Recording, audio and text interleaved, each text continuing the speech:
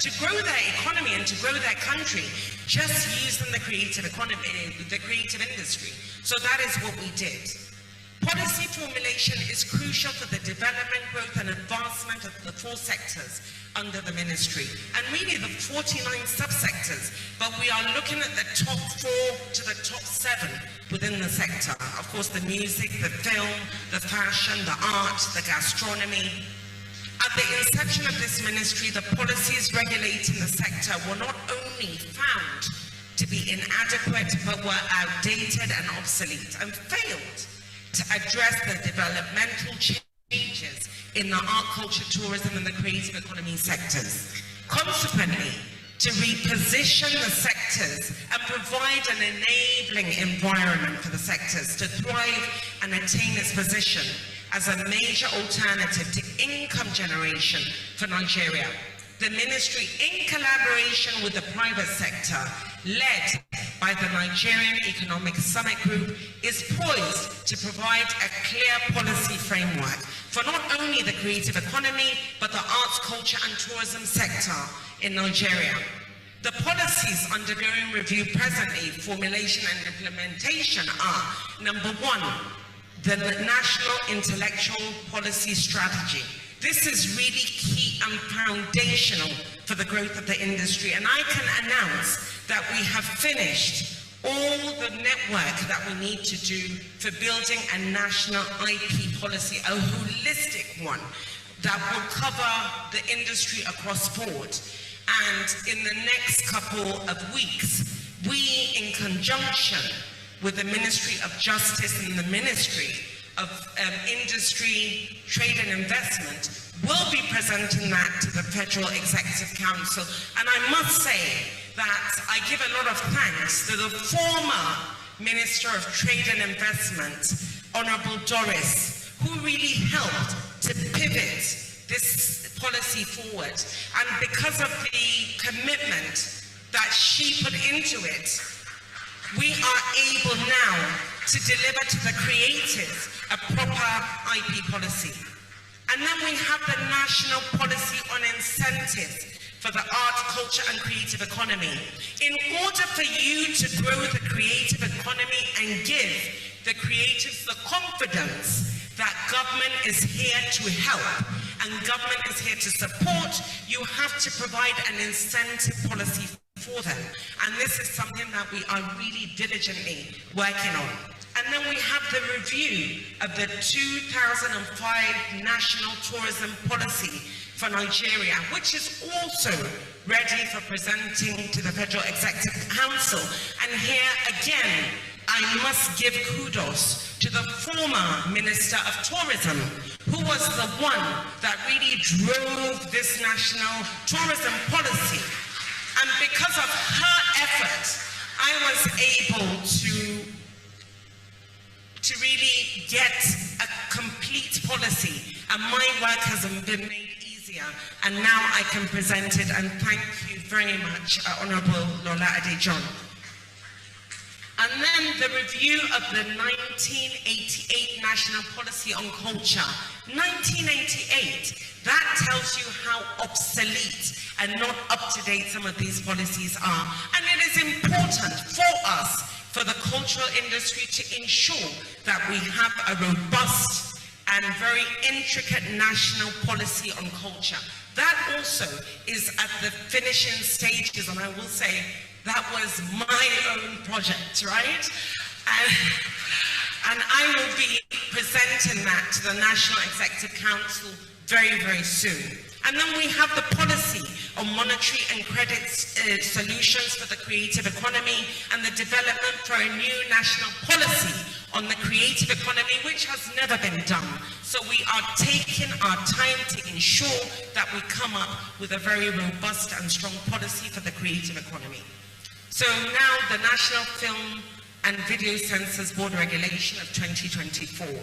We're doing a transition because, again, that is extremely, extremely obsolete, and we're working with Dr. Shuaib, who is really putting a lot of effort to ensure that we give this institution that particular regulation that is up to date.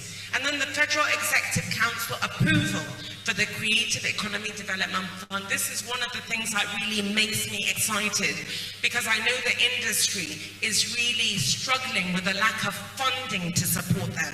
So now the implementation of the IP monetization pilot to provide funding to creators and develop a model for IP asset securitization. And the Federal Executive Council recently approved the Creative League Acceleration Program as well.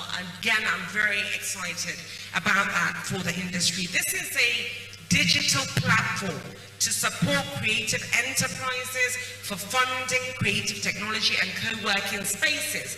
And it was recently launched, but is presently at the beta stage, and very much will be heard about that in the next coming weeks or months. And then the Comprehensive Film Industry Reform Program, including retooling of government agencies and parastatals, encouraging a functional, self-regulated ecosystem to provide welfare and working conditions, and strengthening intellectual property rights protection.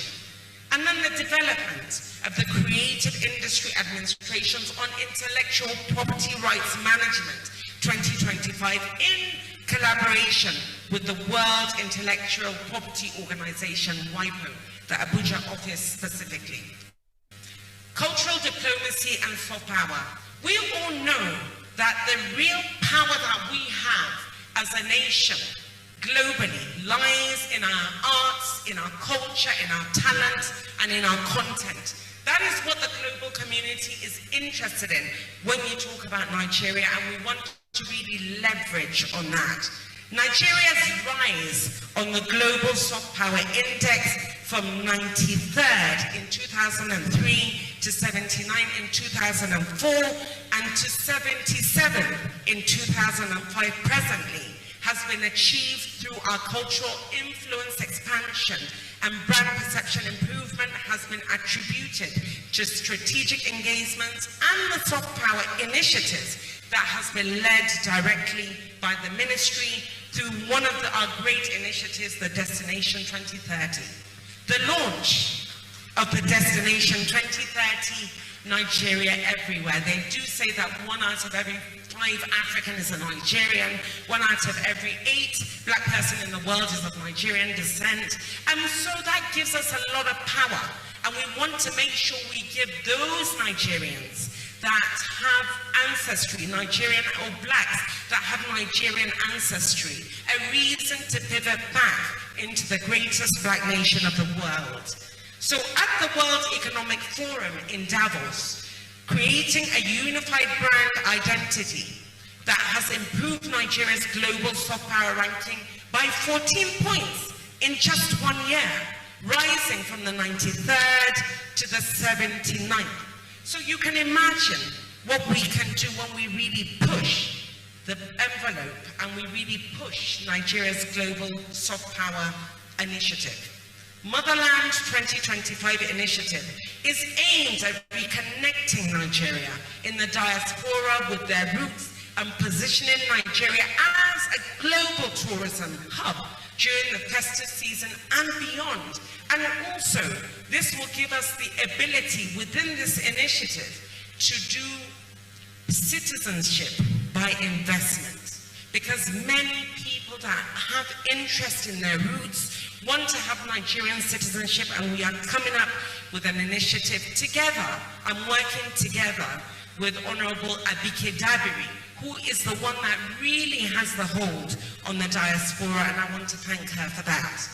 Then the Nigerian Film Corporation's international engagements at prestigious events, including Screen Nigeria at the 77th Festival de Cannes in France, that is happening now, where a Nigerian movie maker has made the shortlist of Cannes, and I will be traveling there to make sure that we push every single political leeway that we need to ensure that his film makes the shortlist of the Oscars for next year by the grace of the Almighty. Then the Center for Black and African Arts and Civilization, CBAC, expansion of the international cultural diplomacy efforts, including engagement with the Francophone Ambassadors Group for Festac 77. And soon there will be a countdown to be announced for Festac at 50, and we'll be doing that in collaboration with Aisha Augi, who is manning CBAC, and I want to thank her for that. And of course, the National Council for Arts and Culture's Origin platform that is headed by the great Obiasika. And he has developed a wholesale and a holistic vision to really open up the arts and the culture. And it serves as a national repository for Nigeria's living culture and has gained international recognition for the at the United Nations. And soon we'll be putting out a calendar, a yearly calendar, that will be able to tell the global community what we have in Nigeria in terms of festivals. So as great as Dirty December is, we want the global community to come into Nigeria from January all through to December. Securing 3 UNESCO inscriptions for the Shango Festival in Oyo and the Kano Durbar Festival and the Midwifery Knowledge, Skills and Practices at the UNESCO's representative list of the intangible cultural heritage of humanity. And we were able to do that last year, and I want to congratulate Nigerians for that. And we have also secured the hosting rights for the 68th meeting of the United Nations Tourism Commission for Africa, CAF. And this will be held in Abuja from the 11th to the 13th of June. And my hope is that it will be a global outing and a successful one for Nigeria. And we are also organizing a cultural event at the United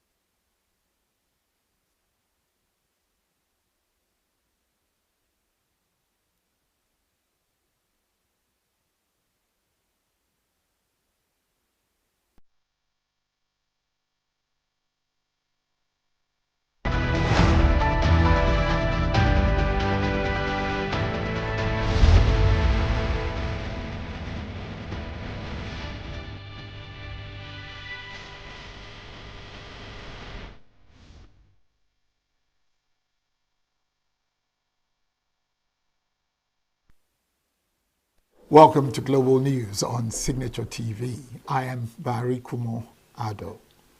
In the headlines, UN Global Road Safety Week promotes walking and cycling for safer roads. Senate considers bill to ban government purchase of foreign-made vehicles. Libyan protesters demand Prime Minister quit as 3 ministers resigned. And Barker Fund celebrate domestic treble at Teams Parade. Details shortly. We are local. We are right now with the wife of the man that was... Why the main market is in chaos. People We are national. Those in support of this motion as amended, say aye. Aye. We have taken the move by before. We are international. Israeli airstrikes. Donald Trump left us the worst unemployment.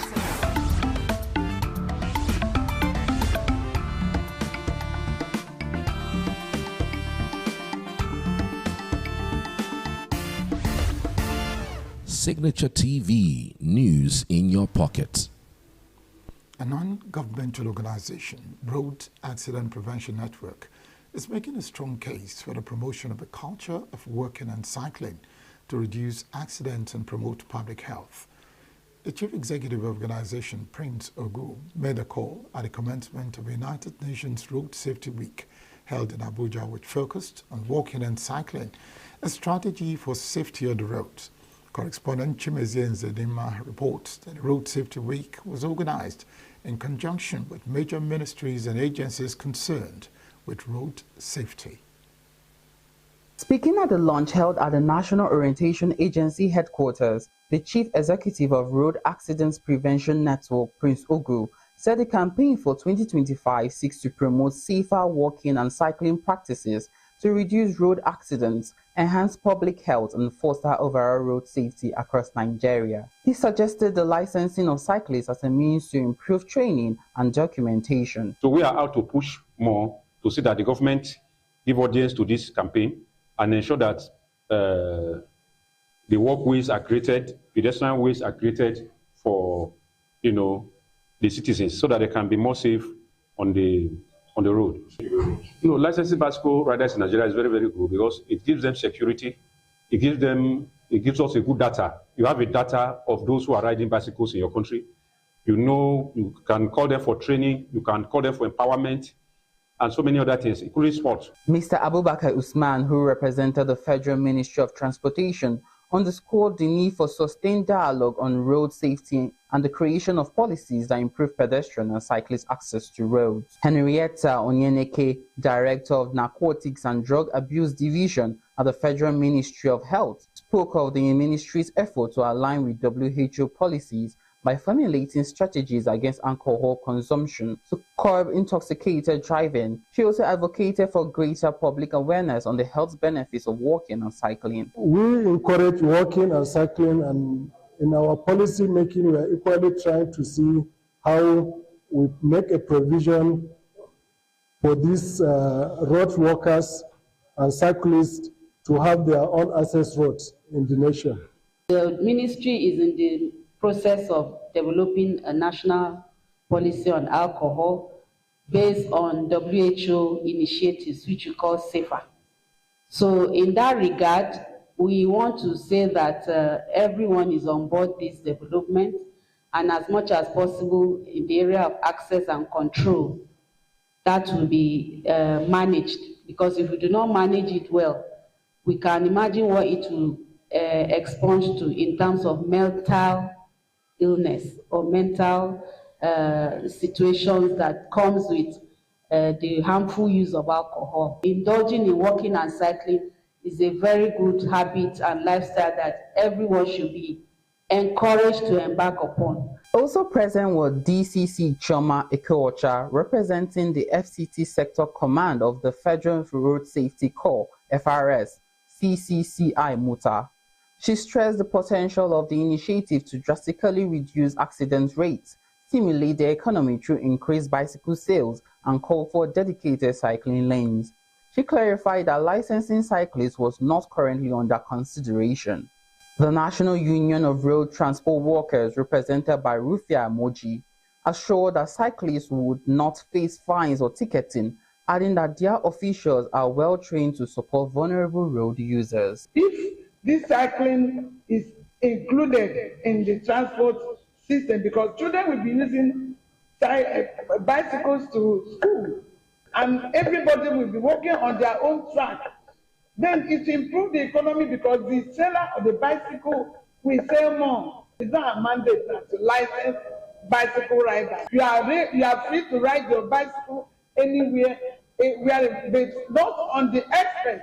Don't go to the express. You can ride your bicycle within the safe areas, not that you take it to where you'll be hit down. So the issue of issuing a ticket or payment is related to law. We are not on that. But all our leaders are going to work on how to observe the other road users. They should be very careful and allow the other users to cross, and whatever they're doing, they should do it within the cycle of their training or the profession. Authorities remain hopeful that the campaign will significantly cut down road traffic incidents involving pedestrians and cyclists, while encouraging more Nigerians to embrace walking and cycling as a safe, healthy, and eco-friendly alternative to vehicular movement. In Abuja, I am Chimize Zadima for Signature TV. A bill seeking to stop all government agencies from buying foreign-made cars has passed second reading in the Senate. The bill, which was presented by Patrick Wabweze, was referred to the Senate Committee on Public Procurement to report back in 4 weeks. In his lead debate, Wabweze said the bill, when passed, will stop all ministries, departments and agencies from patronizing foreign-made vehicles and mandate them to buy only locally manufactured ones. He said the country would save a lot of foreign exchange if the President, National Assembly members, governors, ministers and top government functionaries patronized locally made automobiles. After the debate, Deputy President Jibrin Barau, who presided over the session, noted that the bill, if it becomes law, will stabilize the economy and preserve the country's foreign exchange. Unfortunately, over the years, we have failed to institutionalize the use of indigenous products, brands, and services in Nigeria, and have instead glorified foreign goods of no particular superior quality. This failure has and is being felt in no less a sector than our economy. Today, we see the seesawing of Naira, and with every plunge, inflation bites harder. A bill from the Act to make it mandatory for ministries, departments, and agencies, including the Senate, to give priority to local manufacturers and indigenous automobile companies in procurement process and for related matters 2025. Second reading taken. Thank you, Senator Patrick, for bringing forward this bill. The bill is important. It's good for our economy and for our nation. If we're able to go this route, we then be able to encourage our manufacturers, even more, to come on board, so that the automobile industry will be galvanized and be strengthened for the good of our nation. We will no longer be spending money importing vehicles, and wasting or spending our hard-earned foreign exchange. The Minister of Information and National Orientation, Mohammed Idris, has dismissed reports circulating in both traditional and online media suggesting that the ministerial press briefing has been relocated from Abuja to London. The minister made a clarification in his opening remarks at the 8th edition of a ministerial session held at the National Press Center in Abuja. Idris used the occasion to highlight what he said was a marked improvement in the performance of the economy, as reflected in a gradual decline of the headline inflation rate, as reported by the National Bureau of Statistics. He assured that the Tinubu administration will sustain the momentum of economic improvement by prioritizing people-centered policies aimed at providing relief, restoring economic stability, and promoting shared prosperity for all Nigerians. The Minister of Works, David Umahi, who also featured at the ministerial briefing, justified the introduction of tolls and some of the roads being rehabilitated by the present administration, which he said will last for over 50 years. Umahi said the tolls will enable the government to maintain those roads which are being done through a public-private partnership arrangement. The session was also attended by the Minister of Arts, Culture and Creative Economy, Hanatu Musawa, and the Minister of Water Resources and Sanitation, Professor Joseph Utsev. And then you get to Kebbi, you see the Malando project is ongoing.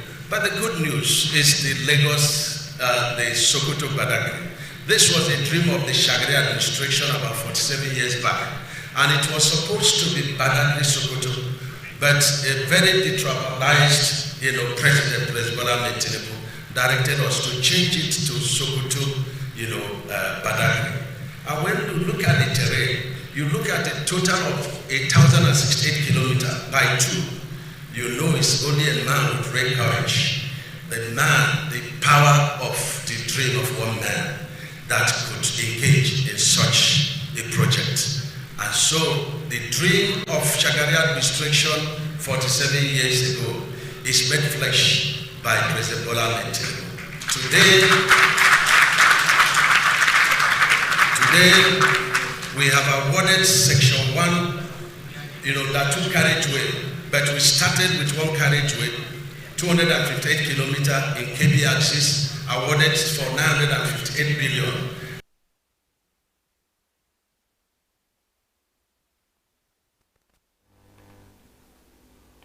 The Senate Committee on Federal Character and Intergovernmental Affairs has expressed displeasure over the continued absence of heads of government agencies under its oversight. The committee chairman, Orwell Onyeso, expressed the displeasure during an investigative hearing on implementation of the federal character principles in Nigeria's public sector. Onyeso said the refusal of heads of some of the agencies to honor the committee's invitations was unacceptable and undermines legislative authority. Every Nigerian officer know that part of the discipline of you being chief executive is to obey the law, and that the Senate is the peak of lawmaking in Nigeria. So if you don't come, there will be punitive action.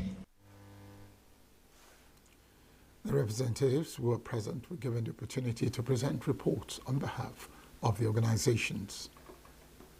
If we go around the MDAs that we are going to investigate, of course, we are going to see a lot of infractions. But the issue is we are trying to put heads together so that we come up with a holistic matrix of what is happening so that we can be able to allow the legislator enact laws that will address these infractions. You need thoroughbred technocrats as commissioners because they are going to pretend MDAs, 800 MDAs in Nigeria. So if you bring anybody, a politician, he will not deliver. A hearing is in line with the desires of Nigerian Senate to ensure the implementation of federal character principles in government employment and appointments. The Senate wants President Bola Tinubu to assent to the Nigerian Forest Security Service Establishment Bill 2025, which was recently passed by the National Assembly and is currently awaiting presidential approval to tackle insecurity. The resolution was adopted after the submission of two bills sponsored by the Senate Minority Leader Abba Moro and Sunday Karimi, strongly condemning the abduction of Oba James Oguyada of Okoloke in Yagba West local government area of Kogi State, as well as deadly attacks on communities in Benue State by suspected headsmen. In the first motion, the Senate expressed dismay over the abduction of a Kogi monarch by suspected kidnappers who stormed his palace around midnight on Thursday, May 15, firing gunshots before whisking him away to an unknown location. The Senate further urged the federal government to direct all security agencies to deploy their resources for the immediate rescue of the monarch. The Senate also passed a bill seeking to make it mandatory for ministries, departments, and agencies to prioritize local automobile manufacturers and indigenous companies in their procurement processes through second reading. Passage followed a submission by Patrick Ndweze during plenary.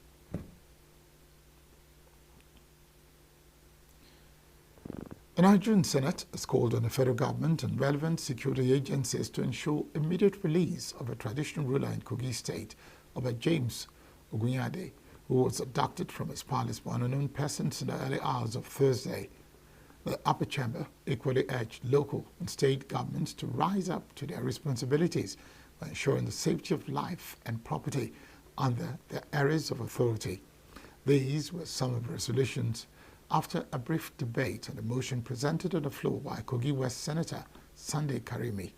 Karimi expressed shock at the audacity of the criminal elements who kidnapped the monarch from his palace in Yagba local government area of Kogi State. Suspected kidnappers stormed the palace of the referred second-class chief around 12 a.m., shooting sporadically into the air before whisking the traditional ruler away to an unknown location. A situation which has caused unprecedented tension in the communities as fears mount over his safety. We further note that Okoloke, which is a border town to Kwara State, is a very peaceful settlement that harbors both Hausas and Fulani settlers, and they have been living together in harmony until recently that criminal elements filter into the community to perpetuate this act. Aware that the security agencies are yet to release an official statement on the incident, however, local vigilante groups and concerned residents have begun combing the area in search of clues that will facilitate the release of the monarch. The Senate stressed the need to encourage vigilante groups with increased remuneration to enable them carry out their duties more effectively, as explained by the Deputy Senate President Barau Jibril. Security agencies in the country, to, as a matter of urgency, deploy their security arsenals to secure the immediate release of the monarch from his abductors. Those in favor of this prayer, please say aye. Those against say nay. The ayes have it. Commend the President and Commander-in-Chief of the Armed Forces for giving directives to the National Security Advisor to establish forest guards across the country to curb the rising spate of insecurity in the country and to draw Mr. President's attention to the Nigerian Forest Security Service Establishment Bill 2025, recently passed by the National Assembly, awaiting presidential assent. This bill can be brought back to accommodate Mr. President's line of thought regarding the setting up of the proposed forest guard. Those in favor of this prayer say aye. Those against say nay. The ayes have it.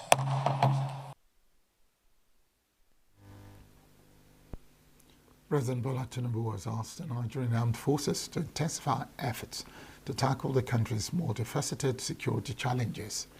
He made a call at the induction ceremony of two newly acquired Augusta 109 Trekker helicopters held as part of events marking the 61st anniversary of the Nigerian Air Force.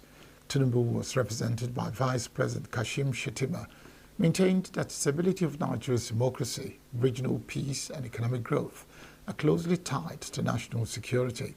He said the administration remains committed to investing in the modernization of the military.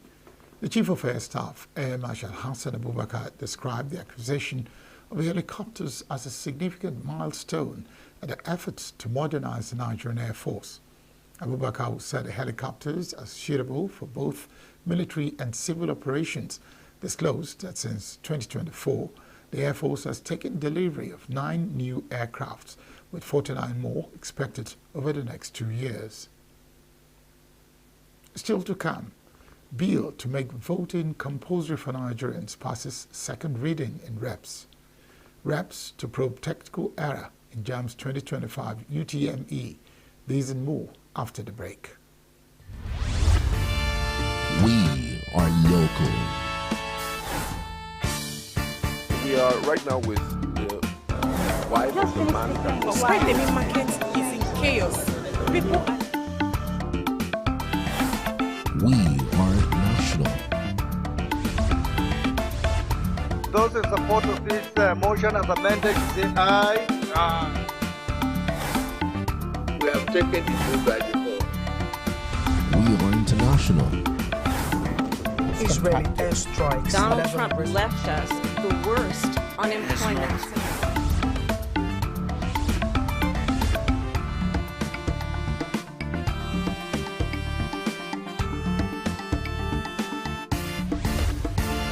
Signature TV, news in your pocket.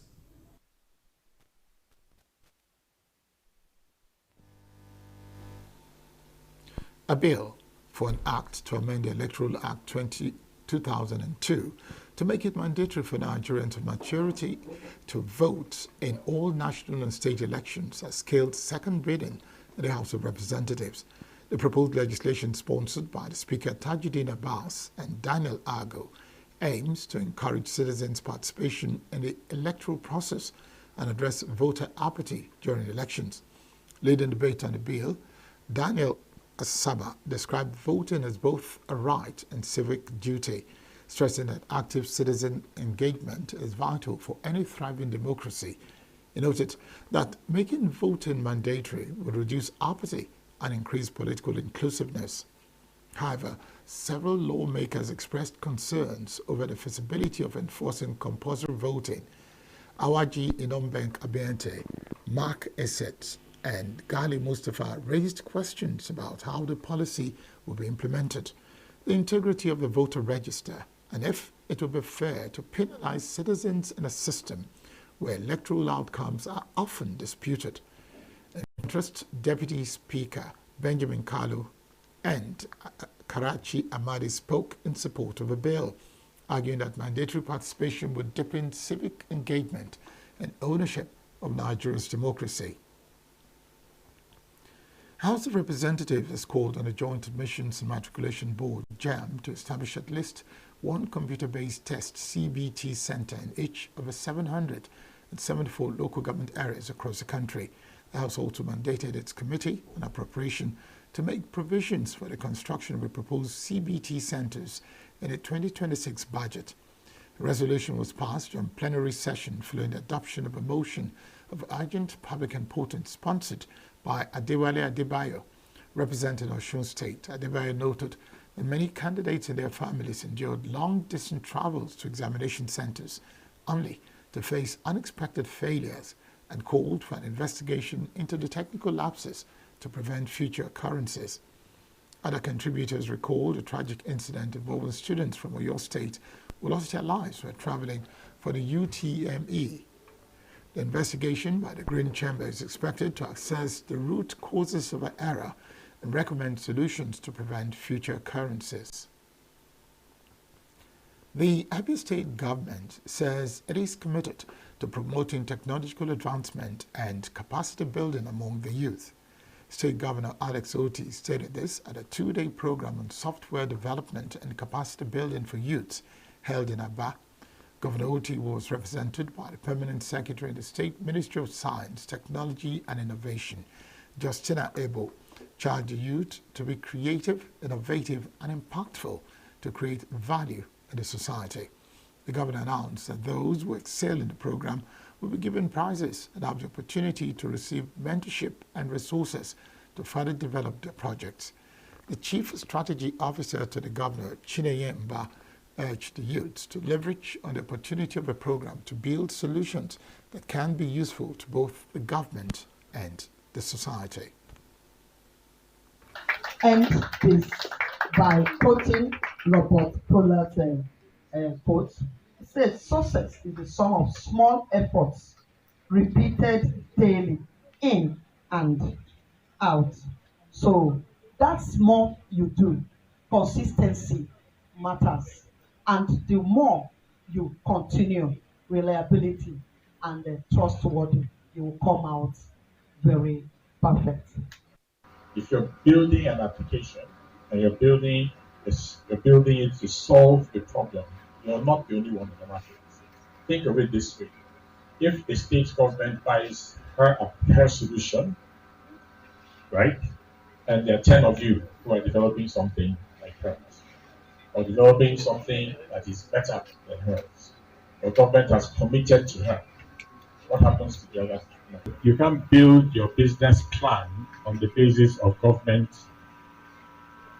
creating a monopoly for you. Whatever you're doing as you're building out a solution is supposed to be competitive in the market space. The program, organized by the state government through the Ministry of Science and Technology Innovation, saw youth working in groups to develop projects through software and technologies that could address some societal issues. Former President Olusegun Obasanjo said Nigeria is sitting on a keg of gunpowder as he bemoaned the hardship being experienced by citizens.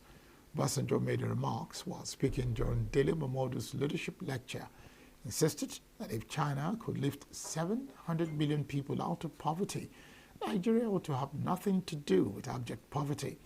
While preferring a lasting solution to hunger across Africa, Obasanjo insisted that education is one of the tools that can be used. Let's take a quick break.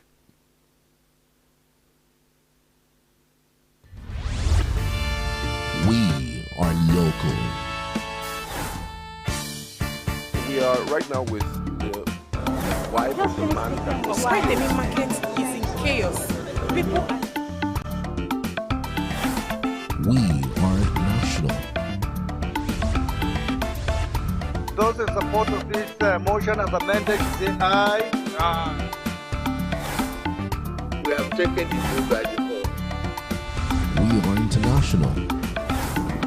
Israeli airstrikes. Donald Trump left us the worst unemployment.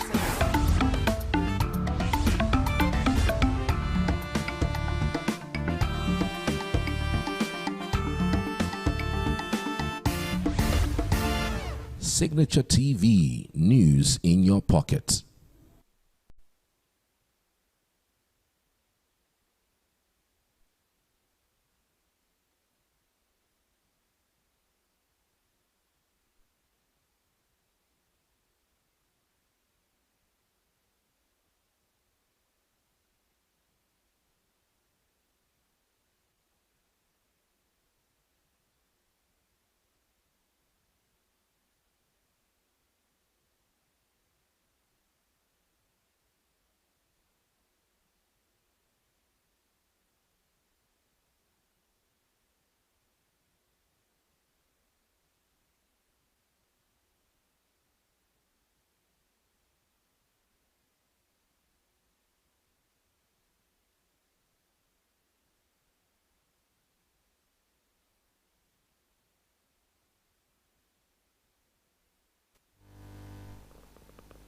Anambra State Government has launched the Solutions Lens platform to promote transparency, accountability, and citizen engagement in governance.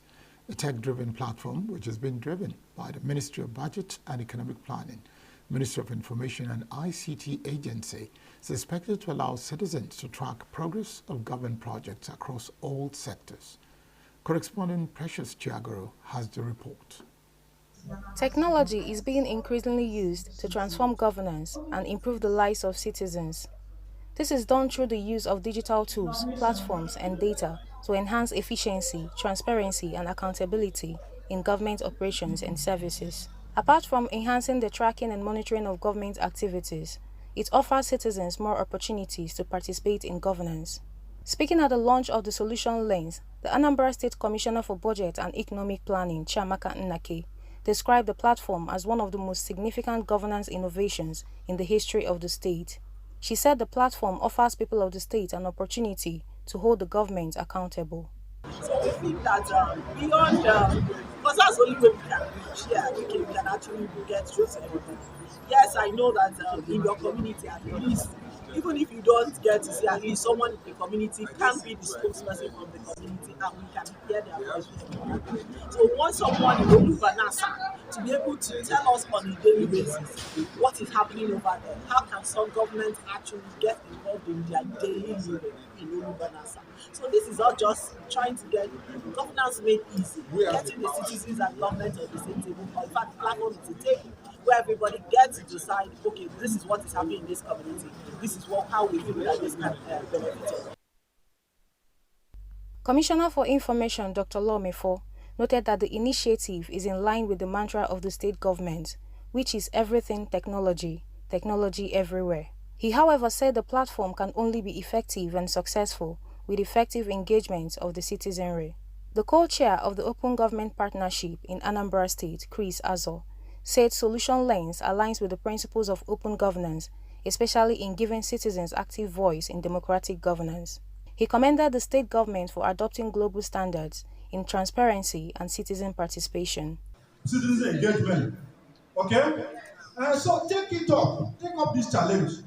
And the other thing I want to say is that we have civil society, but we again have community-based organizations. And most of these things are local. These projects, you go all over the place. This administration, I'm not saying it because we are partnering with this administration, but this is the administration I've seen that in every nook and cranny of our society, you see government projects. Other civil society organizations and community development groups who witnessed the official launch expressed delight at the turn-off events, but however voiced some concerns. This is a development and dreams comes true. They've been clamoring that solution is here, solution is here, solution is here. But what we've just done today is to prove to a point that actually solution is here, because the citizens that we represent, coming from CSO angle, the citizens will be happy because we don't really need to spend so much now traveling from one place to the other, doing budgets, pull-outs, tracking budget and public projects. Right now, when you use solution link and hashtag, when you go through the link, you can also engage a ministry that you want to visit what they've done. When you do that, you go back to it now to verify, to say that, to ascertain what is also already in the public domain using government platform. It is one of the hallmarks of democracy and good governance. It's giving the people, the citizens, globally, wherever they are, the digital space to really participate in the governance processes. When they are along with the government, they give feedback and, of course, get a response from the government on issues of concern to them. So it's a welcome development. The integration of technology in governance no doubt enhances efficiency, transparency, and accountability, and gets the citizens more involved in decision-making, with the ultimate aim of improving governance outcomes. Precious Chiagoro, reporting for Signature TV News. A bill seeking to establish a national agency for malaria eradication has passed second reading in the Senate. Sponsor of the bill, Ned Woko from Delta State, emphasized the urgency of establishing such an agency. He described malaria as a national emergency, saying the disease, apart from being a public health issue, affects economic productivity and national development. It is a structural crisis that impairs maternal health, drains economic productivity, and impedes national development. It accounts for approximately 11% of maternal mortality in Nigeria, contributing to severe anemia, miscarriages, stillbirths, infant deaths, tragic outcomes that disproportionately affect our most vulnerable citizens. Nigeria cannot come to lead the world in maternal deaths. Our vectors are evolving, our parasites are adapting, so must our institutional responses. A fragmented structure cannot confront a mutating threat. We need a unified, science-driven, and legislative-backed institution with a singular mandate to end malaria in Nigeria. Mr. President, the time has come for this nation to demonstrate the political will, urgency, and resolve that malaria eradication demands. Let this bill be our collective legacy. Several lawmakers expressed support for the bill, highlighting the burden of malaria on the Nigerian population and the agency's potential to save lives. Malaria impact on infant mortality shows the impact on families and the impact it has where the young are most vulnerable. This bill will focus our attention on eradicating malaria, or at least in the first instance, reducing the impact in terms of death and in terms of sickness amongst the Nigerian people. The time has come for us to look critically at this problem and to proffer solutions that will address the problem. To establish National Agency for Malaria Eradication and for related matters, 2025 second reading taken. The bill is referred to the Committee on Health to report back within 4 weeks. Federal Account Allocation Committee (FAC) has distributed a total of 1,681 billion naira in revenue generated in April 2025 to the federal government, 36 states, and 774 local government councils. This marks an increase of 103 billion naira from the 1,587 billion naira shared in March. According to the communique from FAC's meeting in Abuja, the total distributable revenue comprised 962 billion 882 million naira from statutory revenue, 598 billion 77 million naira from value-added tax, 38 billion 862 million naira from electronic money transfer levy, and 81 billion 407 million naira from exchange difference. While in allocations, the federal government received 565 billion 307 million naira. State governments got 556 billion 741 million naira. Local government councils were allocated 406 billion 627 million naira. All producing states received an extra 152 billion 553 million naira as 13% derivation from the gross total revenue of 2,848 billion naira. FAC deducted 101 billion 51 million naira for revenue collection and 1,066 billion naira for statutory transfers, refunds, and savings. Gross statutory revenue rose to 2,084 billion naira, up to 365 billion 595 million naira from March. Gross VAT revenue increased slightly to 642 billion 265 million naira. FAC reported strong growth in revenues from petroleum profit tax, oil and gas royalties, VAT, EMTL, and import-related levies, while companies' income tax declined. April's revenue performance underscores ongoing fluctuations but shows progress in non-oil income generation. Business News is next. CBN policies may lower inflation to 22.1%. The World Bank has projected that Nigeria's inflation rate will average 22.1% in 2025, attributing anticipated decline to the CBN's tight monetary stance aimed at restoring price stability and anchoring inflation expectations. The projection was contained in a statement published on Monday on the World Bank's website, following the formal launch of the latest edition of Nigeria Development Update Report in Abuja. The biannual report, titled Building Momentum for Inclusive Growth, assesses recent economic trends and policy responses and outlines priorities for sustaining reforms and promoting inclusive growth. According to the report, while macroeconomic indicators have improved significantly, particularly GDP growth, revenue inflation remains a pressing concern. The World Bank identified the major driver of elevated inflation in recent years to include removal of petrol subsidies, exchange rate unification, rising logistics and energy costs, and recurring food supply disruptions. However, it noted that CBN's ongoing monetary tightening efforts are starting to show positive signs, with inflationary pressures expected to ease going into 2025. According to a recent data released by the National Bureau of Statistics, Nigeria's headline inflation rose to 24.23% in March 2025, up from 23.18% recorded in February 2025. Mohammed Idris, the Minister of Information and National Orientation, has confirmed that Nigeria has fully repaid the $3.4 billion COVID loan from the International Monetary Fund, IMF. The minister said this while briefing State House correspondents after the 6th Federal Executive Council meeting. He explained that the loan was taken during the COVID-19 period before the current administration, but that President Bola Tinubu viewed government as a continuum and directed that the country exited the debts.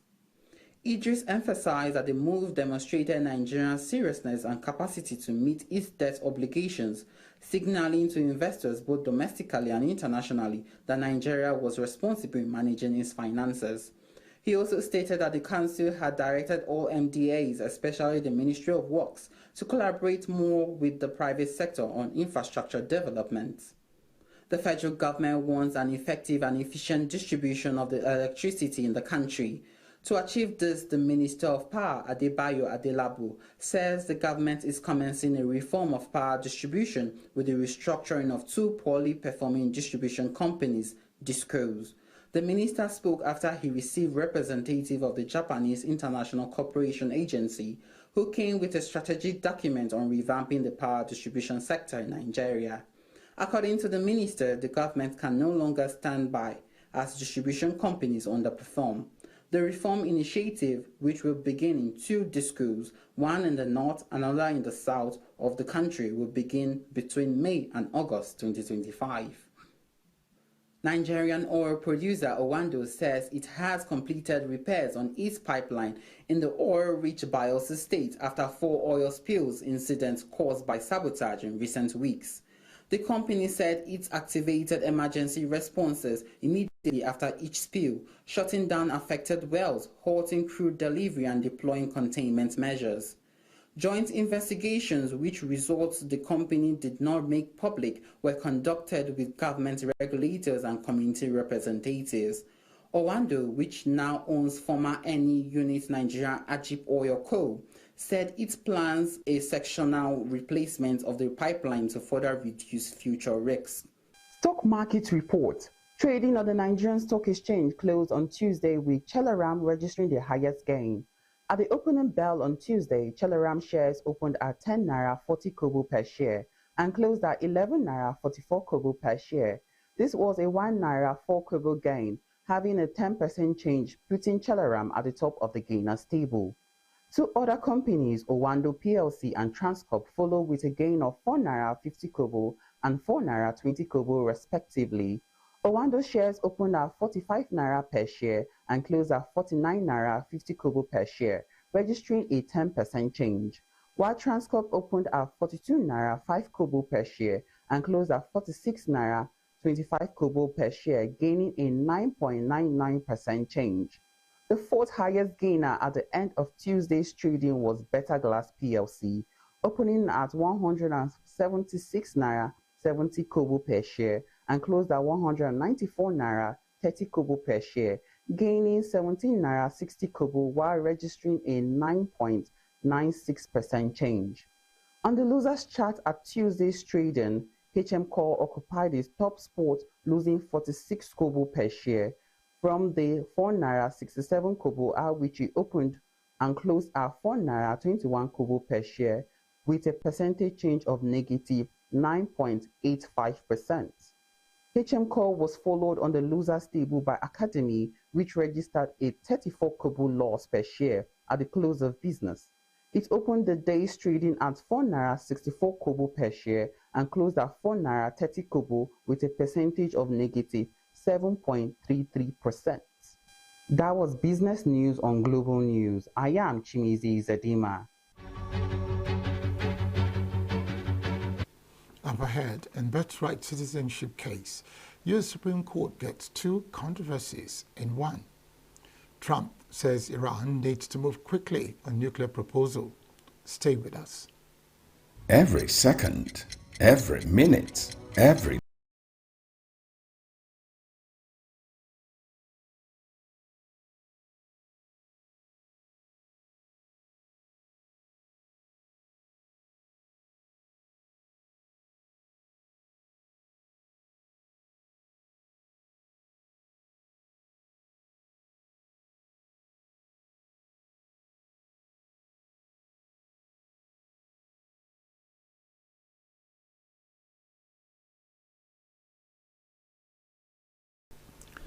Hundreds of Libyan protesters called for the ouster of internationally recognized Prime Minister Abdulhamid Djebba, and at least 3 ministers resigned in sympathy with the protesters.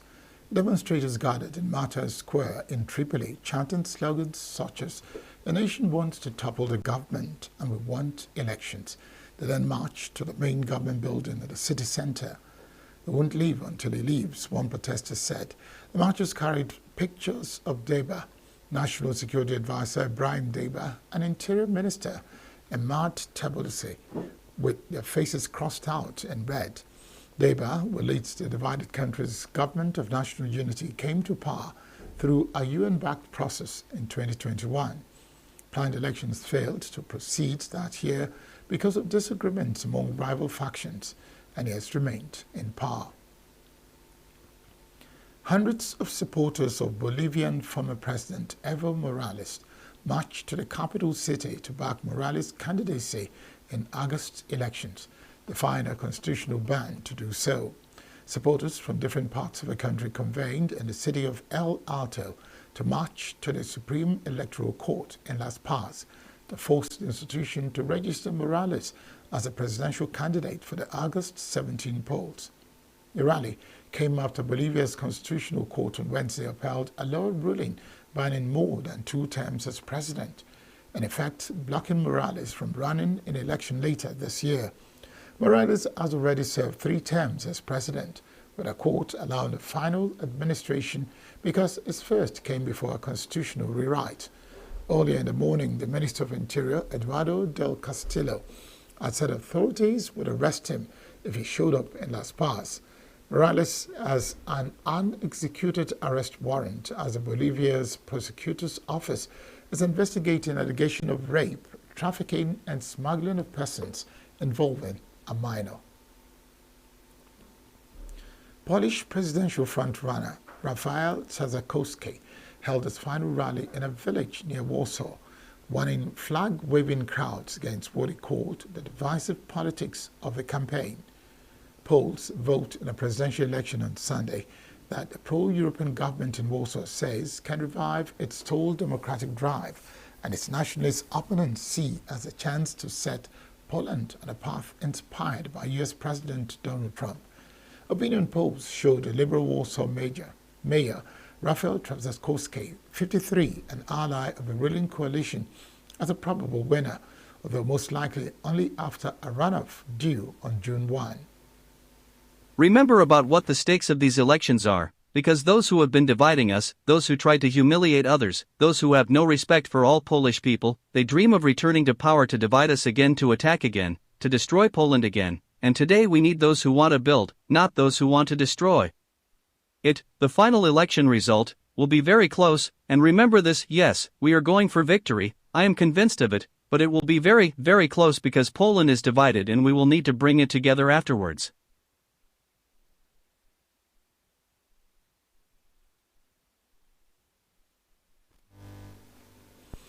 Old Tanak maintained his rally. Portugal leads to late stages as his Hyundai teammate Andren Formax was forced out. Estonia's Tanak leads six-time Portugal winner Sebastian Ogier of Toyota by just 5.8 seconds with 2 stages of the day still to go. Frenchman Formax was just 0.2 seconds behind Tanak after the morning stages was forced out of the rally when his car stopped with a damaged suspension.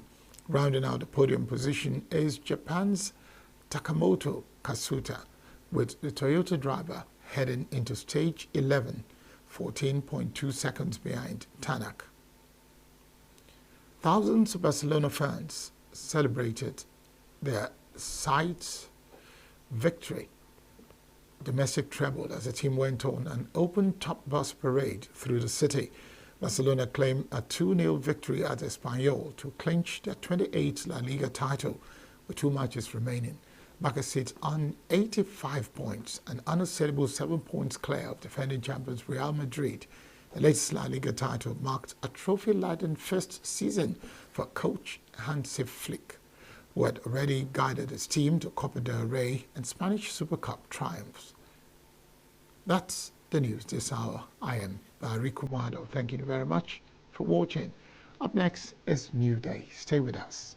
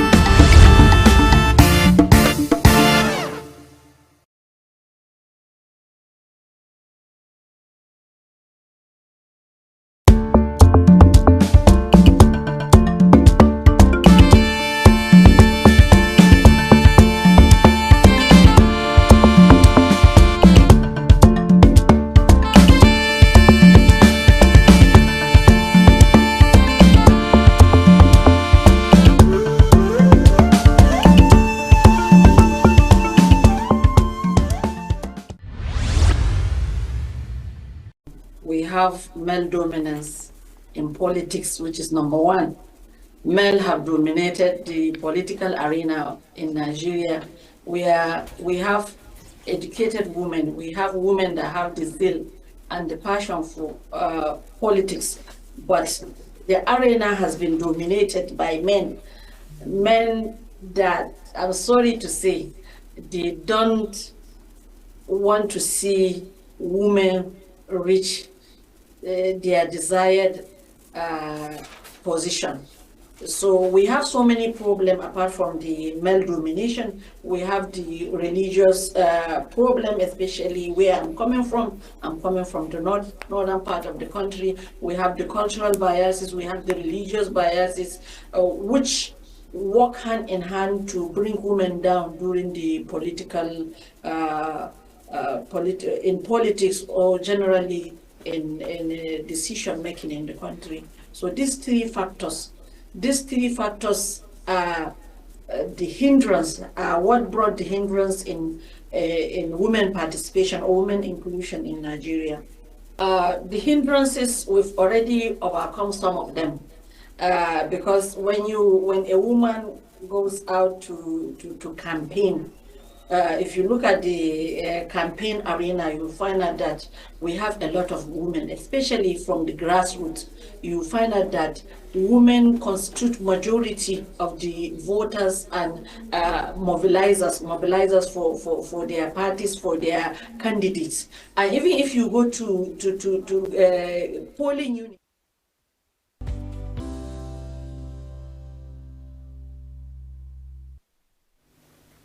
A very good morning to you and welcome to your favorite weekend show, New Day on Signature TV, the show where you get to sit back, relax while we bring you 3 hours of undiluted information, education and entertainment meant to keep you informed and motivated.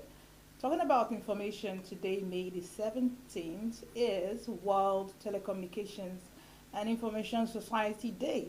A day set aside to bring awareness to the role of the internet and of course telecommunications in general in development of societies. Well, I'm your host, Chigi Chiagorom, and I invite you to join the conversation. Go on over to our social media platforms at Signature TV Official on YouTube, on Facebook, TikTok. Not forgetting we are live also on SLTV channels 265, and you can download Signature TV app on your Google Play Store. Do stay tuned. Newspaper headlines and review up next.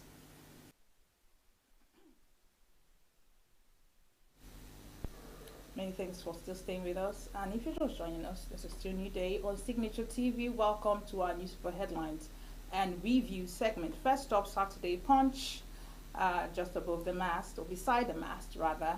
I'm going through midlife crisis. Desmond Elliott opened up. UK immigration crackdown jolts Nigerian youths, and why 5,000 candidates with 300 plus UTME scores missed admission. Insecurity, stop sacrificing our children, parents of military personnel tell federal government on pages 4 and 10 with riders. None of my relatives will join the army, says widow. Defense chief blames porous borders to jihadists invasion. And Lagos couple in messy divorce battle. Riders, I married the devil, says husband. I have 4 months to leave after abuse, says wife. I studied medicine and surgery to please my Nigerian dad. Doctor turned food vendor in Poland, says. Simon Ekpa faces terrorism charges in Finland on page 3 rather. Organ trafficking or masking ritual killing lies behind booming human parts trade. And finally, an NLC threatens showdown over 89 laborers at Dangote refinery on page 7. Boldly written in front of the Weekend Trust, addicts rot as drug business thrives in Abuja. With rider, if I don't take drugs, I could strip naked, coming from ex-banker. This is sad on page 4. Moving on, young Nigerians on the burden of hypertension, page 8. And finally, on the Weekend Trust, Tinubu orders military to step up efforts against insecurity And after 10 years, 11,000 IDPs relocate to Borno Shots Camp on pages 14 and 25 respectively. Next up, the Saturday Times and above the mast. NNPP chieftain Ajadi slams job over UTM. 500 lawyers to defend me against DSS coming from Utomi. Quite interesting. Cultism. Governor Diri directs VC to expel cultists from state university. Military to deploy new platforms and combat enablers in Northeast CDS assures. West Africa security and political economy on page 16. And finally, on the Saturday Times, Delta Police debunks viral video claiming assault on Ghanaian German national on page 11. Over to this day, above the mast, federal government secures 100 million euro concessionary funding from French Treasury to develop creative infrastructure. The writer that says denies moving ministerial briefing to London on Omahi. 2.2 trillion naira spent on repairs, construction of 289 roads in 2 years. Citing rising debt, Moody's pushes US out of top AAA rating club. Below the mast, Abdele Mamoudou's lecture, Obasanjo urges collective action to end poverty.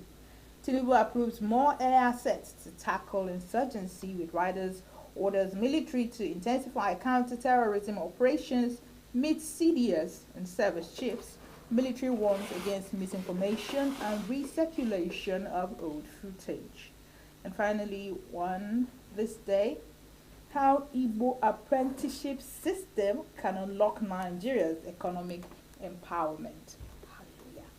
All right, moving on, the Nation. On Saturday, Nation above the mast, inflation decline down to President's economic reforms, says Minister with riders. Federal government completed 279 road projects nationwide coming from Umahi and execute 1,500 water sanitation projects in 2 years. And Finland charges Simon Ekpa with inciting terrorism. Below the Saturday Nation mast on insecurity, Tinubu orders new push to tackle Sahel threats, and orders with riders, states, local governments, communities must join federal efforts. CDS says, as there's national peace, stability require inclusive governance, receives a laughing, reaffirms focus on education, healthcare, and cultural values. AFCC arrests ex-government contractor for alleged 30 billion naira fraud. And JAB opens counseling center for UTME candidates, while Oloyede should be allowed to fix UTME hiccups, coming from Yusuf Ali. And finally, NAPTIP rescues 19 girls impregnated by one man. And that's the much we can take on our newspaper headlines. And our review comes up immediately with the Oracle, Chris Madoka, in the studio to do justice to that. Good morning, Chris, the Oracle himself. Chiggy. Okay, hold that thought. I'd like to reintroduce him. He is Chris, drum roll, the Oracle, Madoka himself. Good morning, Chris, and welcome to the show. When are you going to stop this drama? Okay, Chiggy. I don't even Chiggy, know. thank you. So, Chiggy. Thank you for welcoming me with drums. All right. So, let's just... Then the Igbo says, Mmonye nwekoji anaka, and dike na dike zunezi. Hewele ibawe naka. That's like Chiggy and Chris are meeting this morning on New Day. If you welcome me with drum, I welcome with drum. Interesting. Let's start from the last day. It's funny, you know when before you introduced me, I started laughing. He said NAPTIP is rescuing 19 girls. Impregnated by one man. From who are they rescuing? I thought they were rescuing people who are taking on slavery. Okay, sex slavery. Yeah, the caption should carry more than this. No, but it's not that stops a man from impregnating 19 girls or more. Listen, nobody said rescue from rape. He said they were impregnated.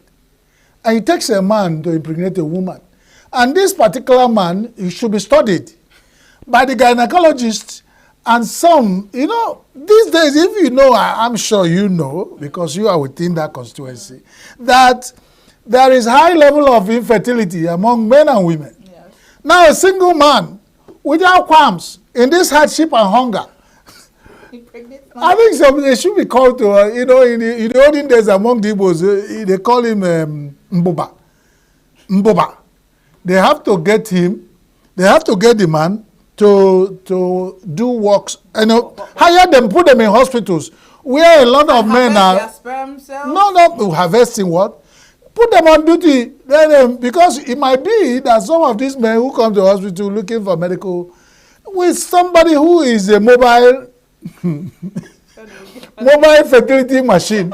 Why going through all this long mess of scientific, what do you call it, intro viral infusion? What? I wish we could ask a lawyer if there's any law, except the girls were held against their will. Well, most often than not, these girls, they get impregnated as teenagers and they go to these people, these places, and they give birth, they don't go back. There are so many. The thing is that the thing is not linked with you know, child factory. It's not like somebody opened child factory, got girls paying them to manufacture children. This is what we hear in Nigeria. But this is there's a boy in Anambra State who the Commissioner for Women Affairs just recently said they brought the case to her. The young man went for one boy business. Within 2 months of being with his oga, impregnated the oga's daughter, impregnated his sales girl, and the man was rage, furious. He said, "Go home to your parents." The guy got home to the parents in 3 months of going back home to stay with the parents. 7 other girls, because when they calculate, 8 other girls were impregnated by the same boy. These are record makers that should be studied. Because people are wondering what they do with the boy. This boy is not forcing is not raping. There must be some honey pot that this boy is carrying that the girls are attracted to. And why they should worry? They should pay the boy all this harassment. If it's the same case here, there's no need rescuing. In fact, the man should be paid for doing a job that. I don't. Well, that's by the way, but. That will ask you about the Gen Zs. Is it that what they are eating now is putting them on high, you know, what they call it, this sensitivity alert sexually? Libido? High libido? I can't understand. What is happening? Because what is happening, the value has broken down. No, it's not that I'm being particularly biased against the generation. Every generation and time, they fight with their hand. But if then they should control it, because somebody, I saw this beautiful inspirational talk, is erection without control. It's just like what happened in Nigeria. Anything you do without control and humanity and conscience is devilish. So for this man, he should be brought and then kept somewhere for his head to so that he would at least if he moves into the street with this high level of libido, even the married women are not safe. And they didn't tell us whether the 19 girls, some of them have been engaged or promised to be married. Yeah, it's important we actually go into insecurity. Tinubu orders new push to tackle Sahel trade, and I think we'll be looking at that together with that's the nation. We should be looking at that with what was said this day. Punch mentioned that Tinubu approves more air assets for insurgency fight. Well, kudos to the federal government. This seems to be a new move. But we have known how much that they spend on insecurity since the last 20 years. And they seem to be getting worse every day. So we also be approving more air assets, spending more money and putting more budget on this. That is, if Nigeria is sure we are not planting seeds with squirrel in our bags, something is wrong. Because if 10 is not in the house, if 10 enters, it will vamoose. So This corruption that is punching different holes in Nigeria's budget, and we are looking for what is happening to us. It cannot work. There are so many urulus, squirrels, in our bag of seeds, and it's not accumulating, it's all depleting. If this, what the president has approved, will count and avail much for us, maybe we will have some respite for this insecurity, because it's getting overwhelming. In fact, it's getting so much that nobody sleeps with their two eyes closed these days, wherever you think you are. These days, there's another interesting news piece, how Igbo apprenticeship system can unlock Nigeria's economic empowerment. Do you think our what's it called, sectorial or biases would permit this? You have helped me to answer. You know one thing, people are cutting their nose to spite their face in Nigeria. Well, I'm not saying it because I'm an Igbo man. I'm not saying it for anything. This is a group of people that, for one thing, everybody in our primary economics taught us about what we call comparative advantage. For God's sake, Chigi, you have your advantage God has given you. No matter how I try, I can't take it from you. And if we want to be a partner in business, it's also for everybody to explore the advantages and we move forward. For in Nigeria to stigmatize a particular tribe, I don't want to even look through and get anything that is good from them. They are throwing the baby away with the bathwater. This has kept us here.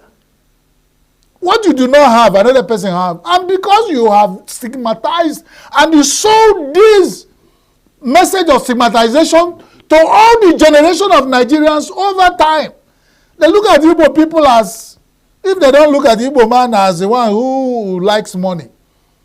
But you look at the corruption in Nigeria, it's not just, who doesn't like money, for instance? So why don't not lick the bias and take the good things? You know, in Igbo proverb, they say, Aina hapu ule ni sinku, mo yenku bata.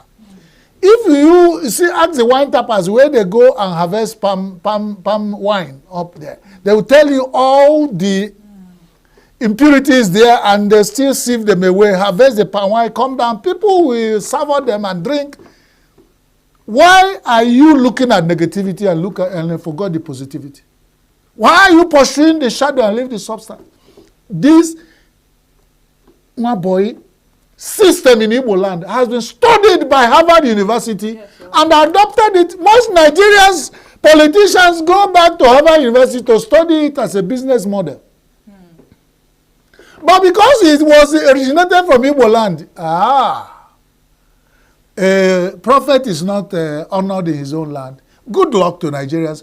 They will keep running around the circle. Because I know, if we call ourselves one Nigeria, if I see good thing in my brothers in Yoruba land, I will take. And we will partner, let's share, that will move forward. Because the Igbo say, Igwebike. And you come a million or both. When you put P one place, it will form. But when you scatter in the bush, you will not form. These are proverbs of bone and silence. I'm not saying it for anybody to accept. Nigeria has made that mistake 64, how many years after the Civil War? And they stigmatize a particular group of people. And these people have been on the struggle. And God has been vindicating them. The only thing they would do, if they throw stone in the marketplace, they won't know who. So that's the only thing. But they keep throwing the stones, not even caring because of wickedness and stigmatization. And they hold on and refuse to forgive. And they're preaching one Nigeria. It has not worked. Why not come back and review? That's all we are asking. If I have not said the Igbo man is an angel, just like no tribe in Nigeria is particularly 100%. Everybody will have our biases, will have our weak points. But let's pick up the good points among us, the strong points among us, put it together, and we'll see Nigeria sell high and make the... And when you cannot value what you have, see, go abroad, go everywhere in the world. The Igbo people are still using the idea of studying under somebody to learn the trade and then start yours to move on. What a better way. And we are talking about Nigeria with the youth, the Gen Zs, who are not learning any trade. In Igbo land, you have the master craft. If you buzo bummaduzo sibite, you cannot fall to that. If you have a business, you can't buy it any. So the best thing is, you see, you are a good anchor, and I want to be an anchor. The best thing is to submit and understand how you do it, and then start on my way to grow. Because when the small goat bends down, it can suck the breast of the mother. If he stand there, booger the way I am, hunger will kill him. That's Nigeria for you. But good luck. What do I tell them? The world keep studying apprenticeship of the Igbo model, business model of Igbo, and they're selling high with it. Nigeria that have it are throwing it away. Good luck to them. You can't tell somebody this is how to eat your own things. It's my neck on the That's by the way. You eat your own thing how you want. Like you dispose how things the way you want it. The goat who is lying on the ground is lying on his skin. Good luck to Nigeria. Let's move on, Jare, my dear sister. Oh. Young Nigerians under burden of hypertension. This is an irony. In a country of hardship and hunger, young children don't have trade. They can't even introduce the model of apprenticeship and master craftsmen for people to go and learn. They teach them English and maths, and that's why JAMB will hold them and they will not go to school. Most of them will fail JAMB and stay at home. Why wouldn't they? And hunger and hardship, the parents can't carry the burden. Nigerian governance system and the structure, economic system is going down. People can, why wouldn't young people break down with hypertension? So many burden, and when the burden is too much from up, it trickles down that even young children are now suffering of hypertension. And pressure to make it. Because when the parents can't make it now, they abandon the children in effort to make it, start thinking in their prime energy, thinking of all vices to survive. And we are still looking for what's happening to us.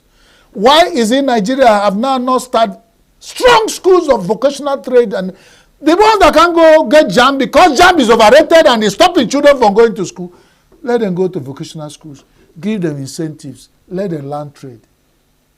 Let me tell you, there's a headline here, the young girl who's a medical doctor. Who studied medical doctor? Yes. I studied medicine, and that's a punchy punch. I studied medicine and surgery to please my Nigerian dad. But he went to Poland and went into food vendor. If this young woman does not learn how to cook from the mother or from the auntie or people around her, even maybe from the father, she wouldn't have gone to Poland and start cooking. You know, that trade was not learned in university. By default, women learn the skill of cooking by default. And then go back in Nigeria, 90% of eateries in Nigeria are run by women. You take it away from women. Now, if you as a young woman want to learn how to cook, those days my mother told me, when they are growing up, they have where they say, if you are getting up to the age of marriage, they send you to all these village matrons that have so many, they train on how to sew clothes, how to cook, how to clean house, all those things. And then when you come out, it's like you're ready for marriage and ripe. And men, you become to scramble for you because you've gotten all the talent they want. What is happening to us in Gen Z? Like, can you change standard? Some standards that are beautiful, we have jettisoned them. Pursuing shadow, pinging, and browsing on nothing. And even what you are, all the Chinese have put all their tradition into browsing. You browse, you still, the English, or the Nigerians, with our 400 tribes, with our culture, you know, have not started documenting. Who will document it to us? Chinese, they are here. They are documenting Igbo language. They are documenting Hausa Yoruba language for us. They are studying it, and they are coming with Confucius study centers in Nigerian universities and taking our Igbos, and they are studying languages or Nigerian languages abroad so that they can enter Nigeria, speak all the languages and move about anywhere, cripple under us like kerosene, and then take everything we have. Nobody is thinking about it. But let me tell you, we don't stop anybody who wants to advance. Whatever style the person uses, it's you that is waiting, thinking that there's free lunch somewhere that I pity. So the bottom line is to get a skill at least. The skill, beyond, you can't. These days I preach to all find something that you know how to press phone is a skill, but it's not being. You know, Jews do that actually. Every child in a home must have a skill. You must have a skill. At the backyard of your father's house, there's either a carpentry workshop or a cobbler's workshop. You must have a skill as a Jewish, person. And now in Nigeria, what do we do here with politicians? With all the money they amass from, let me not just use that overused word of corruption.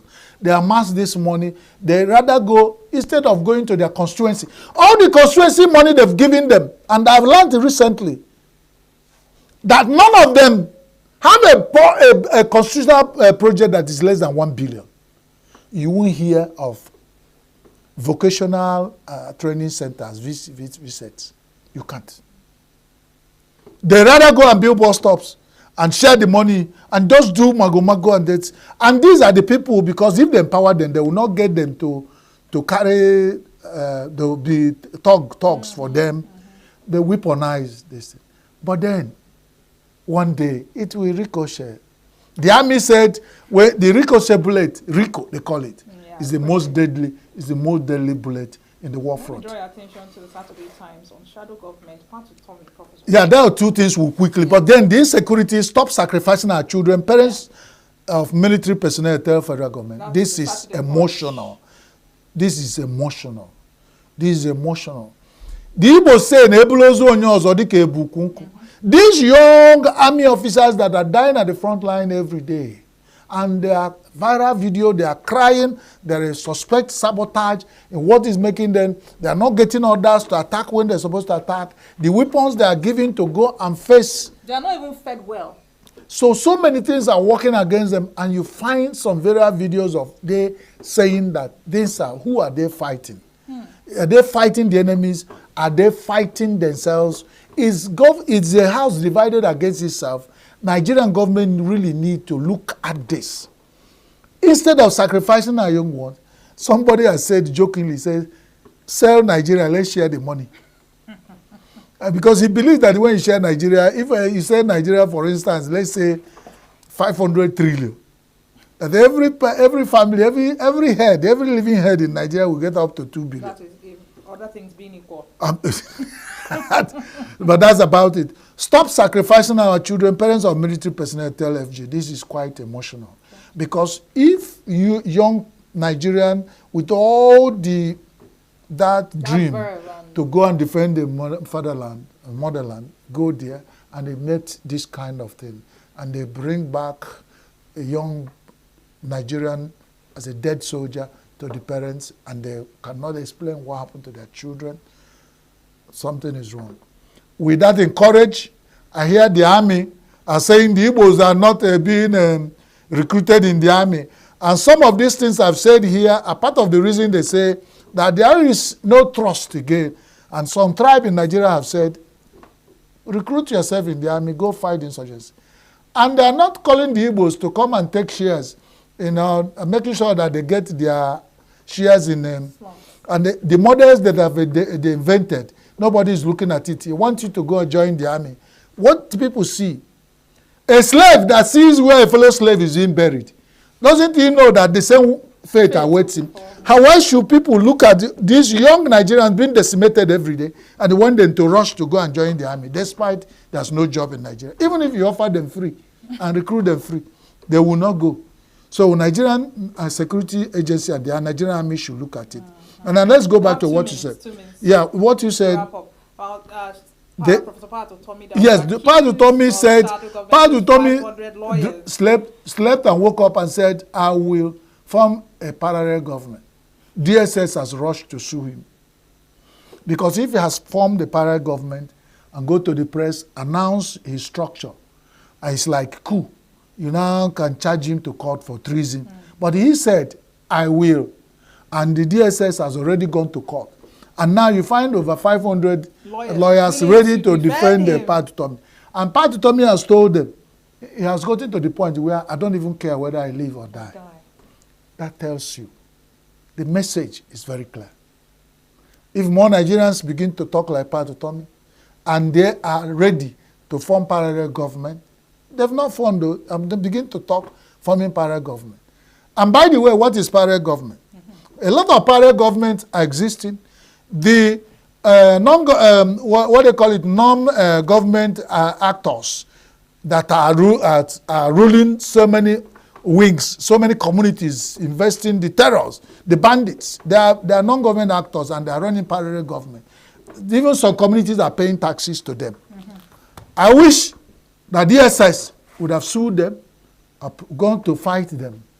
Is the man that is as harmless as all is talking with his mouth. If what happened in Nigeria continues, I will form parallel government. Those are the ones they've already rushed to sue. I wish them good luck, and I'm not supporting anything, but I'm saying we should know where our priorities lie, instead of wasting time and deceiving people, pretending we are doing something when we are running around the circle. If Nigerians pretend we don't know who our enemies are, we are telling ourselves right. And like the Igbo say, obodo na-efu amuamu, ha na-efufu otu. God bless Nigeria. God bless Nigeria. God bless you, Chris. God bless you too for staying with us. Don't go anywhere. New Day continues right after now. Stay with us.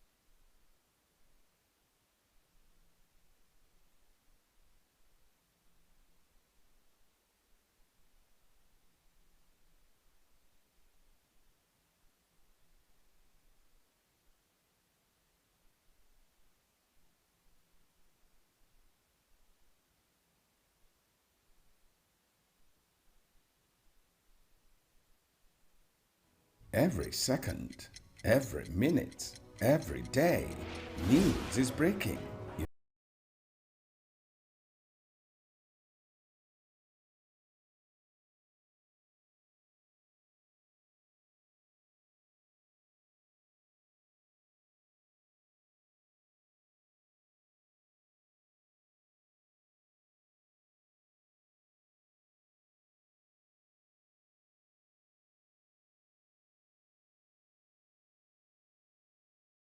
In your pocket.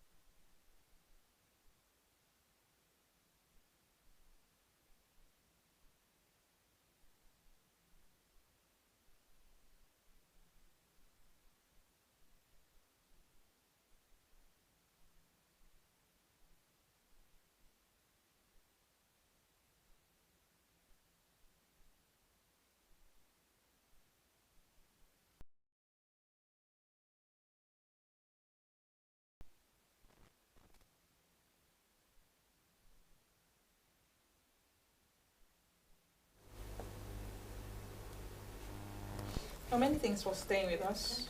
This is your new day on Signature Television, and we have emerging gospel artists in the studio to bring us insights into the current gospel talent hunt that they went through, and they emerged winner and runner-up. All right, so we have Dara Water. She is the winner of Voice in Praise Initiative Music Competition.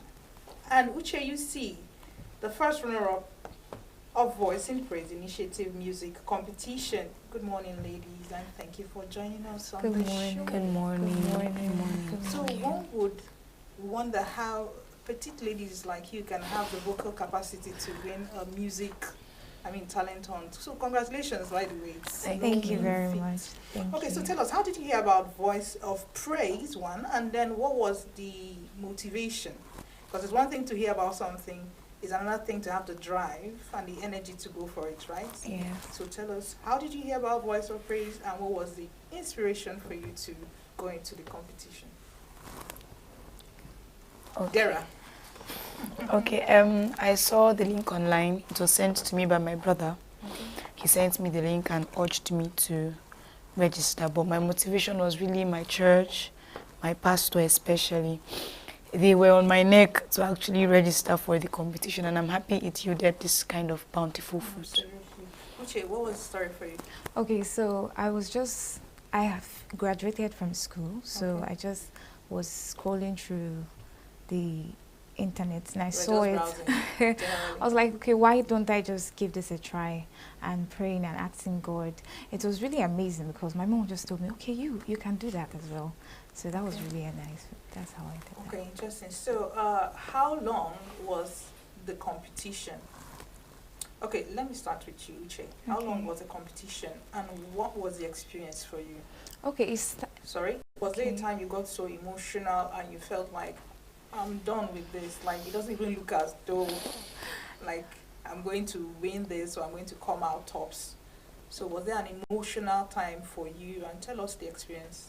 The experience was really amazing. It was a new experience for me as well. It's the first time I'm being in such competition. So I was scared at some point, because seeing the people there and seeing people that were really, really, really talented, how will I be the person to emerge as one of the winners or just the winner? Then it was just the Lord that granted me the grace, and the trainings were really amazing. The trainings helping us to realize that it's not just about having a voice, it's about being skilled to sing as well. So the training was amazing, and it lasted for it was 2 months. Yes, 2 months actually. 2 months. So, or 3. Okay, so it's interesting that both of you at that point before you entered into the competition, you had time. Were you in school at that time? No, I had just graduated. You had just, and you too, you're a new graduate. So you had time. So you had time to, stay in for the whole 2 months. Now my question to you is, can you take us through the different stages of the competition? Because there's something she said that was instructional. It's not just that you came with raw talent.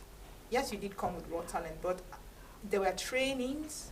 Was there, aside voice training, were there other kinds of training, like exercise to keep your, stamina on? What kind of exercises? I mean, take us through the different stages you came, you registered, then what else? Did you have to wait? Just tell us, take us through that, flow. Okay. I think the registration began towards the end of the year, the second or third quarter of the year, and then we waited a long period before we got a response. Then we had the first training, or the audition rather. We came physically for an audition. Then we had the first training, we had the second training, rigorous trainings. What do you mean by rigorous training? Not just on how to sing vocally, but how to handle your mic, how to present yourself on stage, how to, carry the crowd along, your charisma, everything, because music is not just your voice alone, it's everything that you do while you're singing. So we went through that entire process, and there were evictions and eliminations on the way through till the end, and then we had the final day on the 16th of December 2024. we had the final day, and there were lots of evictions, and I think I was scared all through till the end of the entire process. It was amazing. It was eye-opening. It was different. Was it time you went on probation or something? You know what we get with some other reality shows where people stay on probation. Was there any form of probation during your own journey? Not really. You're just evicted. You get evicted. You're basically just evicted. Yes. Okay. Were people allowed to vote in? Yes, on the final day, during the finals. Yes. People were allowed to vote in. Yes. Okay. So what went through your mind, Uche, when I want you to relive that experience? Okay. The tension, the emotional, flow of emotional juices. When I guess they started from the back, from the second runner-up or from the third runner-up. So how was it? How did they start? And when your name was eventually announced, did you fall to the ground? Did you cry? Did you scream? Tell us what the experience was for you. So we were 5 left at the final stage. So they called us out. Some people voted as well. Then the judges made their vote. So we were 5. They called the second runner-up. So and I know the second runner-up is amazing as well. She's good. So I was like, okay, if they've called this person, who else are they going to call as the first, then to emerge the winner? So the second, I was just, my eyes were closed, my heart was pounding. I was like, okay, it's okay. You've done your best, even if nothing happens. Then I just heard my name. I was speechless. I was just speechless. Okay, that's good to know.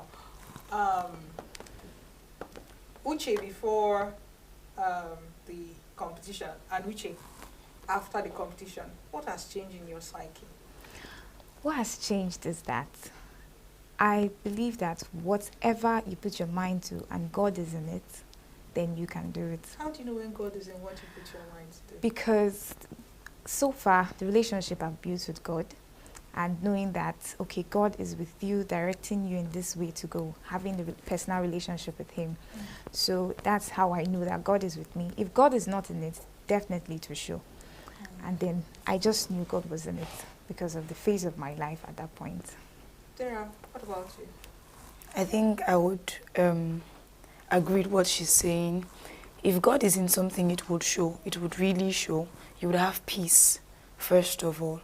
Even though things are not working out the way you envisioned it, you would have peace. And there will be this boldness and assurance. I like and that. you just keep going. So what's the difference between Dara before Voice of Praises and Dara after Voice of Praises? Okay, I think the major thing that transformed in my life is my esteem. It's my self-esteem. It skyrocketed because when I came for the competition, my plan was just to learn. Like, even if I don't win, you know that mindset, even if I don't win. So one of the things that this opportunity brought to me is that you're actually capable of great things and you can surmount many, many feats. So when did you start writing songs? I don't write songs in the way that people write songs. Just tell us, what's the creative process for you? Okay, it's strange, really, but I receive songs in the sense that I can just be sitting down and I begin to hear a sound. I would record it with my phone. And the next, sing it into your yes, phone just sing it into my phone. And the next time the second verse would come would be like a year later. And then I know it's for the same song. I'll join it together. Do you play instruments? No, but I'm learning the guitar. Okay. Hold that thought. You see, tell us, what's the creative process for you? Because you have songs out, which you're going to sing for us. Okay. So what's the creative process like for you? How do you come up with songs? Do you write? Or you have some other extra human ways of getting your songs? It's actually the same thing from what she's saying. Okay. So I could just be in my room and I'm praying to God, and then inspiration comes on. I just have to record it at that point, just to... So thank God for smartphones, right? Exactly, yes. Exactly. So you just have to record it. Sometimes you could just wake up from sleep, like from a dream, and then you hear the sound. You just have to record it unless you're going to forget. And you just know that this just has to be divine. Okay, so ladies, let's just make this clear. So you hear this sound. Do you go like humming? so that you remember the melody, or the words come, or you just record the melody and then maybe you're studying scriptures and then this line, jumps up at you and then you feel it out. I want to know how that happens. Okay, it could just be a line, because this particular song that was recorded, it was the night before the audition that I got the line, like just the chorus. I had the chorus. So I was praying, I said, God, I just need a song, because I was praying to God. I said, I need a song about salvation. So he just gave me the line, just the chorus. I was like, okay, we'll fill it up later. Then I just recorded the chorus. So it was just the sound and a line that could just be on repeat. Then the Lord will give you inspiration to add other. All right. So the question is coming to you actually in a bit. All right. So with this newfound fame, I'm right when I say that at least you guys are famous in your circle now, at least in your school, in church. Yeah. With this newfound fame, how has it improved your relationship with, other people? Because we are in a stage in this life where there are a lot of distractions for young people. So it's been almost going to a year that you won this, maybe 6-7 months since you won this. Has there been other outcomes? For example, if you do something and maybe from that fame you birth another thing, maybe a youth forum or a platform or church choir, what are other outcomes that have come out from you winning Voices of Praise? Okay. To help the youth. To help the youth. I think what has really happened is mentorship. I've been open to mentor young people. Mentor young people? Yes. Good. I've been open to mentor young people, both musically and otherwise. I've been able to meet people that would actually help me too. So it has opened my sphere of influence to other people. So when you're walking in the school and somebody's like, oh, I know you, I've listened to your song, and they're coming for advice, and you're like, okay, Lord, I see what you're doing. So that's basically what it has put you on, or put me rather, on a pedestal where I have to constantly improve so that I can dish out wisdom when required. Do you have the same experience? Yes. Can you tell us some of it? So it's growing my YouTube channel as well. Growing my YouTube channel so as you well. Have a YouTube channel? Yes, it's the UJEC. Okay, so what's the channel about? It's about helping young people as well, inspiring young people with Christian content, to know that if you have to find not just living and existing in the earth, you just have to find purpose. So if this is the path God has chosen for me, I believe that a lot of young people confuse which way should I go, which way should I go. So it's going to help them to create influence for these young people. You know how it is. When someone actually wins a competition and is at a particular, like you mentioned, I'll borrow the word you use it, particular pedestal. And probably, what is it called? Contracts start coming, and then there's a pressure on the artist to sing in a particular way that doesn't quite sit well with you as a Christian. I know Frank Edwards actually alluded to that and said there was a place he went to minister and he was told to replace the word Jesus with God, right? And there are so many other people like that. Have you had that pressure yet? No, not at the moment. No kind of pressure whatsoever to dress in a particular way, to talk in a particular way, to be appealing in a particular way. You don't have that pressure? I think that is inherent. It's normal. Tell us about it. Once you get to a limelight where people are looking up to you, you would naturally want to adjust your lifestyle to dress properly, speak properly, mind your words, guard yourself. I think it's part of the package of winning something that huge. So I believe that I wouldn't tag that as pressure. I think it's just something you have to do in line with that comes from the inside, limelight. not from yes, not from outside. Okay, so you see, you do know that most secular musicians actually came from church. Yes, I do. Houston, name them, what's her name? Beyonce. You know, Beyonce yes. sang in church, Tony Braxton, yeah, all of them. Do you see yourself migrating to secular music as time goes on? No.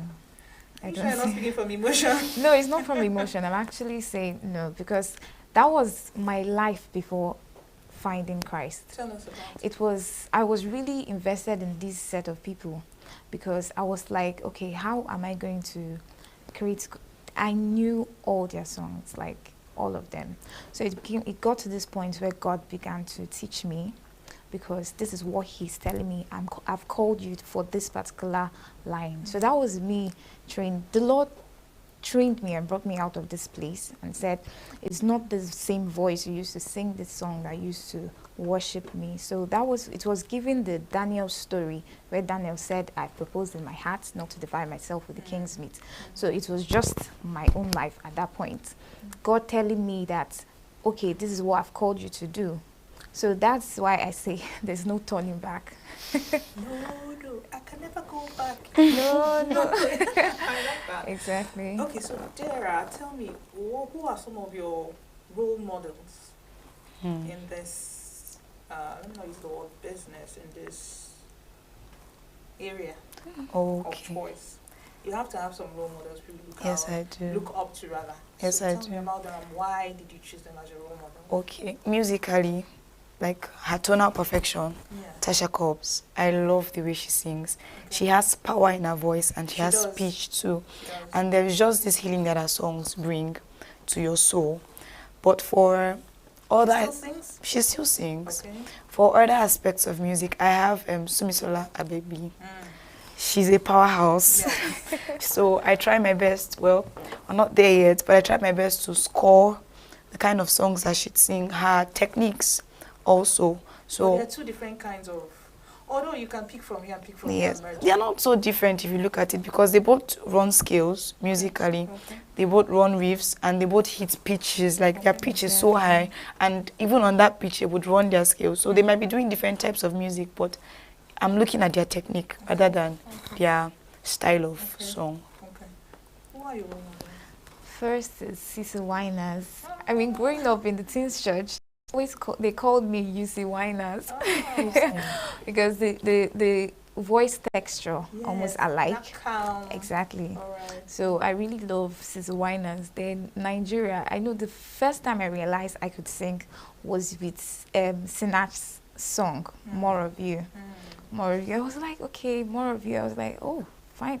I actually have a good voice. You told yourself. Like it was really of self-awareness. Yes. And this gift helped me to develop self-esteem.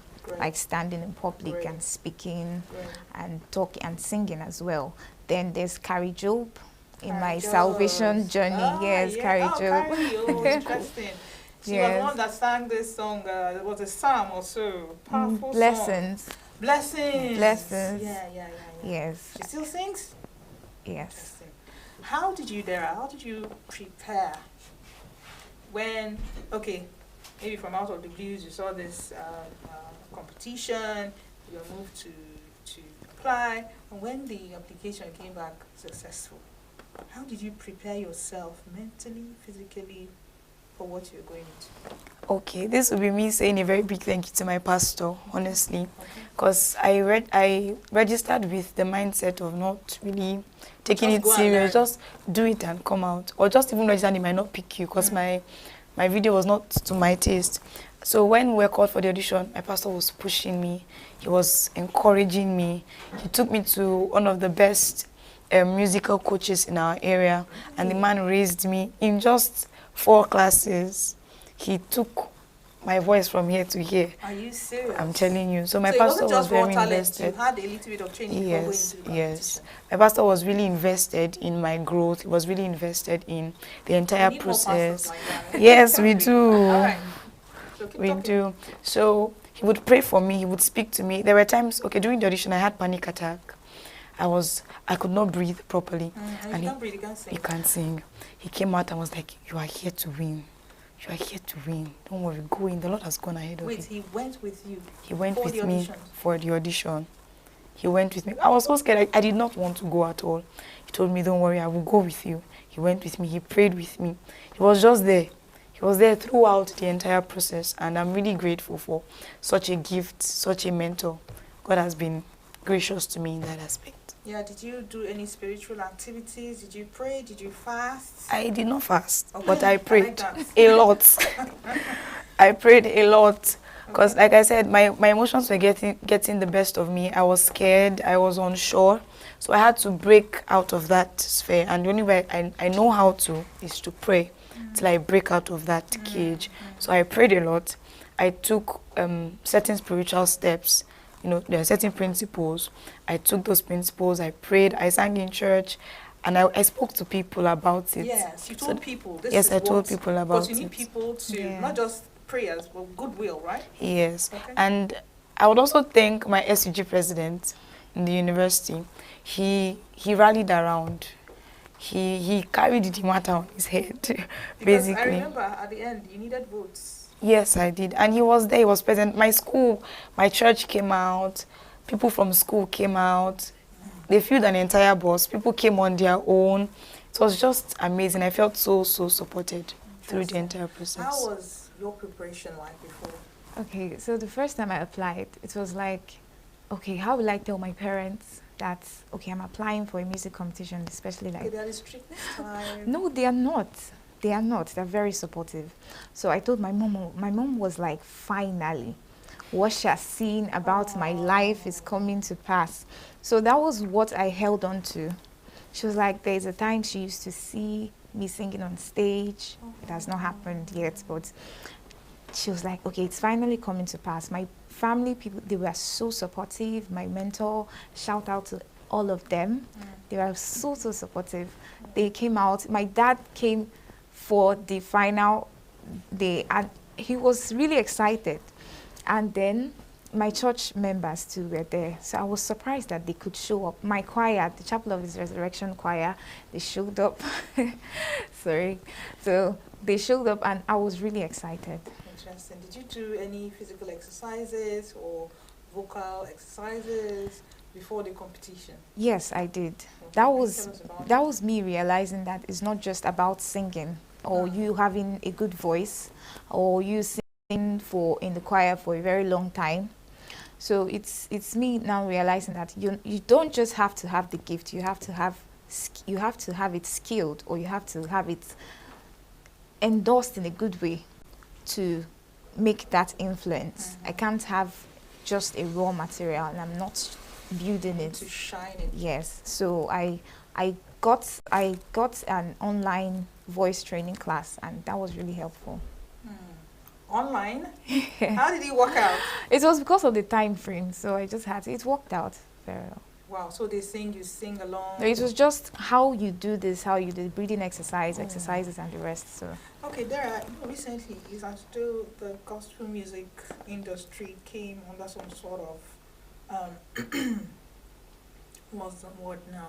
Some sort of not really attack, but scrutiny.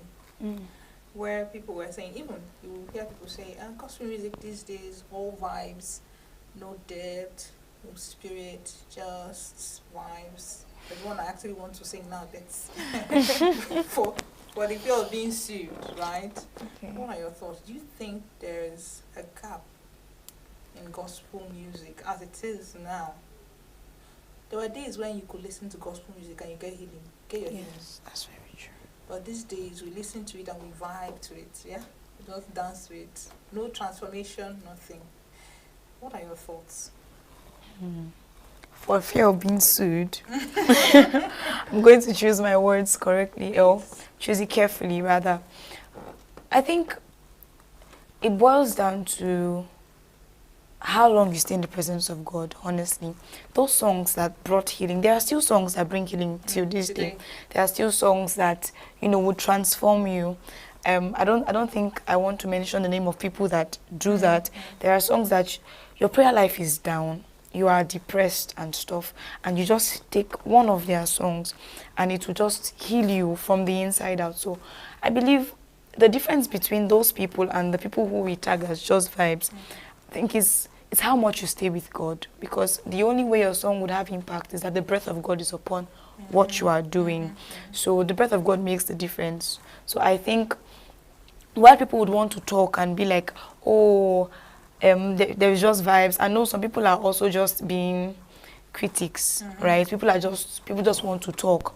So while there are these two extremes of people just talking and people actually not giving depth to their music, I think it calls for emerging singers and existing singers to come to the place of worship, to come to the place of God's throne so that they can receive the life of God into their music.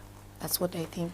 All right, thank you so much, Dara. Before I get to you, Yusi, I would like to call up the competition so that we can see how these two beautiful ladies emerged winners. Please take a listen.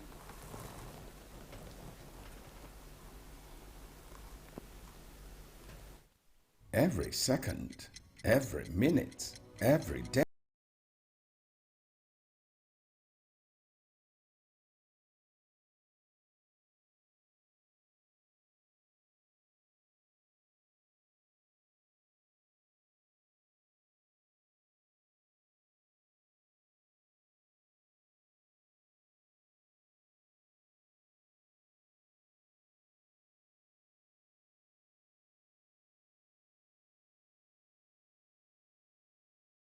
In your pocket.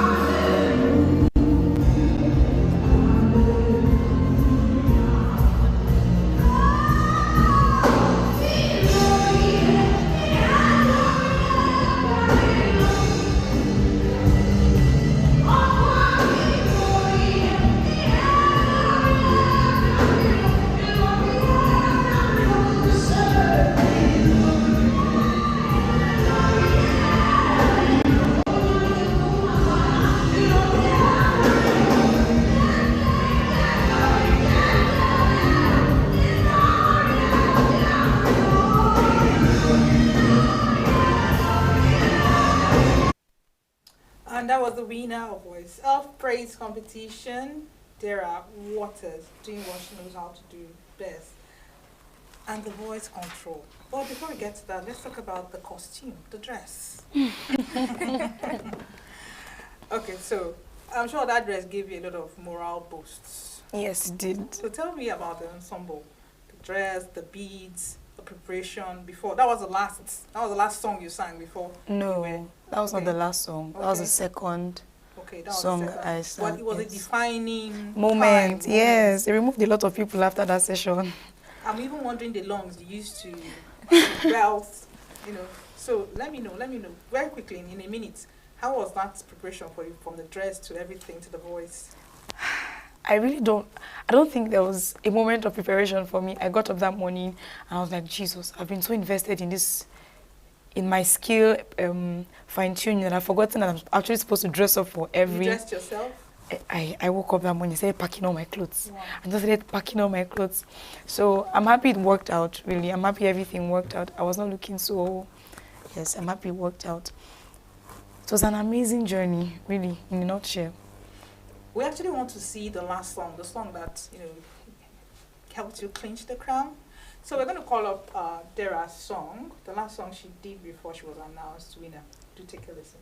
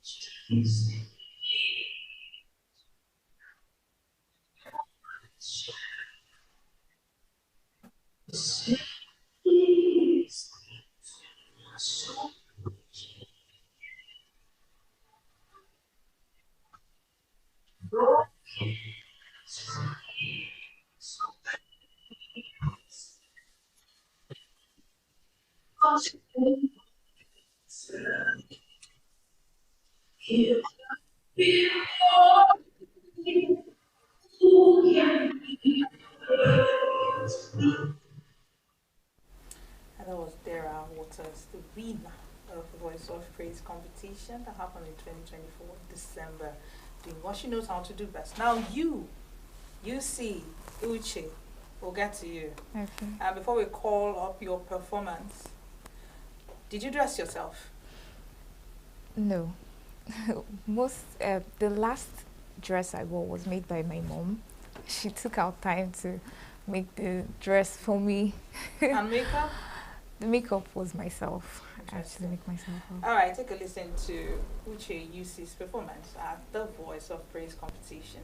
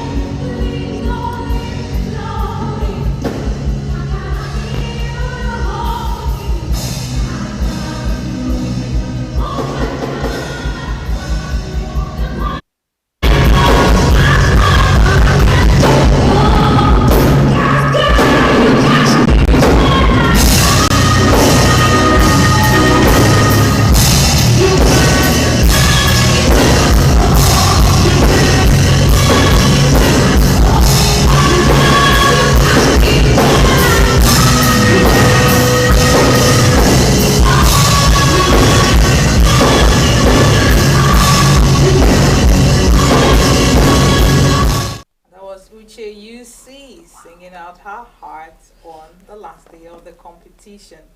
You see, let's talk about the dress. There's no way we're not going to talk about the dress. Okay. I mean, you looked like someone that just dropped out from an AMVCA or an Oscars or something like that. Right. So tell me about the dress.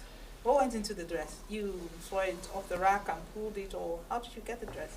No, actually, I had a different dress to wear, but my mom said, allow her to do her thing. Go mom, go mom, go mom. So she picked the style, it was just inspired by her. It's amazing. Yeah. It's amazing. Tell us about, because I heard backup vocals. Yes. So how did you rehearse with your your backups? Okay, the Voices in Praise initiative, they have professional backups that's trained with us to listen to the songs and joined us during the training and rehearsals. Dera, how did you select songs? Was it the competition that gave you songs, or you chose songs that you're comfortable with? We chose songs that we're comfortable with. Okay. It just told us the genres was supposed to sing under a Western song, traditional song, and then your song. So they gave us the liberty to choose what we're comfortable with. Okay, so I'm going to ask you guys a very personal question. What was the package? What was the winner's package or the first runner-up package that you got? Was it was it financial? Were there endorsements? I mean, what came with the package? For the winner, we had a cash prize of 500,000. My goodness. Yes. You're a rich girl. And a recording deal. That's the song that we have now. Okay. We recorded the song and then the entire promotion of the song. Oh, interesting. Yes. Social media. Everywhere. Everything. And they're really pushing it. They're really, really, really pushing it. Interesting. What about you, Lucy? For first runner-up, it has a cash prize of 300K, and then the same recording deal and promotion. Okay, you see, I need you to sing the first stanza and the chorus of your song, and if you can harmonize. Okay. I know her songs. You know her song. I know very well. All right, you sing. Let's go. Excuse me. I was lost, and now I'm found. I was blind, and now I see. My sins are gone, and no more shame. Lost in sin, and now I'm free. I'm dancing off my grave clothes. I'm dancing off my grave clothes. And I know you set me free as you died on the cross for me. I'm dancing off my grave clothes. I'm dancing off my grave clothes. And I know you set me free and you died on the cross for me. I'm dancing off my grave clothes. I'm dancing off my grave clothes. And I know you set me free and you died on the cross for me. Thank you. I don't know, it's so soothing. I guess the grave clothes, right? That was what came to you as inspiration that you Yes, created. yes. Because I don't know how to explain it. Like it has to be an inspiration. Grave clothes. Yeah. So congratulations. Thank you very much. All right, winner of Voices of Praise. It didn't come with you sitting down. You put in the work. Let's hear your song. Do you know her song? The chorus. So you can harmonize. Yeah. Okay. I think I'm going to start from the bridge. Okay. Every tongue in every nation stands at your command, and you alone has the final say. Yahweh Sabaoth. The whole world will stand at attention at your word, oh Jesus. The whole world will stand at attention at your word, Lord. Oh Jesus, Commander you are. That's the chorus of my song. I don't want you to stop. Hey. I don't want you to stop. Your song is worded. And I'm putting this question to both of you. If you listen to Hillsong, what's the other one now? This choir. Massive choir. Maverick City. Yes. All those guys. You notice their songs are worded. Yeah, the chorus could be 2-3 words or a sentence at most. But the stanzas, the verses are so worded, like you get life from the words. Do you have that in mind when you are writing your songs or when you're constructing your songs? Or you just want to go with the normal Nigerian or African, which has its own, advantages probably, of just getting this line this punchy line, and then you are hitting it. Is the chorus, is the is the bridge, is the everything. Do you have that thought? Okay, what's the scripture behind this song? Does that also go into the creative process of your songs? Tell me how it worked out for this song. Definitely. This song and other songs I've written are born out of scripture. Okay. Most of the times it's that I just read a scripture and then a few minutes later the words of that scripture come with a tune and they come alive, right? So the same thing with this song.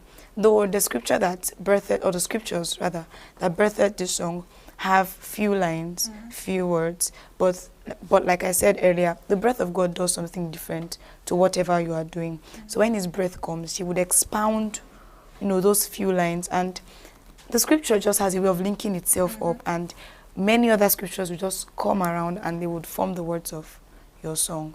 If someone actually has a song but doesn't have the platform, right now both of you have the platform.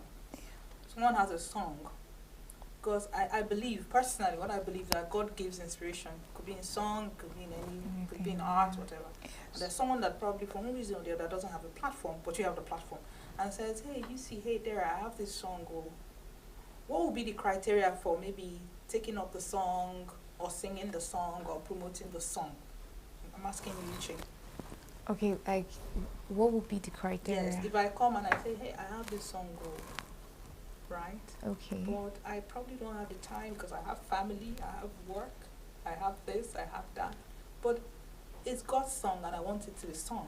Okay, the person wants me to sing it. Either you sing it or you promote it or just find a way to make the song to move. Okay, now I understand. So it's for me to let the person share the vision of the song, for me to understand, so I can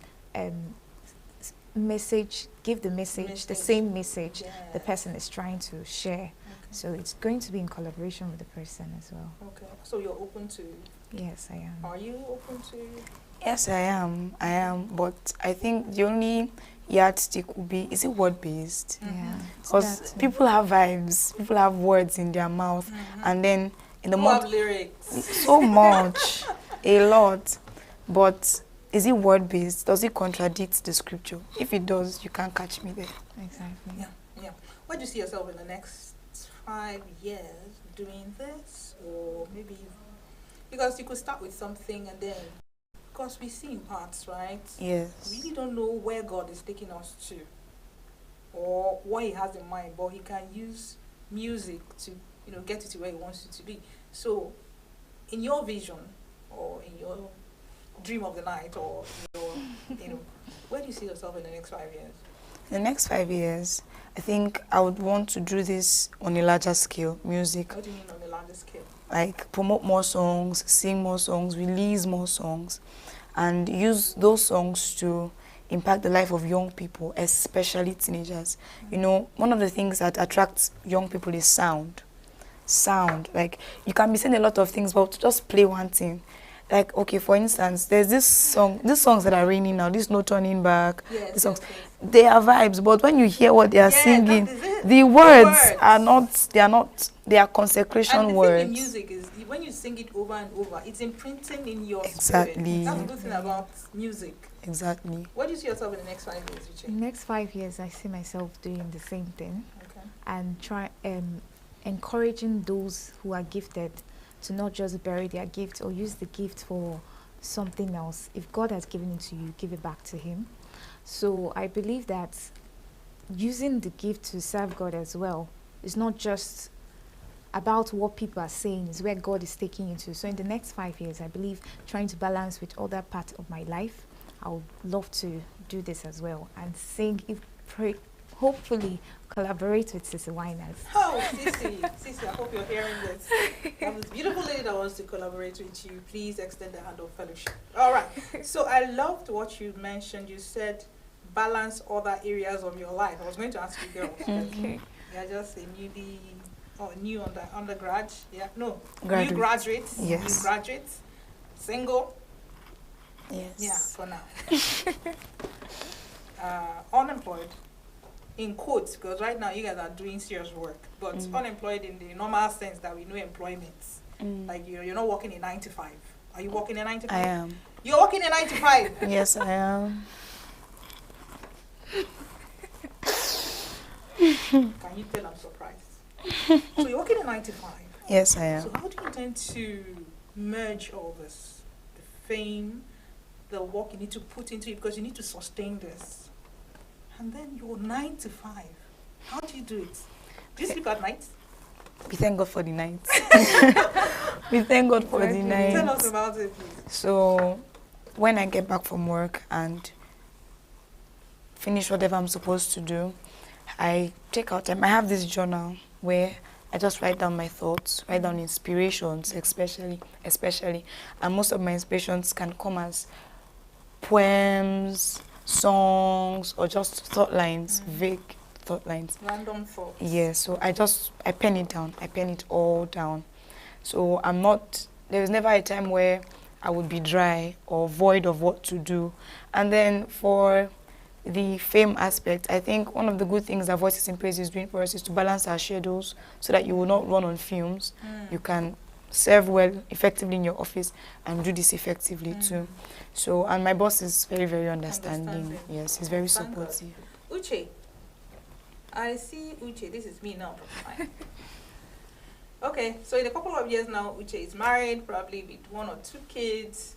How would Uche balance family life and this ministry?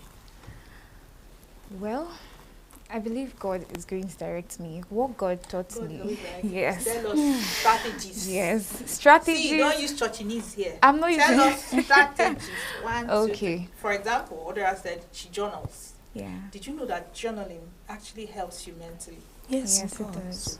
I want step by what am I going to do physically, mentally, or otherwise to balance the two? Okay. So I've learned to manage my time. Good. Throughout while I was in school. So the Lord helped me to know how to make a planner, to-do list, what comes next, what comes next. Even me knowing that if there's an unforeseen circumstance, it could actually, yes, exactly. So that time management is actually what is helping me as I'm doing my job as well, and balancing it with Voices in Praise initiative, the whole promotion thing as well. All right. They're not just fine faces. They're not just glorious voices. They're a powerhouse. Odera and Uche, winner first runner-up of Voices of Praise competition, gospel music competition. You heard them. I always like us to take home 1 or 2 things when you listen to people like this talk. They mention journaling, they mention time management, and these are valuable skills that you need to learn and inculcate in your activities. Well, we'll have to end this interview. I wish I had them for longer because they're a joy to be with, but we'll have to go now because time is against us. Don't go anywhere. New Day continues right after this break. Every second, every minute, every day, news is breaking, events occur, and there are new developments. At Signature TV, we follow these stories objectively.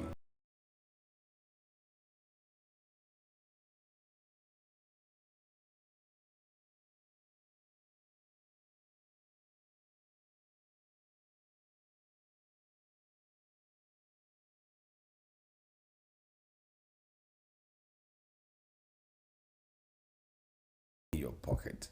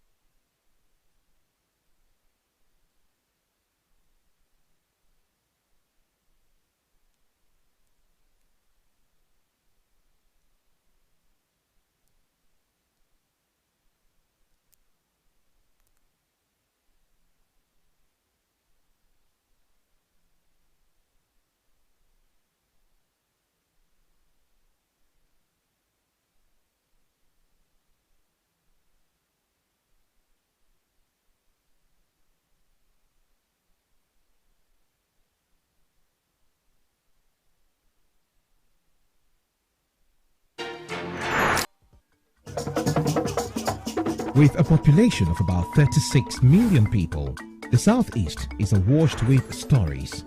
Every day on Southeast News, we tell the peculiar story of the Southeast and her people. Our Southeast should be the Silicon Valley of Nigeria. Their successes, achievements, and daily challenges. Do you have a Southeast story to share? Community achievements and challenges, completed and uncompleted projects, bad roads, water scarcity, erosion, flooding, insecurity, or even disagreements? Bring it on to Southeast News. On Southeast News, no story is too big or too small. Southeast News. Let's tell our story. Showing on Signature TV every weekday at 4 p.m. WAT, 1600 hours GMT.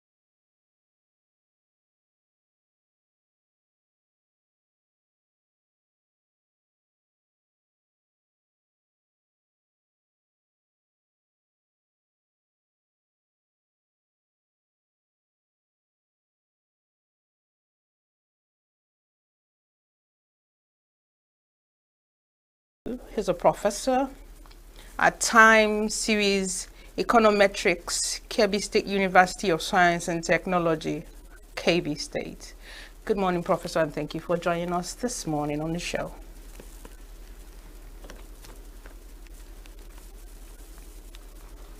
Politics in economic and national development, especially in an era where data is considered the new gold. Government organizations use data analysis and analytics to drive development and overall service delivery.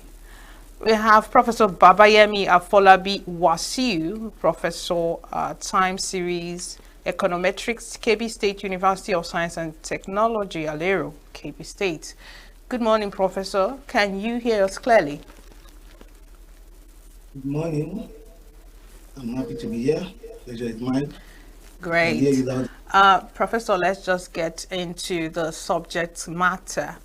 What exactly is data? Because I believe so many people have so many ideas of what data is, but from a professional like you, could you define data? Is it statistics, is it numbers, or just mere inference from statistics? What is data? Thank you very much. I think data is originated from the word datum. The plural of datum is data. And what is datum? Datum is just a raw fact. A raw fact. By the time you have many of such, it becomes data. For instance, I can ask you, what is your name? The response you are going to give can be a raw data. Can be a raw data. For it. Can be a raw data. Are you getting me?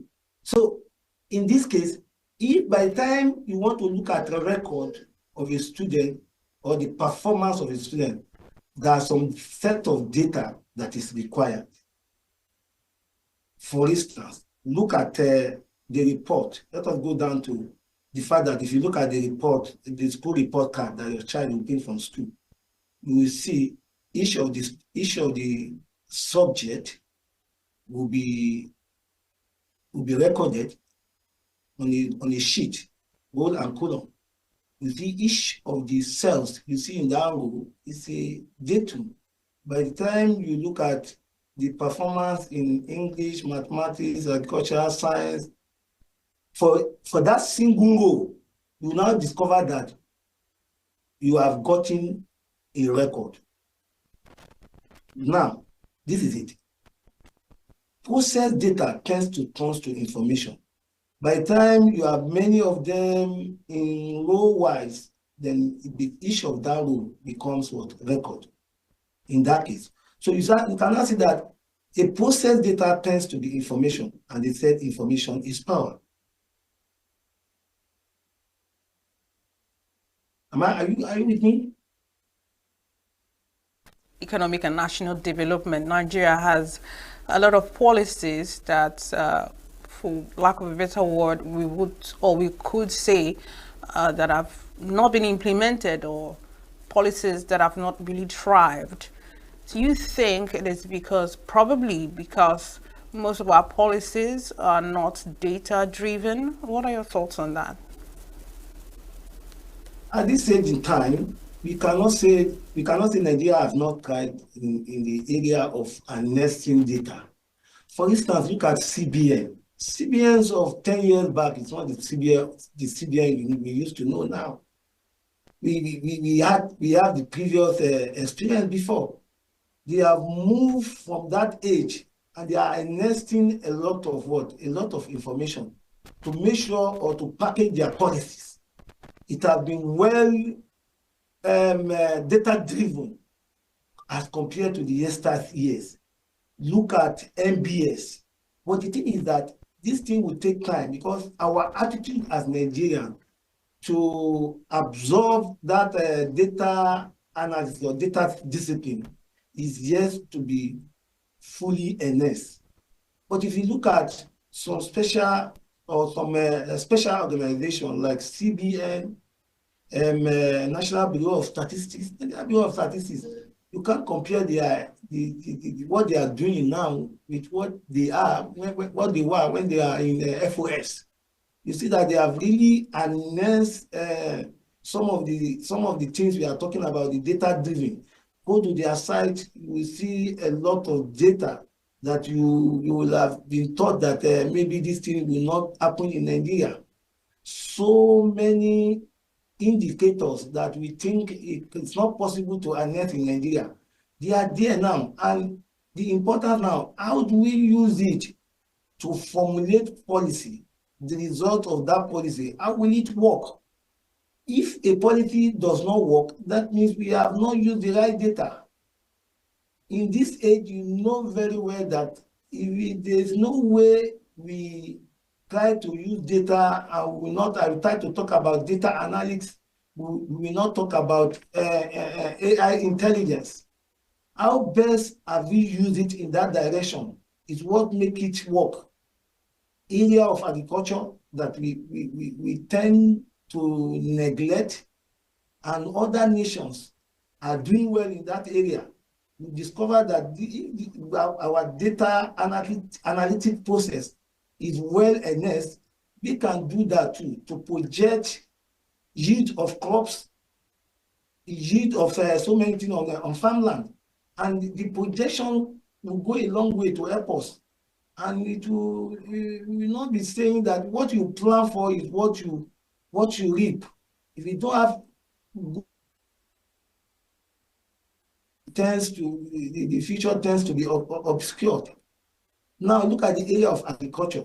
Area of agriculture is look at the area of finance. If all these data are well nested, you will discover that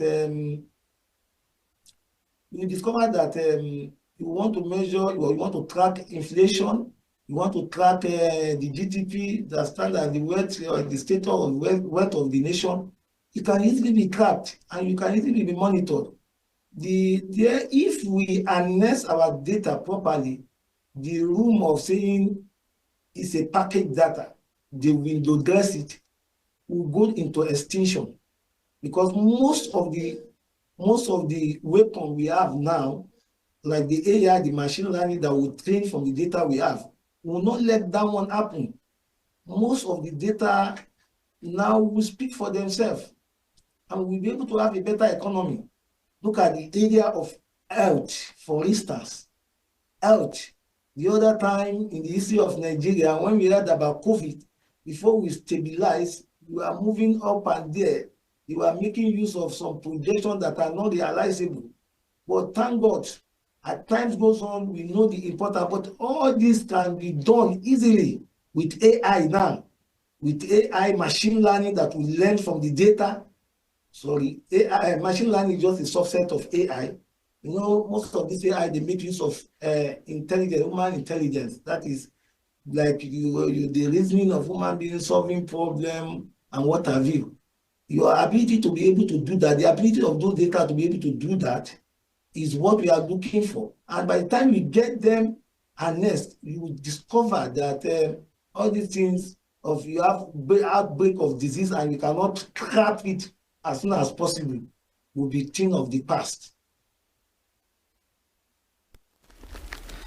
All right, Professor, you kept reiterating being able to harness and leverage on AI as the way forward, even in agriculture, health, and other sectors. But from your experience, how would you advise governments and organizations, how would you advise they go about leveraging and harnessing, the AI and data analytics? Since you say we are not where we should be as yet. Yes. Thank you very much. You discover that in other nations, in other nations of the world, there is this skill acquisition for their young age group. I think the first thing is that we have a lot of programs. Thank God for the new for this current Minister of Communication and Technology. I think they have been doing well in that area. But it's only that the attitude of Nigerians towards all these things, if they had it, try to learn and see the positive things that will come out of this thing. That skill application in data analytics, in AI, for instance, we need it to harness all these things. And how do we do that? You do that using private sectors, using the universities. University of Nigerians are not too bad.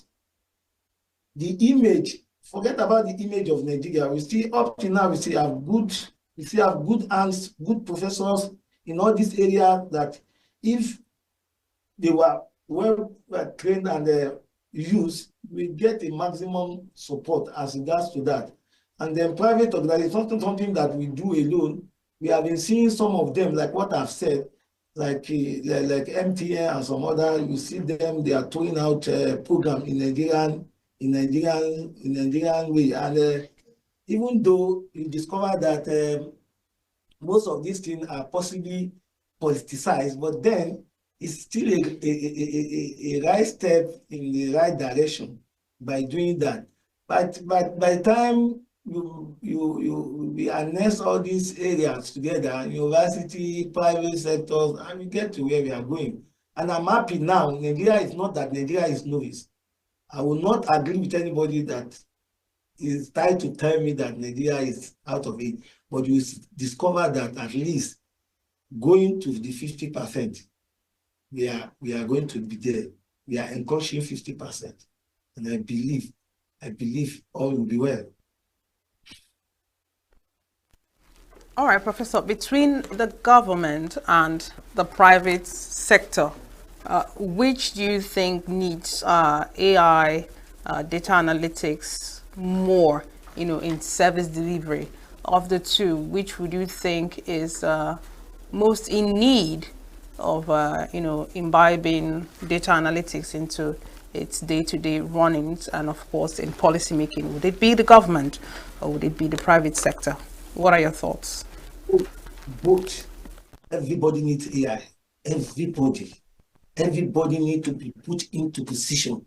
Everybody needs to be trained toward all these new innovations to help the technology. Imagine if your private sector is doing well and your government is doing well, what do you expect? All this nature of the world that are great, like US, UK, Canada, what have you, that are better than Nigeria, you discover that they don't joke. Whether it is private or government, you do the work, you implement the right decision. All these things, mind you, they help us with informed decision. From what? An evidence proving policy. That if we use it both in the private sector and the government sector, I think that giant of Africa, of Nigeria, they are saying will come to play, and we see that. I don't want to see it as if it's only government or it's only private. All of us, individuals, including individuals, we need to change the direction. We need to work. Look at India, for instance. It does not happen overnight. You see their private sector, even though the level of poverty is still there, but it's not that of them. You see them in the area of technology, information technology. What a primary school student will be doing in India, for you to compare it to what you get in Nigerian space, it will be somehow incomparable. So the best answer to that is that everybody needs data analytics. All right, I hear you, Prof, but there has to be some downsides to, data analytics and AI. Wouldn't government or organizations be prone to hacking or online cyber crimes? What are some of these downsides to, analytics, and how can it be, curbed? There are no good things that don't have its own challenges. I believe that. But it's more advantageous to be on the good side of data analytic process or position. Look at cyber detection. There is a lot of models as regard to cyber detection to detect fraud that Nigeria is known for, even within or outside. They have been giving all the statistics, but we don't know how far it's true. But all I know is that Nigerians, they have the brightest brain all over the world. But you know, there are a lot of models in cyber detection. We have time series cyber detection.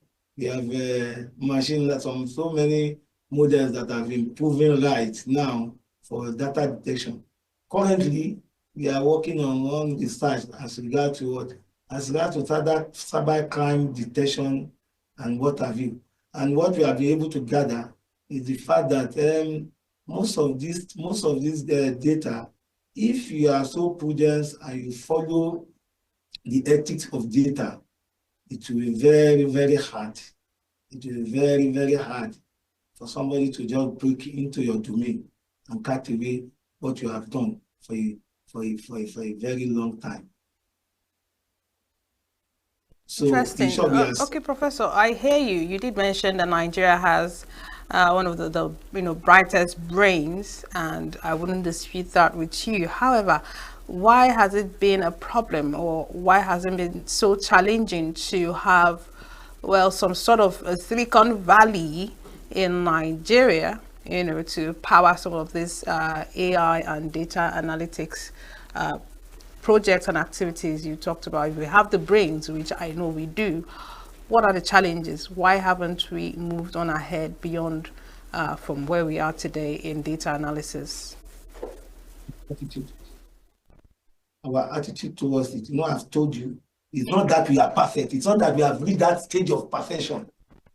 What I'm saying is that average Nigerian is not a novice when it comes to AI technology and what have you. You hardly see somebody that we will see without phone, for instance. And these are the sources where we gather what information, data that we use along. The attitude of Nigeria to accept new change that becoming something that is worrisome. If you remember, I said we are not there yet, but then we are encroaching 50%, as I've told you. Some of the problem is the fact that, for instance, you and I know that our economy now is not smiling, or living condition of an average Nigerians. Talk about food, and we said, okay, the best way to have food is to harness data in agriculture. Harness data in agriculture. Let us have more yield. If you have more yield, how many people are ready to be in that position? How many people are ready to support that implementation of new ideas? That we should move away from that traditional way of farming, and let us all embrace that technology behind farming, so that we have more food. When we have more food, and there are a lot of programs, and even at that, we discovered that there are a lot of programs in agriculture that are going around now, that we will see, that I now discovered that even agriculture is a way of making money now. You see technology behind all these things, and by the time they introduce all this technology of AI, you see what we get as a result of yield and what have you. But you see, most of the challenges, the ability to adopt that new change is what we are clamoring for. And some of us, we get this information right away, but have you your ability to be able to react to information as soon as you get it is key in this direction. So I see, I don't want to put the blame directly at the doorstep of the government. Our government is not doing the right thing, everything is that. But you discover that even we, when we get the information, an average Nigeria will be reluctant to react as towards, let us go and hear about this big opportunity. For instance, look at this in the, I think within this year, within this year or last year, when the government, I don't know the actual time, that this export team, agricultural export, the memorandum that the government of Nigeria signed with the Saudi Arabia. We discovered that most of us, we had the information, and we have known that there is an agency as regard to export your food agricultural product, that okay, there is a treaty or whatever between Nigeria and Saudi Arabia. You see, the percentage of those people that have taken that decision to enhance or to take advantage of such is still meager. Go and check their website. You see what I'm saying as regard to particular this policy and what have you. Most of the policies that are done from what? From data analytics. If the data you collected is not good, you don't expect something to be good. But if you enhance it well and you have the quality data, then definitely you are going to have a good result. Professor, you've spoken about the importance of data analytics in health and, of course, extensively on its impact on agriculture. But two very important issues that are on the front burner in the country currently is the issue of insecurity and the issue of corruption. Now, how can data analytics be used to curb corruption and fight insecurity? How come, if data analysis and AI are as powerful as you have portrayed them to be, how hasn't it come to bear in fighting corruption and the issue of insecurity in Nigeria?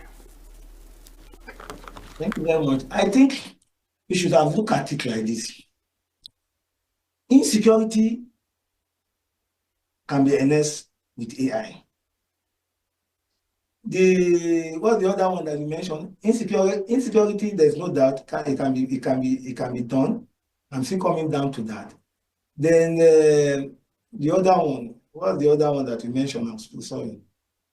The other area that you mentioned insecurity and corruption. You see, the problem in Nigeria is not about that law that will stop you from indulging in corruption, but rather is the will. We have laws, but we don't have system. And for us to be able to harness this system, what we are saying is that this data analytics must be taken serious. Now, coming down to your question, that we said we have looked at the power and have we imbibed the spirit of using it? That's another question I'm putting to you. Have we accepted it? Are we ready? Are we ready to use it? As I'm telling you, corruption, when you have models that are flying all about, that can detect a slight entrance of data of corruption, and you have some people there monitoring it, immediately it is signaled. They know that there is something that is wrong in the system as of that present time. So if action will be taken, but are we ready to do that? So if you harness our system very well, with this data analytics, you discover that issue of fraud it will be minimal. It cannot be eradicated. Even in China, they are not eradicated, but it will be very minimal. It will be very minimal. Coming down to what? Security. It's not now that you say, okay, they have report intelligence. There are some of our report intelligence that they will even throw it even a month. And when the thing happens, you'll be hearing people saying, you'll be hearing people saying, but somebody told us that this thing is going to happen. We saw a letter that brief upon brief before them, and yet it will happen. And the question about, are we ready? That's why I told you earlier on that everybody needs data analytics. Everybody we need that spirit. We need to embed it holistically, not partial, for us to be able to get it done. If you imbibe that spirit, you see all this insecurity. When we have drone, when we have the rest, and we have AI flying about, they will be checkmated. They will be checkmated completely and minimized. All right, Prof, I want to take you on a particular rhetorical question that you kept repeating. Are we ready? What do you really mean by are we ready? Who are the we? And whose responsibility is it to ensure that, like you rightly mentioned, everybody picks up on this move of data analytics? So who are the we? Whose responsibility is it? And what's the way forward? You and I, everybody. You and I and everybody need to participate. We need to contribute. It starts from you. You are giving us the enlightenment. Anybody that watched this now will know where I'm coming from. You and I are the major participant. Everybody in Nigeria are it's one of those things you are doing now.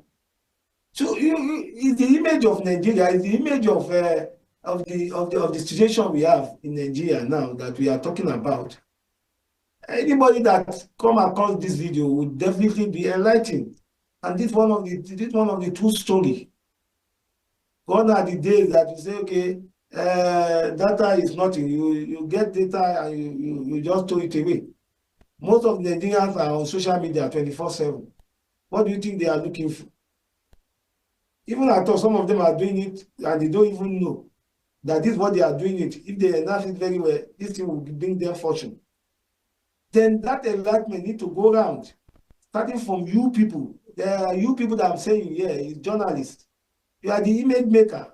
You are the one that can let us have the information at the right time. If you have not interviewed me, you will not know. And this is what we are saying. Anybody, all that need to be on deck to achieve. But what I'm telling you, an average Nigerian is not a novice to all these things we are saying. But we need to put our people together. Let them know the importance of using this data analytics and what have you. That if you really imbibe the spirit and the discipline, all the policy will work. If you have the right data analytic procedure, you get the right information, you get the right decision, you make the right decision, and everything will go on smoothly. It's not only everything, in Nigeria we believe in what? We believe in prayers. You cannot just fold your hands when they say, okay, this is the future. The future is here. And you are keeping your hands that you are praying, and you are not what? You are not sensitizing people to imbibe this spirit. You have not done what is necessary. It's not only part of the government. Government just are major because most of our actions and inactions will tend to come at their doorsteps. We discover that at their own level too, if they don't do anything, there will be chaos. There will be chaos. Not that we don't want to put it on their doorstep, but rather we need all to be involved. Professor, I hear you, and you say data analysis and analytics starts with individuals, you and I. Now let's be a little bit practical. Now you're a professor, of course. You teach people on this particular subject issue. I mean, I have a business. Well, most businesses are on social media, maybe on Facebook, YouTube, whatever social media platform. And with those platforms come data analytics prompts, right?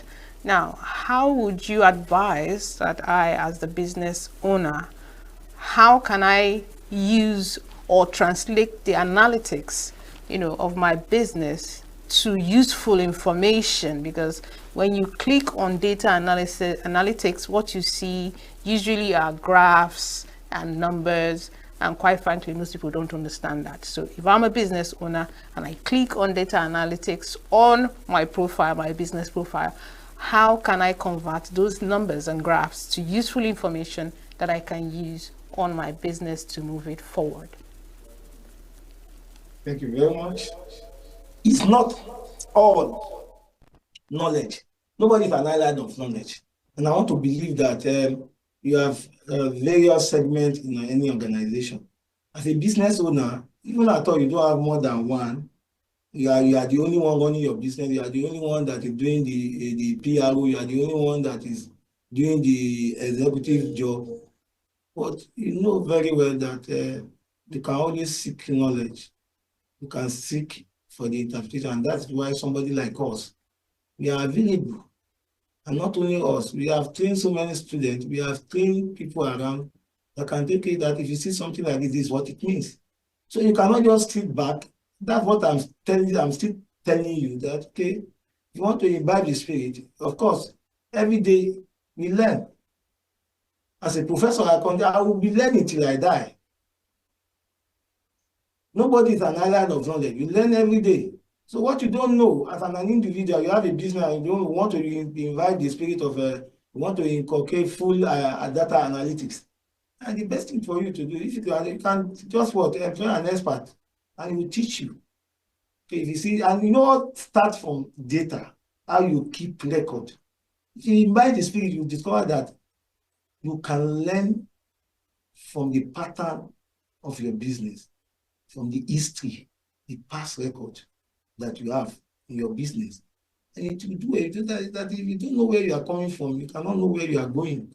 That is joy. You cannot know where you are going to, because your past record is the key to project for the future. I made this mistake 10 years ago. From this data I have, what can I do? This data analytics, it has stages. You have what we call prescriptive, diagnostic, then we have predictive, and possibly we have prescriptive analytic process. You see, this descriptive analytic process is a lesson. We don't want to talk about the status now we have. For instance, we take Nigeria economy and we are interested in the inflation and what have you. And now we look at the description that is descriptive analytics. That we look at what is the current situation of inflation in Nigeria. What is the current situation of inflation in Nigeria? It's on the high side. Then you now move down to diagnostic analytic. What can be done? If this thing is like this, you can see at a point in time when Nigeria government run into problem as regard to inflation and the consumer price index. You see what they do, policy upon policy, to crack down that trajectory movement of inflation. It will work if you have the right data. That's what I'm telling you. What could be done? That is diagnostic. You diagnose it and see what can be done to stop it. All these things, you learn it. You cannot stay on your own and say you want to learn. And you can read. Books can be a teacher. Okay, I don't want to, I'm too big or I don't have money to, but you can get free books that talk about these things. They are there. Then what can be done? Then why predictive analytics will tell you what will happen in the future. Having known this, the problem, what will happen in the future, what can I do? What will happen in the future? That is predictive. You try to look at, okay, it's like this. Then Christy, what can I do to make that thing happen if it is positive? What can I do to make that thing not happen if it is what? If it is negative? Hope you are with me. So all these things, you learn it. It's either you employ a professional, or if you think that okay, you are too big for the class, we have many free online courses that you can do. That will just take you within 1 week, 2 weeks, some 2 months, depending on what intensity of what you want to grab. You can see, or you are too big for class. I'm not this. I can't go to class. Get books, read. If you read most of these things, you discover that you can practicalize it and you get to where you are going. So you learn what you don't know. That's what I'm saying. You embrace it. Embrace means you do all things to be part of it. You don't want to be left behind. So I've told you in Nigeria, we are not what? Novice when it comes to that. Okay, Prof. You're a data analyst, and as such, you're a scientist. And when a scientist carries out an analysis or some sort of research, in your case, an analysis, you come up with an inference. And it's expected that at some point that inference or recommendation, whatever it is disseminated to policymakers and other stakeholders. Now, there seems to be a divide between the analysis and the dissemination. How has the experience been for you in coming up with inferences, just like you mentioned, how to make things better when data says a particular thing, there has to be some recommendations. How has it been for you in disseminating, your outcome or your results to policymakers and other stakeholders in your field of experience? Thank you very much. Discover that now most of us in academia, most of our dissemination, we tend to limit it to journals and publications. This is not all the way reasonable. It's only a few Nigerians that read. There's only people that go to journal. You discover that within that circle, by the time you take academia, the institutes, researchers that might possibly come across the paper and what have you, you may not have that wide scope of what dissemination. But one thing is that I know that is missing in Nigeria that we are praying for is state like Lagos, and I know a little bit of Abuja. They have that sense of what? That sense of connection, collaboration between our institutions, say university, polytechnic, and possibly the research institute, with what? With the either public sector or even the government. If there is this linkage, the linkage has not been that cordial. It has not been that cordial. If we look at it, I know when Nigerian system in the olden days, as I was told by my father and some of my mentors, they would say, okay, when you finish your degree, at that time you discover that the investors, there are company owners that will be waiting for you to just catch you young and fresh, and you work in that, and you discover that will make more it's a way, it's a direct way of linking what you know to the practical sense. Now, dissemination in Nigeria, there is this still gap that we are hoping that is changing. Like at least a place like Lagos, I know, with all these Western institution, Western state institution in Nigeria, especially you see them. You see them with all these pharmaceutical companies or what have you. There is this direct linkage. But aside from all this vibe, and maybe possibly by the time you take Port Harcourt, you see that there's this tendency of the fact that the state will not be doing bad too. And it's the fact that activities are going on in this special state that we have mentioned, and there are a lot of complaints that is going on. But then does not mean that even other states cannot. We have some states that most of these things, they need data analytics. You look at somebody that is working, for instance, as a mail poster, and yet we are still using this manual of carrying envelope from one place to the other, trying to locate, and yet most of these things, if they are not properly indulged, completely indulged in what we say is what data analytics, it's supposed to make the work easier. Dissemination should be should be very easy to come by. And coming down to that, we discover that most of our dissemination in academia is through publication, and maybe possibly you are lucky to have an intent to a research where you'll be paying stipends, having given your research work. It's another very good one. But I still think that there still need to be that collaboration between the government, the institution of our learning, to enhance what we produce, especially in that area of data analytics. And you see, all those things, they don't drop from heaven. You see, by the time you study in the area of mathematical sciences, these are the areas, mathematical science, where you have the computing.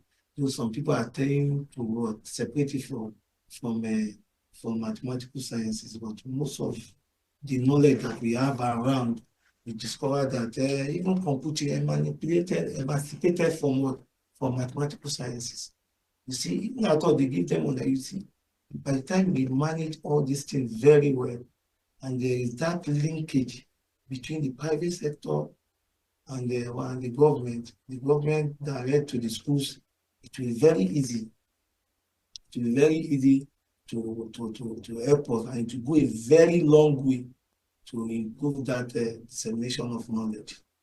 So with my experience so far, I think we still need more need to be done in that direction, especially in some of our states that are not as vibrant as those ones that I mentioned earlier. All right, Professor. You did mention a lot about people getting information, going for courses to better understand data and analytics, but you would agree with me that Nigeria is still, battling with infrastructural deficits. For example, on electricity, data availability and affordability. You would agree that this is tugging on the progress of data analytics, AI, machine learning, as you rightly said.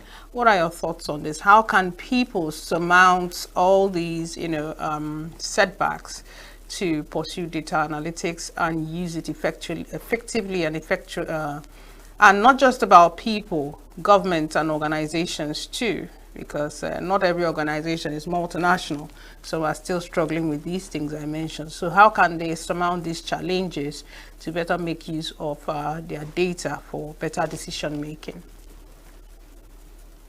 Of course, all those challenges we have mentioned are key. We need to find solutions to them before we can have that complete a nation with a very good power dissemination. We discover that we produce more. Most of these things we are saying, we need reliable energy. But it's surprising in Nigeria, with the amount of money that we have sunk in energy, and yet we are still where we are. But if, on the other hand, as we have said, that it's not completely at the doorstep of the government, so they need to improve the electricity. There's no doubt about that. If possible, our grid should not be what overloaded. If possible, a state like KB that have lithium, that just discover lithium, there should be partnership with what? With the federal government to see what they can do in that regard. To bring about solar. We have lithium in KB in essence, and the government is aware of it. The current government is working on it. And I believe they want to come out with some. We believe that if something like this is honest, if not Northern Nigeria, I believe we can power the whole nation. Just like the way Kanji is using idle electricity is powering the whole nation. KB can power the solar, can power at least, if not Northern Nigeria, to be completely Nigeria. But it depends on the attitude of the government. If they are ready to invest on it, it's a very huge investment. You see, you can have a very big solar farm that will be capable of carrying the whole country. If you are so determined, it's possible to have that. That is on electricity. It can be honest. As for infrastructure now, borrowing to complete infrastructure is not a crime, as I know, and which I believe, if not total, at least the government of the day are trying to set up some infrastructure that I believe by the time it is completed, it will go a long way to solve some of these problems. You see, electricity is key. Electricity is key. There is no doubt about it. Once that challenge has not been overcome completely, we still continue to be where we are. And I believe we have everything at our doorstep. We just need to move from where we are and adopt the right policy with what? The right data analytics sense.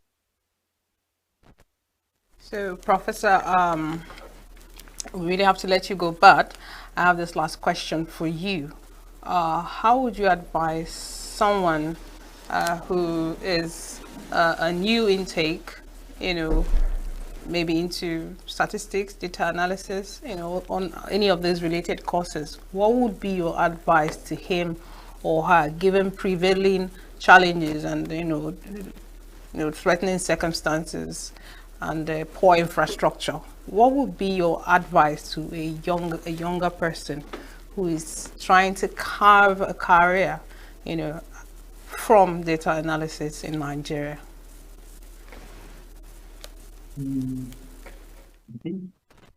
There is this saying that said, okay, if you say education is expensive, then try ignorance. You see, that's why you see the citizens of Nigeria, they are great. With all these challenges, you see us, we weather storms to go to school. We weather storms to arrange ourselves as regard to certificate and what have you. But you discover that most of these things are expensive. If you are not determined to get it done, might be very difficult to achieve. That determination must be there. It's not easy, but thank God for this government. I've been giving essence. Most of these things have been relating to Nigerian sense. Look at NEFOM, for instance. People might not appreciate it now, but some of us, especially that have daughters, sons in the university now, we know that paying school fees, except you don't register for it, paying school fees is out of it. The program should be given breathing space to breathe. That program is very, very essential. You are coming to statistics, for instance, which is the beginning. That is the basis of what? To what we have been saying. Data is statistics is data. And this is where you experience this data analytics. And you are telling me that to pay your school fees is a problem now. Though we have many challenges. Paying your school fees as regard to that will not be a problem. Except you choose not to follow government directive, that you don't want to go to government, you prefer to go to private where they ask you to pay. As for the federal institution, there is this net form. I don't know whether this net form is also channeled towards private institution. That one is out of it. It's one of the ways we can that problem has been solved. So we should take the advantage of such program of government to leverage on our inability to survive in this very bad economy. And you know, when I say bad economy, you and I know what it is. And I'm still saying, by the time we harness our data properly, it will make our system strong.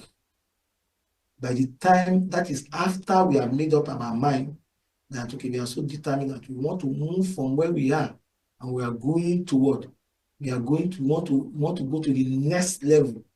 Then we harness all this our data and we determine that, okay, whatever this our data is saying, we listen to it and we follow the decision, the policy that is made out of this world, out of this interpretation of the data and what have you.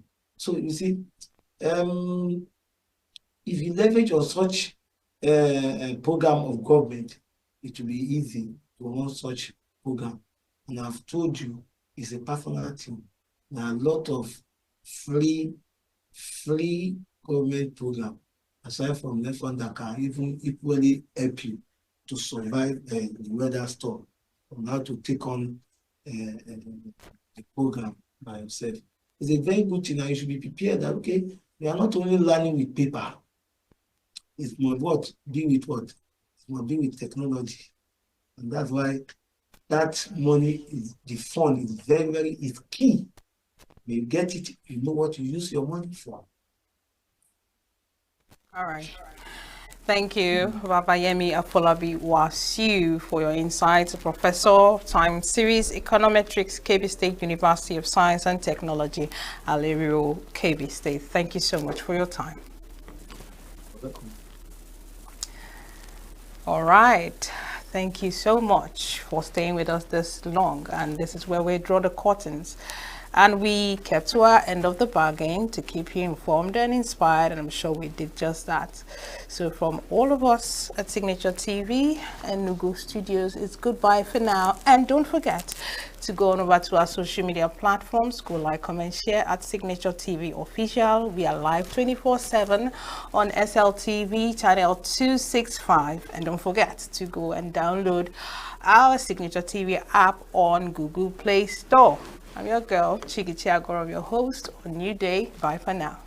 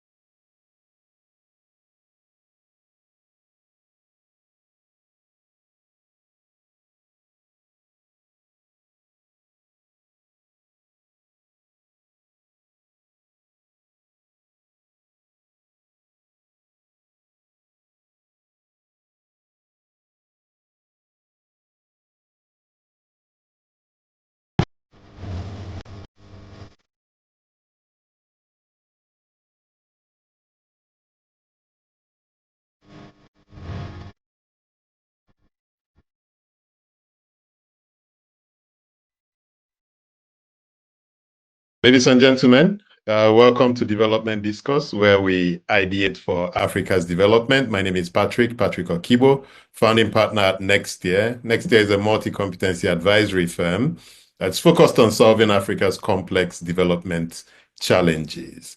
Nigeria's security landscape is increasingly fragile, with various violent conflicts, converging to threaten national stability. I mean, these challenges strain security forces, they exacerbate socioeconomic hardships and erode public trust in governance.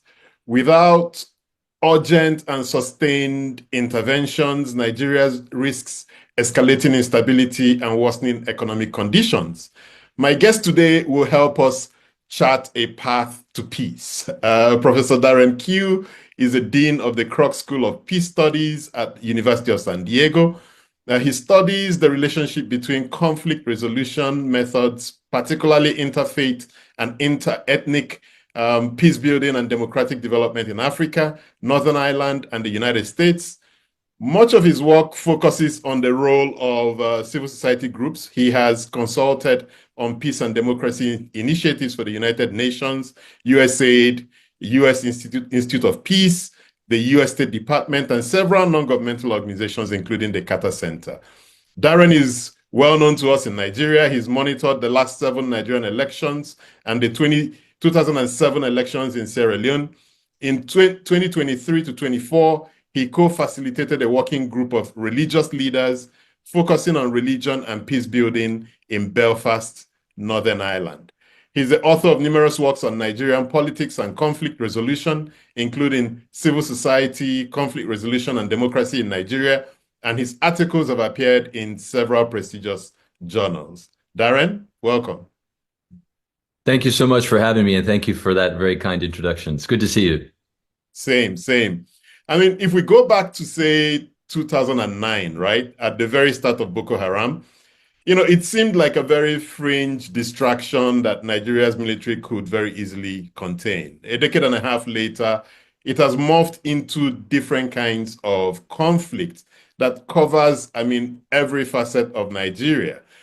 From your studies, how do you understand these violent conflicts in Nigeria? What are, in your view, the root causes and some of the key drivers of these seemingly intractable challenges we face? Thank you for that. I think there's a number of different root drivers that we could talk about. Let's start with the one, of course, that I think many Nigerians themselves like to begin the conversation with, which is the imposed nature of the Nigerian state. It's not an organic state. As we know, right? It's an imposition of colonialism, and it lumped together many different nations and peoples who, prior to that point, had been independent riches that the Europeans enjoy, and so I think that sort of deep diversity across Nigeria is often a difficulty, at least in terms of political mobilization. I don't actually think that it is a fundamental flaw in the sense that it's not something that Nigerians can't overcome. I think it just created a difficult beginning. And of course, the Civil War coming out in part from that, from those divisions within society. I think the thing I'm more concerned about now at this point is the dampening effect that different identities across Nigeria have on larger scale political mobilization. And the other thing too being that oftentimes political elites resort to playing the ethnic card or the religious card so regularly in terms of their own political fortunes. And I think that constantly creates a dynamic where Nigerians are often in this sort of ethnic and religious bean counting perspective. How many of X group or X religion are in the cabinet, are in, our governors, et cetera, rather than getting down to the fundamental issue in I think, Nigerian development and society, which is poverty and dealing with the economic crisis that Nigerians have been struggling with for decades in many ways, shapes, and forms.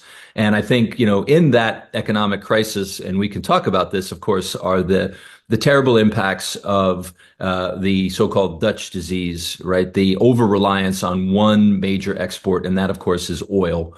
And many of us, of course, have heard the phrase of the oil curse. And I think Nigerians in particular, when you throw together the toxic mix of authoritarian government, after several decades of military rule, prior, of course, decades of colonial rule, but you throw together authoritarian government with extremely centralized resource like oil, and you create the toxic corruption environment that Nigerians are still struggling with. And those corruption patterns really are in so many ways, I think, the enemy of the natural power that I think Nigeria has and its rightful place as a leader in this world. But because it is so focused on internal struggles, I think that continues the process you're talking about.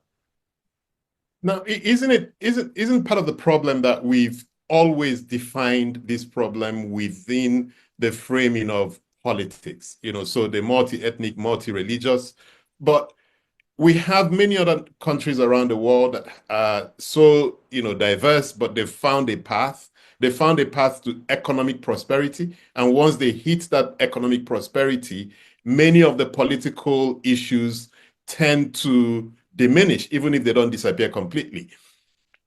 So my thesis, or something I'm kind of thinking about, is that if we reframed Nigeria's problems around economic more than political, that could begin to help us solve many of these challenges, because then we would hold, instead of having these discussions around how many of my people, how many of my tribesmen or co-religionists are in government, we'll be focused on which of the presidents, which of the governors, which of the local government chairmen has actually advanced the people. And that in just it's a shifting of the framing could unlock what we're dealing with. What are your thoughts on this? Yes, I think, and I think you put your finger on sort of the holy grail of Nigerian politics, which is the question of when does Nigerian politics move from being dominated by ethnicity to being dominated by class, which is the real difference, the real divide across the nation, is when will there be a real sort of pro-poor, pro-development political movement that will rise. And that, I think, has been the main enemy of that movement has been the sort of ethnic divides that keep coming up across the country. And I think what's interesting, however, though, at least in my mind, and this is something I've written quite a bit about, is that if you actually, when you interview political elites across Nigeria, it doesn't matter sort of where they are, where they're from Borno to Kano to Lagos to Anambra. The rich in Nigeria have far more in common with each other than they have to do with their own constituents. Exactly. So the political elites and their families all shop in London and Paris, and they send their kids to school here in the United States or in Europe. And where do they go for hospital stays? Of course, they all end up in Europe or the United States somewhere.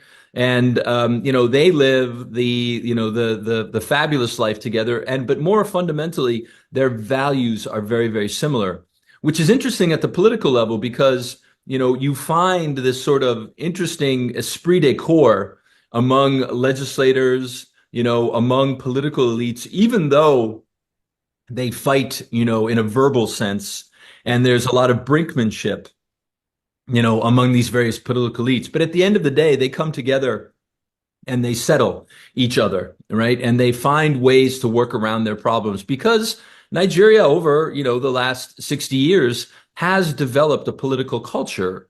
And there is at the elite level, a deep culture of negotiation and bargaining. Now, the flip side of negotiation and bargaining is corruption, and we can talk about that. But it provides an incredible glue that holds the country together in ways that are not apparent to many outsiders.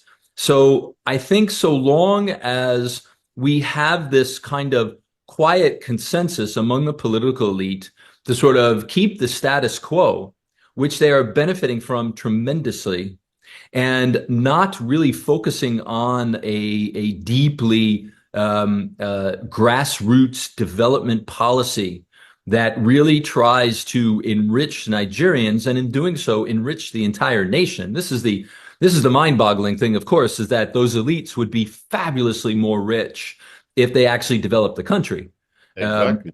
But it's been this long-standing approach to politics of short-term gain over any sort of long-term investment. And I think if Nigeria can move in that direction, then it would be a very, very different country. And we can talk about some of those steps of moving in that direction. And we will get to those. We will get to corruption. We'll get to those steps. But just to stay with security and conflict for a little bit more, if we look at Nigeria's security architecture, from your study of this, from your review of various attempts we've made, what are some of the structural or policy changes that we need to bring to bear to see if we can build a security architecture that begins to address some of the conflict issues we're facing?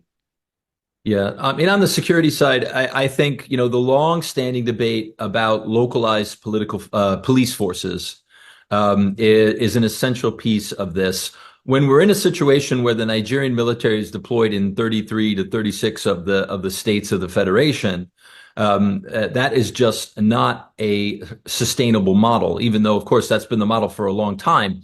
But just to say that's a true sign that the fundamental issues of security are just not being addressed, and the Nigerian military itself is just simply not strong enough to be able to put out all of these fires at once all across the Federation.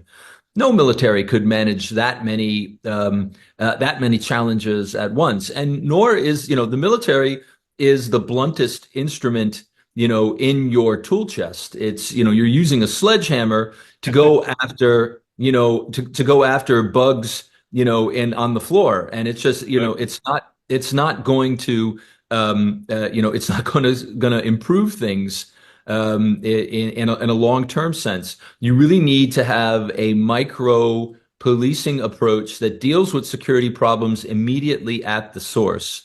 So many of security problems that we're looking at across Nigeria started with simple local divisions, and more fundamentally, particularly impoverished, particularly younger men who are disengaged from the economy and who do not have a sense of hope, and more so than that, are pushed often into these sorts of more violent groups because of the injustices that they face in their own local world. Which brings us to not simply just the police force, but of course the judiciary, and the failure of the Nigerian judicial system to provide simple justice solutions for everyday Nigerians in their everyday neighborhood life. How many of you in Nigeria turn to the courts to solve the disputes that you face in your daily life when it comes to anything from divorce to a contract problem? You have to have a lot of money, and even then, there's there are all sorts of problems in the legal system, and I would throw the bar and lawyers into this mix that make the situation difficult. There are a lot of solutions that local government and state government can take to try to deal with this problem in terms of local mediation systems, creating local police forces, creating local investigation units that deal with issues of corruptions in the police force, and then of course there are civil society dimensions of this that we can talk about. And I want to, of course, acknowledge that the constitutional problems that Nigeria faces in terms of a localized police force. I think this is something that Nigerians across the country are ready to see a shift, because you see these vigilante groups that the different governors have been setting up are nothing more than gubernatorial efforts to try to set up a local police force, essentially. You just took that question off my chart, because we've seen so many state governors set up these vigilante groups and make the argument that they want police forces, but we know from the way they've handled the vigilante groups that you can't really equip these incumbent governors with the law setting up police forces. However, another angle to that is are we not going to be multiplying the problems we have with the Nigeria police force if we allow the different states to set up their own institutions when we haven't been able to solve many of the challenges that that the Nigeria police force faces today? Challenges with capacity, challenges with just welfare of the police force, training, just rules of engagement. If we allow the different states to set up their police forces, are we just not multiplying the problem across board? Yes, in one dimension that's true. I think in terms of looking at this through a path of marginal progress, I think that the costs of that outweigh the costs of the current system, which is clearly just not serving anyone. I think, maybe one thing I want to mention as as an overarching framework for thinking about all of these issues we're talking about is that, and this is something in my research I've written quite a bit about, is that the basis of all democratic systems around the world, you've heard the phrase, of course, in sort of American political conversation, checks and balances. Right, about how legislatures are supposed to balance the executive, and executive also balanced by the judiciary. But I actually argue that that's based on a more deeper balance, which is a balance of power, and that advanced democratic systems feature a thick set of power balances, not only within government but between government and society. So part of that balance of power is the role of the public, the role of civil society, the role of the media in playing these sorts of power balancing roles, businesses too. And in the same sense with the police force, if you have just a single police force, there's no check and balance on that police force. What happened in the American model over a long period of time, I mean, the United States was a deeply corrupt place in the 1800s. I mean, some would argue, of course, that there are, and I would agree, there are ongoing corruption patterns in the United States now. But what makes it different is that you have multiple levels of policing units that are not only policing the public, but they are policing each other. So you have federal police that are investigating state police, who are investigating local police. And local police, when you have corrupt state cops or corrupt federal cops, have other institutions in government that they can turn to and they take their cases to, so that those actors are checked and balanced. You have a vibrant media that is just looking for a good story of corruption across the country and is ready to blow the whistle and get the cameras rolling on a corrupt cop somewhere, in one part of the country or another. So these sorts of thick checks and balances an important part of this. And the over-centralization of the system in Nigeria, especially in the hands of the executive. And, this goes beyond the police force. And we can talk about this more in a second. But in the case of the police, when you centralize it all in one structure, it means that there is no real viable force that is investigating the police. And, let's throw the legislatures into this. The legislatures are supposed to be doing their job, reviewing the impact of this and putting funds towards this effort. And, if you look at it, the Nigerian police force could actually do with a lot more money, especially if you were to break it into many, many different forces. Well, actually, I wouldn't say don't break the Nigerian police force. Just turn that institution into essentially the federal police, which is what it is. And then let the states and let the local governments begin to hire their own police forces. And in your discussion of this balance of powers, what comes to mind is the role that civil society can play. And I know that's an area that you've done a lot of work in, but I'm going to park that for a minute just to talk a bit about conflict resolution, right? At the root of several of these violent conflicts we have in Nigeria are many unresolved issues.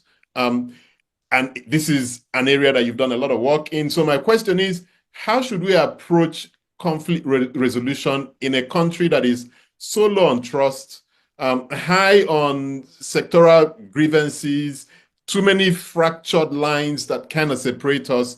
What are some of the principles that you teach your students, for instance, on how to employ conflict resolution in a situation such as Nigeria?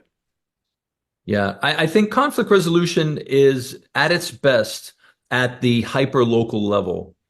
Conflict resolution processes are very relationship-based, and they involve bringing 2, 3, 4, 15, 20 people together into a room, depending on the sort of approach you're talking about, mediation, facilitation, and so on.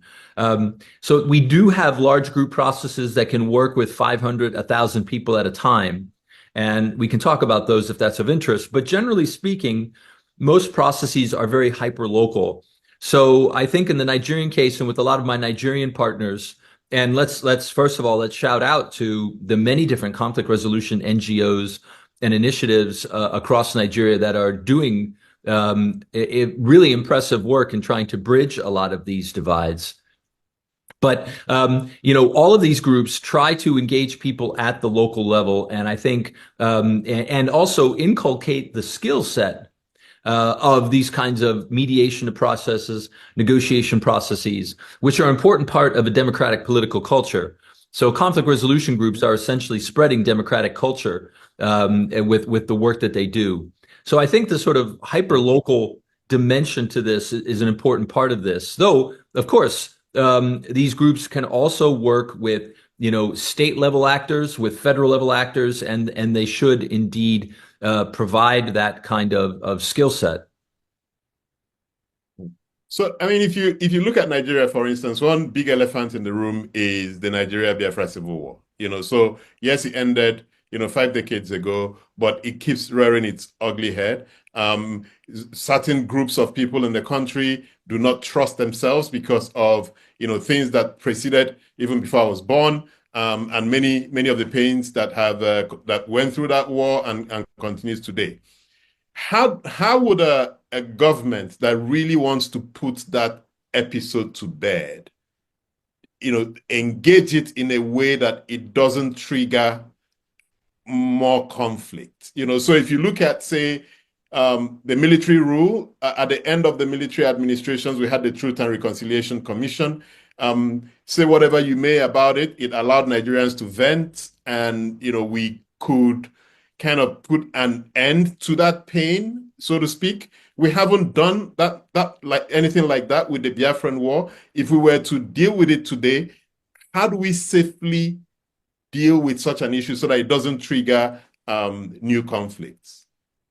Yeah, and thank you for this, because I think it builds on the first question in many ways, is that even though I've said, there's a strong local dimension to conflict resolution, there are a lot of things that can be done at the national level and the state level to deal with conflicts.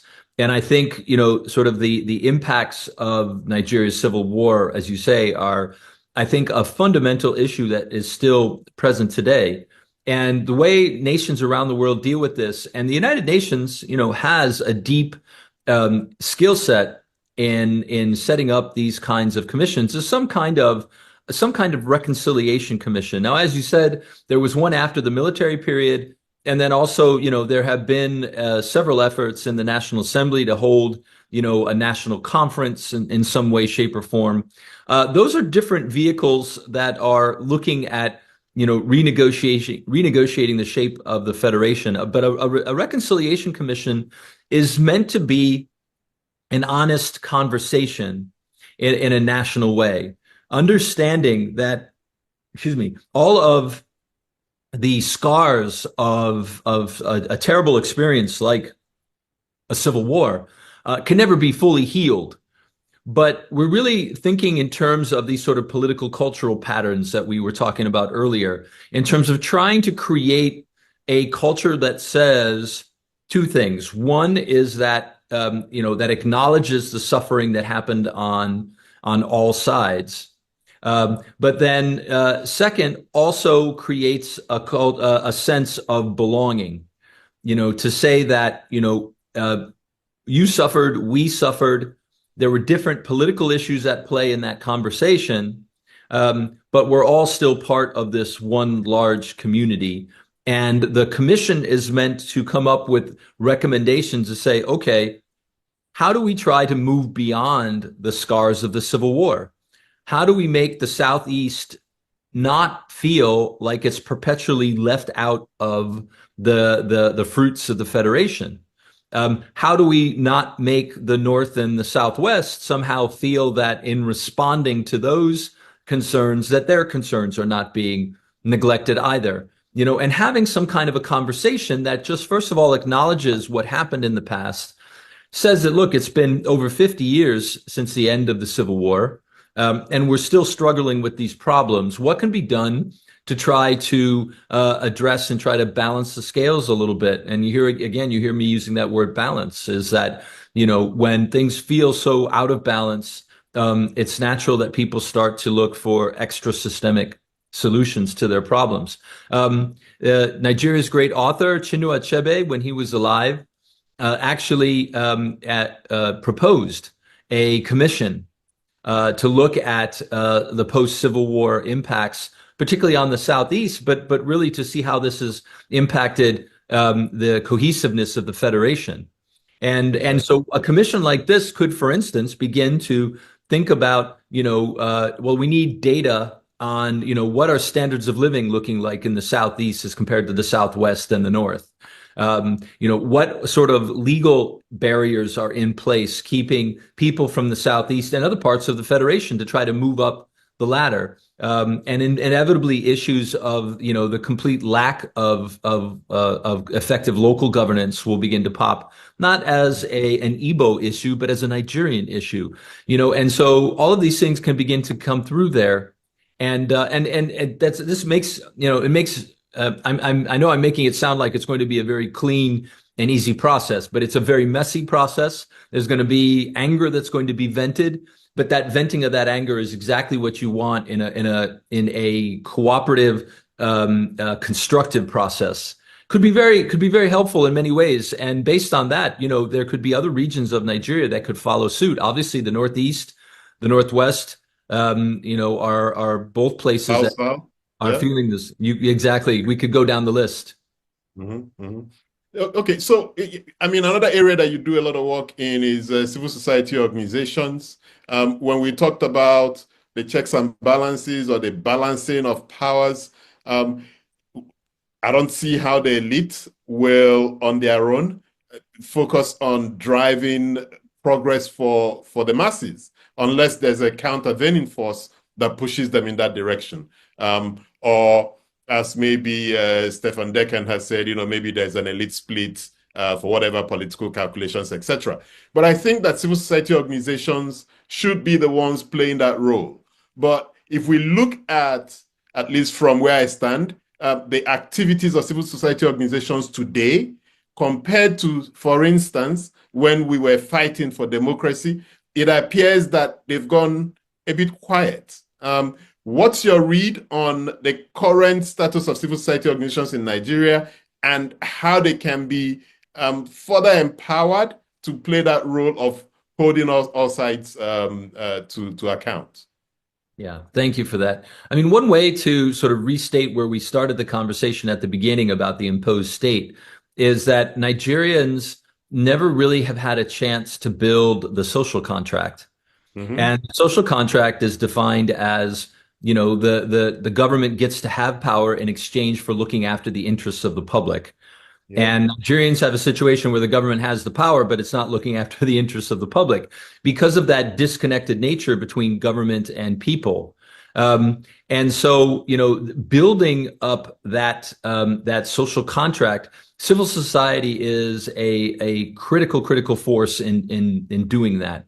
But I would want to start by sort of, again, hearkening back to the first point about the security crisis in Nigeria, is that, and I think one of the reasons we see differences between today's civil society in Nigeria and maybe, you know, the really vibrant effects we saw in the 70s, 80s, and 90s at that time is without basic security in the states, it's extremely hard for civil society to function in a war zone.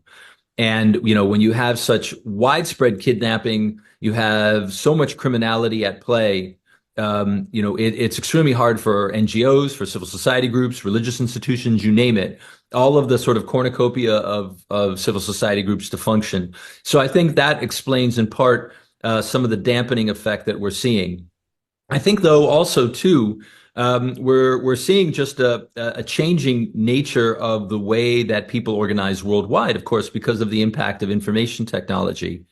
So in some ways, the lack of information technology in the past was a hindrance to organization. But the presence, ever-present nature of our phones provides a host of new tools for governments to keep track of civil society, to harass civil society, and to sort of to put them down. And but it also atomizes the public in a way too that makes things a little bit more difficult. That said, we've seen the rise of more sort of spontaneous flash civil society, so to speak, moments across Nigeria, the various hashtag movements and so on, where people fill the streets over a particular issue, over a particular anger that's going on. So I think the nature of it has also shifted from formal organizations like we saw in the past, which would organize things and would bring people into the streets, to a more informal, disparate source of organization that's happening at the same time, where a lot of civil society groups are not able to function as much as they were. And I think another piece of this too is civil society has to be funded. And increasingly, much of the funding comes from the Nigerian state for many actors. The civil society groups that are fortunate enough to be able to get international funding are able to take a more independent path. But as you know, that international funding goes up and down, and not every civil society actor is able to go after it. Typically, the Abuja-based, Lagos-based, Kano-based civil society groups are able to capture those. And the vast majority of civil society groups across the federation really have to turn to state and local funds. And the state and local funders expect their civil society groups to get funded to play the tune that they wish. And it's very difficult for civil society to get out of that. And that gets a little bit into some of the problems with the overpowered state governor systems too, that we can get into that conversation as well. Excellent. And I mean, just if you again think about civil society in the past, before the advent of or the ubiquity of telephones, it appears to me that civil society leaders then had to work a bit more to convince people to come out on the streets and drive change. But now that we've got phones in our hands, it appears that once you put out a tweet, you feel like you've done your bit and you go home. So whilst the phones could have been a tool to help build and mobilize people, it seems to give us this pseudo satisfaction that we've done some level of activism because we posted or tweeted something, but we really haven't done much of that work. Am I reading it right or no? That's certainly a very important part of this. And you keep hearing me use the word again and again, culture, is that, culture shifts over time. And, and by culture, I'm not, in this case, I'm not referring to Igbo, Hausa, American, Russian, etc. I'm talking really about sort of political, social, organizational culture. What are your expectations as a member of society? And in the past, Nigeria had a really strong culture of social organization and social movement development. And and when young people, middle-aged people, old people, when they were upset about something, they just knew, because the culture was, what do you do when you're upset? Well, you get organized, you join a movement, you fill the streets, etc. Now, because of our largely sort of phone and internet based world, people have different expectations. If you're a young person and you're angry, you don't know exactly where to turn. I mean, like you said, you can tweet something, or you can post something, or you can text your friends, or you can Snapchat or Instagram something to folks. And to some extent, that dampens the urge to go fill the streets, but also it means that, you're not exactly sure where to turn. But I mean, I would also add too, I mean, the cost of filling the streets. I mean, the Nigerian government's response in recent years has been increasingly brutal to those kinds of street actions. And so for your average young person sort of weighing the cost benefit, it's not a surprise that, and I'm not just talking about young people, I mean, anybody, I'm not surprised any Nigerian doesn't say, look, maybe it's better I stay home, because it's dangerous. Exactly.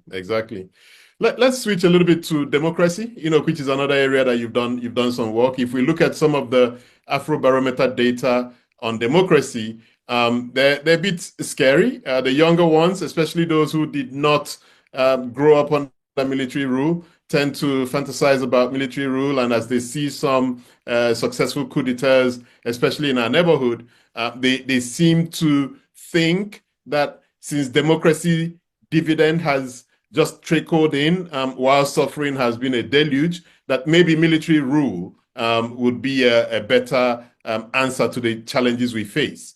What's your best argument for democracy, especially given that you've monitored elections in Nigeria, at least the last 7, and you've seen the ugly underside of elections?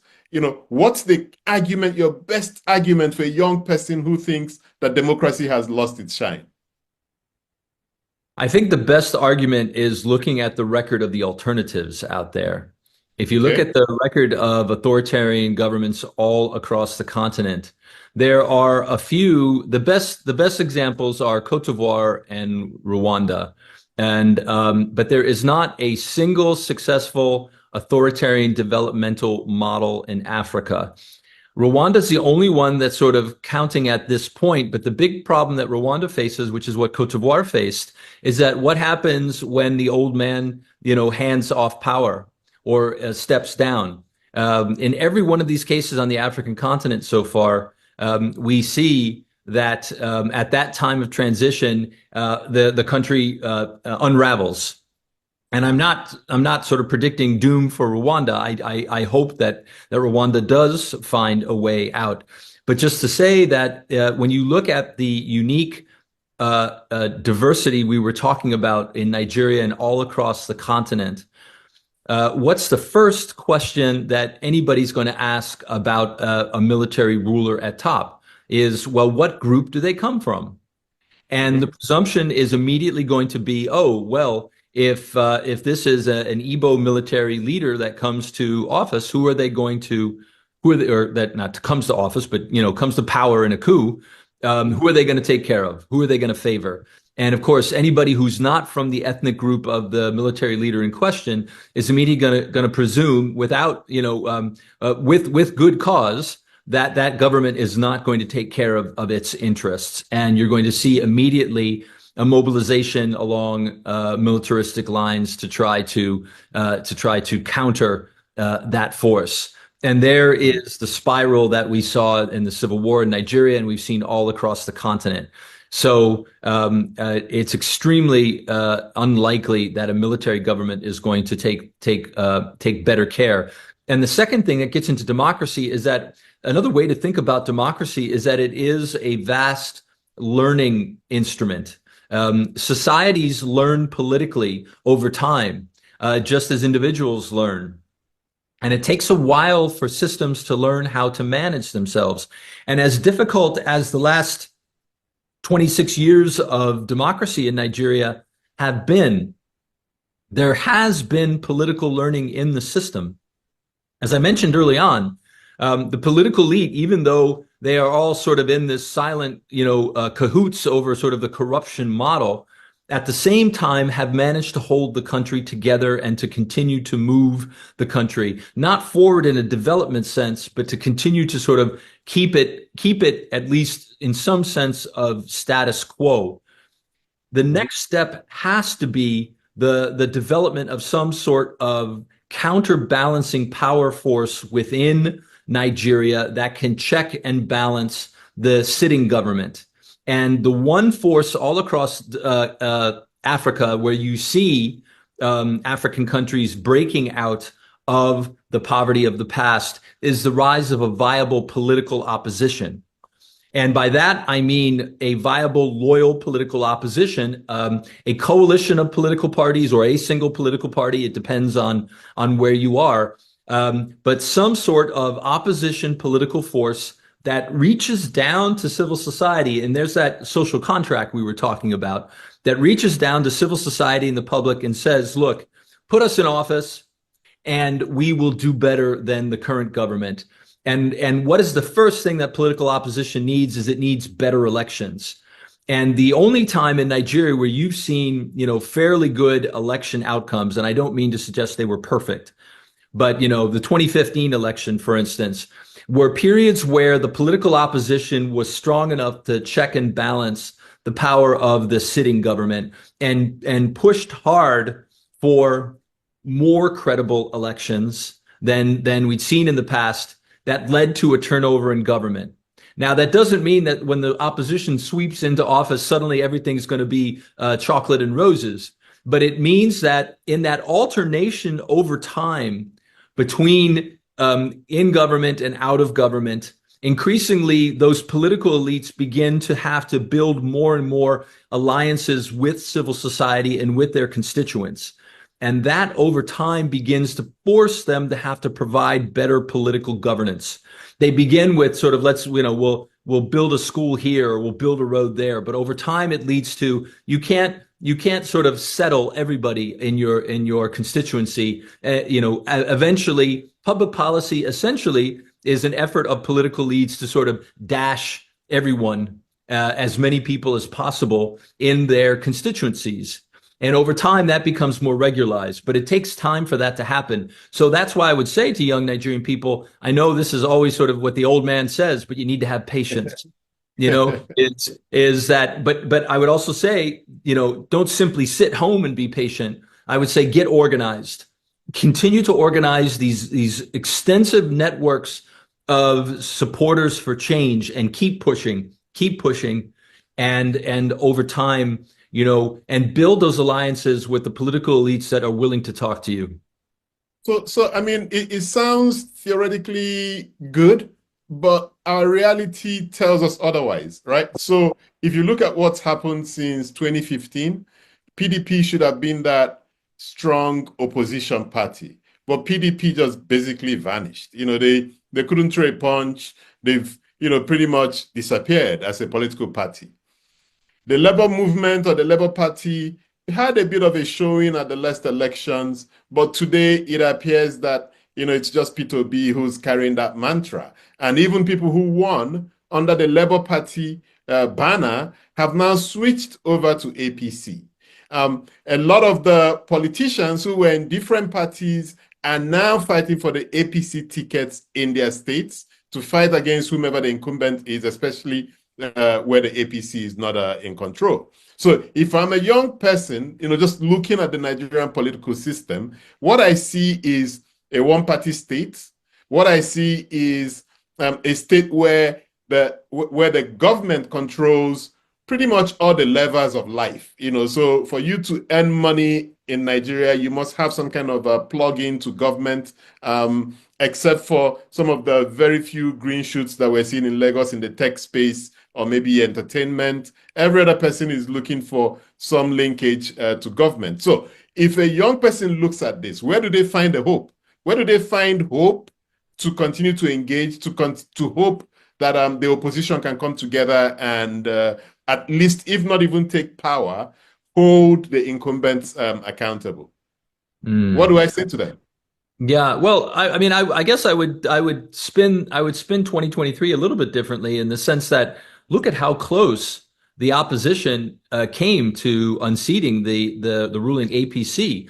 And if you just add together the vote counts for Obi and Atiku together, that if had either one of them backed the other, we would have had a very different election outcome, and we'd be in a very different circumstance at the moment in terms of leadership in Abuja. So actually, in many ways, 2023 was a real sign that this kind of political opposition organization can get really close to the top. And even in that circumstance, the opposition came really, really close to getting control of the House. The Senate, less so. And so I was watching those House, numbers very, very closely, and had all of political opposition come together. Now, that's extremely difficult in any society. So I'm not, saying that's a simple thing, but just to say that those numbers were pretty close.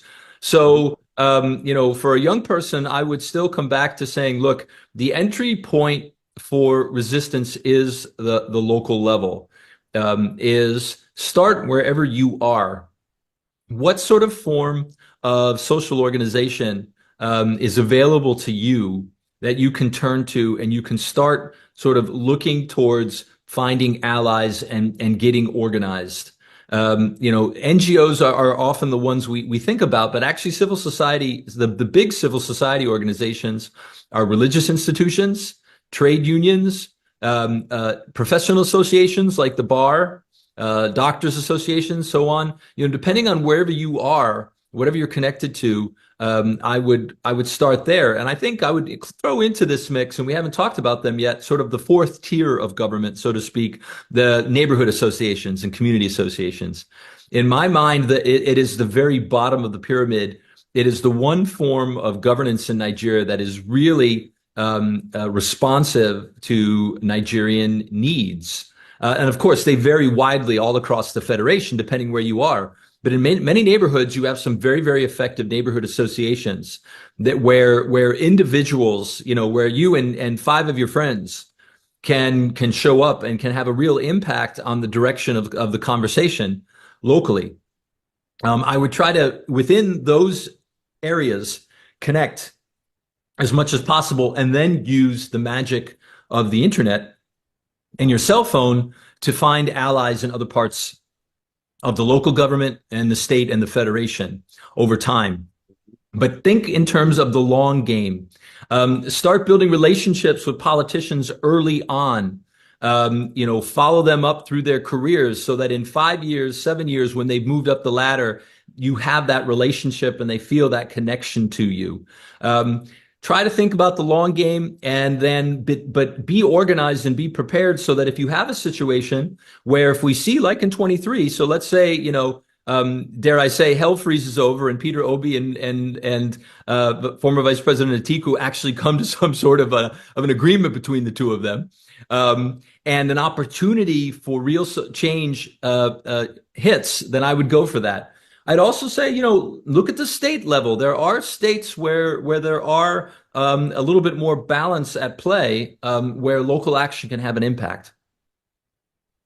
And, very quickly, soon I'm going to open it up for audience participation. I'm going to invite you to please type your questions in the Q&A tab, and I will attribute the questions to whomever it came from. And we'll also begin to bring this whole thing together. The theme of our conversation today is charting a path to peace for Nigeria. And, I'd like, Darren, if you can, to kind of lay out the core levers, the core drivers, from taking Nigeria from where we are today, where there's just a lot of violent conflict across the country, unsettled or unresolved historical grievances, to a Nigeria, where peace reigns, where we can bequeath that banner without stain to the younger generation. What are the different elements? So if there was a government, a president, a group of leaders, who really want to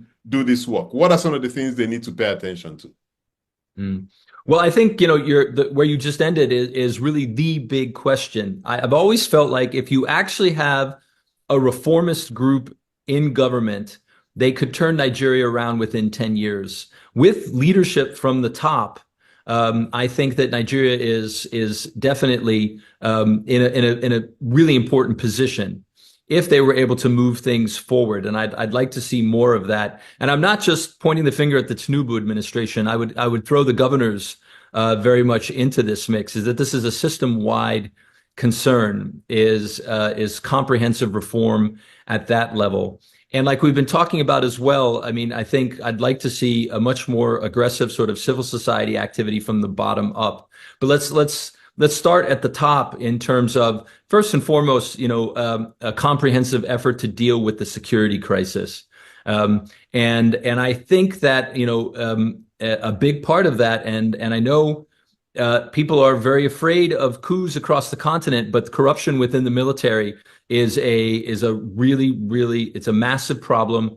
It's something that has to be dealt with through external investigation agencies. The military has to be treated like any other bureaucracy, and understand that there's a tremendous amount of money going through the military. But look, let's not blame the military as well in this. I mean, the legislatures have their hands in the till, local government actors. So it really means that the presidency is going to have to construct several different insulated anti-corruption agencies or reform key anti-corruption agencies with real professionals that are paid well enough to do their job, to go after corruption beginning with these critical institutions like the military. We talked about some of the things that have to be done with the police as well. I think that sort of comprehensive security reform is an essential piece of this. And I know if President Tinubu and his administration were to go after this, it would put them in a very vulnerable position. But I think it's the necessary position that leadership would have to go for. Second is, I think that the federal government has to finally deal with the authoritarian structures at the state level.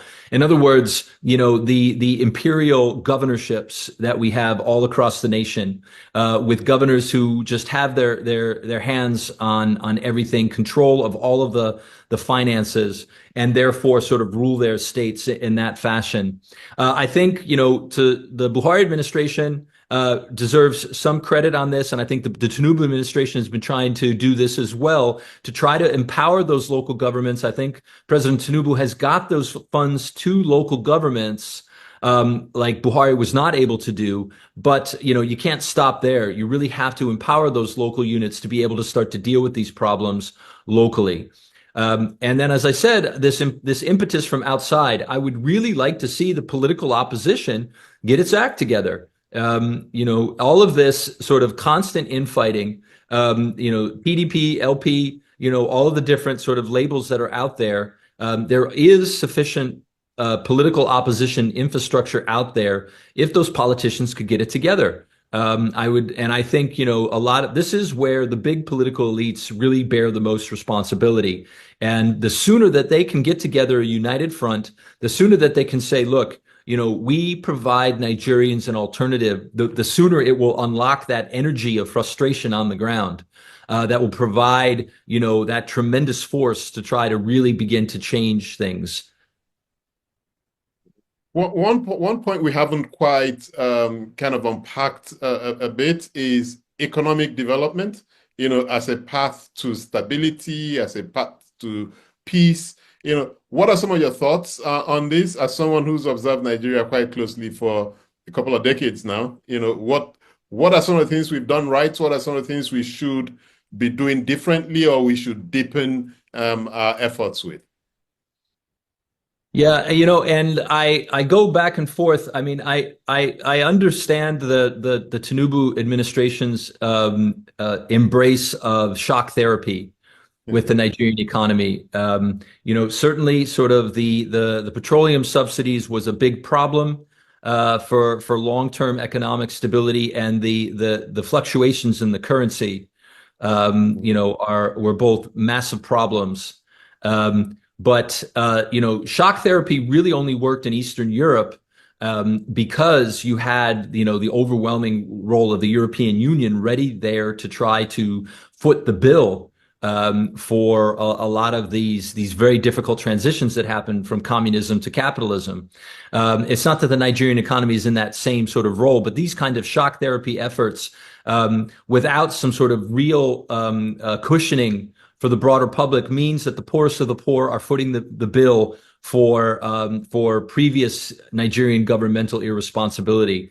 And I think that maybe a slower transition to those kinds of sort of basic market designs are important. The other two things that I think are boggle my mind as much as any other sort of observer of Nigerian politics is the inability to get the basic economic structures in place. And by this, I mean really thinking about electricity and roads.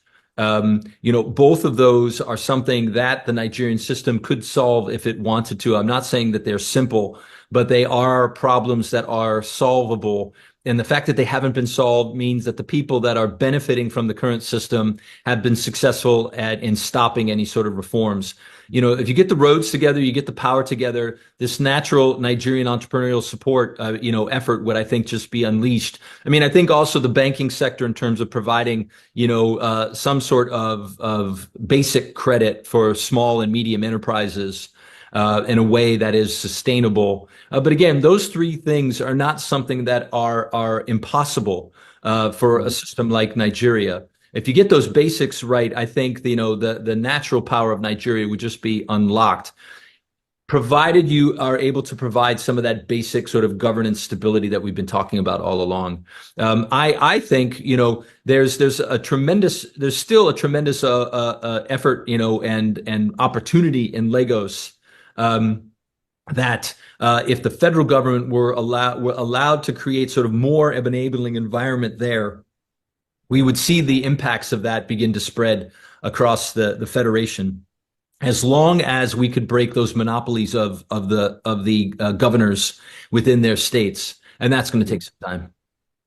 And I know President Tinubu, gets a lot of flack on, his approach with, just removing the band-aid, just pulling the band-aid off, especially with the fuel subsidy, etc.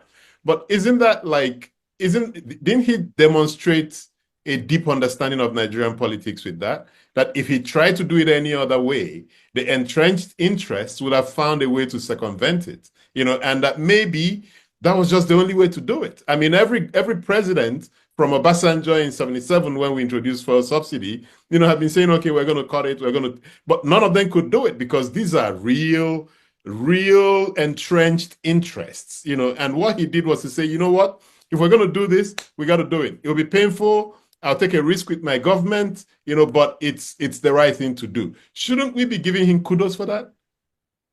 I think he definitely deserves kudos for bold leadership on that point. And certainly he's shown a willingness to take the heat for some very unpopular policies. So there's no doubt about that. And it's easy for me sitting in San Diego to kind of second guess, these very difficult policy decisions. So that's all, I think, correct. I think if I were in his shoes, I think I would have maybe taken a year before I ripped the Band-Aid off. And I would have tried to set certain sort of policy structures in place without signaling that I was going to rip the Band-Aid off necessarily, so as, not to, because then the speculation would go, through the roof, as you mentioned, but rather begin to set some pro-poor policies in place, that would begin to make sure that there were some kind of better cushion so that when I ripped the Band-Aid off, it made sense to Nigerians and would at least have a better possibility for that. And again, I think the security picture is an important part of this. We've ripped the Band-Aid off at a very moment when, Nigerians have a gun at their head in their localities. And their ability to do something about improving their livelihoods is extremely undermined by that. So I think I would have wanted to get I think I would have chosen the security problem first, and along with a pro-poor,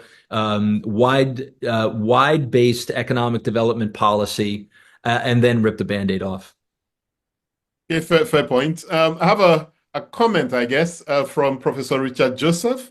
Who's been a guest on this podcast, and who recently donated almost 5,000 books to the Nigeria Institute of International Affairs for the Professor Richard Joseph Library there, and we're very grateful for that. His comment is no mention of Nigeria in the Donald Trump era, space vacated for Nigerian policy. So I mean that brings this big question to the fore. Where does Nigeria stand in this Trump era, where Trump seems to, we've seen what he's done with USAID, but,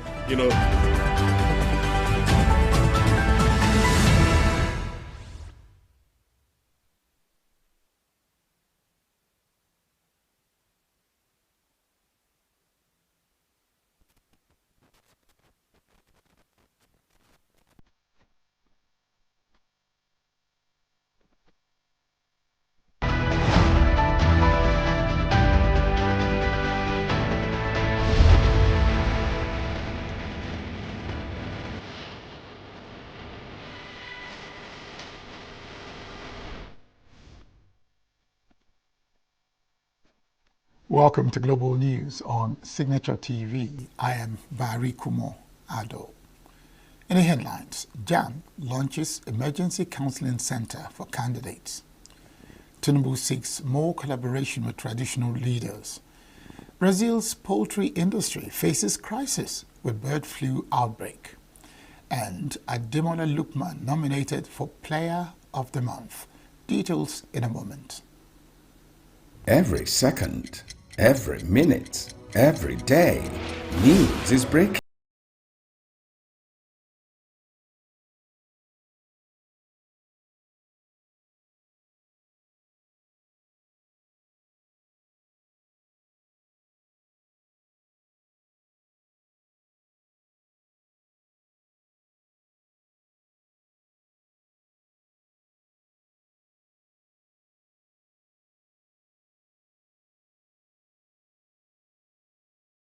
Pocket.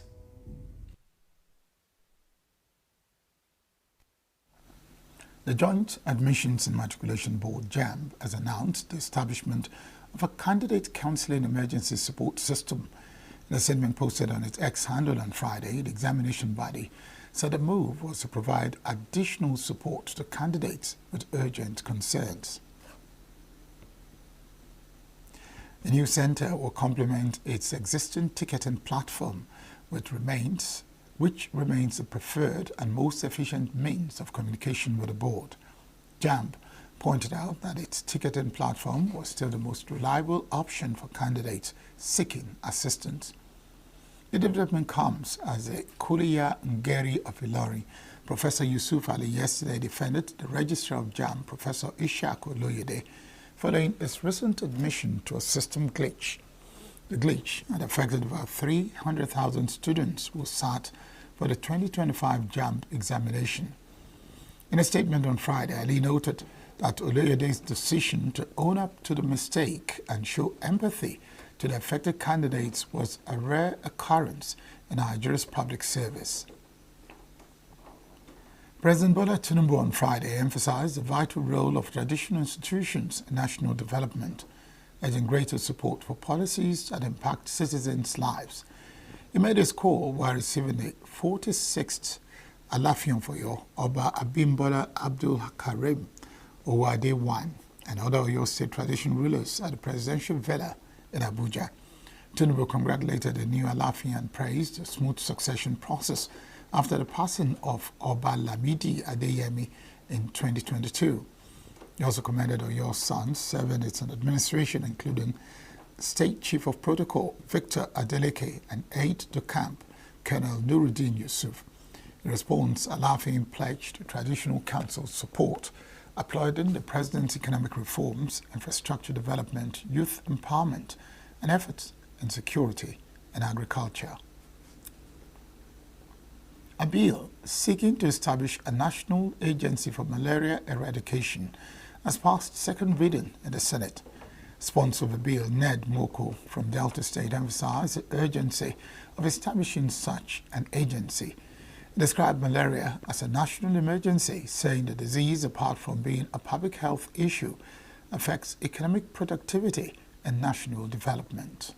It is a structural crisis that impairs maternal health, drains economic productivity, and impedes national development. It accounts for approximately 11% of maternal mortality in Nigeria, contributing to severe anemia, miscarriages, stillbirths, infant deaths, tragic outcomes that disproportionately affect our most vulnerable citizens. Nigeria cannot come to lead the world in malaria deaths. Our vectors are evolving, our parasites are adapting, so must our institutional responses. A fragmented structure cannot confront a mutating threat. We need a unified, science-driven, and legislative-backed institution with a singular mandate to end malaria in Nigeria. Mr. President, the time has come for this nation to demonstrate the political will, urgency, and resolve that malaria eradication demands. Let this bill be our collective legacy. Several lawmakers expressed support for the bill, highlighting the burden of malaria on the Nigerian population and the agency's potential to save lives. Malaria impact on infant mortality shows the impact on families and the impact it has where the young are most vulnerable. This bill will focus our attention on eradicating malaria, or at least in the first instance, reducing the impact in terms of death and in terms of sickness amongst the Nigerian people. The time has come for us to look critically at this problem and to proffer solutions that will address the problem. To establish National Agency for Malaria Eradication and for related matters, 2025 second reading taken. The bill is referred to the Committee on Health to report back within 4 weeks. A bill seeking to stop all government agencies from buying foreign-made cars has passed second reading in the Senate. The bill, which was presented by Patrick Mwabweze, was referred to the Senate Committee on Public Procurement to report back in 4 weeks. In his lead debate, Mwabweze said that the bill, when passed, will stop all ministries, departments and agencies from patronizing foreign-made vehicles and mandate them to buy only locally manufactured ones.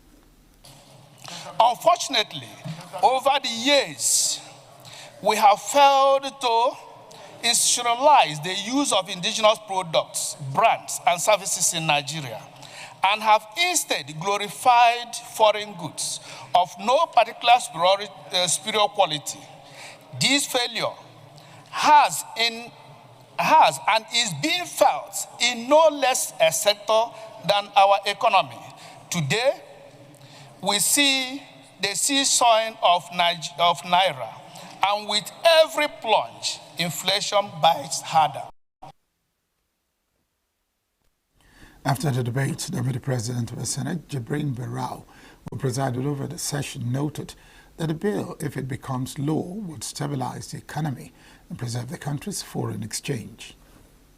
A bill for the art to make it mandatory for ministries, departments, and agencies, including the Senate, to give priority to local manufacturers and indigenous automobile companies in procurement process and for related matters 2025. Second reading taken. Thank you, Senator Patrick, for bringing forward this bill. The bill is important. It's good for our economy and for our nation. If we're able to go this route, we then be able to encourage our manufacturers, even more, to come on board, so that the automobile industry will be galvanized and be strengthened for the good of our nation. We will no longer be spending money importing vehicles, and wasting or spending our hard-earned foreign exchange.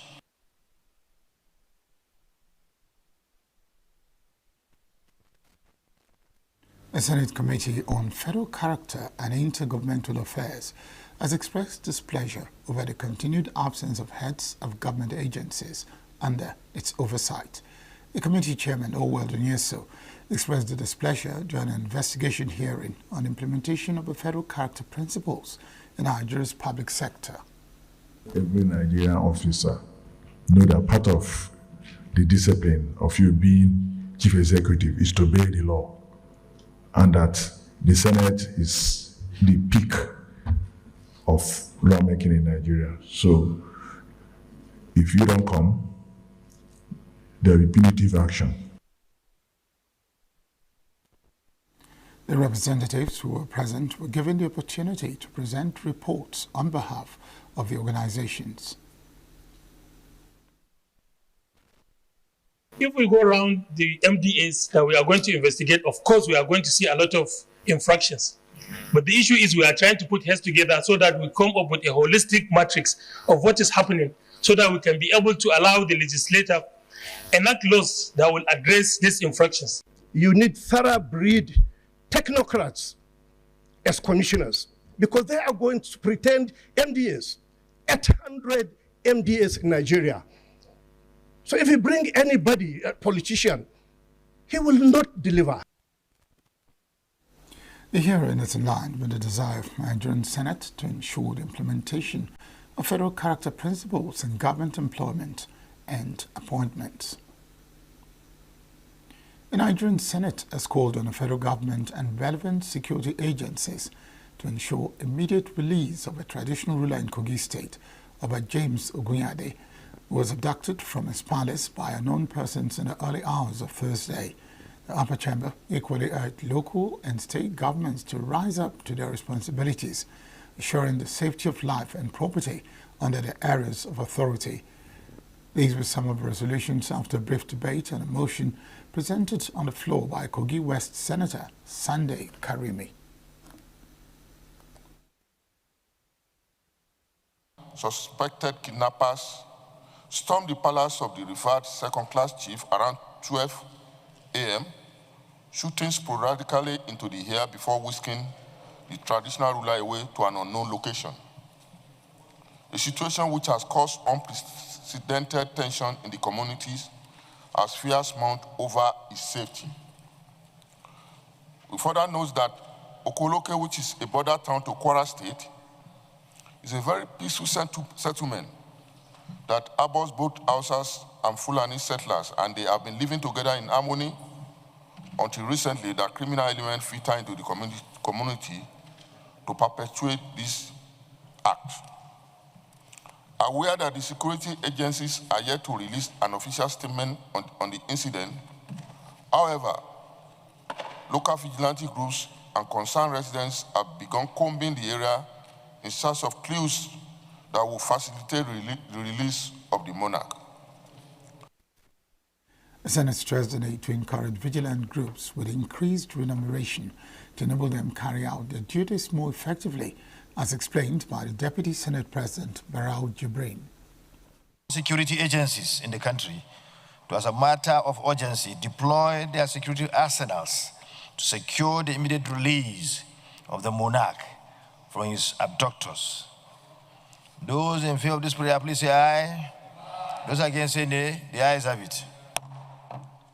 Commend the President and Commander-in-Chief of the Armed Forces for giving directives to the National Security Advisor to establish forest guards across the country to curb the rising spate of insecurity in the country and to draw Mr. President's attention to the Nigerian Forest Security Service Establishment Bill 2025, recently passed by the National Assembly, awaiting presidential assent.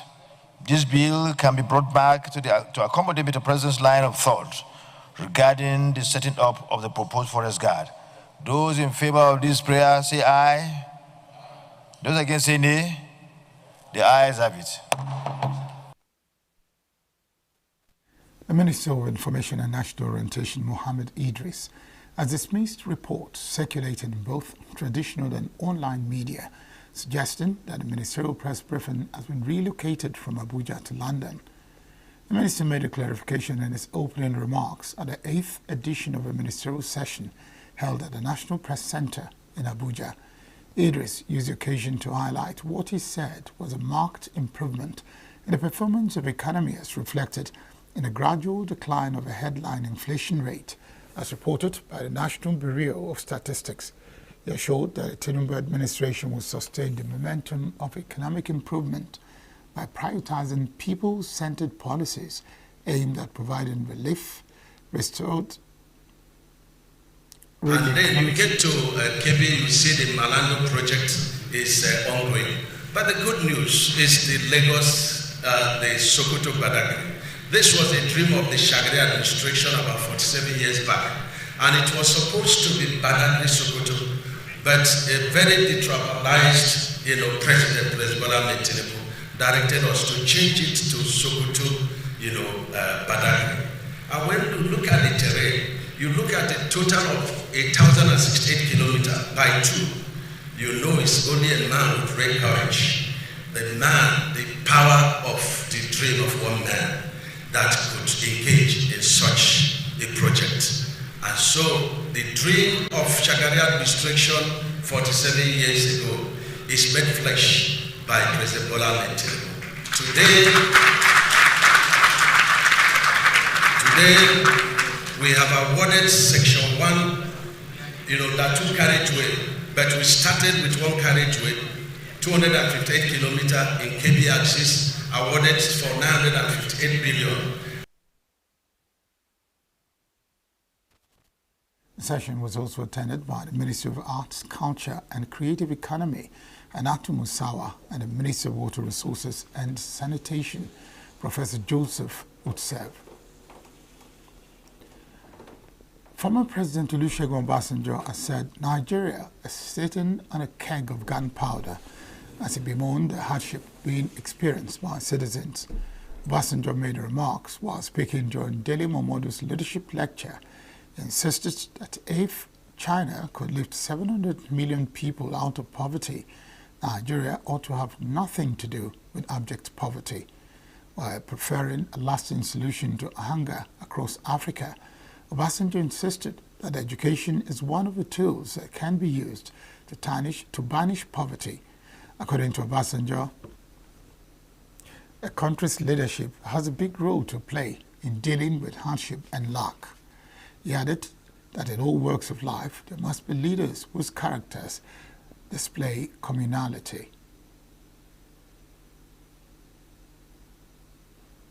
Up ahead, Peter Obi proposes death sentence for corrupt leaders in Nigeria. Anambra launches Solution Lens platform for more efficiency in governance. Stay with us. We are local.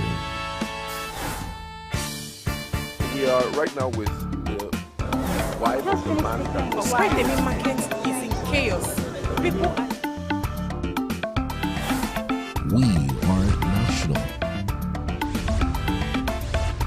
Those in support of this motion as amended, say aye. Aye. We have taken the vote by default. We are international. Israeli airstrikes. Donald Trump left us the worst unemployment.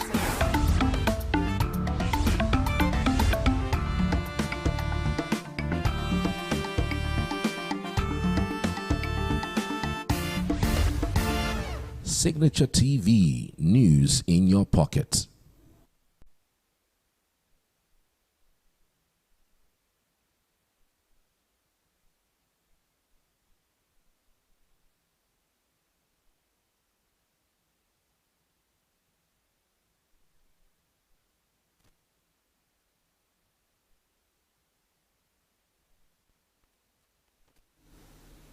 Former Labour Party presidential candidate Peter Obi has called for more severe penalties, including the death sentence for corrupt leaders in Nigeria.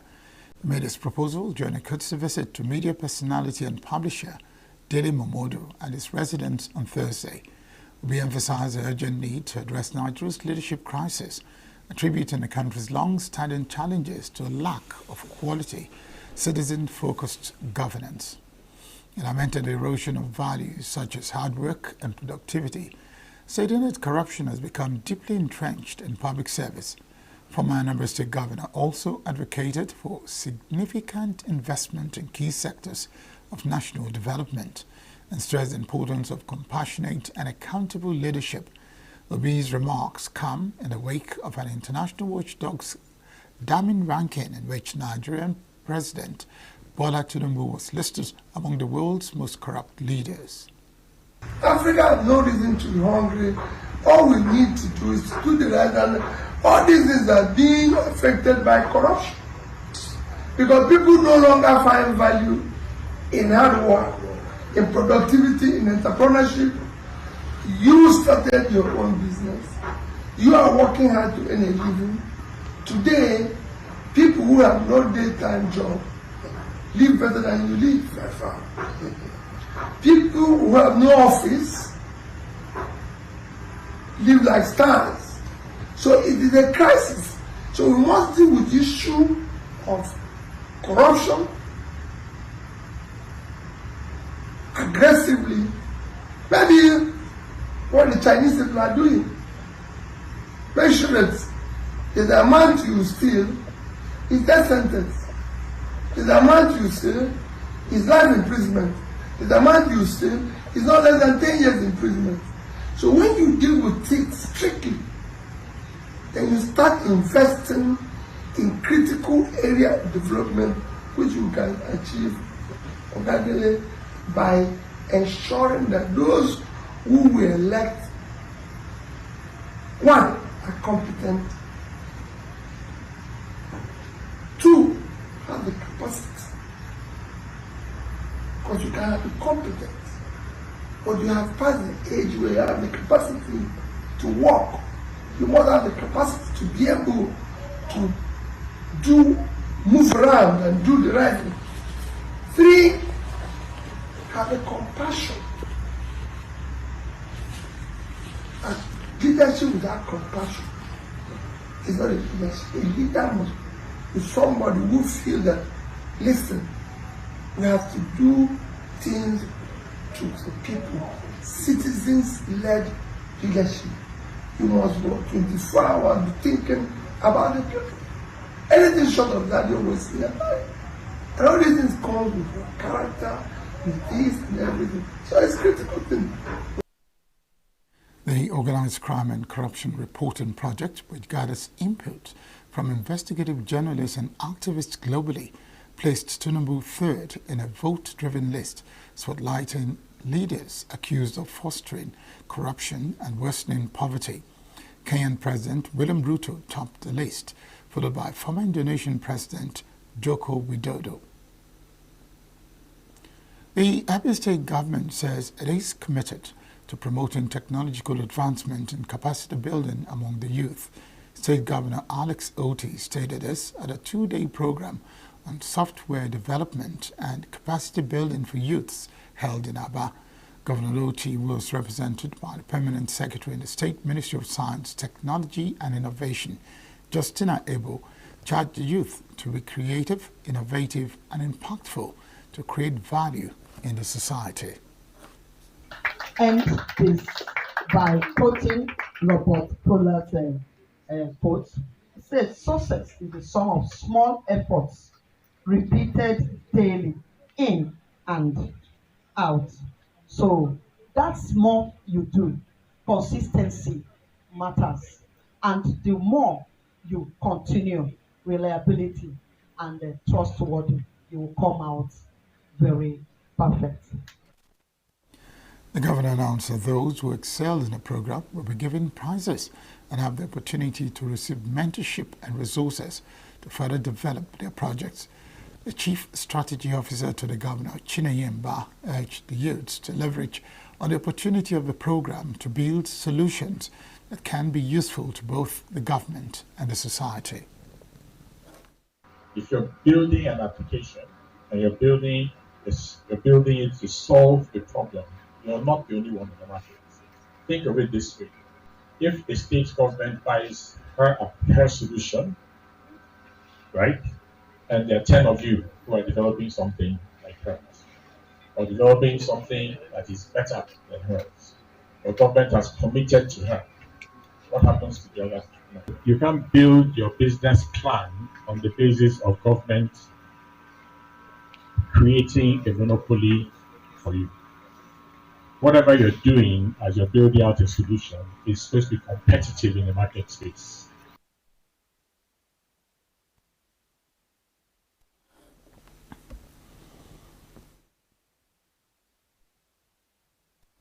A program organized by the state government through the Ministry of Science, Technology and Innovations saw the youths working in groups to develop projects through softwares and technologies that could address some societal issues. Anambra State government has launched the Solution Lens platform to promote transparency, accountability and citizen engagement in governance. The tech-driven platform by the Ministry of Budget and Economic Planning, Ministry of Information and ICT Agency is expected to allow citizens to track progress of government projects across all sectors. Correspondent Precious Chiagoro has the report. Technology is being increasingly used to transform governance and improve the lives of citizens. This is done through the use of digital tools, platforms, and data to enhance efficiency, transparency, and accountability in government operations and services. Apart from enhancing the tracking and monitoring of government activities, it offers citizens more opportunities to participate in governance. Speaking at the launch of the Solution Lens, the Anambra State Commissioner for Budget and Economic Planning, Chiamaka Nnake, described the platform as one of the most significant governance innovations in the history of the state. She said the platform offers people of the state an opportunity to hold the government accountable. So we think that beyond, because that's the only way we can reach, we can actually get through to everything. Yes, I know that in your community, at least, even if you don't get to see at least someone in the community can be the spokesperson from the community and we can hear their voice. So we want someone in ENUGU to be able to tell us on a daily basis what is happening over there. How can some governments actually get involved in their daily living in ENUGU? So this is all just trying to get governance made easy, getting the citizens and government on the same table. In fact, the platform is a table where everybody gets to decide, okay, this is what is happening in this community. This is how we feel that this can benefit. Commissioner for Information Dr. Lomefo noted that the initiative is in line with the mantra of the state government, which is everything technology, technology everywhere. He, however, said the platform can only be effective and successful with effective engagement of the citizenry. The co-chair of the Open Government Partnership in Anambra State, Chris Azo, said Solution Lens aligns with the principles of open governance, especially in giving citizens active voice in democratic governance. He commended the state government for adopting global standards in transparency and citizen participation. Citizen engagement, okay? So take up this challenge. And the other thing I want to say is that we have civil society, but we again have community-based organizations. And most of these things are local. These projects, you go all over the place. This administration, I'm not saying it because we are partnering with this administration, but this is the administration I've seen that in every nook and cranny of our society, you see government projects. Other civil society organizations and community development groups who witnessed the official launch expressed delight at the turn-off events, but however voiced some concerns. This is a development and dreams comes true. They've been clamoring that solution is here, solution is here, solution is here. But what we've just done today is to prove to a point that actually solution is here, because the citizens that we represent, coming from CSO angle, the citizens will be happy because we don't really need to spend so much now traveling from one place to the other, doing budget pull-out, tracking budget and public projects. Right now, when you use solution link and hashtag, when you go through the link, you can also engage a ministry that you want to visit what they've done. When you do that, you go back to the field now to verify, to say that, to ascertain what is also already in the public domain using government platform. It is one of the hallmarks of democracy and good governance. It's giving the people, the citizens, globally, wherever they are, the digital space to really participate in the governance processes. And along with the government, give feedback and, of course, get a response from the government on issues of concern to them. So it's a welcome development. The integration of technology in governance no doubt enhances efficiency, transparency, and accountability, and gets the citizens more involved in decision-making, with the ultimate aim of improving governance outcomes. Precious Chagora, reporting for Signature TV News. The network is making a strong case for the promotion of a culture of walking and cycling to reduce accidents and promote public health. Chief Executive of the organization, Prince Ogo, made a call at the commencement of a United Nations Road Safety Week held in Abuja, which focused on walking and cycling as strategy for safety on the roads. Correspondent Chimezie Zedema reports that the Road Safety Week was organized in conjunction with major ministries and agencies concerned with road safety. Speaking at the launch held at the National Orientation Agency headquarters, the Chief Executive of Road Accidents Prevention Network, Prince Ogo, said the campaign for 2025 seeks to promote safer walking and cycling practices to reduce road accidents, enhance public health, and foster overall road safety across Nigeria. He suggested the licensing of cyclists as a means to improve training and documentation. So we are out to push more to see that the government give audience to this campaign and ensure that the walkways are created, pedestrian ways are created for, the citizens, so that they can be more safe on the road. Licensing bicycle riders in Nigeria is very, very good because it gives them security. It gives us a good data. You have a data of those who are riding bicycles in your country. You can call them for training, you can call them for empowerment, and so many other things, including sport. Mr. Abubakar Usman, who represented the Federal Ministry of Transportation, underscored the need for sustained dialogue on road safety and the creation of policies that improve pedestrian and cyclist access to roads. Henrietta Onyeneke, Director of Narcotics and Drug Abuse Division at the Federal Ministry of Health, spoke of the ministry's effort to align with WHO policies by formulating strategies against alcohol consumption to curb intoxicated driving. She also advocated for greater public awareness on the health benefits of walking and cycling. We encourage walking and cycling, and in our policy making, we are equally trying to see how we make a provision for these road walkers and cyclists to have their own access roads in the nation. The ministry is in the process of developing a national policy on alcohol based on WHO initiatives, which we call SAFER. So in that regard, we want to say that everyone is on board this development, and as much as possible in the area of access and control, that will be managed, because if we do not manage it well, we can imagine what it will expunge to in terms of mental illness or mental situations that comes with the harmful use of alcohol. Indulging in walking and cycling is a very good habit and lifestyle that everyone should be encouraged to embark upon. Also present were DCC Choma Ekeocha, representing the FCT Sector Command of the Federal Road Safety Corps, FRS, CCCI Muta.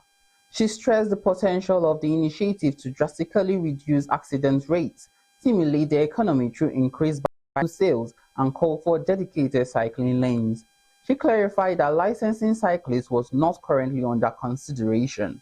The National Union of Road Transport Workers, represented by Rufia Moji, assured that cyclists would not face fines or ticketing, adding that their officials are well trained to support vulnerable road users. If this cycling is included in the transport system, because children will be using bicycles to school and everybody will be walking on their own track, then it improves the economy, because the seller of the bicycle will sell more. It's not a mandate now to license bicycle riders. You are free to ride your bicycle anywhere, but not on the express.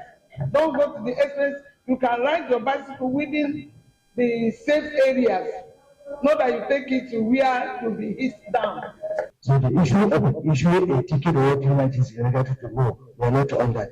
But all our leaders are going and work on how to observe the other road users. We should be very careful and allow the other users to cross, and whatever they do, they should do it within the cycle of their training or the profession. Authorities remain hopeful that the campaign will significantly cut down road traffic incidents involving pedestrians and cyclists, while encouraging more Nigerians to embrace walking and cycling as a safe, healthy, and eco-friendly alternative to vehicular movement. In Abuja, I am Chimize Zadima for Signature TV.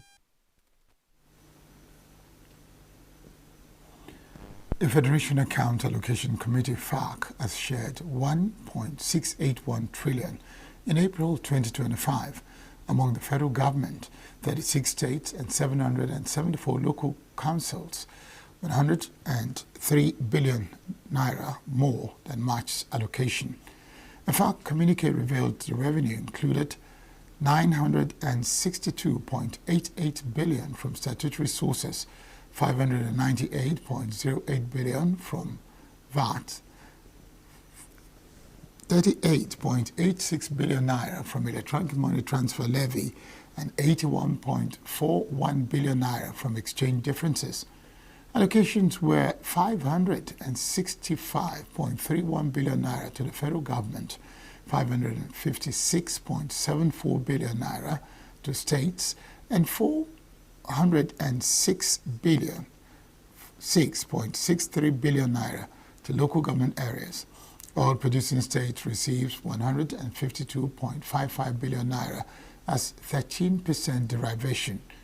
From a gross revenue of 2.848 trillion naira, deductions included 101.05 billion naira for collections and 1.066 trillion naira for transfers, refunds, and savings. FACT noted strong revenue from oil taxes, VAT, and levies, despite a drop in companies' income tax, highlighting gains in non-oil income. Still to come, Libyan protesters demand Prime Minister quit as 3 ministers resign. Wall Street advances on trade, hopes data shows investor pessimism. These and more after the break. With a population of about 36 million people, the Southeast is awash with stories. Every day on Southeast News, we tell the peculiar story of the Southeast and her people. Our Southeast should be the Silicon Valley of Nigeria. Their successes, achievements, and daily challenges. Do you have a Southeast story to share? Community achievements and challenges, completed and uncompleted projects, bad roads, water scarcity, erosion, flooding, insecurity, or even disagreements? Bring it on to Southeast News. On Southeast News, no story is too big or too small. Southeast News. Let's tell our story. Showing on Signature TV every weekday at 4 p.m. WAT, 1600 hours GMT.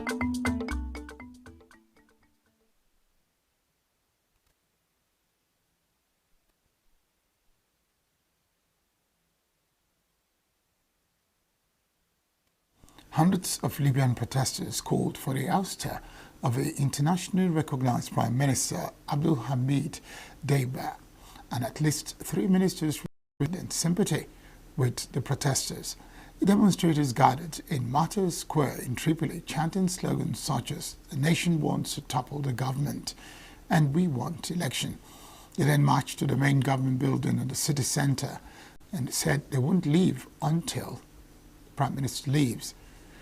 The marchers carried pictures of Deiba, National Security Advisor Ibrahim Deiba, and Interior Minister Ahmed Tabulsi, with their faces crossed out and read. Deiba, who leads the divided country's government of national unity, came to power through a UN-backed process in 2021. Planned elections failed to proceed that year because of disagreements among rival factions, and he has remained in power. Hundreds of supporters of Bolivia former President Evo Morales marched to the capital city to back Morales' candidacy in August elections, defying a constitutional ban to do so. Supporters from different parts of the country convened in the city of El Alto to march to the Supreme Electoral Court in Las Paz to force the institution to register Morales as a presidential candidate for the August 17 polls. The rally came after Bolivia's Constitutional Court on Wednesday upheld a lower ruling banning more than 2 terms as president, in effect blocking Morales from running in elections later this year.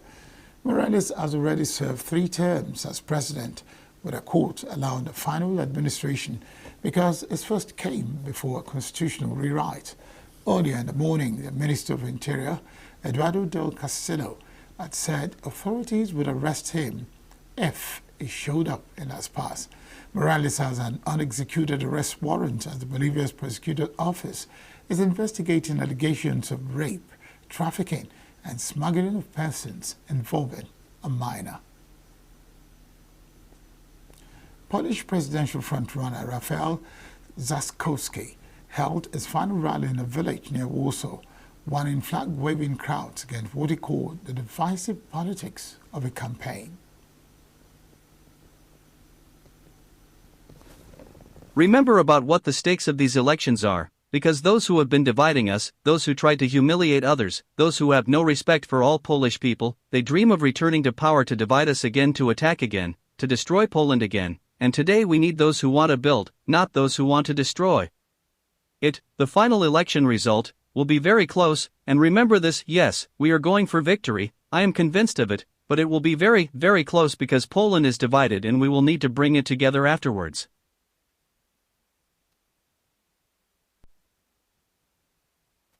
Polls vote in the presidential election on Sunday that the pro-European government in Warsaw says can revive its stalled democratic drive and its national opponent see as a chance to set Poland on a path inspired by US President Donald Trump. Opinion polls show the liberal Warsaw mayor Rafał Trzaskowski, 53, an ally of the ruling coalition, as a probable winner, though most likely only after a runoff due on June 1. Despite a roughly 8-point lead over Nawrocki, Trzaskowski was polling at around 32%, could struggle in a runoff between the two, political observers say. Far-right Polish presidential candidate Sławomir Mencen held his final campaign rally in Krakow, drawing a crowd of enthusiastic supporters waving Polish flags. Mencen, filming the crowd on his mobile phone as he took the stage, called for an end to the 20-year duopoly of the ruling Law and Justice Party and the opposition Civic Platform. The contender from the far-right Confederation Party also criticized Poland's immigration policies and said that a decade ago, Poland was primarily inhabited by Poles. Poles vote in the presidential election on Sunday that a pro-European government in Warsaw says can revive its sole democratic drive, and its nationalist opponents see as a chance to set Poland on a path inspired by US President Donald Trump. Polling second to replace nationalist ally Andrzej Duda after his 2 terms is amateur boxer and conservative historian Karol Nawrocki, 42, who is backed by the National Opposition Law and Justice PIS party. Far-right candidate Sławomir Mencen, 38, is third.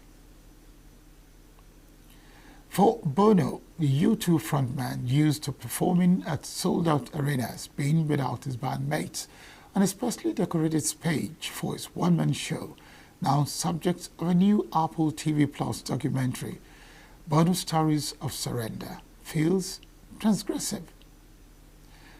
The black and white film is based on Bono's memoir, Surrender, 40 Songs, One Story, and an accompanying tour where the Irish rock star reflects on fatherhood, religion, death, politics, and his band's some 5 decades of performing. The documentary, which can be streamed from May 30, is the first feature-length film that can be watched on Apple Immersive Video with the company's Vision Pro wearable headset. Bono's activism is as renowned as his anthems, said that he thought of his father's voice when he looked back at the 1985 Live Aid charity concert for African famine relief that was also pivotal to launching U2 into superstar territory. US President Donald Trump and Elon Musk, the world's richest man, are squandering the potential of millions of people by making huge cuts. With glee, it would appear, to the United States foreign aid budgets, said Bono. One of President Donald Trump's most contentious policies, an attempt to limit automatic birthright citizenship, has reached the U.S. Supreme Court. But rather than immediately decide on the policy's legality, the justices may focus on a separate issue whether lower federal judges can block federal policies nationwide. Trump's January executive order denies U.S. citizenship to children born in the country unless one parent is a U.S. citizen or lawful permanent resident. Federal judges in Maryland, Washington, and Massachusetts blocked the order nationwide, citing likely violations of the 14th Amendment. The administration argues that a court can make this change without deciding whether the policy itself is legal. With a 6-3 conservative majority, justices could allow the order to be partially enforced while sidestepping the constitutional question. Trump has called broad injunctions toxic, and the Justice Department says the issue has plagued both parties. Now the court must decide not just how citizenship is defined, but who has the power to block federal law nationwide. President Donald Trump said Iran had a U.S. proposal about its nuclear program and knows it needs to move quickly to resolve a decades-long dispute, but Tehran denied receiving one yet. Iranian Foreign Minister Abbas Araghchi in a post on X said Tehran had not received a U.S. proposal. Trump spoke to reporters aboard Air Force One after departing the United Arab Emirates. U.S. President Donald Trump called singer Bruce Springsteen a pushy, obnoxious jack on a post on Truth Social. Trump's remarks appeared to be in response to comments Bruce Springsteen made during the first concert of his European tour in Manchester, where he said people were being persecuted for using their right to free speech and voicing their dissent. Last year, Springsteen appeared at the Democratic campaign rally in Philadelphia along former President Barack Obama in support of the party's presidential candidate, Kamala Harris. Springsteen, 75, has long been an outspoken supporter of democratic politics, campaigning for former President Barack Obama and backing then Democratic candidate Hillary Clinton in the 2016 election. President Donald Trump said about Gaza that a lot of people are starving.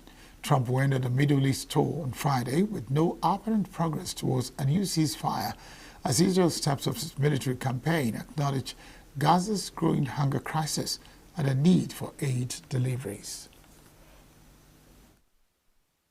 Well, we're going to see what happens. I think a lot of good things are going to happen over the next month, and we're going to see.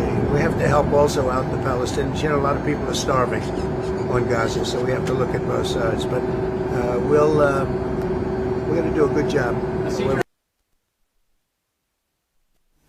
Israel has intensified its bombardment and built up armored forces along the border despite growing international pressure for it to resume ceasefire talks and end its blockade of Gaza, where warnings of famine are growing.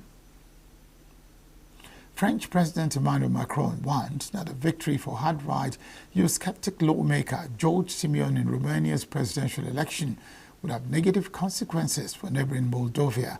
Macron also reaffirmed that he felt the humanitarian crisis in Gaza was unacceptable and added he hoped to discuss the matter soon with Israel Prime Minister Benjamin Netanyahu and U.S. President Donald Trump. President Sandu obviously explained her fears and the major difficulties she faces, the daily attacks and daily interference, the situation in Transnistria. And the European Union will continue to support her, and we are also continuing our bilateral support on security issues, cybersecurity, and the fight against interference and mafia groups that are currently largely fueling the destabilization of the country. Obviously, the consequences of the election in Romania will not be innocent for the situation in Moldova, and it will have escaped no one's notice that if the pro-Russian, anti-European candidate were to take a stand and be elected, the consequences for Moldova would obviously be extremely damaging. In the coming days, we are focusing on obtaining this ceasefire and the reopening of humanitarian access routes. And so, I will have the opportunity to speak with Prime Minister Netanyahu in the next few days. And I also raised this issue with President Trump in a separate discussion. Atalanta star Ademola Lookman has been nominated for Syria Player of the Month for May. Lookman was nominated alongside 5 other players for the individual accolades: Riccardo Assoloni, Bologna, Karin Thuram, Juventus, Scott McTominay, Napoli, Manu Kone, AS Roma, and Santiago Jimenez, AC Milan, are also in contention for the award. Lookman scored 1 goal for Atalanta this month. The 27-year-old ended a 6-game goal drought by netting in Ladia's 2-1 win over AS Roma on Monday. He has 20 goal contributions, 15 goals and 5 assists in 30 league appearances this season. Manchester United manager Ruben Amorim has claimed his players were not aggressive enough as they lost 1-0 at Chelsea on Friday night. Mark Curella's header from a Reece James cross was the only goal of the game at Stamford Bridge. The result, which is the Red Devils' 18th of the campaign, leaves them in 16th place. United's next match will be the Europa League final against Tottenham on Wednesday night. Valencia ruled out signing Omar Sadiq on a permanent transfer this summer. Nigerian international linked up with Los Chairs on loan from another Spanish club, Real Sociedad, in January. Sadiq has impressed since his arrival at Valencia, helping the club move out of relegation zone. The Lanky striker has scored 6 goals in 16 league appearances for Carlos Coberan's side. According to Spanish outlet Marca, Valencia will not trigger the €9 million buy option in its contract, citing financial constraints and other priorities. Valencia paid €500,000 loan fee to Real Sociedad and covered its entire salary for the period. Sadiq has other suitors in Spain and Qatar. United Vegas may be in unfamiliar territory, leading a major, but the Venezuelan isn't backing down as he has a potential career-defining win this weekend. Four-time PGA Tour winner Vegas entered the PGA Championship ranked 70th in the world, with little buzz around his name and a poor major track record, missing a cut in 10 of his 16 appearances, including last month's Masters, his first major since 2022. Now with rounds of 64 and 70, Vegas not only holds the outright lead through 2 rounds, but also has posted back-to-back under-par scores for the first time in his major career. He's just the 4th player ranked outside the world top 50 to lead outright after both the first and second rounds of a major. After slipping on a 2-shot lead, Vegas teed off early Friday and recovered from a slow start to build a 4-shot advantage by the 18th hole. But trouble struck on a closing par 4. He found a bunker, failed to save par, and carried a double bogey to finish the day with a slimmer lead heading into the weekend. Yeah, no, I mean, it's definitely been annoying, right? It's been very, very annoying, especially knowing that I have the game to compete in these big events. You know, I feel like my game is very complete and you know, but I just haven't been able to put it all together on majors. So, you know, I think I've been patient enough to not really get, you know, too down on myself for not playing well at majors. I've played, you know, good at the players. I've played good at, you know, some good big tournaments, but never at majors, right? But I mean, like I said, it was just kind of one of those things that you just got to keep learning about yourself and what it is that it takes to play good here. And you know, unfortunately, it's taking mine a little bit longer than usual. But you know, I'm glad that I'm in this position right now. And that's the news this hour. Thank you very much for watching. I am Barry Kumo Ado.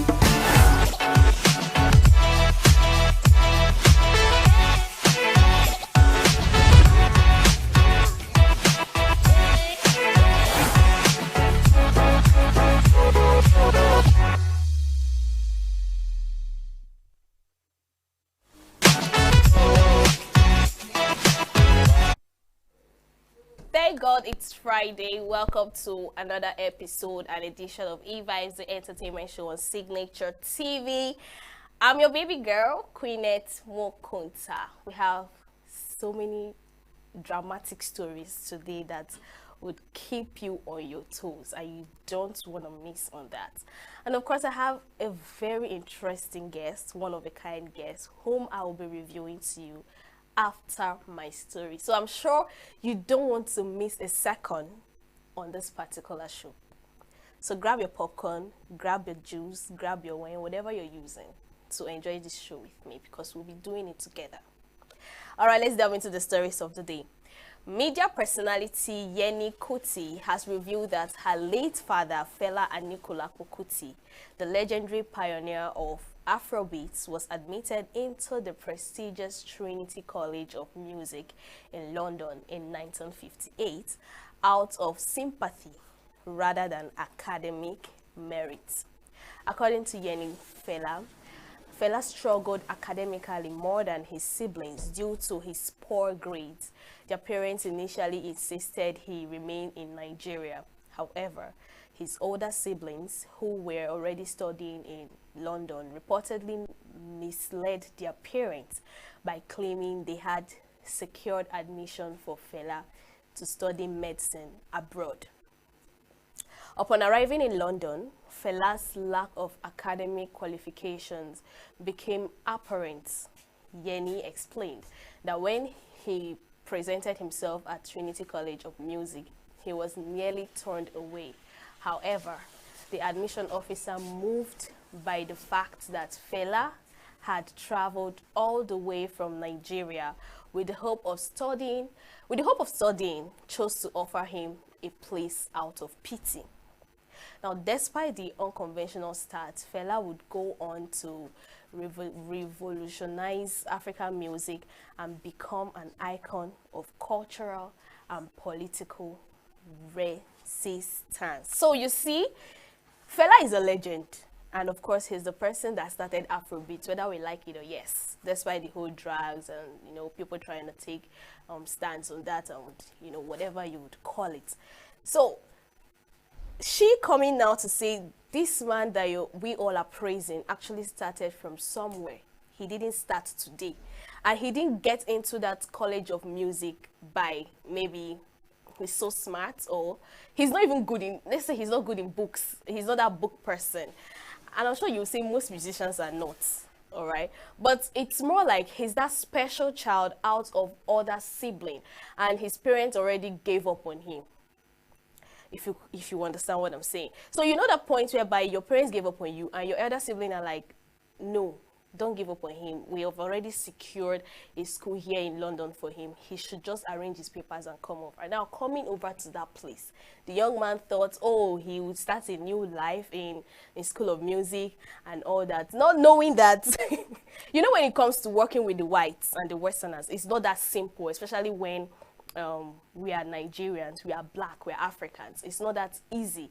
So I would call this grace, because not every person has that ability or favor to be granted admission through merit or pity, because she called it pity. She said he was admitted into that college out of pity, not because maybe they checked his credentials and it's nothing to write home about, and they just had no other choice. Maybe because he had talent, they would just have to, feature him in the school. And see what that turned out. He's a legend. Despite the fact that he's 6 feet down the earth, he's a legend. Nothing changed. Nothing changed. So we would give that as an applause, and it's also some sort of motivation to every other person not to give up in life and keep pushing. All right, let's move forward. Former federal lawmaker Senator Dino Melaye has responded sharply to recent remarks made by veteran musicians and TV personality Charles Chukwuemeka Oputa, popularly known as Charlie Boy. Charlie Boy had taken aim at Melaye, criticizing the former senator's frequent public display of wealth on social media. The comments came after Melaye shared a video in which he referred to himself as a limited edition, asserting his uniqueness. Now, reacting to the video, Charlie Boy suggested that despite Milai's wealth, he might be battling depression. He added that not all mental illness are noticeable, implying that the senator's flamboyant lifestyle could be masking deeper issues. In a video posted on his Facebook page on Thursday, Milai dismissed the criticism, accusing Charlie Boy of seeking attention and attempting to use his name for relevance. He went further to state that Charlie Boy's destiny has been caged and metaphorically claimed it was inside a freezer. Now, Milai, who represented Kogi State during the 8th National Assembly, is known for his love of luxury cars and his bold, often theatrical online presence. The exchange has since stirred debates online, with many weighing in on the clash between the two outspoken public figures. Before I drop my 2 cents, let's take a look at this.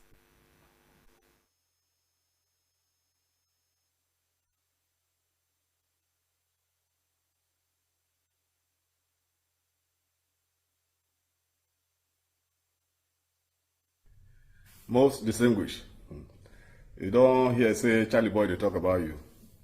Which Charlie Boy? Hey! Who be Charlie Boy? Is it the name of a noun, animal, place, or thing? Which kind of Charlie Boy? Answer away your gidi. Ẹ pé èèyàn ní wèrè, ẹ tún sọ pé ó ń ranjú, ta ni ò bá ranjú? Bí ò bá ṣe wèrè, kí wèrè má ṣe bọ̀ mí lọ́wọ́. Charlie Boy, kí wèrè má ṣe bọ̀ mí lọ́wọ́. Charlie Boy wey be say, I hear say he roof the leak, he no fit fix am, he no get money to fix am. Me and him who be like wèrè.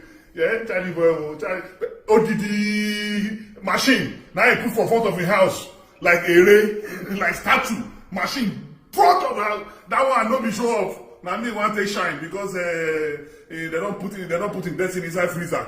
They want use me popular, they want use me take come chop market. I bet leave me alone, no. And when you're new way, I know they travel. I carry yellow bag, yellow shoe, yellow top. Well, that's all though. With the developer, I'm very jealous.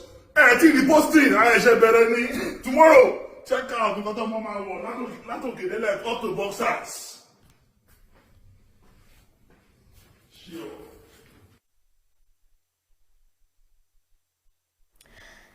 Now, the question now is, what's the fuse about, right? The question is, what's the fuse about?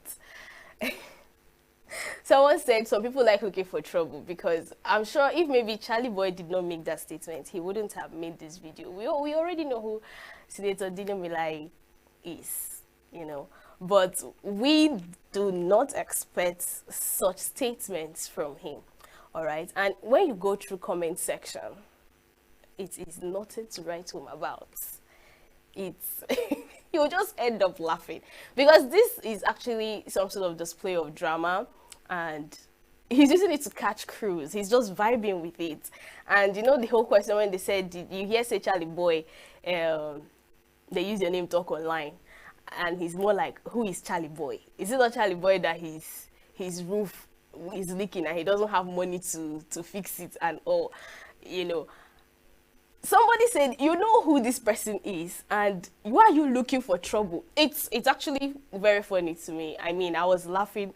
I was laughing so much when I watched the video and all. But the main issue is the statement he made, and comments are not really happy with the way he reacted to it, because what do you mean by his destiny has been caged and all that? That's the main issue.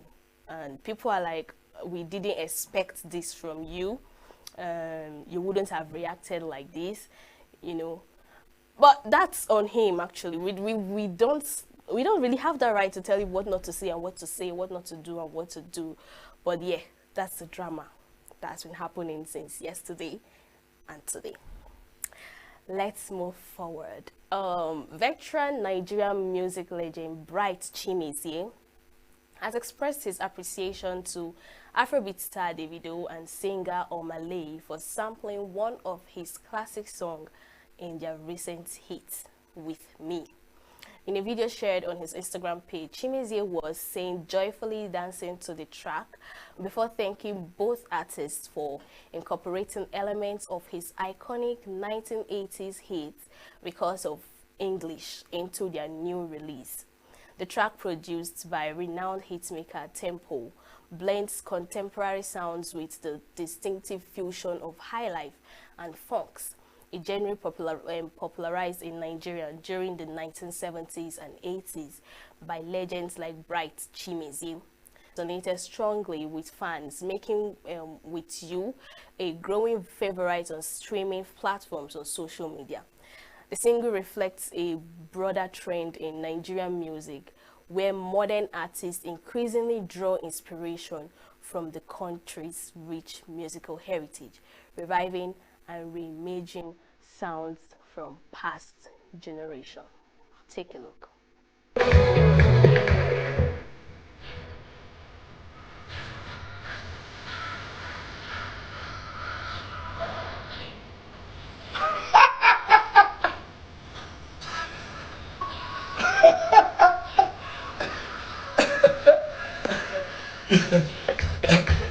David, you know something? You can see I'm vibing to the song already. It's a beautiful piece of work, wonderful. I appreciate the fact that you said you picked the inspiration of this song from Because of English, a song I recorded many, many years ago. I appreciate you for that. And Kubana Chief Priest, I'm on my corner with Nisha. I'm on my corner. We don't drink it. I do appreciate everything.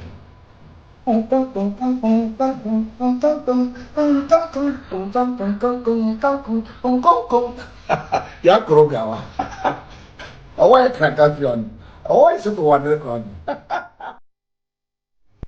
All right, that was a very beautiful scene, and you could see the happiness and joy in his face. I'm so proud of Nigerian music artists. You know, you tend to see them blending contemporary music. It could even be a sound from gospel music.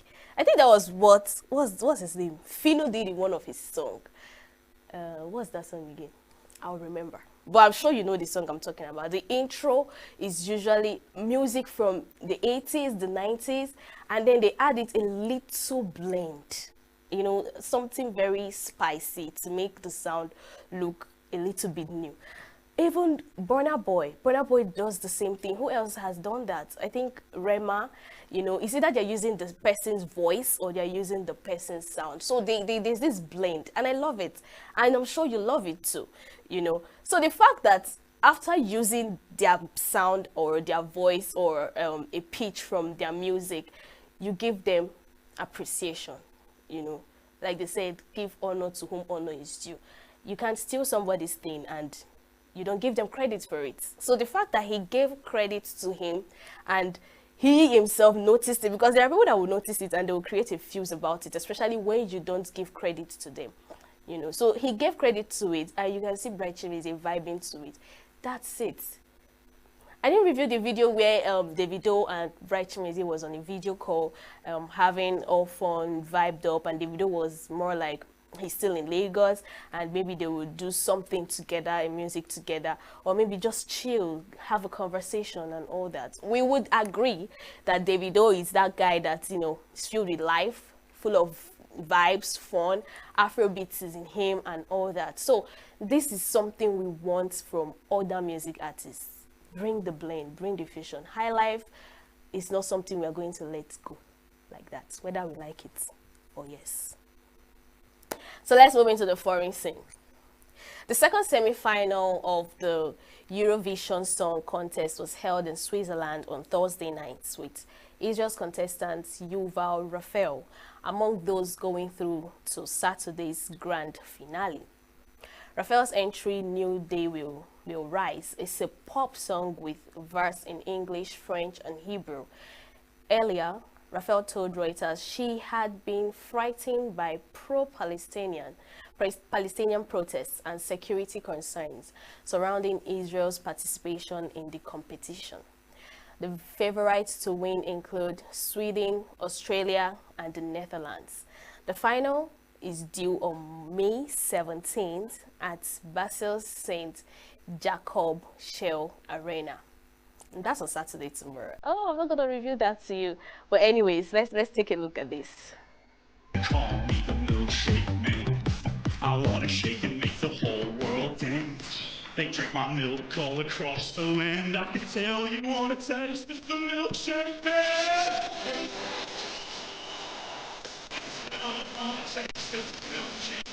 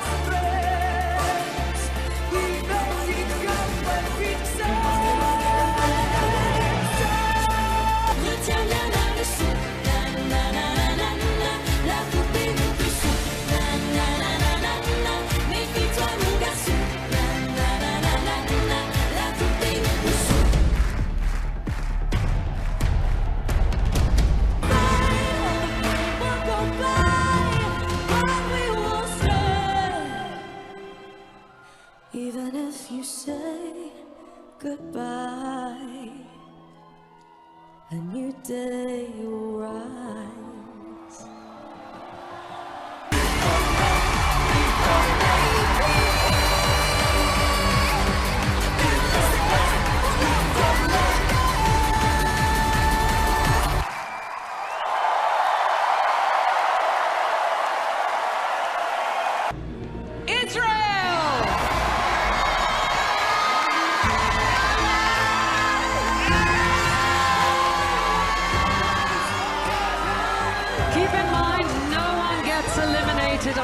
The last country to compete in the grand final on Saturday is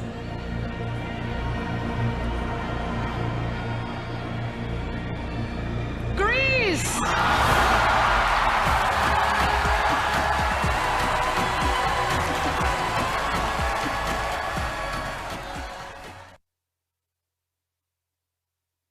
That was so beautiful. I don't know who you're voting for. I think I'll vote for Israel. Yeah. I think I'll vote for Israel to win. I won't be reviewing that to you tomorrow, but I will do that on Monday, trust me. I will. Alright, so finally on the story segment, at the start of the United Nations International Day of Light on Friday, the town of Brescia in the Italian Alps was lit up by the series of SOS torches, a symbolic global call to attention concerning the future relationship between robots and humans. The torches were ignited by Italian artist Stefano Cago as part of an artistic performance titled We Own the Futures.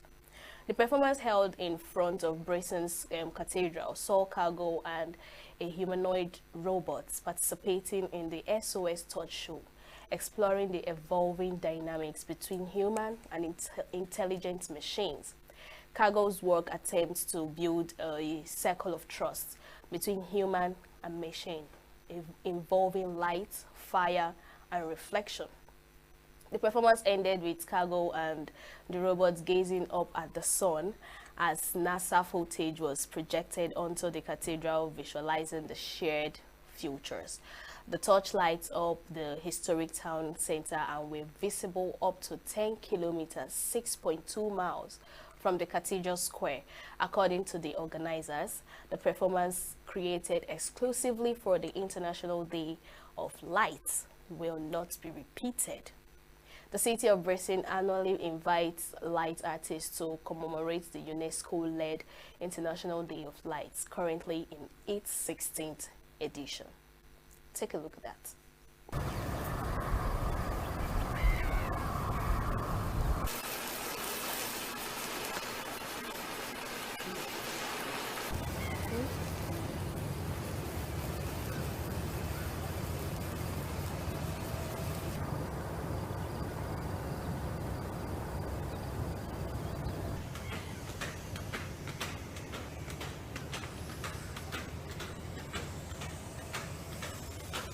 The International Day of Light this year has two keywords. It's science and innovation. And I think the light was always a trigger for both science and innovation.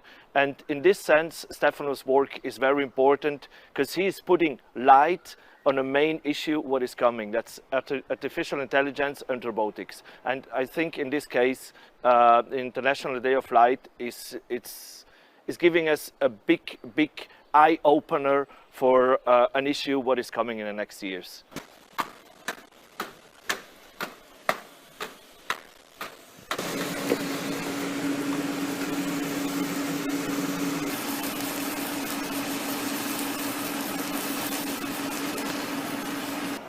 As contemporary artists, I very concentrate with our society.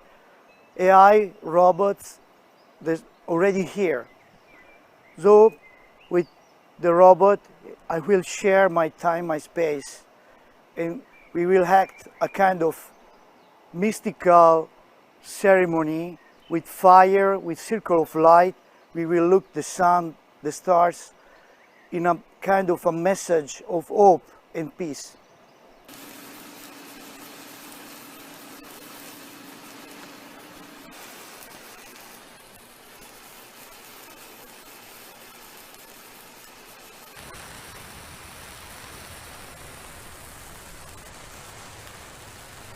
Well, I think Stefano did a great art piece, a great performance, just to talk about artificial intelligence and robots. They're going to change the whole life at the Earth.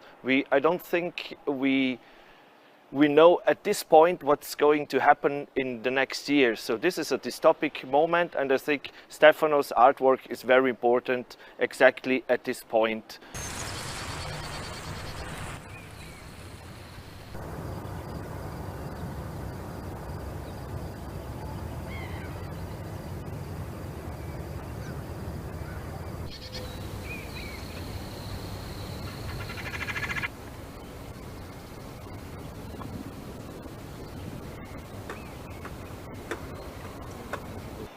We have this kind of technological revolution, this kind of wave of AI. It looks like a flood, so we need to face it, we need to think about, we need to balance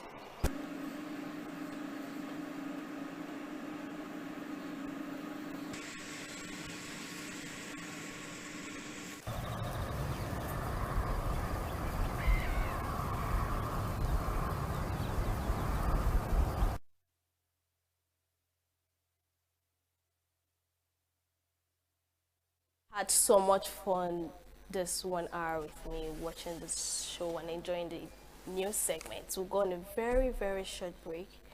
And when we return, I'll review my guests to you. So stay with us.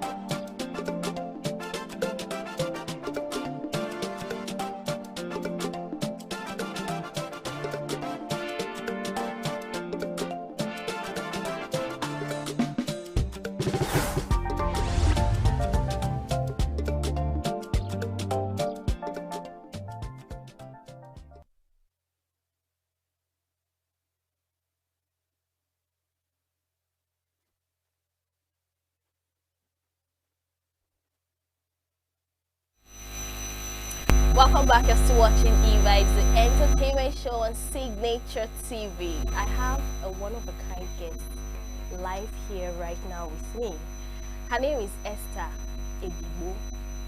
Esther. So we'll be talking about she reclaiming spotlight. Don't worry, when I review her to you, you would know why I say she's reclaiming spotlight. You know Esther of Resonance, the lady that sang Chiwi Ke Lele Lele Lele. Don't mind my voice, I have kata. Yes. So she's a gospel musician and I'll be reviewing her to you. Ladies and gentlemen, make welcome to the live here with me, Esther Ebibo. Thank you very much. Guess what? You sang very well, actually. I did. You're not the only one who has catarrh. Oh my God! Oh my I think it's going around now. I have a cough. Oh, so exactly. So you understand, because I'm sure some people will be like, "Why is she singing with her cracked voice?" So welcome. Thank you for coming. Thank you very much for having me. You're welcome. I love your hair. I love your skin. And what should I say? I do not love now. Oh, and I love your charisma. I'm feeling myself. All right, so Esther, you know, sorry, actually do not know that your name was Esther. What I always call you is that fine lady that sang Chiwike. Yeah, I know a lot of people call me Chiwike or Lele. These two songs. Yeah. So can you walk us through your journey creating the song with the group Resonance? Right? I'm right. Prove me if I'm wrong. Okay. Walk us through your journey. How was it? How has it been, even when you got to this point? Well, I've always sang. I started singing at the age of 3. My mom tells me that I used to like just make noise in the house, and my brothers, when I started growing up, my brothers would be annoyed because I'd be making so much noise. I remember then I used to sing, I believe in angels, and every time I'll be repeating it and repeating it. Yeah. My brothers are like, enough. But then at the age of 11, I learned how to play the guitar. Wow. Yes. So that was what motivated me to start writing my own songs. Okay. Then at the age of 17, I joined the church choir. Of course, as expected. I joined the Igbo choir, by the way, not the English one. Okay. Yes, and then in the Igbo church choir, there was this other person, the second member of Resonance. Yeah. So he was into rap, and Okay. I was into singing. Okay. And he was like, guess what, let's go to the studio and record something. All right. And I was like, yes, I like that idea. So we went to the studio, and then we started recording, and we said we would record a collabo. Okay. So then we finished recording one song after another, and I record my own songs. I record Chinwike, I record Lele. He brings his own songs as well. Yeah. And we have the songs we co-wrote together as well. So it's really fun, and then it's moving. And I remember the first time I came to the studio, I was carrying my guitar, and I was really small in size because I was very young. Yes. So I came to the studio, and then the producer of Blessed Memory, his name was Ubio. Oh, may so rest in peace. Yes, he was the one under whom Derek Dekumsi was operating. So Derek Dekumsi produced our songs, but he was under Obio, the owner of the studio. Okay. So Obio sees me and starts laughing. And he's laughing, he's like, yes.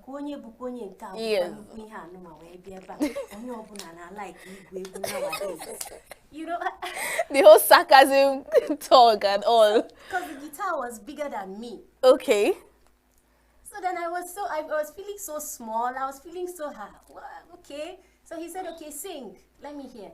Then I started singing and playing my guitar. And then he was quiet. And he was like, okay, when do you want to record? And that was when I knew that he was interested. Yes. Possibly there was something that was going to have potential. And so when Gucciano and I, the other member of Resonance, we went there, we started recording, and then we recorded this whole album.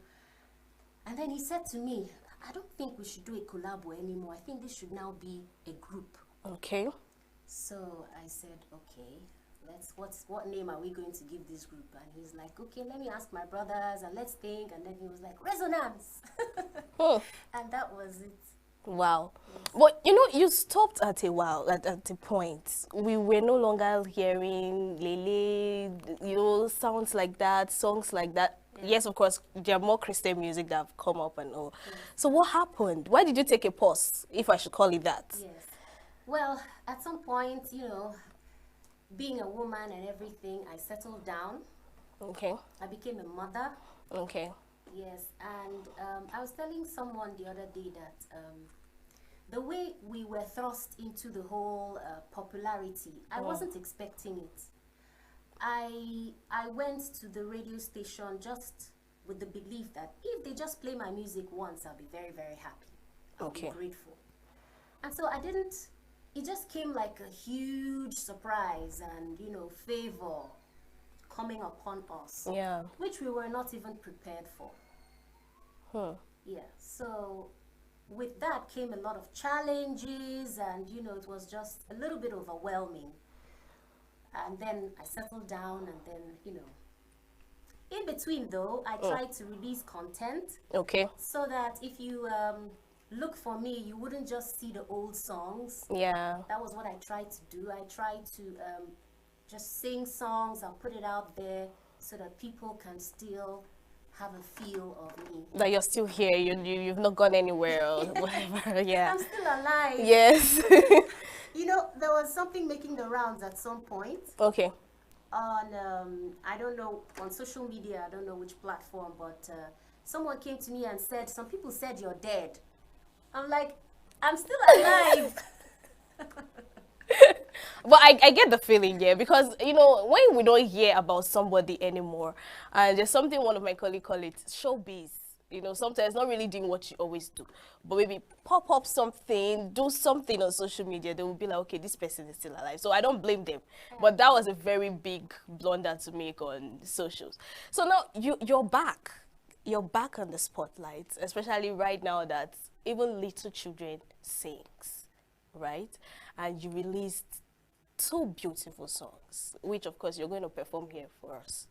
I hope you're ready for that. You'll hear some of me. Okay, okay. So now, walk us through, what are your expectations? Did you notice anything new coming back?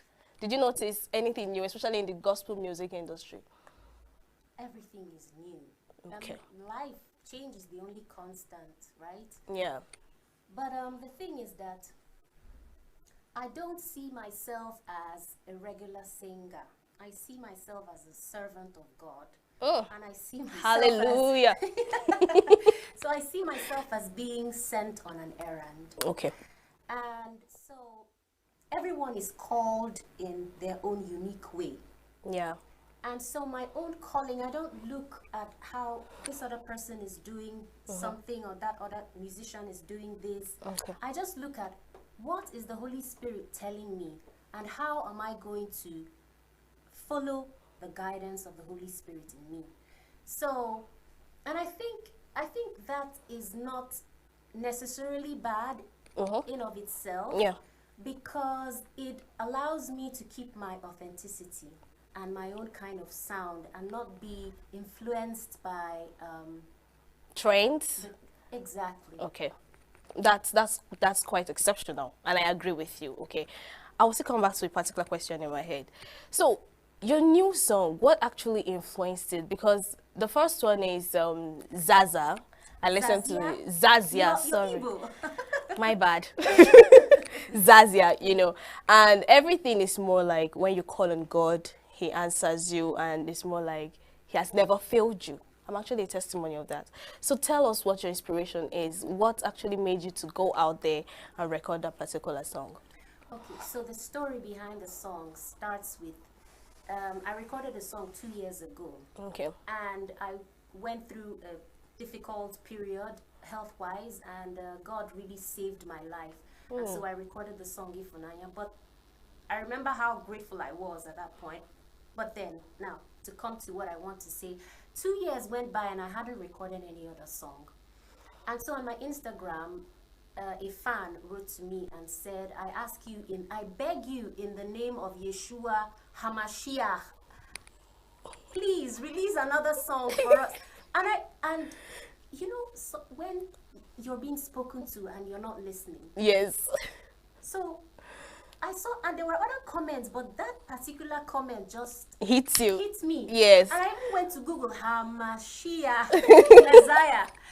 So, because I already knew Yeshua, but I didn't know the Hamashiach yes. part. So then I couldn't sleep that night. I was like, I have to go back to the studio. I have to come back again. I have to sing again. You know, God has been so good to me, and He's calling me. You know, so that prompted me. I called Derek the Kumzi, the guy that produced Unity, as I told you. Yes. And I told him, hey, I know you're not around because he's in the UK, but we need to make this work. I want us to do a song. So he was like, of course, we should do it. It's been a long time. It's time. Exactly. So I now started working on the song and going to the studio. And behind the song, Call on You, just like you said, it is a testimony of my life and my journey so far. I can't begin to start telling you the challenges I faced in my life and all the things I've overcome. But I can tell you that I'm alive today and that I'm well and that I can speak to you is a testimony. And so I had to write that song, Call on You, to tell people that, listen, you can call on him. And he would answer. And he will answer. And then when I recorded Call on You, from nowhere, it just dropped in my spirit. With the same beat, I started singing the Zazia. And the Zazia is more like a prayer. So it's like, Zazia no mo, yare nuwe. Zazia no mo, yare nuwe. God, let it happen. Answer me. And after I finished recording it, there was something I was asking God for. Yeah. And I was playing it, and I was lying on my bed. And guess what? What? God answered me. Yeah.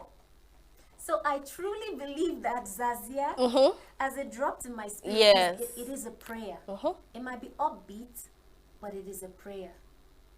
So we should give her a round of applause now.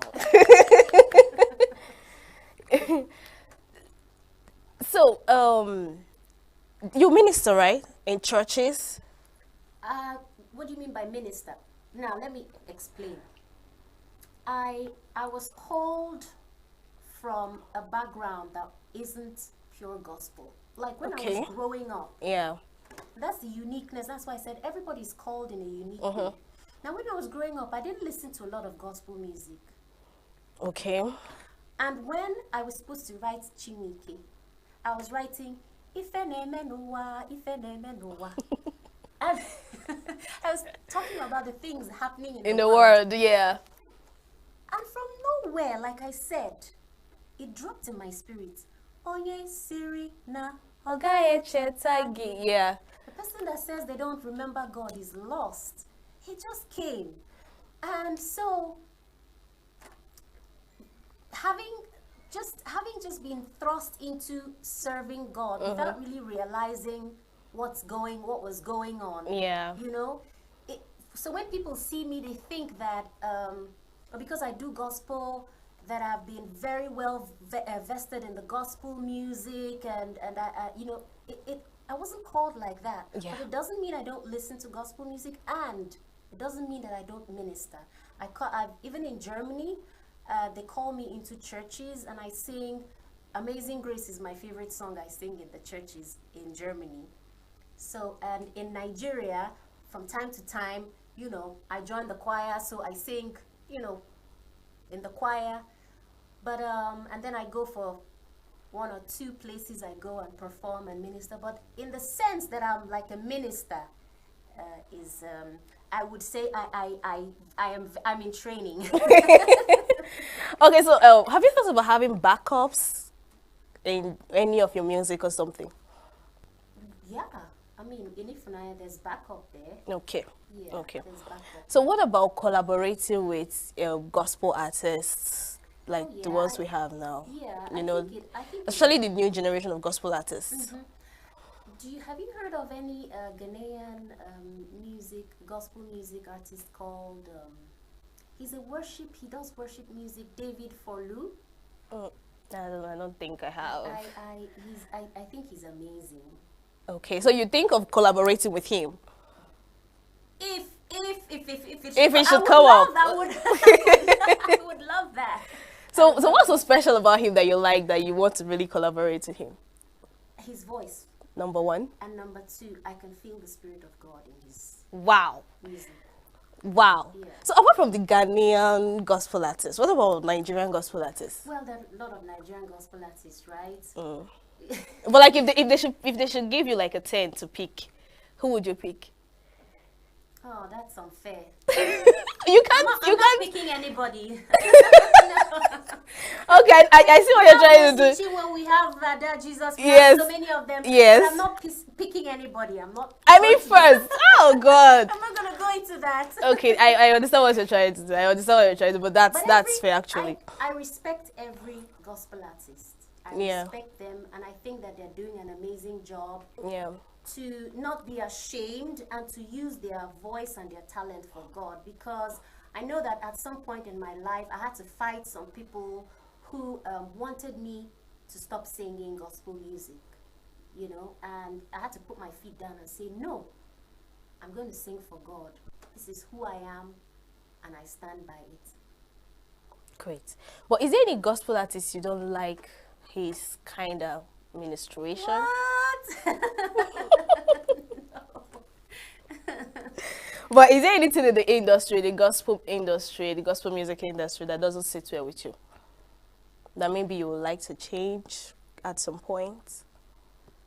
Well, I wouldn't concern myself with things that I want to change in others as opposed to things I want to bring to the table. And I think that what I want to do by the special grace of God is to be able to, just like God called me from the secular scene, to be able to reach out to the people in the secular scene.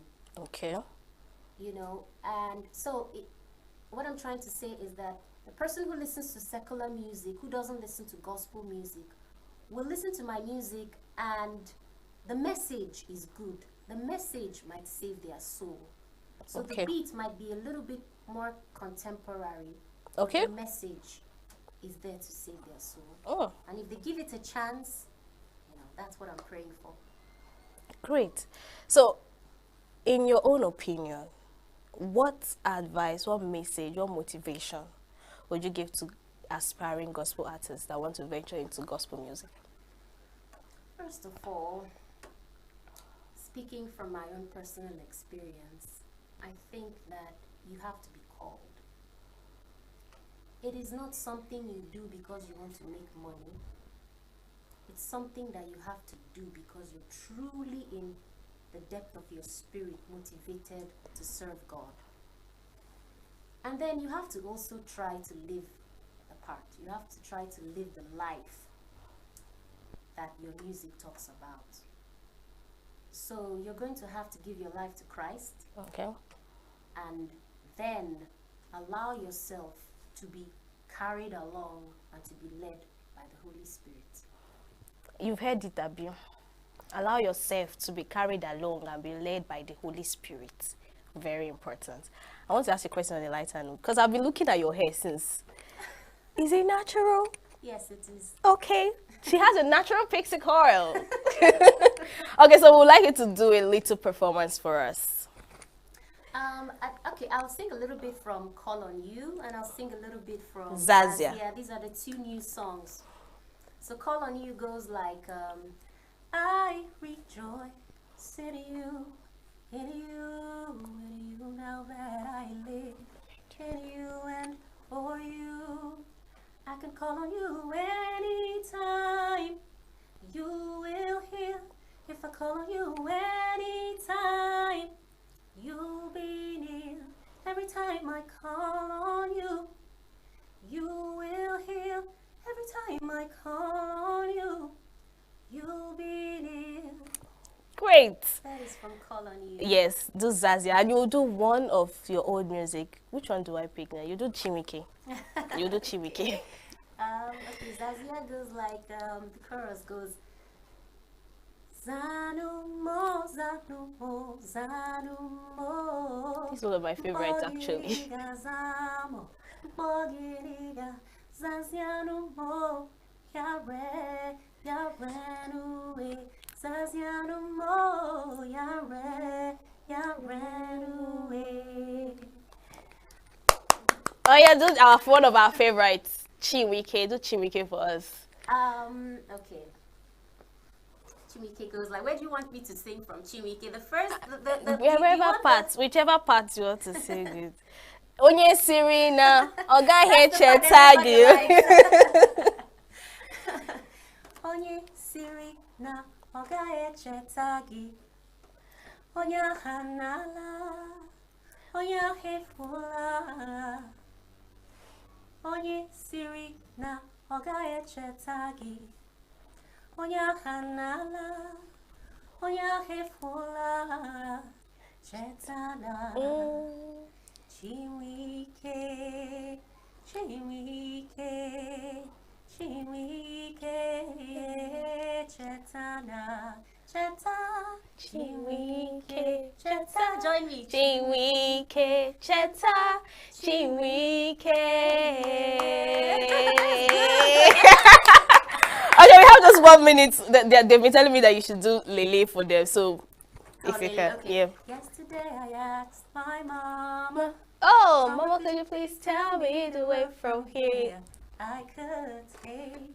She said, Lele, lele, lele, oh, lele, oh, lele, le kenemo, Sachimae. Thank you. All right, thank you so much. I had so much fun with you. This was wow. It was interesting. Thank you for having me. It's my pleasure. Thank you for joining me. And I pray you go there and create that buzz. Amen. Break the wall. Amen. In fact, you're already there, whether they like it or yes. Thank you so much, Esther, for joining us. See you next time. The show has come to an end. This is where we draw the curtain. Join us same time next week. Same station. Follow us on all our social media platforms. Subscribe to our YouTube channel. Don't always forget to tune in to channel 265 on SLTV to get more interesting stories on the entertainment industry. I remain your baby girl, Queenette Mokonta. Enjoy your weekend and the rest of your day.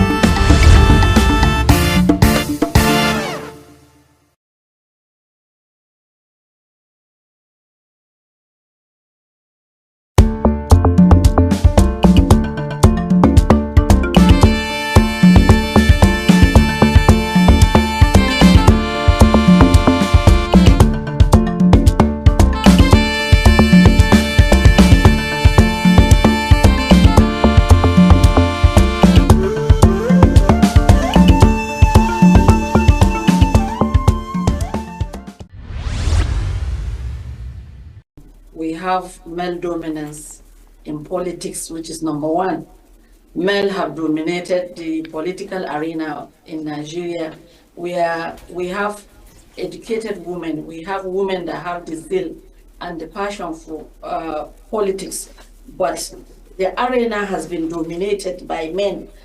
Men that, I'm sorry to say, they don't want to see women reach their desired position.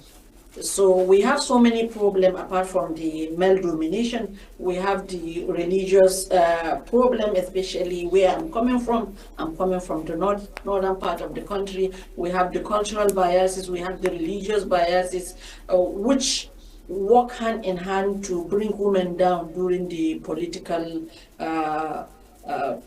in politics or generally in decision making in the country. So these three factors are the hindrance, what brought the hindrance in women participation or women inclusion in Nigeria. The hindrances, we've already overcome some of them, because when a woman goes out to campaign, if you look at the campaign arena, you'll find out that we have a lot of women, especially from the grassroots. You find out that women constitute majority of the voters and mobilizers for their parties, for their candidates. And even if you go to polling units, you find out that 75% of the people lining up to cast their vote are women and children and youths.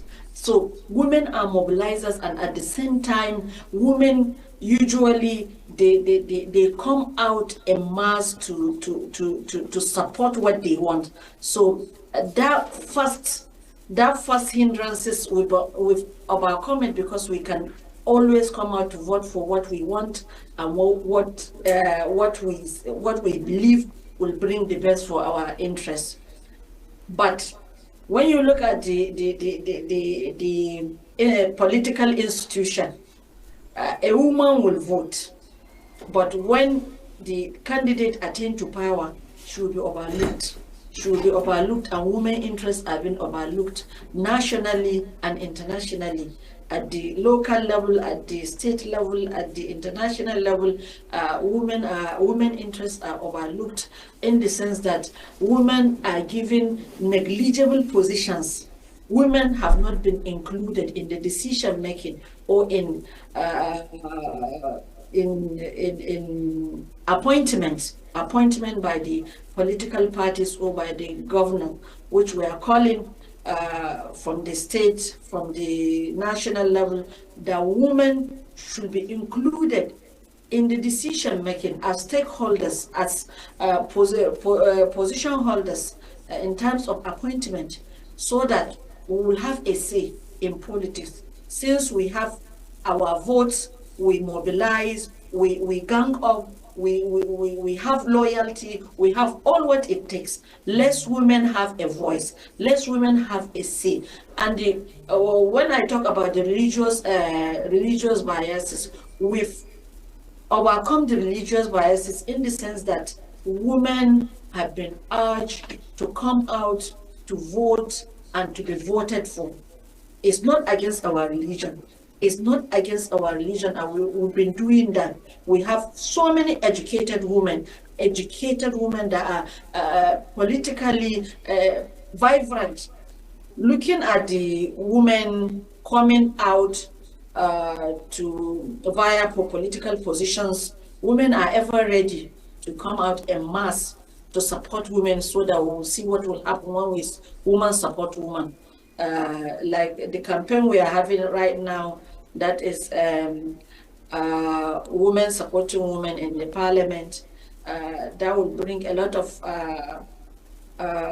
fruitful, encouraging atmosphere for women to be voted for. Like if you take for an example, if you look at the National Assembly, we have only 3 women in the Senate. Out of the 109, only 3 women are the Senate. So if we have women, a lot of women coming out to vie for Senate seats, a lot of women will come out to encourage them to be part of it, so that we'll have a lot of women senators. When you look at the state, the House of Representatives, we have only 17 members.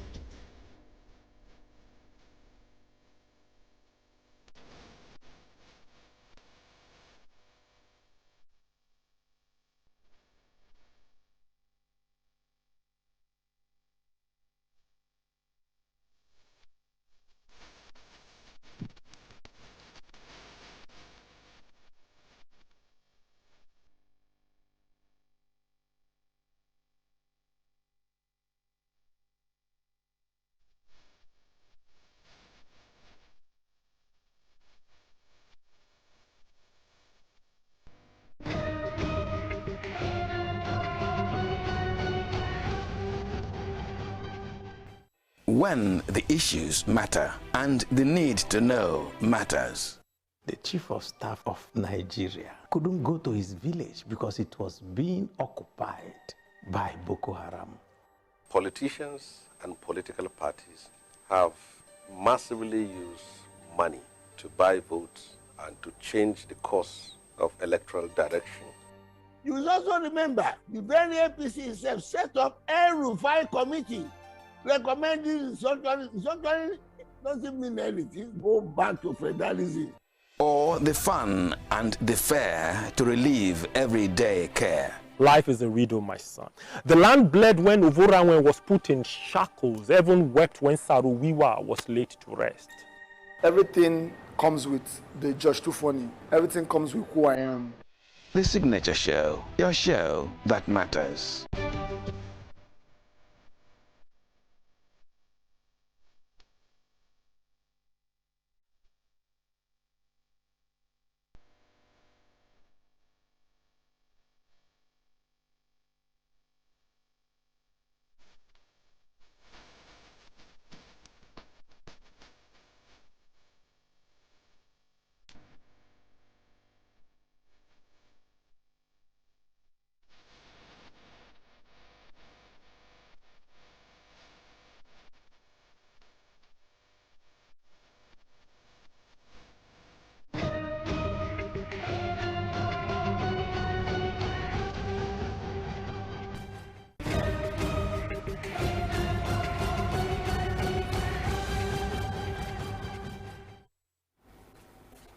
Hello, and thanks for joining us on the Signature Show. I am Vin Martin Obiora Ilo. On the 28th of June, 2 young men were sent to prison in ENUGU.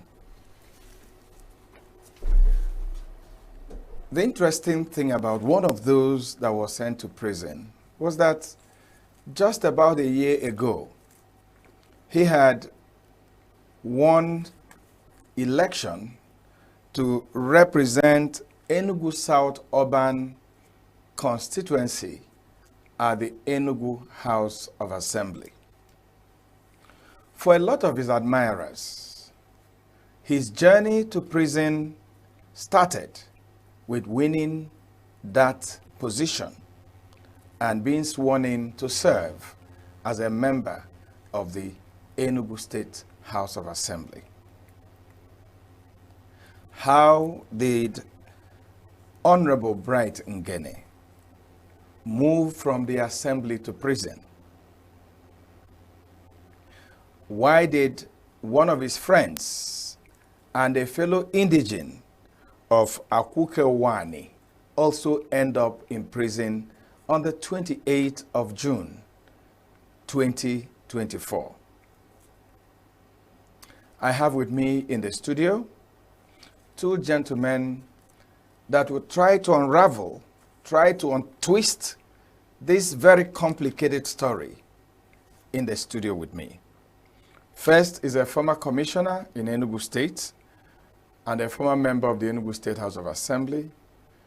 Sometimes is referred to as an elder statesman, Chief Lucky Chukwu. Chief Lucky, you're welcome to the Signature Show. Thank you very much, V. Martin Silo. Also in the studio here is Chukwuemeka John Okereke, who is a lawyer and counsel to Bright Chukwuemeka Ngene and John Ewo, who both are now at the Enugu Correctional Center.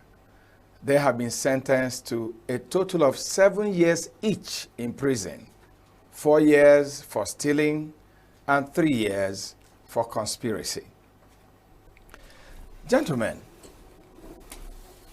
this story has become so big in Nigeria today.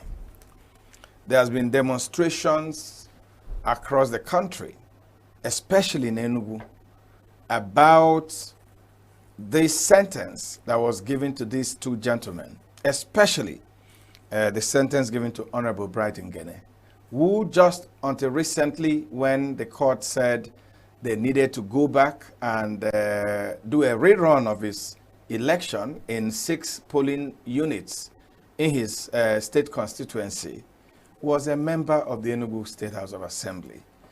And now he is cooling his heels in prison. I'll start with you, Lucky Chukwu. Your party, LP, which sponsored Bright Ngene to the House of Assembly, is crying wolf. You say there's something wrong with this judgment, there's something wrong with the procedure, there's something wrong with the process.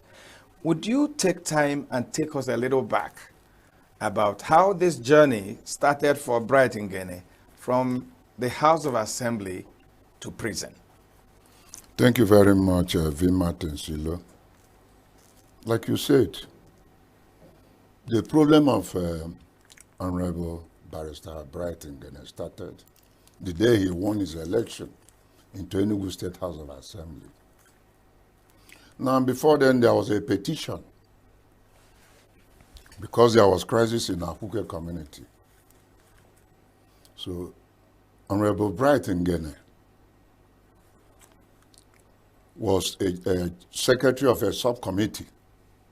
They were not privy to any of the parties. So, the 2 parties agreed that Bright's The 2 parties, you mean? The factions. Okay, there was already a problem in the community. There was already and the community was divided into 2 groups. They agreed that In fact, a lien was placed on the account of the community. So there was this agreement that Bright Ngene should make his chamber's account available for the payment of toll that they collect from the sand. You know, Akuke is where tippers go to collect sand. So as they were collecting, they were paying into that account. The road so degenerated to a level that the community said, we must do something about that road. Money was lifted from that account for the construction or reconstruction of that road.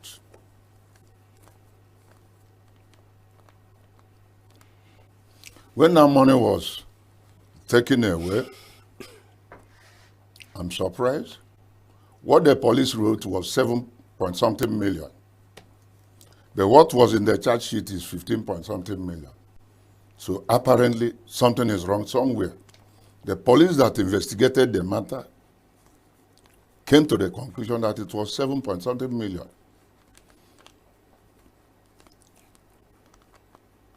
But in the charge sheet, the amount was increased to 15 million. However, the petition was dated 2017 and was left in abeyance. No person talked about anything until Honorable Bright Ngene now won election into ENUGU State House of Assembly. They went and resurrected that petition, and he was charged to court. John Ewo was charged to court by association. He's very close to Bright Ngene. The matter was taken to the court of a retiring magistrate court, a retiring magistrate court, Chief A.O. Eze. So, upon the retirement of Eze, the matter was now sent to the court of E.D.O. The way E.D.O. was handling that matter was so manifest that he is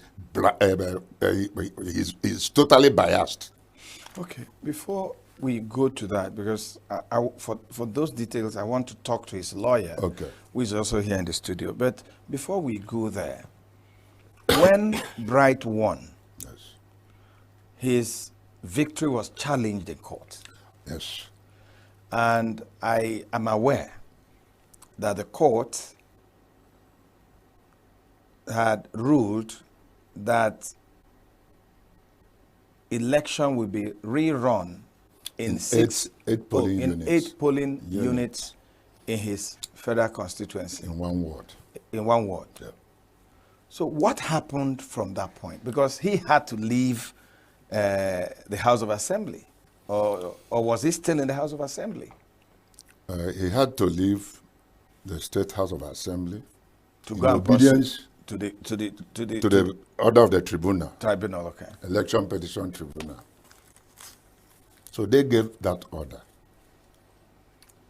If you look at the proceedings, or you were privy to the proceedings, there was no any way either of the panelists, the judges, with due respect to them, would have made any judgment in that matter. But because something has happened, they couldn't, so they decided, okay, let us order for a run in 8 polling units. The run was slated for 3rd June 2024 to be conducted by the Resident Electoral Commissioner, Chukwuemeka Joseph Chukwu, and of course the electoral officer, ENUGU South Local Government Area, Francis Chibu. There were normal accreditations and all the rest of them who were there. The senator representing ENUGU Senatorial Zone, Sir Kevin Chukwu, was there. The member representing Enugu North and South Federal Constituency, Chimatu, was there. Then the member representing Enugu East and Isuza Federal Constituency, Professor Namchi, was equally there. All the Labour officials that have sympathy, including people that have sympathy for Labour that were not members of the Labour Party, were there. So when they wanted to distribute the materials, we discovered to our greatest shock that the result sheet was not among the papers that were supposed to be distributed. We now ask, where is the result sheet? So there was no result sheet? There was no result sheet. And we insisted, if there is no result sheet, then there will be no election. That was the scenario. At around 2 p.m., he now called all the members of the political parties, party officials, and all the rest of them, and said that the election was being postponed. He was specifically asked, why are you postponing the election? He didn't give any answer to that. But something happened. The result sheet had already been taken away and result written in advance, just like what happened in Kogi State. Did you see the result sheet that had been written? I'm coming to that. No, did you see the result sheet? I didn't see the result sheet. So what I'd like us to take away is that the result sheet was not available. It was not available. Yeah. But if the results had not been written, they would have brought the result sheet back. Okay, so you are suspecting that it may have been written. Exactly. And because it has been written, there was no way they could smuggle it in. That was the assumption. That's my assumption, and that's correct. Because it happened in Kogi. Results were already written before the election, and they were announcing the result while election was going on. Now, they said no date for the... So the REC accepted that the election was not going to proceed. Yes. Because there was no result sheet. Good. Then Brighton now, through his lawyer that is here with me, wrote a petition to the National INEC chairman, Professor Yakub Mahmood, detailing what happened. The resident electoral commissioner, Mr. Chukwuemeka Joseph Ike, and the EO, Enugu South Urban, they were asked to step aside. By INEC National? By INEC National. Given the evidence based on the petition and what transpired. So, the REC, Resident Electoral Commissioner for Anambra State, Mrs. Elizabeth Agu, was asked, together with her team, to come to Enugu on 14th of June to conduct the rerun. What happened when they came? When they came after accreditation, suddenly Chief Jim Nwobodo surfaced and asked the woman to render the election inconclusive. The woman said, no, I won't take instruction from you. I'll take instruction from those who sent me from Abuja. Who gave you this information? I was there. I was there. No person gave me any information. So when the woman said, I won't take instructions from you, what happened? Now, Jim retorted in Igbo. When if you go to election, MSC election. So, translated into English, what are you people still waiting for? Election has been completed, and you people are here looking at moping. In fact, that incited members of the PDP. Again, that's your assumption, that what he said incited them. That is your assumption. That is my assumption. Good. Because immediately after that statement, they started destroying INEC materials. The PDP candidate, Honorable Samungene, personally was destroying the cubicles of INEC. He was caught on camera. Do you have the video? Yes. We have the electronic evidence. You can present that evidence. Yes. Yes. You have to present the evidence. It's all right. Good. So when that thing now happened, the woman herself went into her vehicle. Police decided to protect her. So the election did not continue. The election, after accreditation, did not continue again. Because of the violence. Because of the perceived violence. There was no violence. No, but you said they were destroying. Of course, when he made that decision, they started destroying things, and the woman was still willing to conduct the election. So she waited patiently. Those talks refused to leave the scene.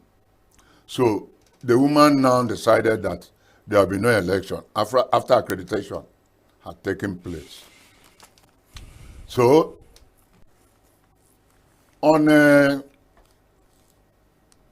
shortly after that, about 2 weeks after that event, the resident electoral commissioner of Enugu State, Chukwuemeka Joseph Chukwu, now called the same man that the INEC chairman asked to step aside so that the Anambra rec can conduct. Yes.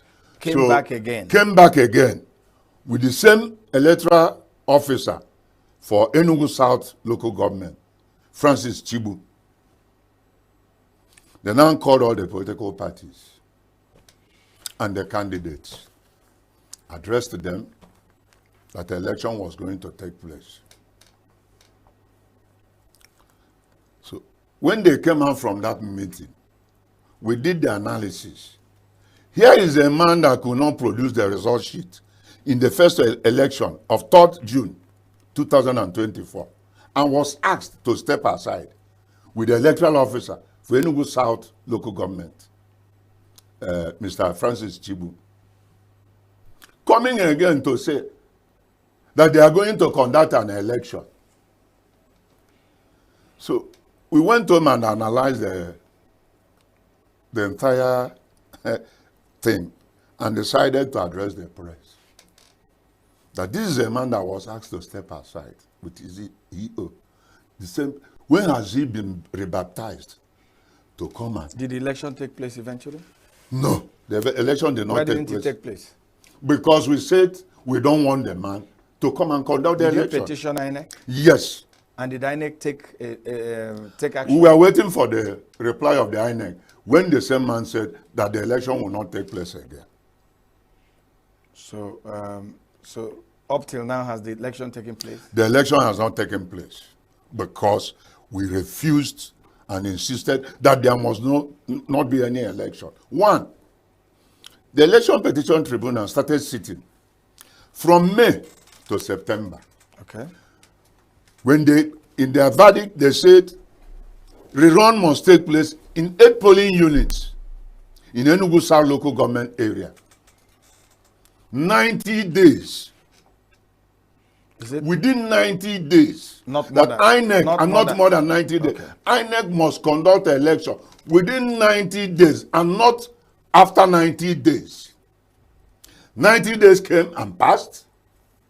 125 days came and passed. Look, we are not illiterates. We have the Electoral Act. As it stands now, any election conducted by INEC is null and void in respect of that state constituency. Okay. Because the result that came out when INEC conducted the first election was bright 5,862 votes. Mark my word, 5,862 votes. Samungen of PDP, 2,098 votes. So what was the number of all the votes in the in the 8 polling stations? I think about 4,000 plus. Okay, so that was the vote in contention. Yes. Okay, we'll come back there. Let me go to Barrister Okereke, who is also the lawyer for Bright Chukwuemeka Ngene and John Ewo. Let's talk about the legal processes which ended with the imprisonment of Bright and John. This matter was in 2017. Nothing happened between 2017 and probably 2023 or 2024. What brought back this matter? Well, thank you, Martins. Just like my brother said,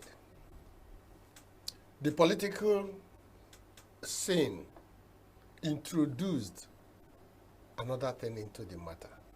As a lawyer, I read through the scripts, through the files. I saw the facts open. There was no case either in that file. That was why that case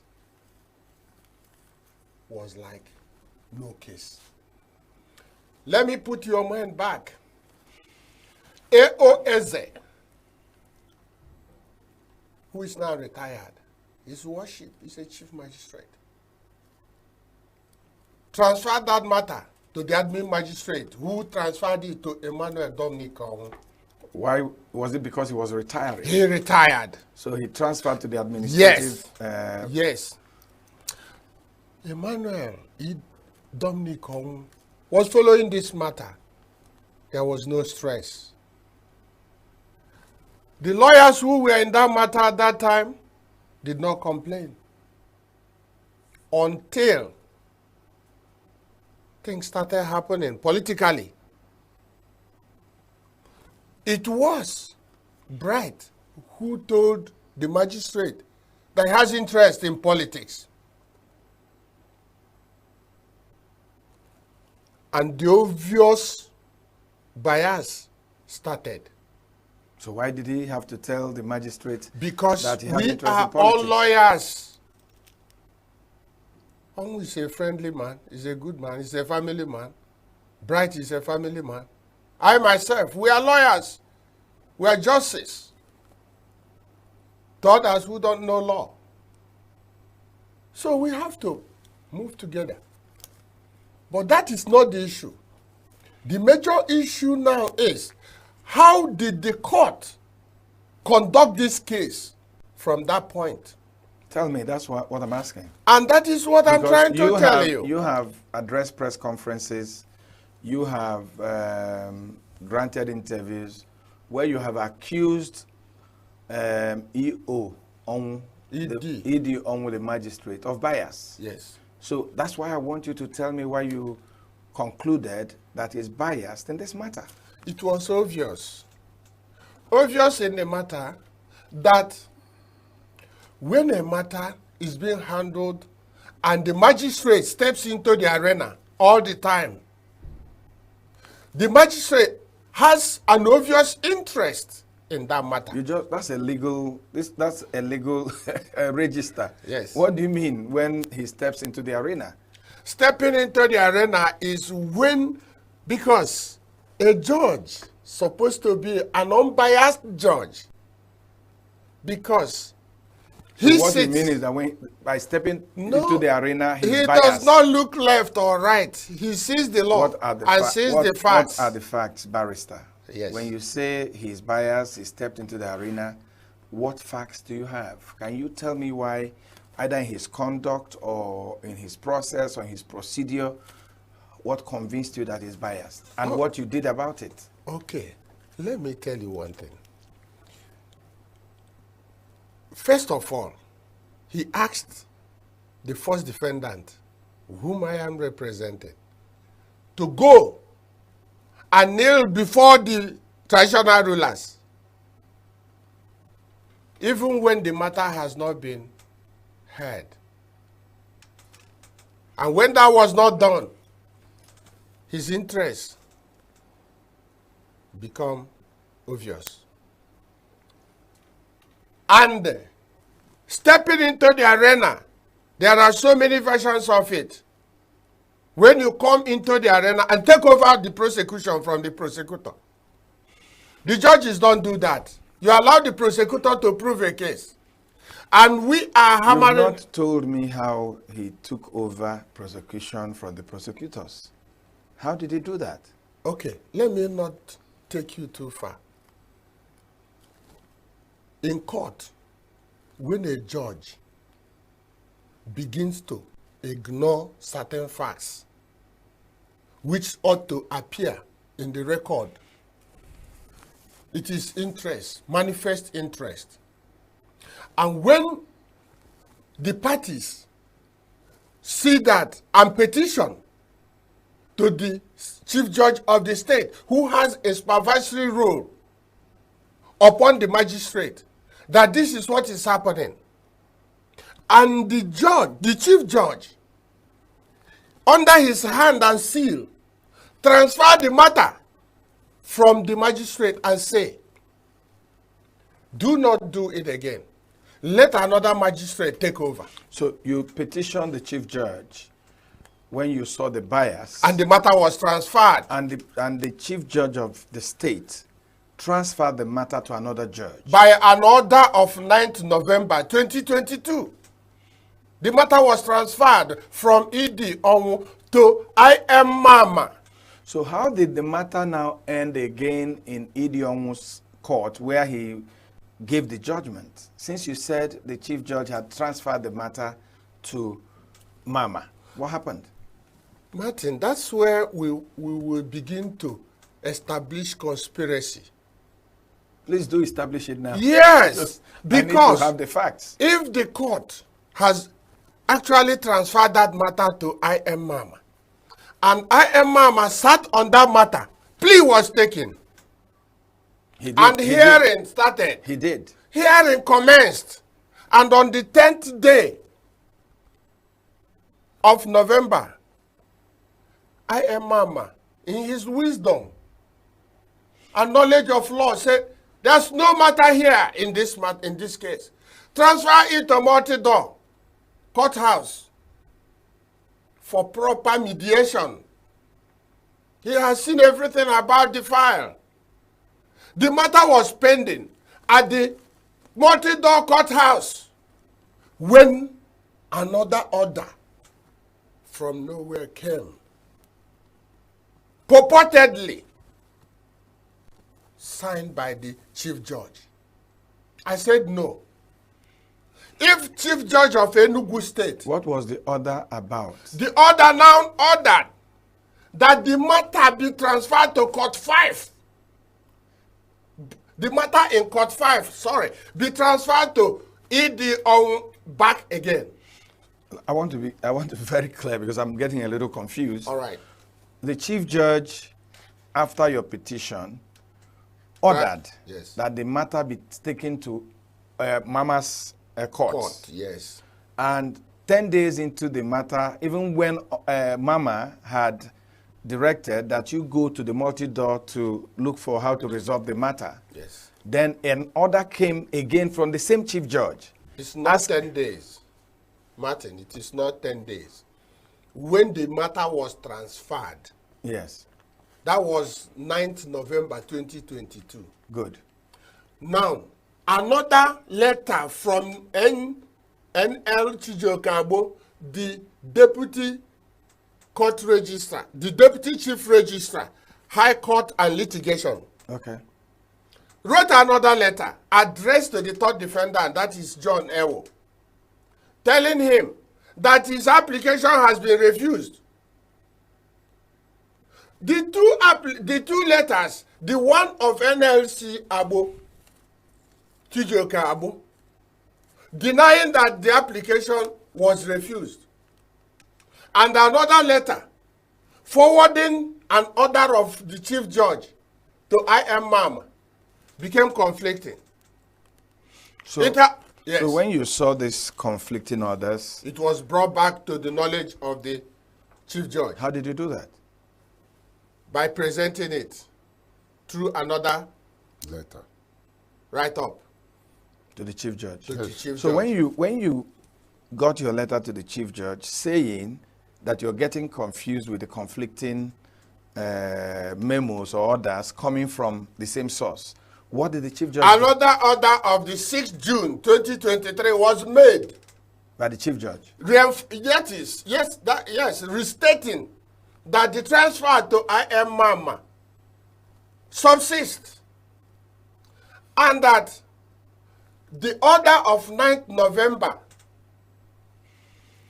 is still enforced by the order of 6th June. So what now went wrong? Then if it was back... After all this, that was when the hearing commenced in Ifeanyi Mama's court. Where he now decided that you guys should go for To mediation. transfer to multi-door. So at what point did you have another order now taking the case back to By 2023 December, another order emerged that the matter be transferred back to ED from the chief judge? From the chief judge. Purportedly, because I doubted it, that though the chief judge has right at all times to transfer cases. Did you approach the chief judge or did you petition at this time? I now put up a letter in form of petition. I just mellowed it down and said the title, Request for Direction. And what did he direct? The chief judge, when he got your letter, what did he direct? Nothing happened. We were not directed either. When nothing happened, what did you do? I wrote again because the court continued. Even when I brought the letter to the notice of the magistrate court, that I wrote a letter against you before the chief judge, that the way you are conducting this matter is not following the procedure. We are laying dangerous precedents before the people.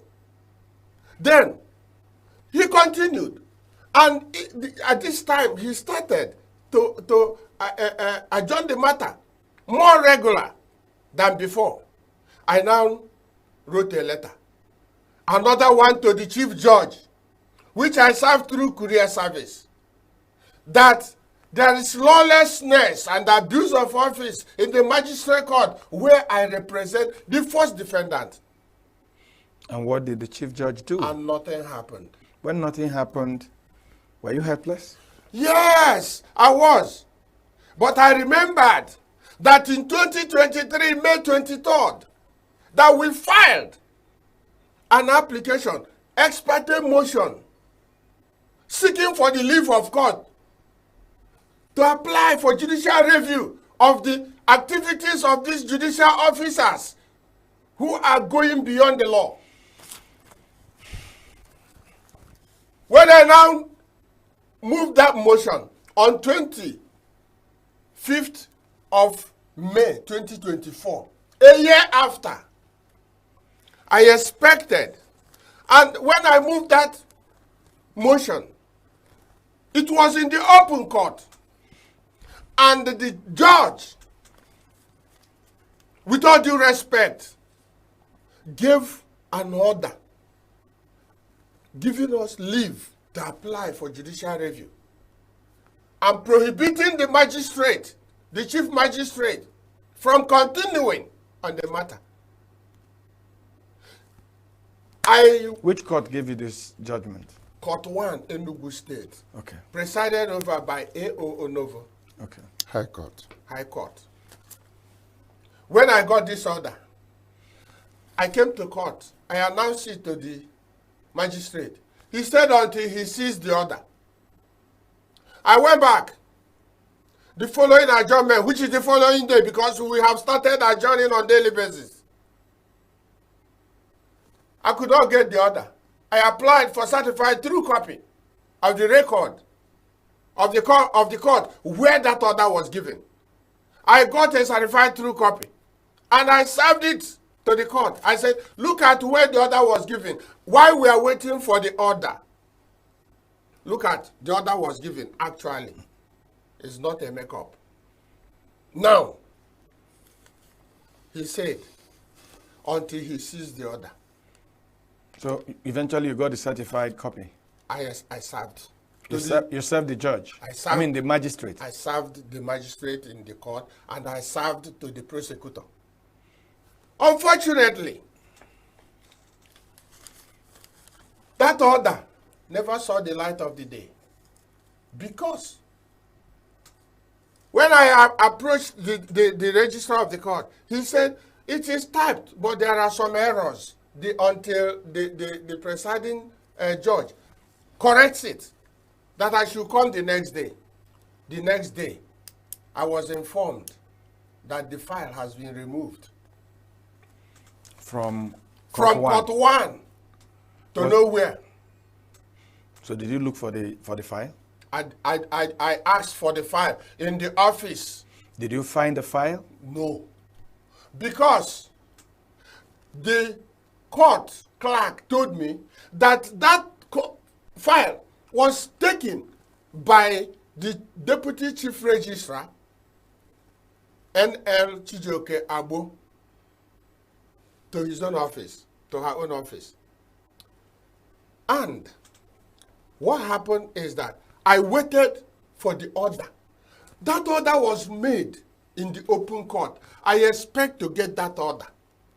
So eventually, did you get the order? Because we don't have all the time. I don't get the order. I didn't. So what happened? What happened is the story with the judiciary and judicial workers.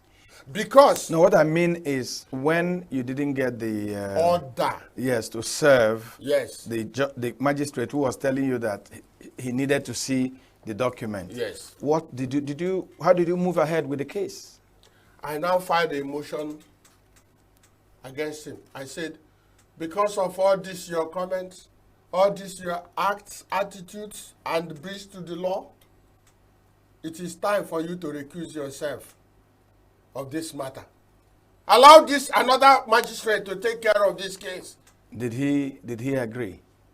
That was the matter we adjourned for motion for 28th of June. And that was the day the motion was moved. But eventually, it came to me that the order which I was waiting for has been vacated. I wasn't there. No notice. This order that was given in the open court was vacated.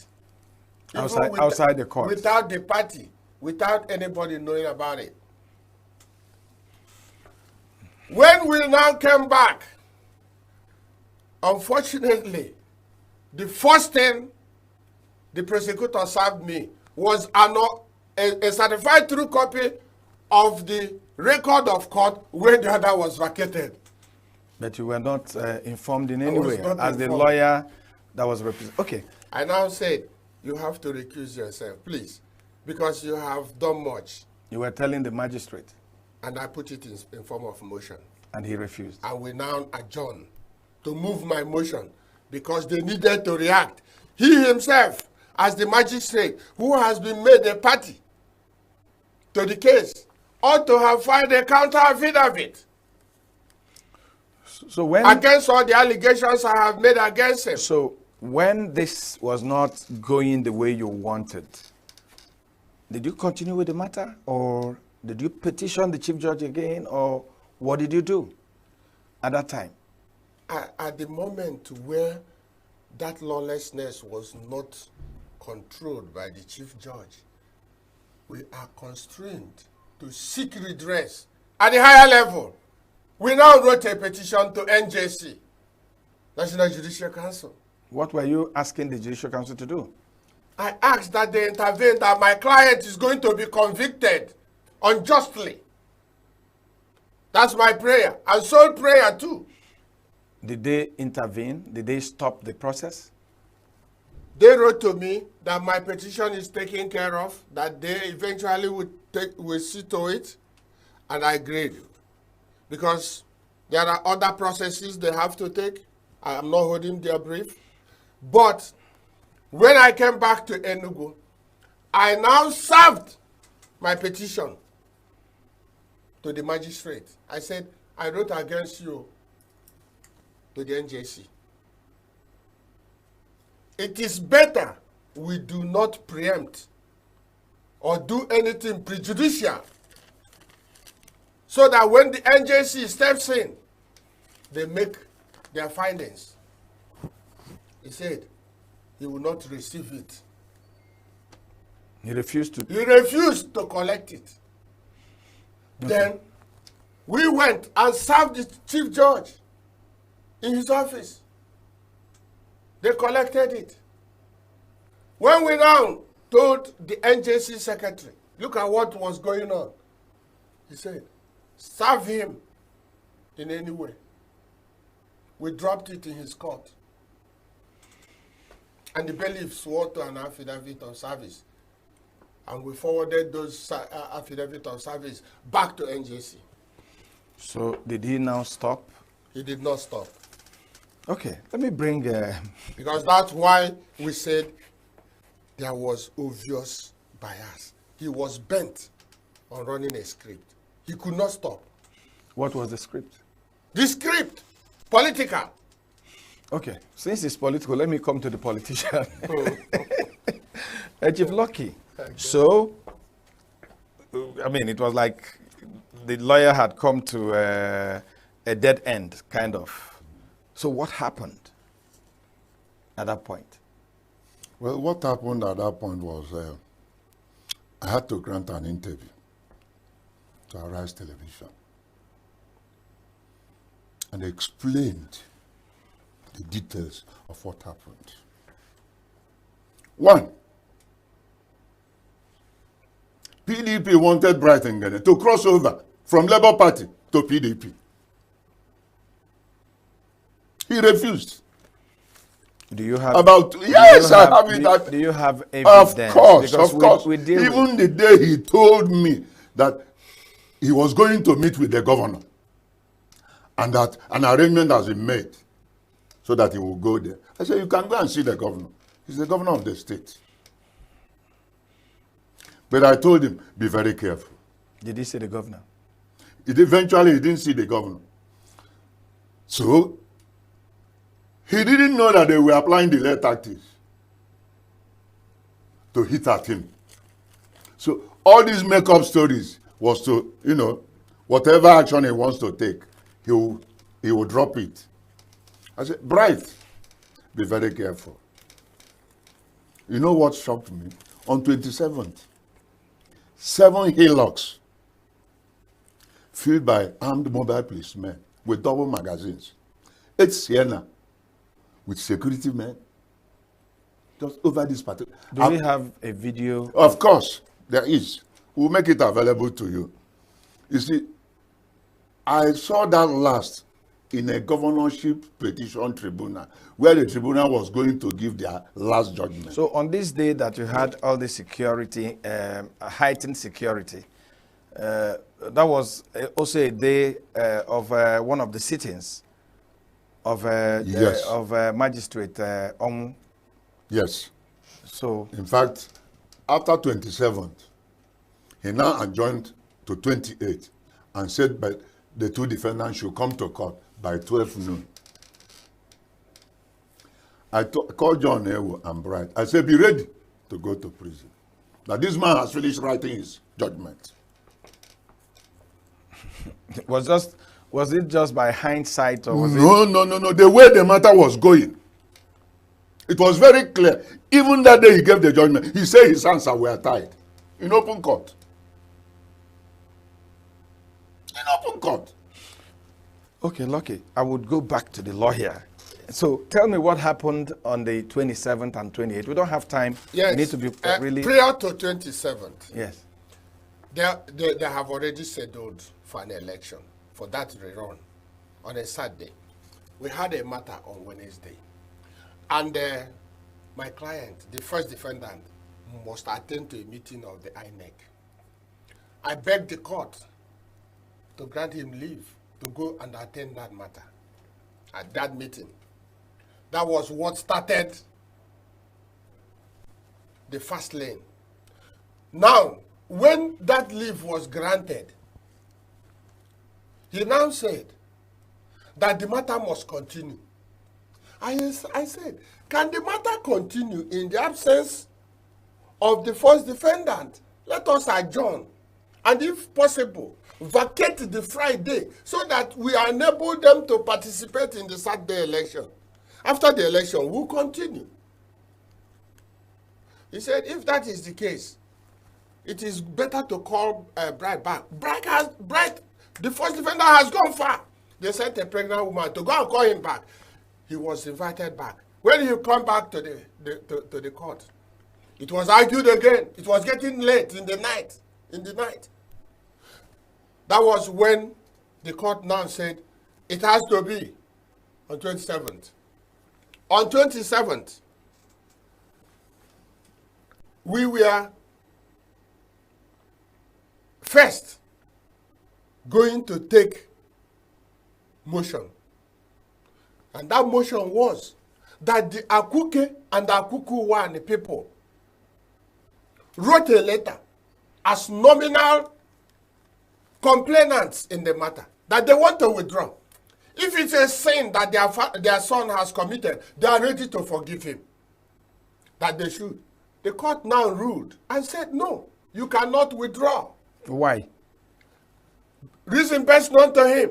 He didn't give any reason for refusing. He said it's only the Attorney General that can grant such leave to withdraw. We lawyers, we said no. That a nominal complainant has right to withdraw his matter or withdraw his evidence or even say, I no longer wish to prosecute. It was overruled. Now, we now quickly adjourned to 28 for motion. Motion to recuse yourself. Motion to recall the third witness that was wrongly foreclosed. And these two motions were moved on 28. And the court insisted on ruling. Even when there was a serious argument, you ought not to be a judge in your own case. These affidavits were against you. I mentioned your name severally, accusing and alleging a lot of bias upon you that you ought to file a counter affidavit. You did not file anything. The prosecution filed just a flimsy something. The court insisted to rule on it. Why not transfer this motion to another court to judge over you? You are sitting as a judge. So the magistrate ignored the motion. Ruled against the motion. Overruled it. And did what? And said he has power to continue. Then, the counsel to the third defendant rose and said, my client was wrongly foreclosed, that he was the town union chairman who set up the committee where the first defendant was a secretary.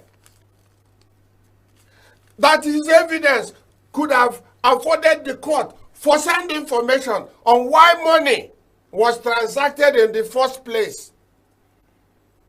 Because it was his order, the third defendant as the town union chairman, president, that ordered for any money to be paid into any account. Even not only the the judge refused. He refused. And went ahead with the judgment.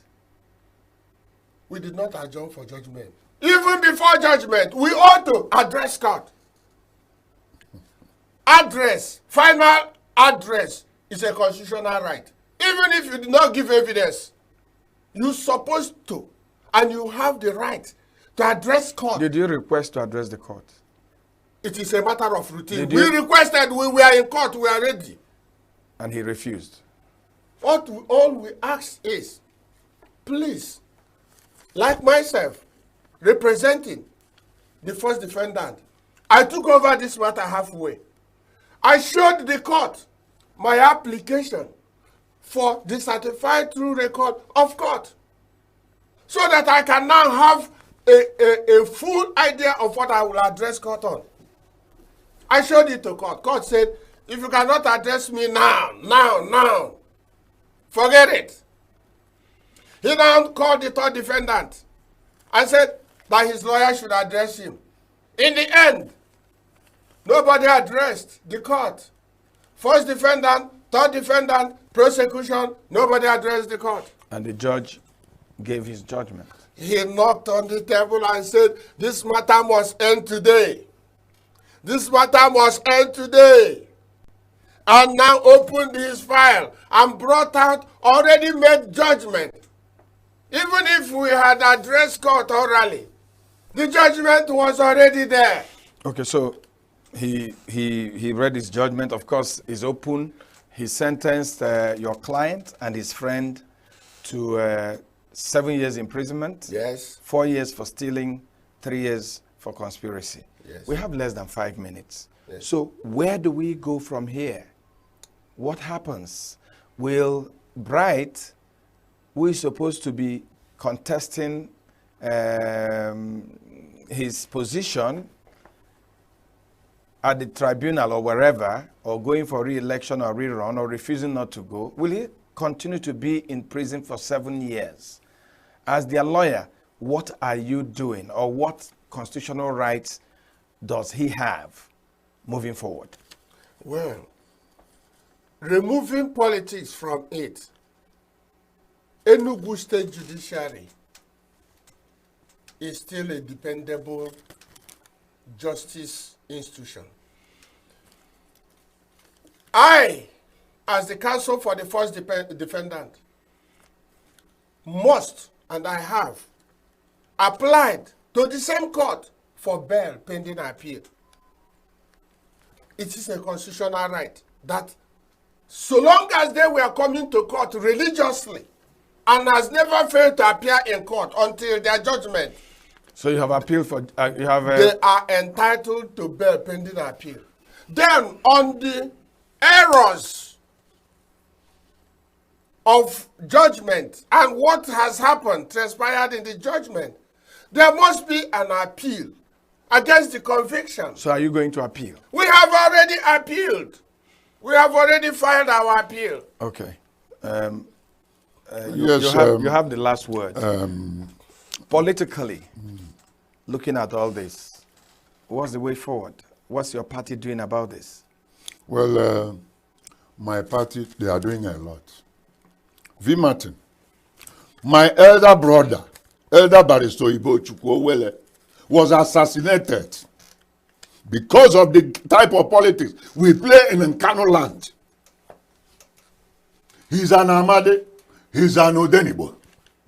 I was expecting Solomon Lai is dead, Sam Mbakwe is dead, Abubakar Karimi is dead, Goni of Borno State is dead.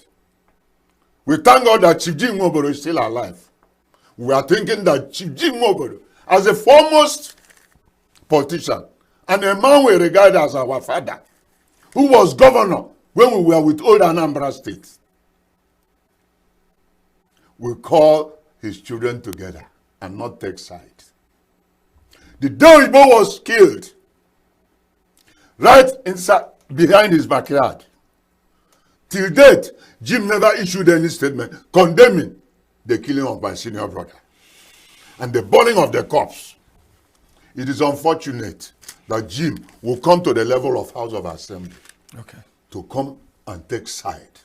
Let me warn. They've killed Owele, my brother. We are still looking for those that killed him. But Jim, he will face the judgment of God. It's okay. Jim is not here, so we won't let you. I must. Finally, V. Martins. In one word. Yes. Please, we are out of time. We are going to get judgment. Okay. But Nigerians should watch it. If INEC cannot conduct election in 8 polling units, how will they conduct election in Edo and Ondo? Okay, gentlemen, I must thank you for your time. We may be bringing you back to the studio because this is a continuing story, it's a developing story. We may bring you back. I want to thank you, Lucky Chukwu, for your time, former commissioner and former member of the ENUGU State House of Assembly. Chukwuemeka John Okereke, a lawyer, and counsel to Bright, and John Ewo. I must thank you. And you'll be watching The Signature Show. I'm Vin Martin Obiora Ilo from ENUGU, Nigeria. Thanks for watching.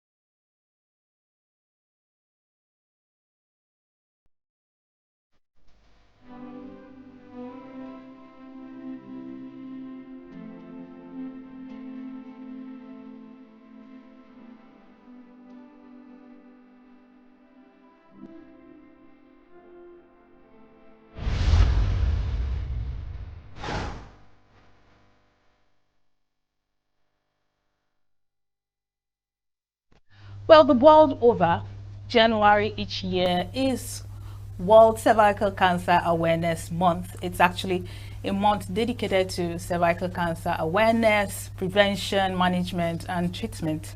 And today we're going to be talking about cervical cancer, preventable, treatable, beatable. My name is Chigi Chiagorom. I'm your host, and this is Inside Health. With me in the studio is Dr. Joseph Tochukwu Enebe. He's a consultant obstetrician and gynecologist with ESU Teaching Hospital, ENUGU. Thank you so much for joining us this beautiful Saturday. How are you doing? I'm fine. Great. Thank you so much. Great. So we're going to jump into the meat of the matter. But first, I would like you to stay put and listen to our special report so you can have an understanding of what our subject matter, cervical cancer, is. Please stay with us.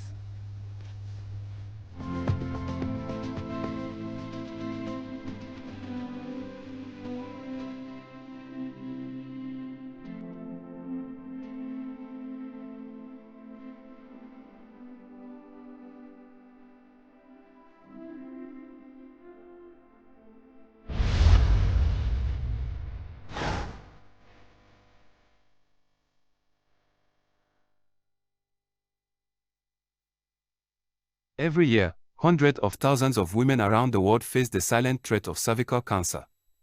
Yet, this disease is largely preventable. It's a cancer that, if caught early, is treatable, but too often, it remains undetected until it's too late.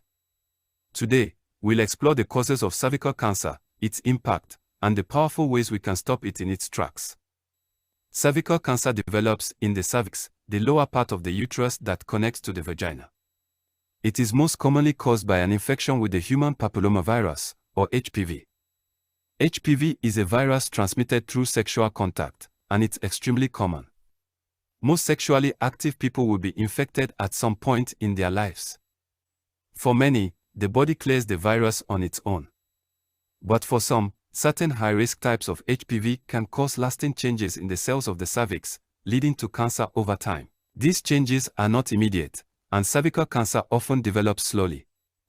In fact, it may take years or even decades before these abnormal cells become cancerous. Early-stage cervical cancer rarely causes symptoms, which is why screening is critical for detection and prevention. In the early stages, cervical cancer often doesn't show any noticeable symptoms. This silent progression is what makes regular screenings so essential. The Pap smear, a simple test that collects cells from the cervix, can detect abnormal cells before they become cancerous. When cervical cancer is detected early, the survival rate is as high as 92%. That's why it's vital for women to get regular screenings as part of their routine healthcare. A Pap smear is not only a lifesaver, but it's also a tool that provides the opportunity for early intervention. When abnormal cells are detected, they can be treated before they develop into full-blown cancer. The primary cause of cervical cancer is the HPV virus. It's important to note that HPV is common, with the vast majority of people who have sex becoming infected with the virus at some point in their lives. But not all HPV infections lead to cancer. In fact, most infections are cleared by the body's immune system within a few years. However, certain high-risk strains of HPV, particularly type 16 and 18, are linked to the development of cervical cancer. These high-risk strains are responsible for about 70% of all cervical cancer cases. While there is no cure for HPV itself, there is a powerful tool that can prevent infection with the most dangerous strains, the HPV vaccine. The HPV vaccine is an important step in the fight against cervical cancer. It's most effective when administered before individuals become sexually active, typically between the ages of 11 and 12. But it can also provide protection for people up to the age of 26, reducing the risk of HPV infection and, consequently, cervical cancer. Vaccination programs are already making a difference in many countries. In regions with high vaccination rates, the number of cervical cancer cases has begun to decline. Yet, there are still many parts of the world where access to the vaccine and screenings is limited, and cervical cancer remains a major health challenge. Globally, cervical cancer is one of the leading causes of cancer-related deaths among women, particularly in low and middle-income countries. Here, limited access to screening and vaccination programs means that many women are diagnosed too late when treatment options are fewer. In some regions, the lack of awareness and healthcare infrastructure further exacerbates the problem. However, there are efforts underway to change this. Mobile clinics and educational campaigns are bringing much-needed screenings and vaccinations to rural and underserved areas. Through outreach and awareness, communities are being empowered to take charge of their health. Education is one of the most powerful weapons we have in the fight against cervical cancer. In many places, awareness campaigns are helping women understand the risks of HPV, the importance of regular screenings, and the life-saving potential of the HPV vaccine. By educating women about their health, we can increase early detection and prevention rates. Empowering women to make informed choices about their health not only saves lives, but it also creates healthier communities for future generations. Every year, thousands of women survive cervical cancer. Women like Maria, who, after receiving a routine screening, learned she had abnormal cells. She underwent treatment and is now healthy, cancer-free, and living life to the fullest. Her story, like so many others, is a testament to the power of early detection, treatment, and prevention. When cervical cancer is caught early, the outcome is often positive. But not every woman is so fortunate. Globally, cervical cancer still claims far too many lives. That's why our fight must continue, and why we must ensure every woman has access to screenings, the HPV vaccine, and the knowledge she needs to protect herself. The fight against cervical cancer is not just a local challenge, it's a global one. But it's a challenge we can win. With education, access to vaccines, and early screenings, we have the tools to drastically reduce cervical cancer deaths. The World Health Organization has set an ambitious goal to eliminate cervical cancer as a public health problem by 2030. This goal is within reach, but only if we act together. Cervical cancer doesn't have to be a silent killer. Through prevention, education, and early detection, we can protect the women of today and tomorrow. Together, we can end the suffering and ensure a future where cervical cancer is no longer a threat. Thank you for joining us on this important journey. Stay informed, take action, and be a part of the movement to end cervical cancer for good.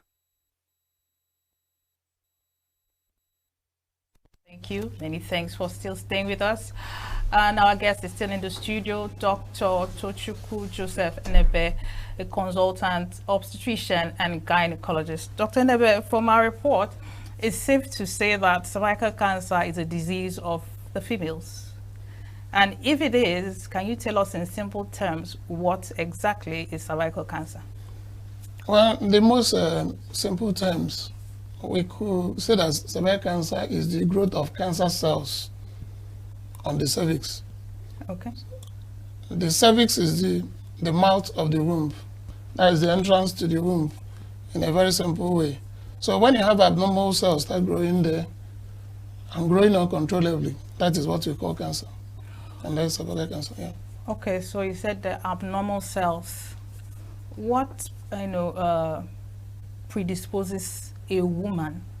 And we're going to get to whether it can actually affect the males, because from the special report we heard about people being sexually active, but we're going to get to that in a bit. Now, what are some of the predisposing factors that could make one female, develop cervical cancer, maybe another one may never develop it in a lifetime? Okay, well, just from what we've heard so far, cervical cancer, one of the major it has been known that the major cause of cervical cancer is human papillomavirus infection, and is sexually transmitted. So we could say that cervical cancer is a sexually transmitted disease. So now, how are you predisposed to it? It means that first of all, you have to have what? Sexual contact. So, and also, the report also told us that if you have a sexual contact at the time when the cervix is immature, is not strong enough to resist the infection. Can you give us an age range? We talked about below 18 days. If you have the first sexual contact within this period. But he also mentioned that the likelihood is commoner. It's commoner among the younger age. So if you start coming back from 11, 10, 9, which commonly in our society now, you find out that the women now have their first sexual contact at those ages, So, and what happens at that age? When the human papillomavirus infection is so many, they have so many strains, And amongst those so many strains, there's only few of them that, a number of them that causes cervical cancer. We mentioned the strain called 16 and 18, and likewise 35, 45, and others. These are the ones. So you may be infected with human papillomavirus infection without being affected with those oncogenic strains, those ones that cause cancer. You know, you have to speak English. You're speaking OBGYN. Yes. So I mean oncogenic, the cancer-causing strains. So if you are infected with those ones, now the body also has its natural defense system of fighting those viruses. So now, if the age is immature, you find out that over time, those viruses are not excreted. But in the adult, somebody that has a very good immune system, you find out that over time, about majority of the viruses, they're excreted. So you find out that those ones, they don't have any, they don't grow into abnormal cells and then subsequent cancer. So it means that one, if you have sexual exposure when in an early age, it could develop cervical cancer in future. Now, it's not only that. We don't find out that, okay, now assuming I don't even engage in sex at all, it means that probably I am not going to have cervical cancer. So now, it means that abstinence could be a preventive way of people not getting cervical cancer. Now, assuming that I have only one sexual partner, it means that maybe probably if we have a virus, we may share only one virus, or we may not even have at all. However, when you now find a woman having multiple sexual partners, you now find out that problem comes in. Then in our own traditional system, we find out that our people, sometimes you see early marriages, and those early marriages, probably, there could be polygamous family in some of them. So you find out polygamy, where you have so many women, this one has it all boils down to multiple sex partners. So it boils down to almost the same thing. So we're saying that, fine, the major factor is what? Early sexual exposure, multiple sexual partners, and then things that can bring down your immunity system. Assuming that even at adult age, maybe beyond 18, somebody gets exposed to human papillomavirus infection, and then there is no good immunity. So, for example, people that have human immunodeficiency virus, HIV infection. So it brings down the immunity to the extent that the body can't fight those HPV viruses, and then there's no persistence. So actually the major cause of the precancerous cells or those cancer-causing cells is just that the virus stays there for a very long time. So if it stays there for a very long time, you cannot have time to now develop into cancer. Now, if you look at this cancer, you can also say that this cancer is a very merciful cancer because it gives you time for you to do something. But in giving you time to do something, you're not even aware that is the problem. So is it really messy? Yes, it's merciful because it's saying, okay, now you have opportunities of not getting infected. That's number one. Now, secondly, even when you are infected, if you have a very strong immunity, it means that you can ward off the virus. Now, even when you get infected and you couldn't remove the virus, it also tells you, please, I am there. But the problem, can I know that the virus is there? So when that neglect is given to that disease condition, you now find out that over time, between 10 to 20 years, somebody develops cervical cancer.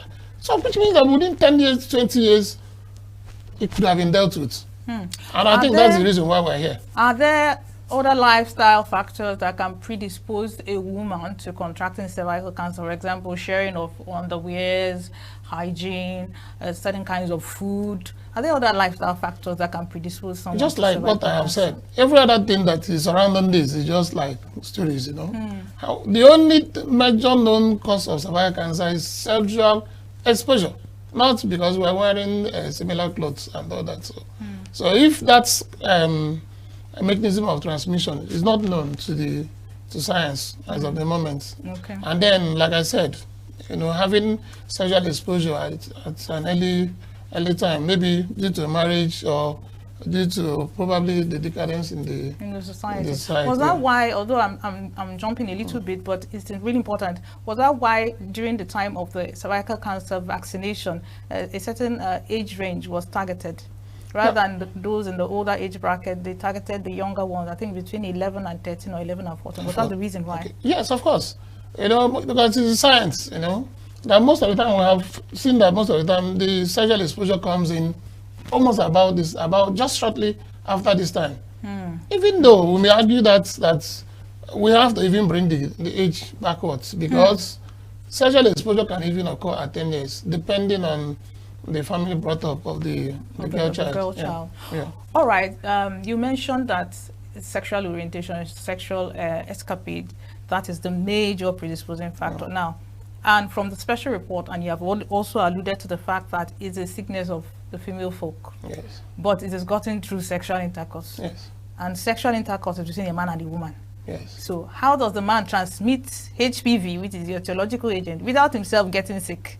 And then the woman carries the virus, and probably it progresses to becoming, you know, a cancer. So if you look at the HPV virus, it affects surfaces. If you come to a woman, the epithelium, you know. What is the epithelium? The epithelium is the cover of those reproductive tracts. Like you have the vagina, you have the anus, you have the cervix. You find out that the HPV can actually affect all those surfaces. But the one we are discussing today is just the cervix, the cervical cancer. So men on their own part also has the covering of their penis. They can also have cancer caused by the same HPV. Wow. Then if also but it's not called cervical now because it's not there's no cervix. No cervix. Yes. So it's called penile cancer. So you can also have penile cancer there, but that's just the man's own version of cervical cancer. Wow. They can also have vaginal cancer.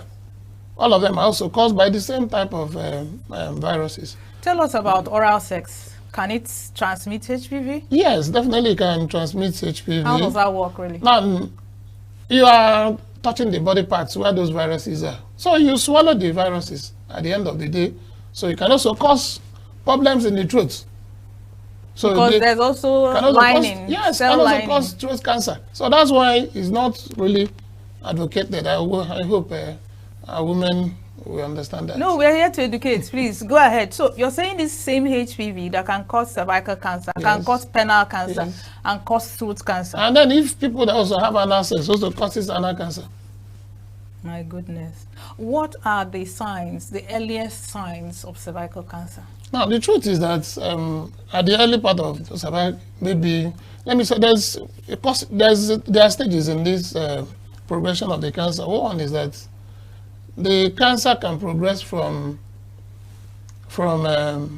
infection to the precancerous stage. From the precancerous stage, and the cancer itself. Okay. So we now find out that the cancer during the precancerous stage, no symptoms. Asymptomatic. So it's highly asymptomatic.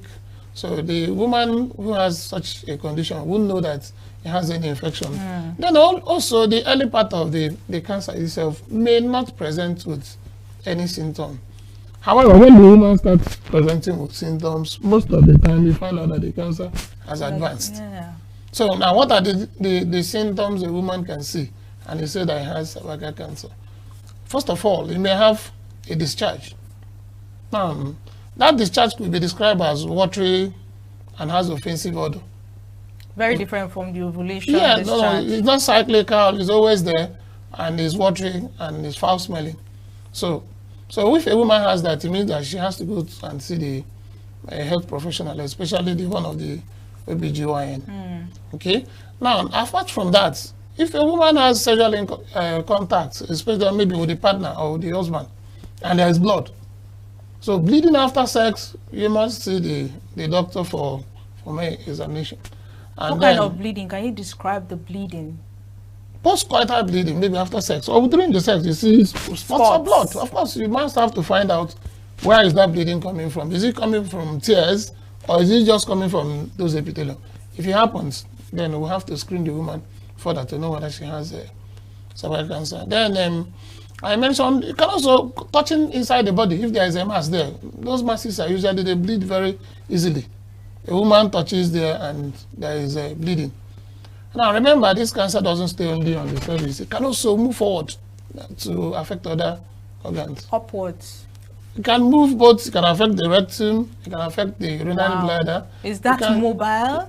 Of course, these are cells now, and those cells are they are micro, of the micro size, so they can be. Do they talk to each other like? Do they have intercell communication? Of course, one cell affects the other, just like that until it gets around the body.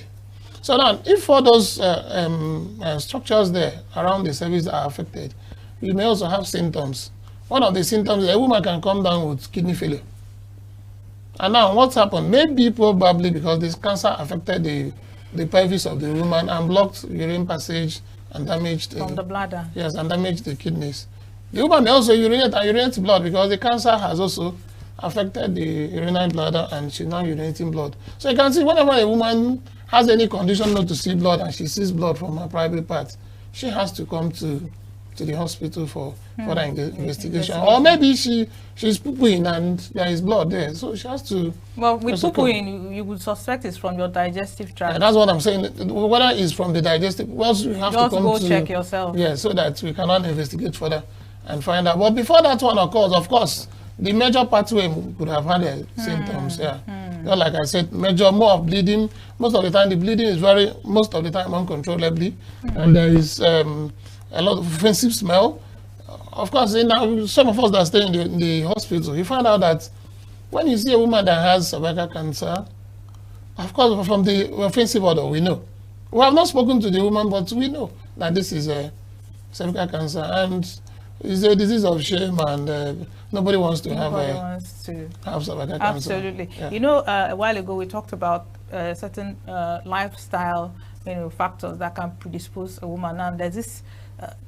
Well, I would call it like a cosmetic practice among the female folk. It's called douching.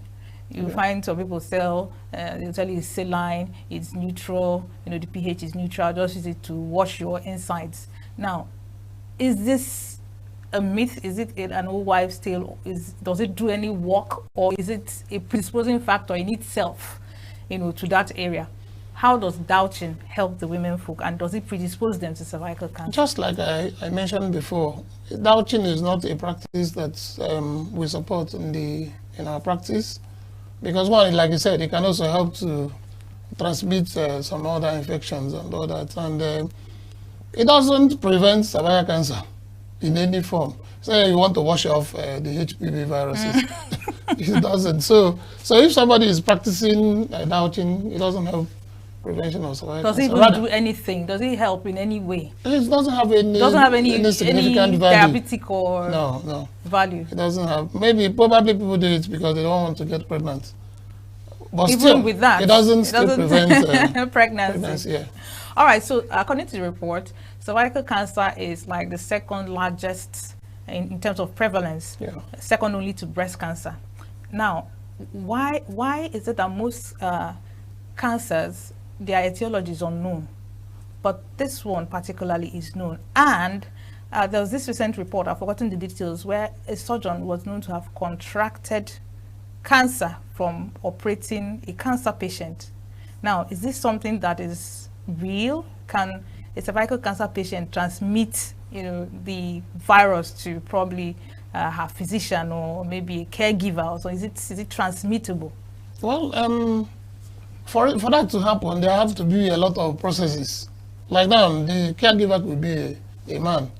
And before we operate on women, we usually protect ourselves properly, and so that there's no contact. So you find out that there's no contact. Like I said, the major problem there is contact, skin contact, between both the two parties that are involved. So if there is no major persistent skin contact, there won't be any transmission. Okay. And like I said, not only that there is transmission, somebody gets HPV virus infection, but remember that over time, if you have a strong immunity, your body system can always remove those viruses. The problem is when the body immunity has failed, and you find out that there is a development of cancer-like cells, which eventually, if unchecked, will eventually progress to cancer. Yeah. All right. So, like I mentioned earlier about cervical cancer vaccination, right? And on so many platforms, medical and healthcare platforms, people have come out to say cervical cancer, it's really important that women are aware, protect themselves and things like that. But then finally you find out that people are not catching on. Case in point, the recent rollout of cervical cancer vaccination. what has been your experience with the vaccination? Is there hesitancy? Did people fight it, or did they really accept it? Before you answer that question, I think before it should be a follow-up question to how exactly does vaccination prevent cervical cancer? Then you can answer to the vaccine hesitancy. Okay, let's start with the how vaccines affect. Yes. Now, what vaccine does is that they bring in the antigen. Antigen is something that looks like... I was going to tell you to explain what antigen is. Something that looks like the HPV virus. And then they plant it in somebody's system. Now, the body reacts to it by developing antibodies. That's cells that fight... Soldiers that fight those cells. Yeah. So when the body develops it, it means that the body is now equipped. So when the body now sees anything like that virus, it attacks it and takes it away. So that's what the virus does. So now, if a girl child is given that HPV vaccine, it means that she now develops immunity. So it means that the virus cannot affect the woman. If that type of virus affects... Because you mentioned it's type 16 and type 18. Yes. Can one vaccine, protect for 16 and 18, or you take two different vaccines for the two different... No, like the common vaccines we have the Cervarix. We also have the Gardasil. Now the Cervarix protects for only two, that is 16 and 18, and they cause majority of the cervical cancer, up to 70% of the cervical cancer. So now, but the Gardasil has about 4 strains that it helps to prevent, both the 6, 11, 16, and 18. Now, they are also working on trying to get more vaccines that are polyvalent, that is, that can prevent so many viruses. Up to 9, they have gotten a vaccine that can prevent up to 9 strains. Okay, so that is where we are at the moment. Just like the question he asked, assuming that one of the virus that I got, I am not protected against it in my vaccine, probably you may develop cervical cancer. But like I said, the majority of the cancer-causing viruses are protected by these two. So if we're able to take out these 70% of viruses, I mean, the girl child will be protected against the All right, virus. we're still going to get to the vaccine hesitancy. However, I want to go to the streets. There's another report, Vox Pop want to find out what do people know, the extent of the knowledge they have of cervical cancer. So please take a listen to this presentation.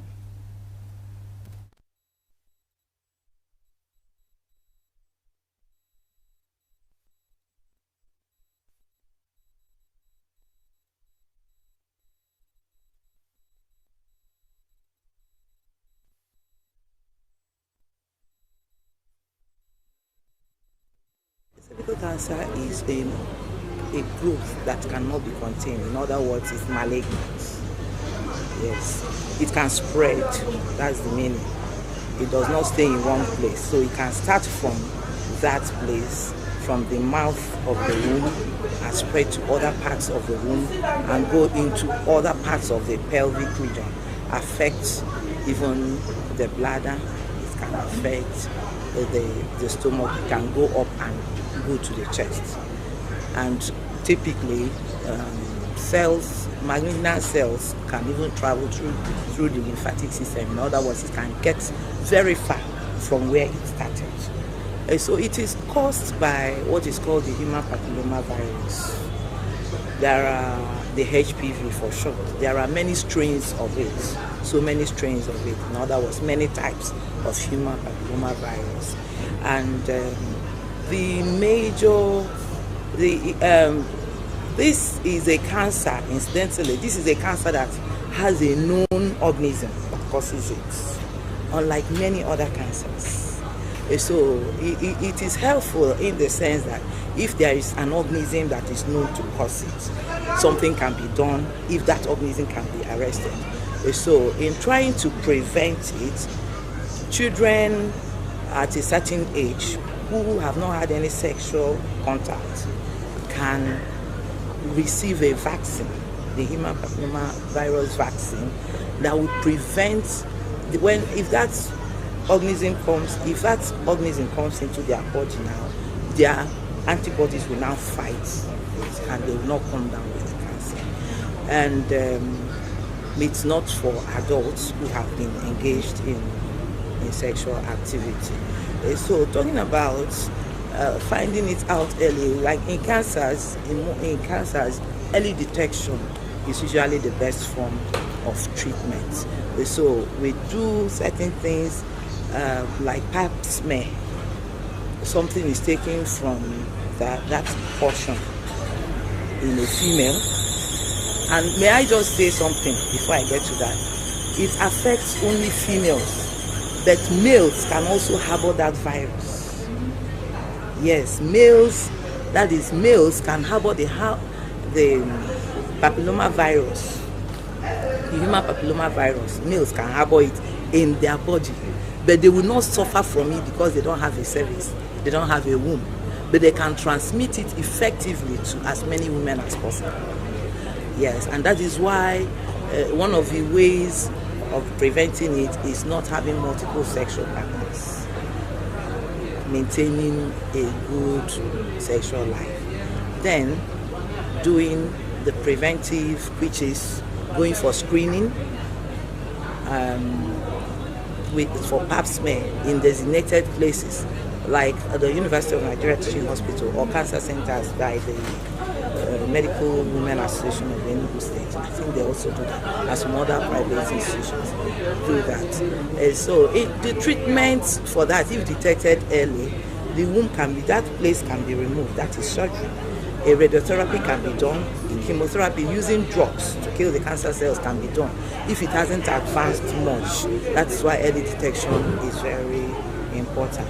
So generally, the awareness that should be created is for parents to know that their girl child can receive the vaccine and have that cancer prevented. Because if I'm not wrong, it's about the second most lethal cancer. It kills, in statistics, it is after breast cancer. That is next. After breast cancer, that is next. But a child can be prevented at an early stage by receiving the vaccine. Then, like I said before, people should not be engaged in multiple sexual activities. They should maintain a partner. And the screening also can be done. I'm not quite sure about screening on men to know if they have it. I believe that there might be. Let me not say what I'm not very sure of right now. Then, in conclusion, we need support for cancer patients, because there is a lot of there are places that the Fund of Nigeria or the Global World or WHO goes into that are not really so necessary. But health is not given priority. Women with cancer, you find out that majority of women with cancer, cervical cancer, are paupers. Yes, they are paupers because sometimes their lifestyle is due to poverty. Even if you are so rich, treatment for cancer is quite expensive. So it depletes the purses of people. So funding and support to cervical cancer patients and other cancer cases is very necessary. Cervical cancer is a type of cancer that affects the cell cervix. So it's close to the lower abdomen, which is the vagina. So cervical cancer, it has affected more than 90% of women in this country. So I think that talking about cervical cancer, we need solutions to cervical cancer. First of all, some people don't know the solutions. They don't even know anything about cervical cancer. Therefore, the government needs to create awareness to the women. Even if we cannot create it in a very big way, it can be introduced in the secondary school, university, or even in primary school in order for people to know about it. Awareness of cervical cancer. So I think government should create more awareness. Not just government, even schools, they should teach about cervical cancer, because I myself, I don't really know much about cervical cancer. So government should create awareness in hospitals, even the society, they should talk more about cervical cancer and the dangers of cervical cancer, because it kills women and some women don't even know about cervical cancer. Also in hospitals, there should be vaccines for cervical cancer, because in my secondary school, I think a hospital came and we actually had to pay, and they gave girls vaccine for cervical cancer. So I think it should be talked about often. I believe if the government put more effort on the issue of cervical cancer, for example, HIV is widely known, kidney problems are widely known, but cervical cancer, I don't believe a lot of women knows about it. So if the government can concentrate on that area and put more this thing on that area, I believe it will make people be aware of it, and a lot of women will not die ignorantly, because it's when it gets to the dangerous stage that a lot of them know about it. So if the government can concentrate the way they concentrate on HIV, kidney problem, even malaria, on cervical cancer issues, I believe there will be a little bit of solution on that. Welcome back. Well, before we went to take a listen to the Vox Pop, we were on cervical cancer vaccination hesitancy, and Dr. Enebe is still in the studio to have this discussion with us. So, Doctor, tell us, but before we go to that, there's something that someone mentioned from the Vox Pop that I wanted you to respond to. Yeah. There are many actually, but we'll take two. First of all, she mentioned that cervical cancer is malignant. Now you're going to explain what malignancy means, and indeed if all cervical cancers or all HPV viruses cause malignancy. Then secondly, she said that the vast majority of women who suffer from cervical cancer are poor. Now, is there a correlation between the economic state of an individual and being predisposed to cervical cancer? So first of all, talk about the malignancy. Okay. Well, malignant means cancer.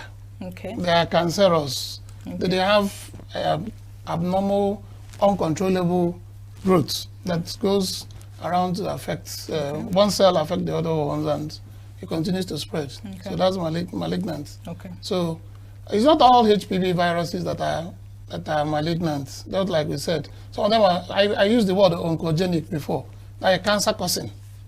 So some of them are not. They are low risk viruses. You get them. Some of them also cause normal genital warts. That's another thing also. Women caused by HPV. Caused by HPV. Just like that Gardasil I mentioned. They are caused by HPV 16 and 6 and 11. So you can see that Gardasil also controls for that genital warts. Yeah. Okay. So and then you talked about.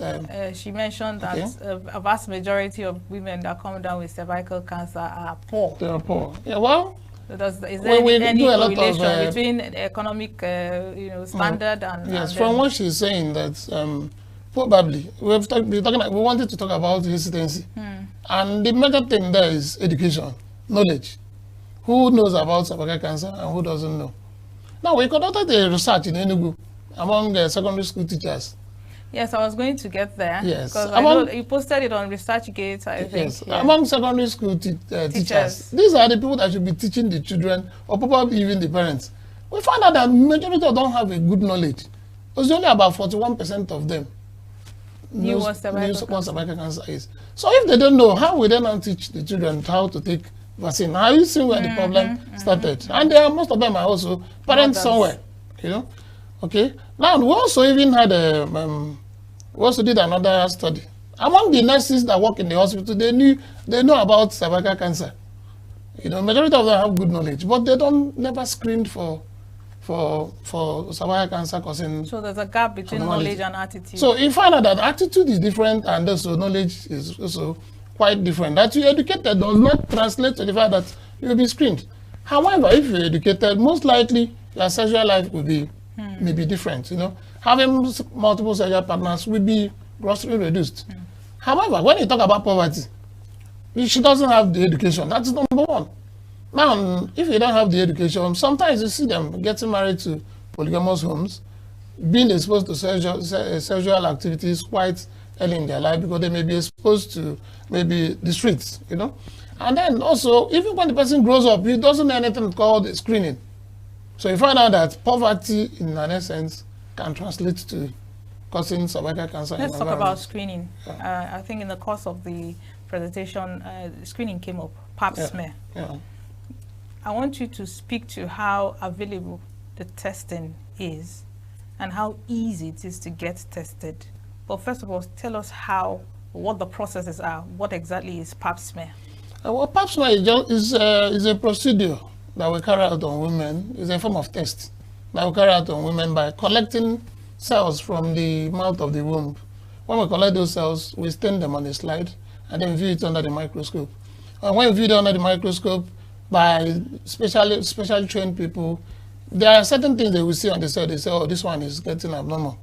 And they can now say, okay, this one is high risk, this one is low risk. They can be categorized. Yes, they can be categorized being by looked looking at under them the microscope. under the microscope. So that is what is called a pap smear. And it's expected that every woman that is sexually active should at least, if they're coming into the hospital, should carry out pap smear. Now in our own environment, you find out that carrying out this pap smear is difficult. Why? The people that are even meant to do the screening, they are just very few. If you look at what is happening in Nigeria now, most of the majority of the doctors, they've all migrated. So who is going to carry out the screening? Who is going to read those pap smear? Now, what of the materials that we use for the pap smear? It's not commonly available. There was before I became a senior doctor in my hospital, I carried out a research and I wanted to do pap smear. I went to Buetem, I couldn't find any material for pap smear.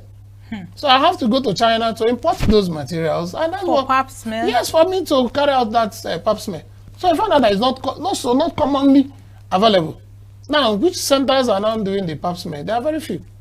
Maybe you talk about UNTH, talk about Parkland, then talk about the Women's Center, and then some other few. You find out that people don't even engage in procuring materials for those screening procedures. So now, I think the ENUGU state governments, they are working towards the fact that they want to make sure that people are trained. Now, training people at the primary level means that you have widespread information and education among the populace. Now, they also now learn how to now look out for those things that look like cancer. And if they do that, it means that majority of the people, when they come for antenatal, they should have that education. Yeah. They should be told about cervical cancer and when they can get that thing done. And then even among women meetings, how many times have they brought out their time and say, yes, there is one virus, they say that it causes our death. And it kills almost majority of the women that have it. Can we table it and it becomes a major discussion on their table? So I find out that enough is not being given to this particular disease. And that is why it has persisted and continued for this long to exist in the environment. Now, if you come to developing countries, the majority of the cancers are in developing countries compared to what we have in developed countries. Which goes to collaborate what the lady mentioned. Yeah. So why? If you go to developing countries, they have a streamlined policy how they are checking cervical cancer. First, they are checking it at the level of the primary level, making sure that women within the age of 11 and 14, or 9 and 14, that they have vaccination. Now, if they don't catch it there, eventually get infected with the virus, they also wait for you at the screening level, where they also do pap smear, do visual inspection with acetic acid, and so many other ways of checking for whether you have exposure. Because that time, they're just checking whether the virus is there. And all of them, all these, when they check and find out that it's there. We find out that this is a matter, is a policy matter. So you can see now. It's a policy matter. Yes. Yeah. So now let's get it down to what is happening in developing countries. Government is not interested. My question would be, I know, but you know that government doesn't give you anything on the platter. Yes. As Nigerian government doesn't like this. Yeah. Now you're a member of NMA. You're also a member of MBCAN. Yes. What are some of the advocacy moves that you guys have made to see if there will be a little bit, even if it's just subsidy, for carrying out the test, or just in any way to make it easier or accessible and affordable you can for see the people? The women group, the medical women, that's the women that are doctors in ENUGU. Yes. They have taught it twice that this is the major cause of morbidity and mortality among women. And they said, I'm established a center, they are paying somebody. So what we're not saying that we want to spread this message more.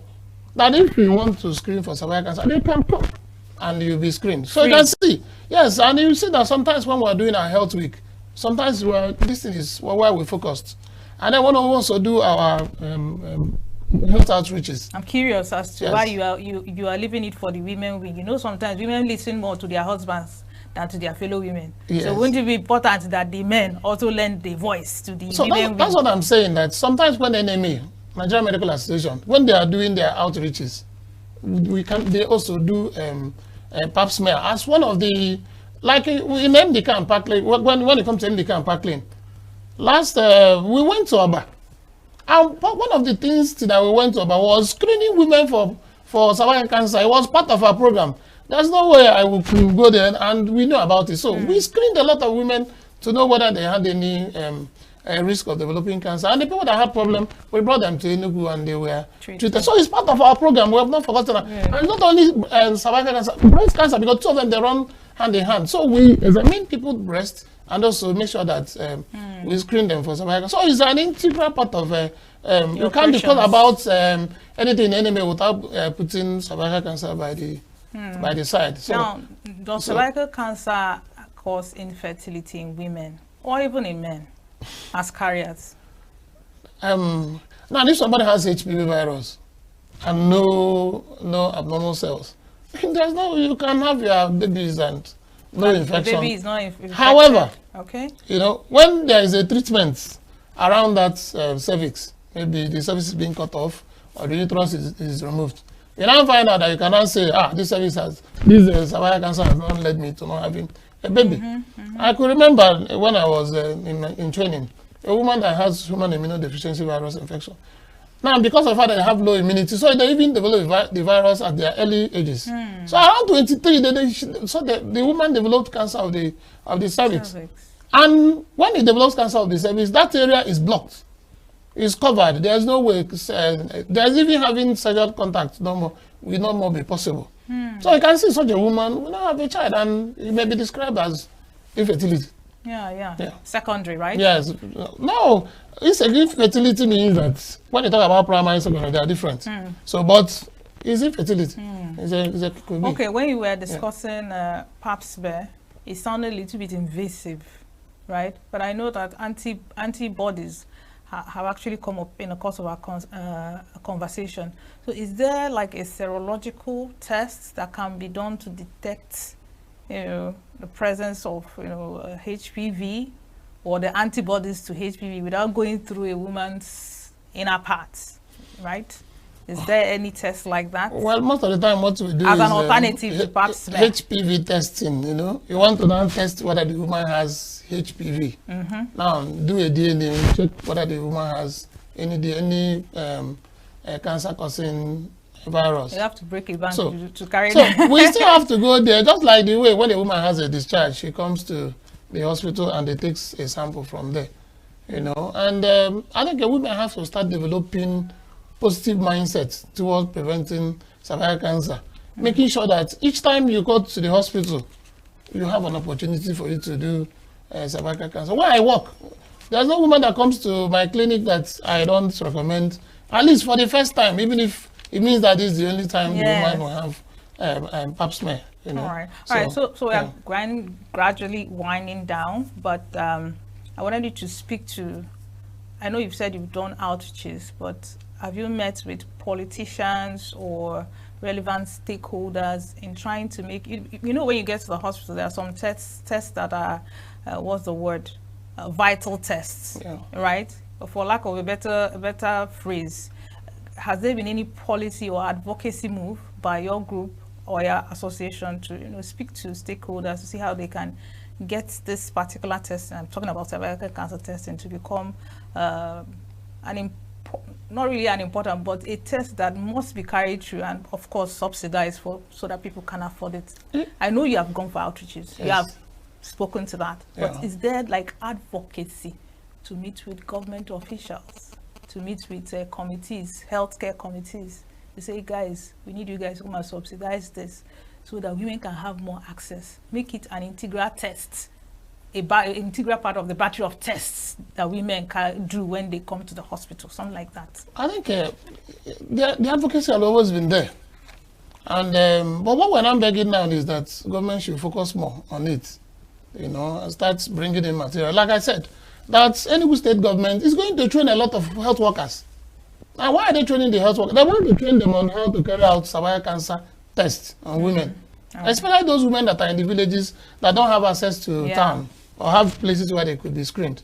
So they are now training them. Maybe by Monday, you see that the training will start statewide. Beautiful. So, I mean, that's a positive side from the government. And in the last government, they supported Parkland by creating a cervical screening center And they supported it with colposcopy machine and the rest. So you can see governments, they also gradually, they're learning about it. Then if you watch in the last government, there was a time the girl child they were vaccinated against HPV. So, I mean, it's still also showing that they're also showing interest. But like you said, if government is going to hear us through this advocate, this is also means of speaking to the government, that any woman that comes to the hospital should have a free cervical cancer screening, just like what is done abroad. Once the person is sexually active, they should just give that cervical cancer screening free of charge. And then they should also invest more on medical workers that are going to help carry out this. Not allowing our medical doctors to be traveling abroad. By the time all of them travel, it means that the cervical cancer that is already so much. Imagine Nigerian population is about 1% of the world population, but you have about up to 10% of cervical cancer burden in the whole world. I mean, it's so bad. So we should make everything possible to retain our doctors. In one word, what's the prognosis for cervical cancer? In one word, before we go, we have a testimonial of a cervical cancer survivor that will soon come up. What's the prognosis? Let's see. If it's detected early, the prognosis is fine, good. Almost about more than 90% chances of 5 years survival. So it's just the key thing there is early detection. Beautiful. So with that, we get to the testimonial report of a cervical cancer survivor. Take a listen to this. My name is Maria. I was diagnosed with cervical cancer, and it was one of the most challenging times of my life. However, through the support of my doctors, family, and friends, I found strength I didn't know I had. The treatments were tough, but I'm grateful for the medical advancements that helped me through. Today, I'm in remission, and I encourage others to take preventive measures such as regular screening and never lose hope in the faces of diagnosis. And there you have it, a testimonial from a cervical cancer survivor. Great story. Thank you so much, Dr. Enebe. It was really good having this conversation with you. I mean, I, for one, I learned a thing or two, and I'm sure our viewer out there learned something. So thank you so much for coming. Thank you very much. We have not discussed, so we just opened up the discussion. How about doing a part 2? Of course, I'm always available. Thank you so much. Thank you so much. And thank you for staying with us. That has been Inside Health. And don't go anywhere. Inside Health comes up next time, next week. I'm still your host, Chigi Chagoram. Bye for now.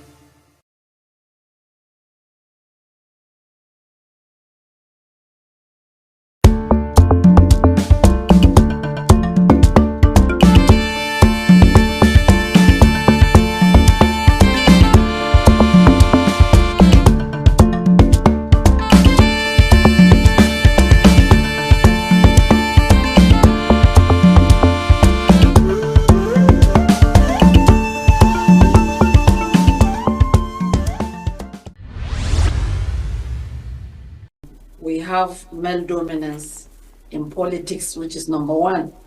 Men have dominated the political arena in Nigeria. We have educated women. We have women that have the zeal and the passion for politics, but the arena has been dominated by men.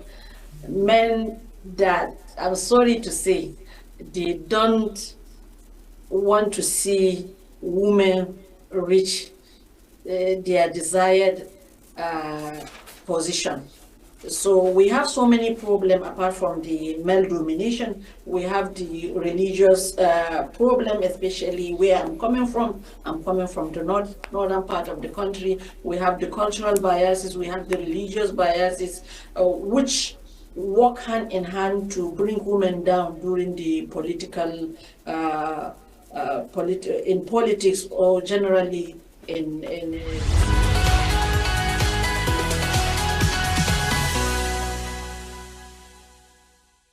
This is Gender Perspectives on Signature TV. Thank you for joining me on another episode of thought-provoking conversations concerning gender in society. Well, I am Uchenna Chimdi Oluoha, and I'll start this conversation with a question.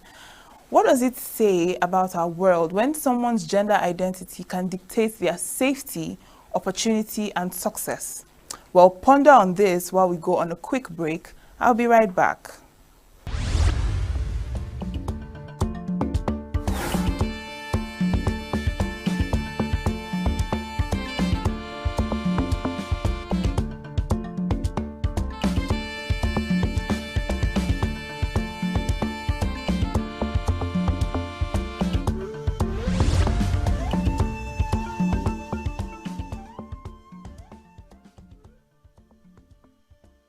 Welcome back to the program. This is Gender Perspectives on Signature TV.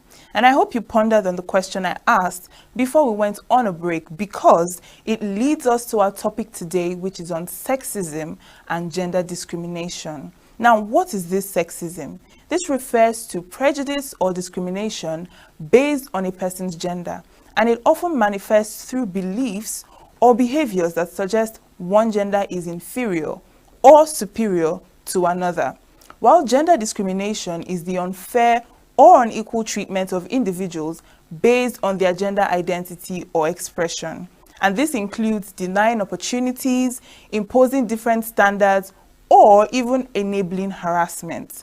Before we go further, let's look at what our background report has for us. Sexism and gender discrimination continue to pose serious challenges to achieving social equity and justice across the globe. These issues are deeply embedded in cultural, institutional, and systemic frameworks that have evolved over centuries, resulting in unequal treatment of individuals based on their gender identity or sex. While there has been notable progress in advancing gender equality, many barriers remain that limit opportunities, violate rights, and perpetuate harmful stereotypes, particularly for women, girls, and gender-diverse individuals. At its core, sexism is the belief that one sex or gender is inherently superior to another. It manifests in attitudes, behaviors, and practices that disadvantage individuals, often women and non-binary people, based solely on gender. Gender discrimination, on the other hand, refers to the unjust or prejudicial treatment of individuals because of their gender identity or expression. This can take many forms, including denial of employment opportunities, unequal pay, and tolerance of harassment or violence. Historically, sexism was institutionalized through laws, social customs, and religious doctrines. Women were denied basic rights such as voting, owning property, or receiving education in many societies. These legal restrictions were reinforced by cultural norms that define women's roles as subordinate to men. Although many of these laws have since been overturned, the underlying biases continue to influence societal structures. In the contemporary world, sexism and gender discrimination are particularly evident in the workplace. Despite increased female participation in the labor force, significant wage gaps persist. Moreover, women and gender-diverse individuals are underrepresented in leadership roles and in male-dominated fields such as science, technology, engineering, and finance.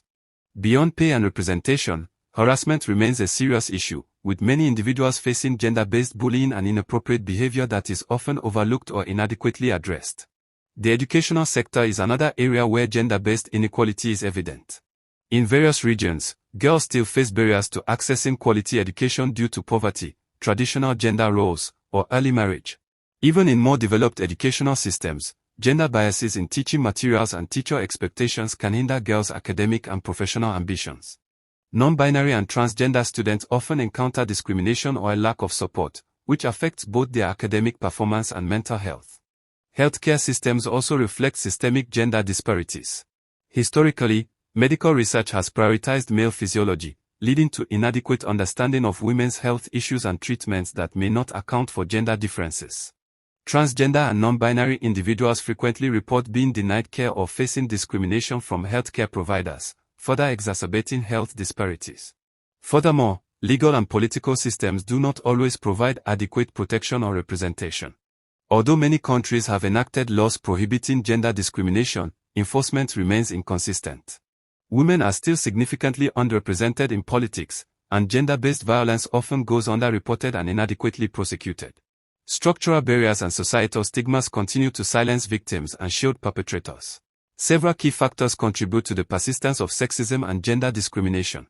Cultural norms and traditional gender roles remain powerful forces in shaping behavior and expectations. Media portrayals often reinforce stereotypes, while institutional bias in workplaces, schools, and legal systems can create environments that marginalize women and gender minorities. Moreover, a lack of accountability, both legally and socially, allows discriminatory behavior to persist with little consequence. Despite these challenges, there have been meaningful efforts to address gender inequality. Legal reforms promoting equal pay, anti-discrimination protections, and parental leave policies are increasingly common. Grassroots movements and non-governmental organizations have played vital roles in raising awareness and advocating for gender-sensitive education. In the corporate world, many companies are adopting diversity, equity, and inclusion initiatives to create more inclusive work environments. On a global level, the United Nations has committed to achieving gender equality through Sustainable Development Goal 5, which aims to empower all women and girls by 2030. Sexism and gender discrimination are deeply rooted issues that continue to affect individuals across all aspects of life. While significant strides have been made toward achieving equality, the journey is far from complete. Addressing these challenges requires continued advocacy, education, policy reform, and cultural change. Only through collective and sustained effort can we hope to create a more equitable and inclusive society for people of all genders.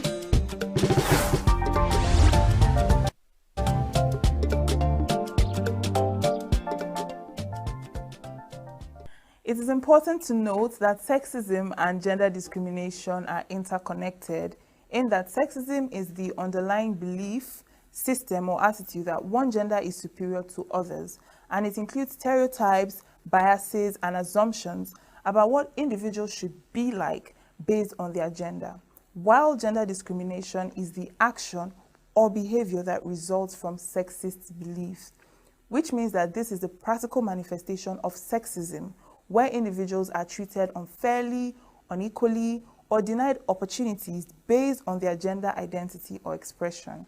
And this can manifest in various forms, both overt and subtle. Like in the workplace, this may be seen in wage disparities, lack of representation in leadership roles, and even sexual harassment.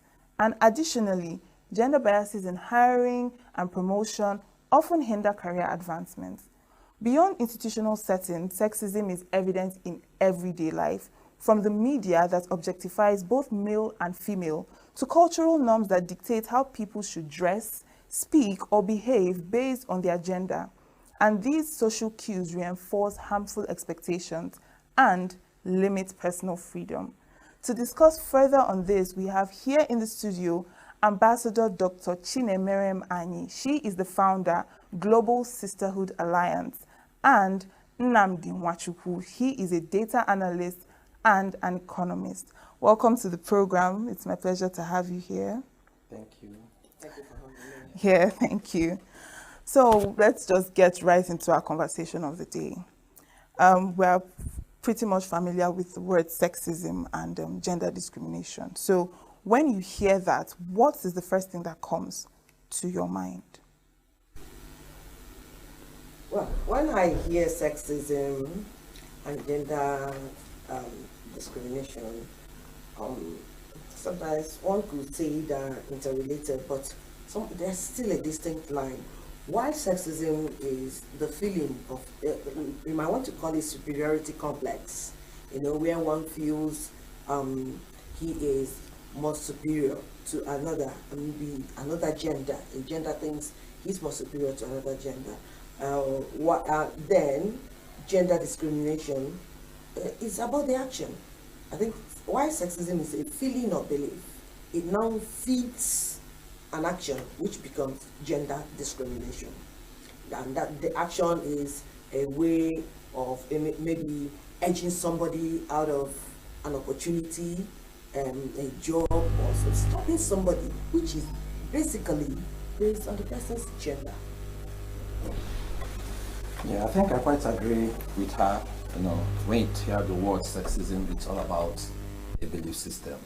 When you have this belief system that a particular sex is more superior to the other, or a particular gender is more superior to the other, okay? So, and it's actually a mindset, a belief system, a mental paradigm, like they say. But if it now manifests, its manifestation can be captured in things like gender discrimination and even gender inequality. These are the 2-3 step manifestations of such a negative belief system, I could say, because the word sexism carries a negative connotation. Because once you encounter that word, or once you engulf with that kind of mindset, it simply means that you already believe in your mind that there is actually an equality between the two gender we have. Yes. Exactly. Yes, and also we live in a society where we have things like gender roles and things like that, which further, creates these sexist issues that we have. So I want to know, how does this sexism, how does it manifest, or how does it show differently when it comes to how men are treated and how women are treated? Anyway, I will not allow her to speak first because it shows in various ways. In our workplaces, it's manifestly evident in the boardroom, in the classroom, in the living room, where there's this disparity in pay, there's disparity in leadership roles, there's disparity in legal rights and safety. Come on, when things happen, when there's insecurity, women and girls, they are the most vulnerable.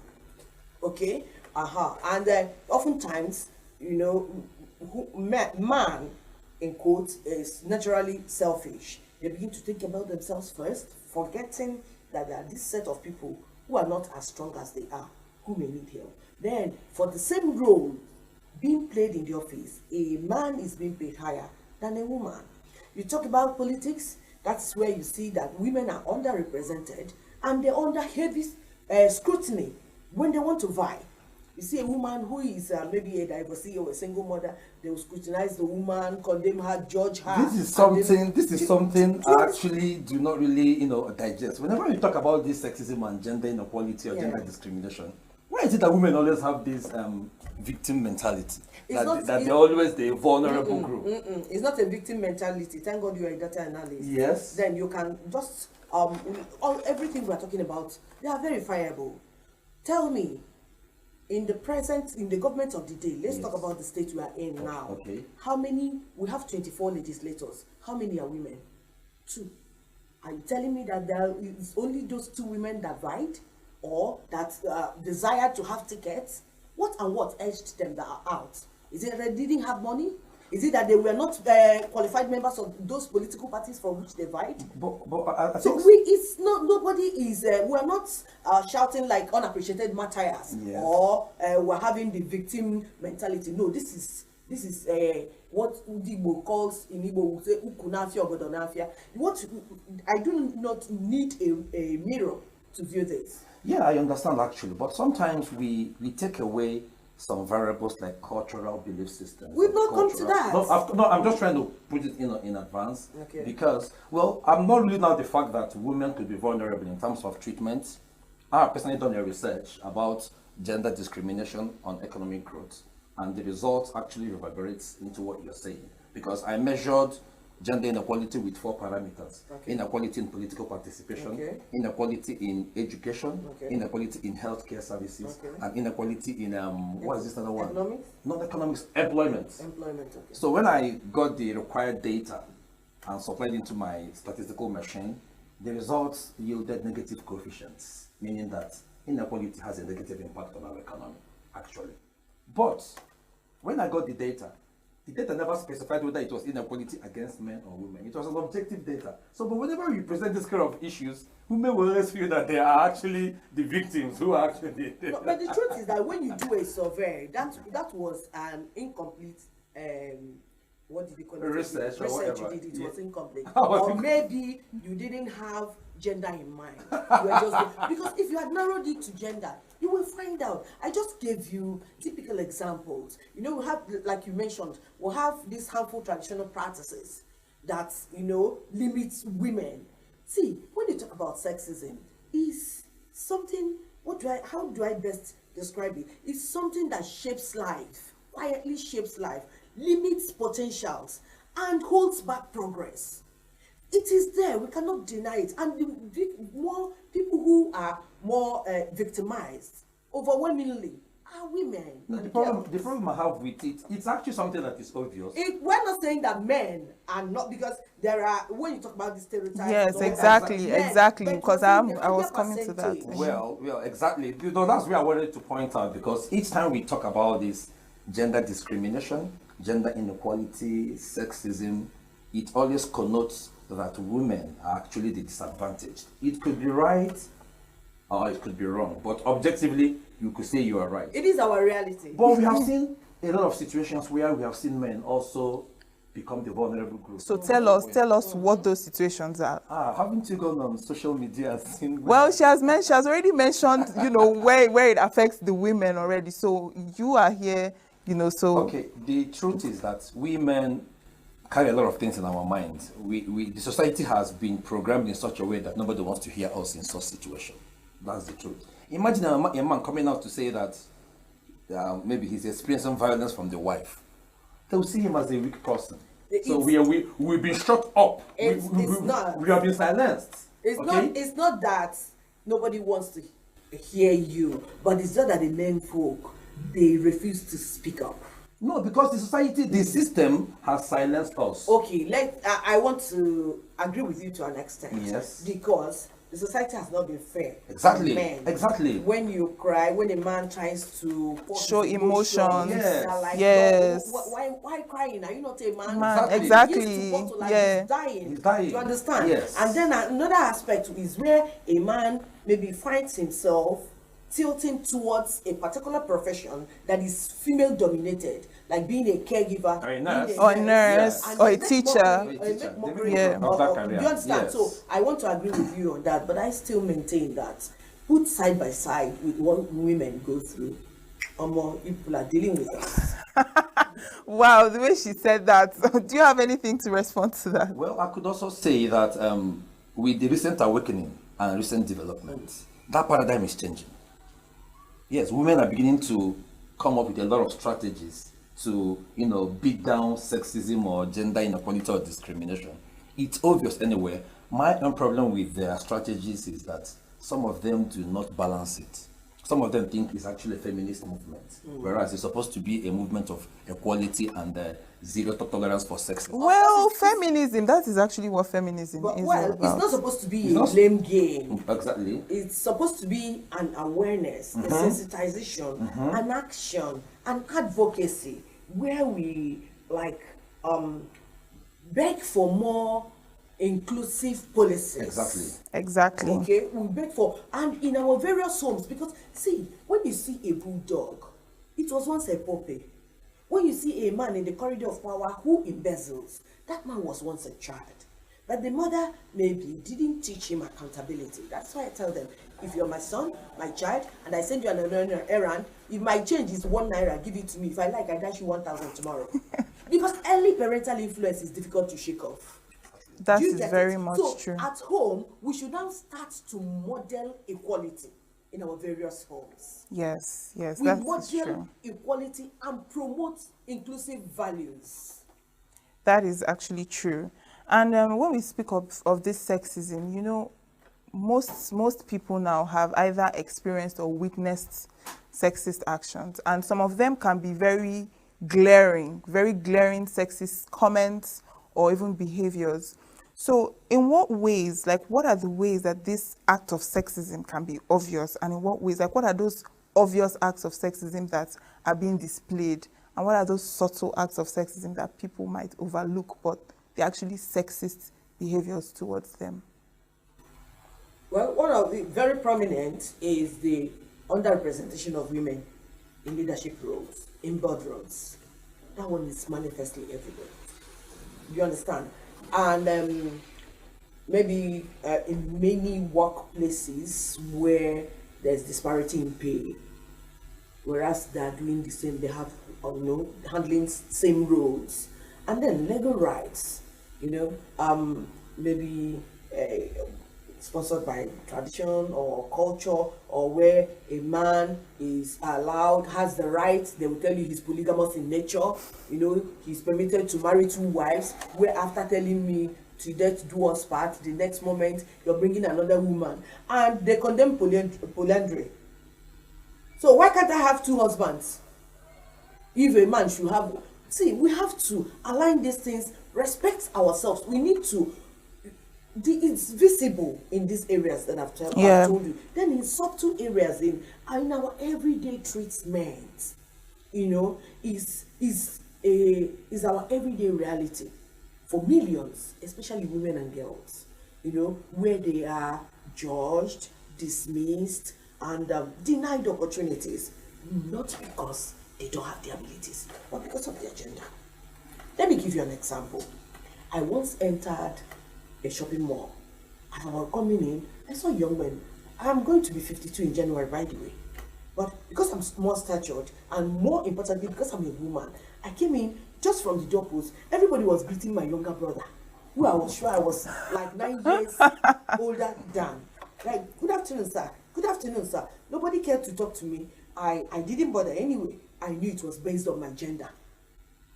The car he was driving was mine. Are you sure it was based on your gender, yes, or based on this the stature no, analysis? No. Do you know whether he's taller than I am? Well, I don't know. You didn't give us that information. That's why I'm being categorical about gender. Okay. Do you get it? Yes. Okay. So they feel a man is here. He's the one who deserves the respect. Do you get it? After everything, I was still the one that paid. It was that particular one that handled. It was when I was paying, he started smiling and saying, "Hey, Auntie, you go show me love." Oh. I told him, go and get love from the people you greeted. On a lighter note, at the end of the day, I had to part with something, Yeah. I told him, just be friendly to everyone. Something like that. Those are subtle ones. Those are, even in our various homes, there are subtle ones. Then where they will tell him, Kechi, come and sweep this place. And Chike has gone out to play ball. He ate there too. Do you understand? Where they will tell Chike, go and draw well. Oh, Lumoke. Or Lumoke, the main one. Let him go and draw well. You see, that is... So we need to balance all yes, that is where we need to actually address. Because role distribution based on gender might not necessarily be because of superiority or inferiority. When where there are roles attributed to certain gender, doesn't mean that they were given that role because they were perceived as superior or inferior. Yeah, but she's answering that based on the subtle acts of sexism which I asked. Because see, even at that, a man should know how to cook, and cook when it is necessary. There are times when, maybe let's take a scenario of a husband and the wife puts to bed, needs a postnatal treatment or caregiving, and maybe both mothers, both the in-law and the biological, they are not disposed. A man should be able to make a little thing and give to the wife, not the ones that will just stand there and I don't know how to, I don't even know what to do. So, but yeah. these things, they start early. Early, exactly. So what about you? What do you think are those very blatant acts of sexism and those subtle, you know? Okay, well, the obvious ones, like she pointed out earlier, Yeah. is based on career stroke profession. I've seen a woman one time who is a mechanic, and the moment I saw her, I'm like, okay, this is supposed to be a man's work, just because of the way we have been oriented.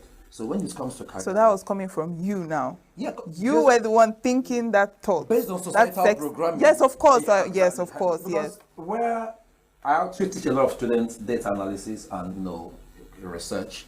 There is a school close to my house. I'm not going to mention the name of the school. It's actually a nursing school. And when I meet the female students, I'll ask them, how many guys are in your class? How many men are in your class? They'll tell me, well, in a class of 200, I could be like only 4 men, because men perceive that course to be for feminine. It's feminine based. Okay, so that's actually one of the obvious manifestations. Now, the subtle ones are actually a situation whereby you actually go out somewhere, maybe see two persons who are having controversies, who are quarreling, and the lady will be hitting the guy. Bah, bah. Nobody will react. But the moment the man wants to raise his hand and he responds to that hit, hey, don't beat her. She's a woman, no. It's a subtle manifestation. Yes. But even at home too, which actually caused an issue that I had to resolve the other day in terms of parental inheritance distribution. When a dad will share his inheritance and he would say, my female children, you give them and we don't give the ladies. That actually brought one argument we had a certain time, and we analyzed the justification that ladies can marry and go off, but men are meant to stay back even when they are giving birth to continue the generational cycle. Okay, so but you discover that some men are doing it, the fathers are distributing the goods to their male children, not because of what I just said now, but purely because of gender sake, and that is part of a manifestation of it's a blatant manifestation of sexism or discrimination. You cannot disenfranchise your child from maybe your inheritance or something because the person is a girl. Who says my father cannot give me something? My mom, I know the things she inherited from her own father, even though she's married. So we mustn't do that. It's one of those things we are talking about, gender discrimination. Talk about, there are some persons, women, who have very good leadership traits, women who can move mountains leadership-wise, women who can handle stuff but will not be given a space. Why? Because they are women. You're very passionate about this leadership aspect of. Do you know why I'm passionate about leadership? There's no society that will be better than the leader. No society is ever better than the leader. So if we are all here and we choose to give him to be the class rep, even when we know that he has a questionable character just because he's the man among us, we're a disaster going somewhere to happen.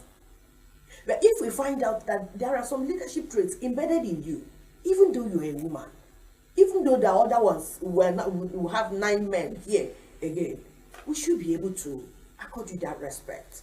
Acknowledge the grace upon your life and have you do it, and we'll all be better for it.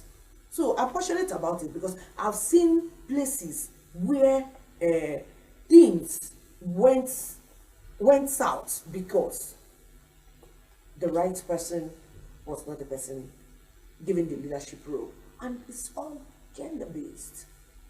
So let's look forward to identifying who has what and what it takes to sail the ship, rather than whether he's a man or a woman. So let's get a bit personal now. You've shared an experience you had of sexism. Yeah. Now, is there any other experience you have had or maybe witnessed, and how did you feel about it, or how did you respond to it? Yes, I like you said, I'm passionate about it. It's because of the very many things I've seen about leadership. Yes. Okay. Yes, there's this family I know, the little business they have, a family business. When at the demise of their father, their mom was handling it. So everybody was busy doing, but when the mom was forced to retire due to age and ill health, the guy who was just I don't know the right word to use, but he's nowhere near a leader. He doesn't have what it takes to sell the sheep. He was just, and I'm like, what? Is Diobala the qualities, the only quality you have? That's the only CV you have to make this happen? And yes, that other, their sister, who is still very fat, she was too busy to even look their way. But others knew that this is the woman who will handle this thing well. At least, even if she doesn't come every day, but once in a while, is able to give directives, do this, do that. They insisted. The Diobala did the whole thing, and everything disappeared. They went with the wind. Do you understand? So I have seen over and again where leadership is everything. Leadership is everything. But most times I noticed you actually speak from the dimension where you are trying to will I say diffuse or deflect if there's another man who's also qualified to take over the leadership position, because the way you're sounding more like, because it's a woman, you're passionate. Even if they don't have a woman, yes. Let's take a scenario where there's no woman in the picture. Yes. Now, it's not sexism, but when I talk about leadership, let he who the cap fits wear it. I had to sound that way because the bone of contention was that other brothers say, Rapu's sister, God in charge.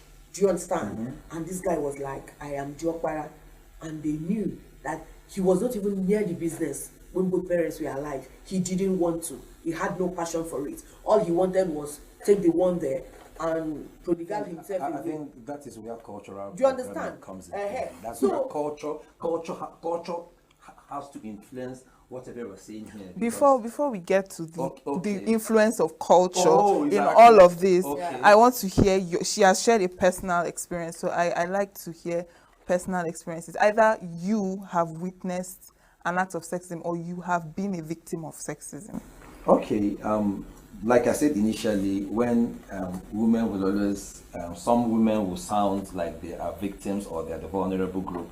I've been in a group as one of the admin, and when we give rules in our group admin, either in WhatsApp group or any other group, either physical or online. So we will give a law and say nobody should chat beyond so topic or so time and all. When somebody places a chat, and as that admin, I will delete it. Some of them will say, is it because I'm a woman? That's why people are treating me this way. So that's why I'm being careful for people not to be so consumed with sexism, especially if you're a woman. That one is emotional blackmail. Well, it's still part of the instrument. They use the instrumentality of sexism. Emotional blackmail. Yeah, that's what. You should be able to identify the thin line between sexism and emotional blackmail. Well, she's using that instrument of sexism to also attack us and say, "Oh, Makanaya one, is it because we're women? That's why you're treating us this way." I've seen other situations whereby I saw some WhatsApp uploads or some Facebook uploads where a woman was actually hitting her husband with instruments, with bare hands. The man was obviously weaker than the woman. So when I went to the comment section, I was disappointed. You could see women, most women there could not see the absurdity of that act. They were simply saying, yes, hit him too. That's the way they hit us. Instead of them to address what they're seeing obviously and objectively, you could see that bias. You could see that sexism coming in. You could see that retaliatory comments. Like, people could not see that this is gender-based violence. But in that context, as long as the woman is hitting the man, it was okay by them. I think that's not actually right. That's why I said we should be careful to balance this ideology when we try to advance the concept of sexism, gender equality, and stuff like that. Personally, I've not experienced, at home, my sisters, I'm actually the last born from my mom's womb. I'm a younger brother to 3 wonderful elder sisters. I've not experienced much of that discrimination. It's only where maybe they are discussing something, they'll tell me, this is not a topic for men. Go out. That kind of treatment. I don't know whether it's discrimination. I don't know whether it's sexism. Sometimes because as the last born, this vulnerability that comes with being a last born, I want to go to them and be like, go to It's girls' the club. Yes. room. We need privacy. And I will feel rejected. You know, so I don't know that I'll call that one sexism or discrimination. Or gender discrimination. I don't know. So really. Okay, so let's now talk about how does culture, how does culture further, create room for sexism? What's the influence culture has, on this sexism and gender discrimination? Anyway, let me speak now before she speaks because well, the truth is this, and most people don't want to hear this. Feminists don't want to hear this. People who have gender bias don't want to hear this. Okay? When it comes to the African continent, okay, our ancestors have been accused that they were treating women like rags, which is not actually true. They actually understood the role that each of these gender has. In fact, they actually gave us the definition of, those gender-based roles. Can you get what I'm saying? Now, society has created a scenario whereby we are obeying what the Bible says, that women are the weaker vessels, and that a wife or whoever a woman is should be submissive to whoever that is above her as a husband. The society, our African continent is obeying that law. I'm not talking about those who are taking it to the extreme, or those who are trying to take advantage of that scenario to deal with women or to convert them to slaves. The truth is that, under objective analysis, men have a kind of more exalted scenario than women. Not in terms of slavery mentality, but because the Bible even called you people the weaker vessels. So that weakness doesn't mean that you are slaves, but we should be careful to strike this equality that we are looking at, or that we're trying to achieve, because it's going to really result in something blatant and negative. So the society has it in such a way that women, we are not trying to achieve equality, but we are trying to define a role and to also protect you people as the weaker vessels. But some of them don't feel protected. They feel you are overprotecting me. You don't want me to do this and that. Yes, there could be scenarios whereby some men are taking advantage of that, superiority. But I wish I would understand what he means by weaker vessel. Yes, I do want to, because I want to say that this is like a paralysis of analysis. Okay. Yes, because you're taking it out of context. Could you please tell us what the Bible meant when it said that women are weaker vessels? Well, I don't want us to go into biblical analysis because it has to do with subjective. But without it, you shouldn't have said they are treating us because we are weaker vessels. That means you understand the concept of weaker vessels. What I want to know actually is, like I said, how does culture influence this sexism? So is that where you're heading at with this? Yes. The culture, because I'm an African. I need to speak from African continent and culture. Okay. I didn't grow abroad. I didn't grow in America or Europe. I grew in Nigeria. I grew in Igbo land. In Igbo land, the culture did not create a room for sexism or gender discrimination. The culture created a scenario for gender roles and distribution of labor. But people who have misused that paradigm are the ones to blame. The culture by nature, Igbo culture, you are Igbo, right? All of us are Igbo. Of course I am. The Igbo culture created that scenario whereby that equality that this Gen Z wants to strike now is not supposed to be there.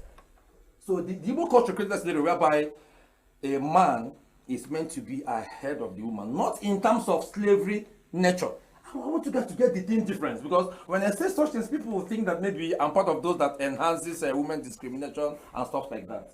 Do you have something? Okay, yes, I really do. I think that culture and tradition has, in a very significant way, sponsored sexism and gender discrimination. Okay. Yes, this is true because when think about the inequality they promote, they feel that the woman is less human. They feel that a woman's place is in the kitchen, irrespective of her latent potentials, her latent talents, irrespective of the traits she has. They feel that a woman should be at the backyard, cracking nuts. I don't think any culture promotes that. Wait. Okay, go ahead. Hello. We are saying culture promotes that. When we talk about culture, we talk about religion. Okay. Yeah. So culturally, in Africa, they feel that a woman is somewhat lower than a man. What else is sexism? The definition of sexism is a belief or feeling that one is more superior to the other gender. What else? It's not ambiguous. It's written in black and white. We all know this. So, like I said earlier, this is not a blame game that we are here for. I'm sufficiently convinced that there's no better description of sexism than that our culture portrays. Do you understand? So, but what we are here for is for an awareness.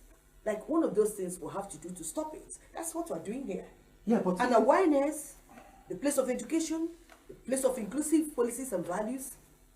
Think about it. In church, they will tell you that a woman is not supposed to speak. There are women who are more evangelical, who are highly spirited than men. Are you a Christian? I am. Okay. I am. And like I said, they quoted it out of context. That's why I said paralysis of analysis. Your ability to extract a portion of the Bible, and it's not newspaper, for God's sake, that we're reading. If you lose Rhema, if you're not highly spirited, you may not interpret a version of a portion of Bible. It's not the newspaper, it's not literature, it's not Chinua Achebe. It's something that was written with the inspiration of God. That's why some persons, some women, push their husbands into trouble by saying, he who cannot provide for his family is worse than infidel. Akabajigu, you provide for your family. Are you not a helper? That's not what the scripture meant there. The scripture was talking about the widows. Read it. Before you interpret any scripture, read before and after. Don't just jump into a passion and not know the prelude or what transpired later. It was talking about the widows and said that those people who neglect the widows, their own widows, that they are worse than infidels. God is not an author of confusion. He will not bring a helpmeet for you by virtue of a woman to help you. He who findeth a wife findeth a good, and that woman will be the one that will cross leg and be telling you that he who doesn't provide for his family is worse than an infidel. No, it's not true. It's out of context. That's what I'm talking about. The Bible. You know, we need to understand that there's so many doctrinal confusions. They will tell you you should cover your head, and some persons will tell you my hair has already covered my head. The Bible said cover your head. We're not in for that. So we're not here for a blame game. We want to chart a way forward. Culturally, we have seen that before now, women are relegated to the background. Do you understand? Women, there's this obvious inequality between men and women. But we're saying now that we know better, now that we have listened, now that we have read, now that we have interacted, now there's an international best practice, can we now bring our women and expose them to education, knowing that education is a veritable tool to fight poverty? Do we still have to keep them at the backyard and tell them you're 16, you're 14, you started menstruating, it's time to get married? Do you understand? We don't have to make any human being look or feel less of himself. Gender discrimination. When that man is crying, allow him to vent. Allow him, when he finishes venting, pacify him. Don't make him feel less of himself. That's gender discrimination or sexism, feeling that's stereotype. Now, why before, I told you about women, stereotype. And a back can wine. And a basket can wine. And I am moto can wine. Neck on the jack can wine. Wine now epitomizes everything negativity. That's wrong. Exactly. And these things were culturally, programmed. Yeah. They were culturally programmed. Now we've spoken about culture, we've spoken about religion. What about the media? What role has media, TV, music, social media, what role does media have in, influencing this sexism, reinforcing or challenging or even further escalating the issue of sexism that we have now? Yes. Yeah, it's just like programs like this. That's the role they have to engage in massive reorientation. Like the studies I did, like I said before, 5 months ago, I conducted a research on the impact of gender discrimination and economic growth in Nigeria. And I said I measured it with 4 parameters: education-wise, employment, healthcare, and what's the other one? Whatever. There are 4 of them. So when I ran the regression analysis, I found out that the 4 of them have negative impact on economic growth. Employment. Yes, employment, exactly. So all of them yielded negative coefficients, meaning that gender discrimination and sexism in Nigeria is actually affecting our economy negatively. Then I began to take another global perspective, and I found out that countries like Iceland is actually the country that's practicing majorly close to zero sexism, because they have 93.5% gender equality, followed by two other countries, Finland and Norway, around 87.5%. Okay, now Nigeria is at 65% as of this year. As of 2024, 2020 they were 63%. But almighty America is at 74.7% in terms of sexism and gender equality. So what I'm trying to say is that the media should be able to conduct such researches and share the secret of countries that are experiencing low sexism and low inequality, and disburse the information to people. They have to massively share their findings on air using strategies like these talks and stuff like that. So that's the role of the media. They should share the relevant statistics and the strategies that people must engage, or to rearrange the minds of both men and female to minimize their tendencies of sexism. But do you think that the media also contributes to sexism in their portrayal of men and women in some movies or music or things like that? I want to believe strongly that they do. Yes, they do. They contribute. Think about, and funny enough, the women themselves, they're not even helping matters.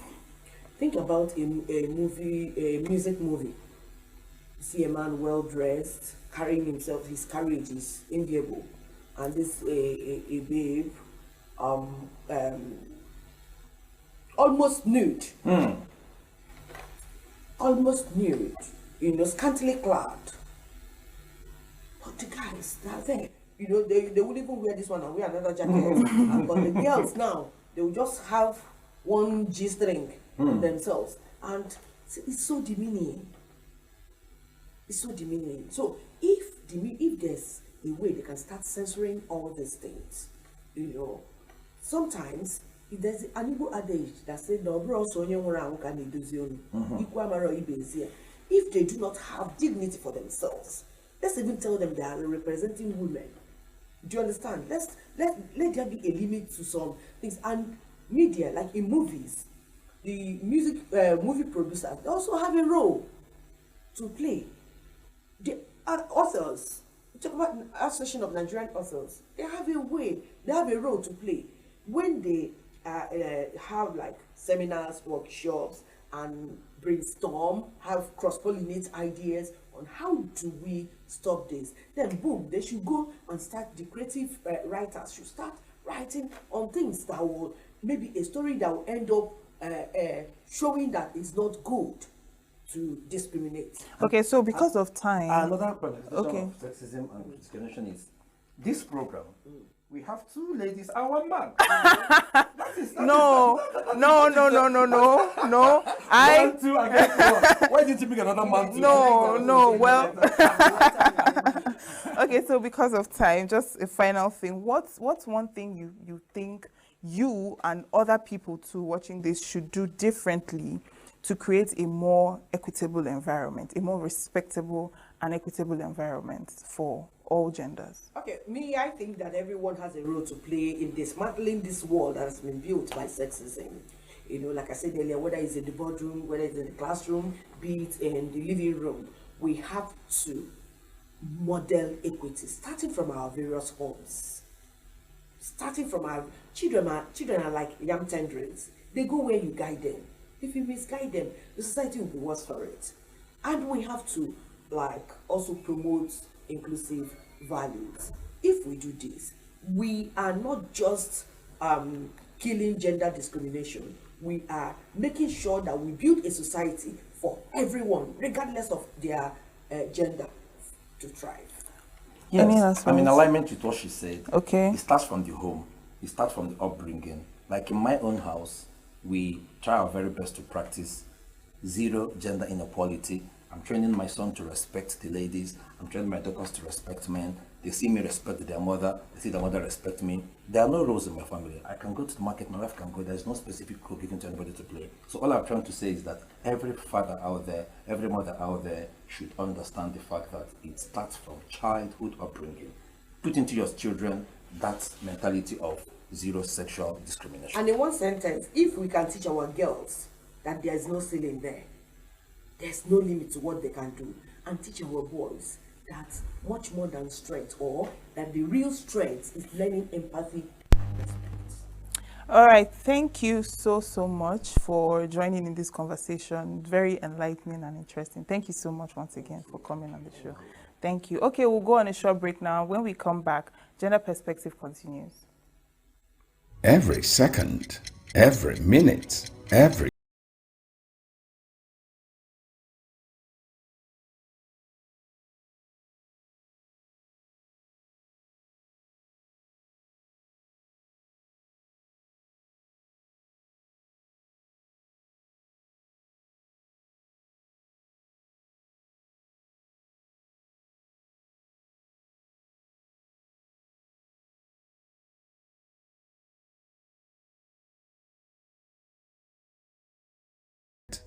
Understanding sexism and gender discrimination requires not only recognizing their existence, but also challenging the many misconceptions that surround them.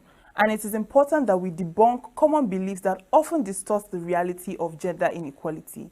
These myths can minimize real experiences, justify unfair treatment, and slow progress towards equity. By contrasting these misconceptions with evidence-based facts, we aim to foster a deeper and more accurate understanding of the issues, because meaningful changes begin with awareness and truth. So let's look at the myths and facts surrounding sexism and gender discrimination.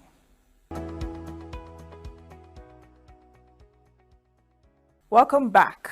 Well, sexism and gender discrimination are not just relics of the past. They are persistent realities that demand continued attention and action. Over the years, significant strides have been made to address these issues. Movements like feminism and campaigns have brought global attention on gender inequality. Legislative reforms in many countries now protect against gender-based discrimination in education, employment, and public life. Combating these issues requires a multifaceted approach, including education, policy reform, and cultural change. And with these, societies can move forward towards a more just and inclusive future for all genders. Well, on that note, we have come to the end of today's edition of the program. Make sure to stay tuned to Signature TV. We are on SLTV channel 265, and we are live on YouTube 24/7. Till next time, I am Uchenna Chimdi Oloha.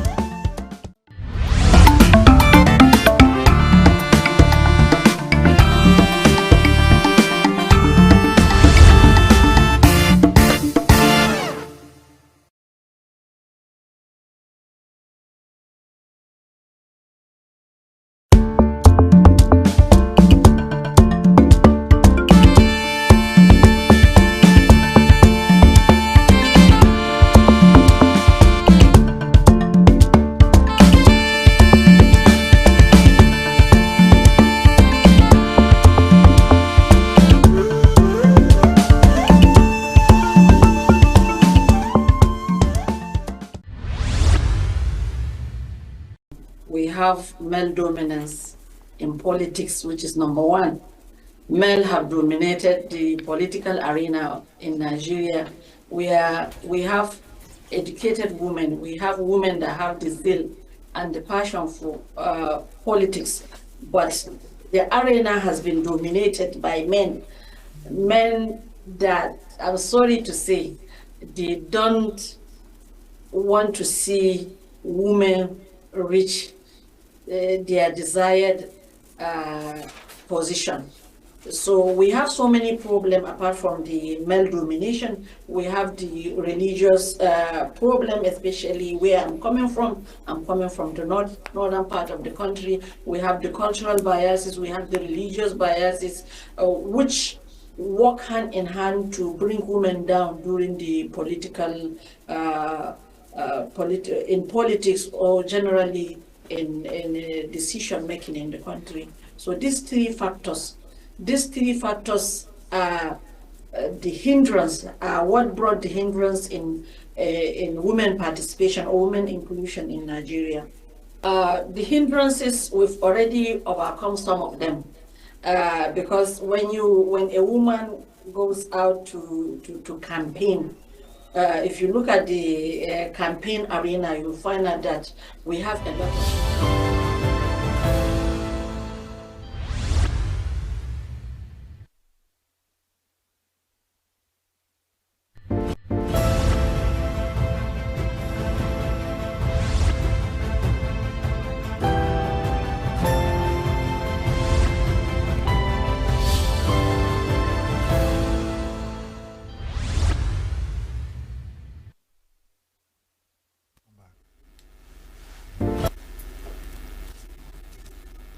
Thank you, viewers. Once again, we welcome you to our exciting program, Signature TV Unscripted.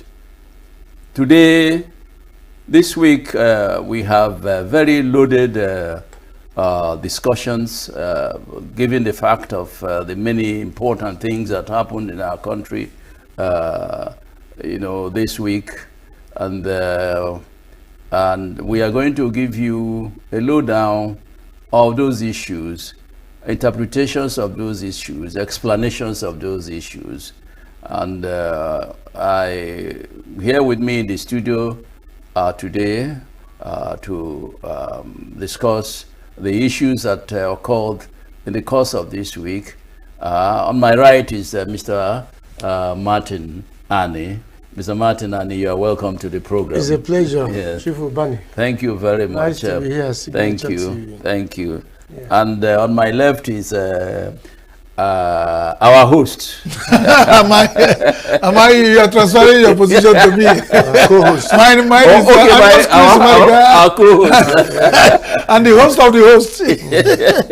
That's interesting. Elder Christian Madoka. Thank you. Thank you. It's my pleasure to be with you. Thank you very much. Thank you.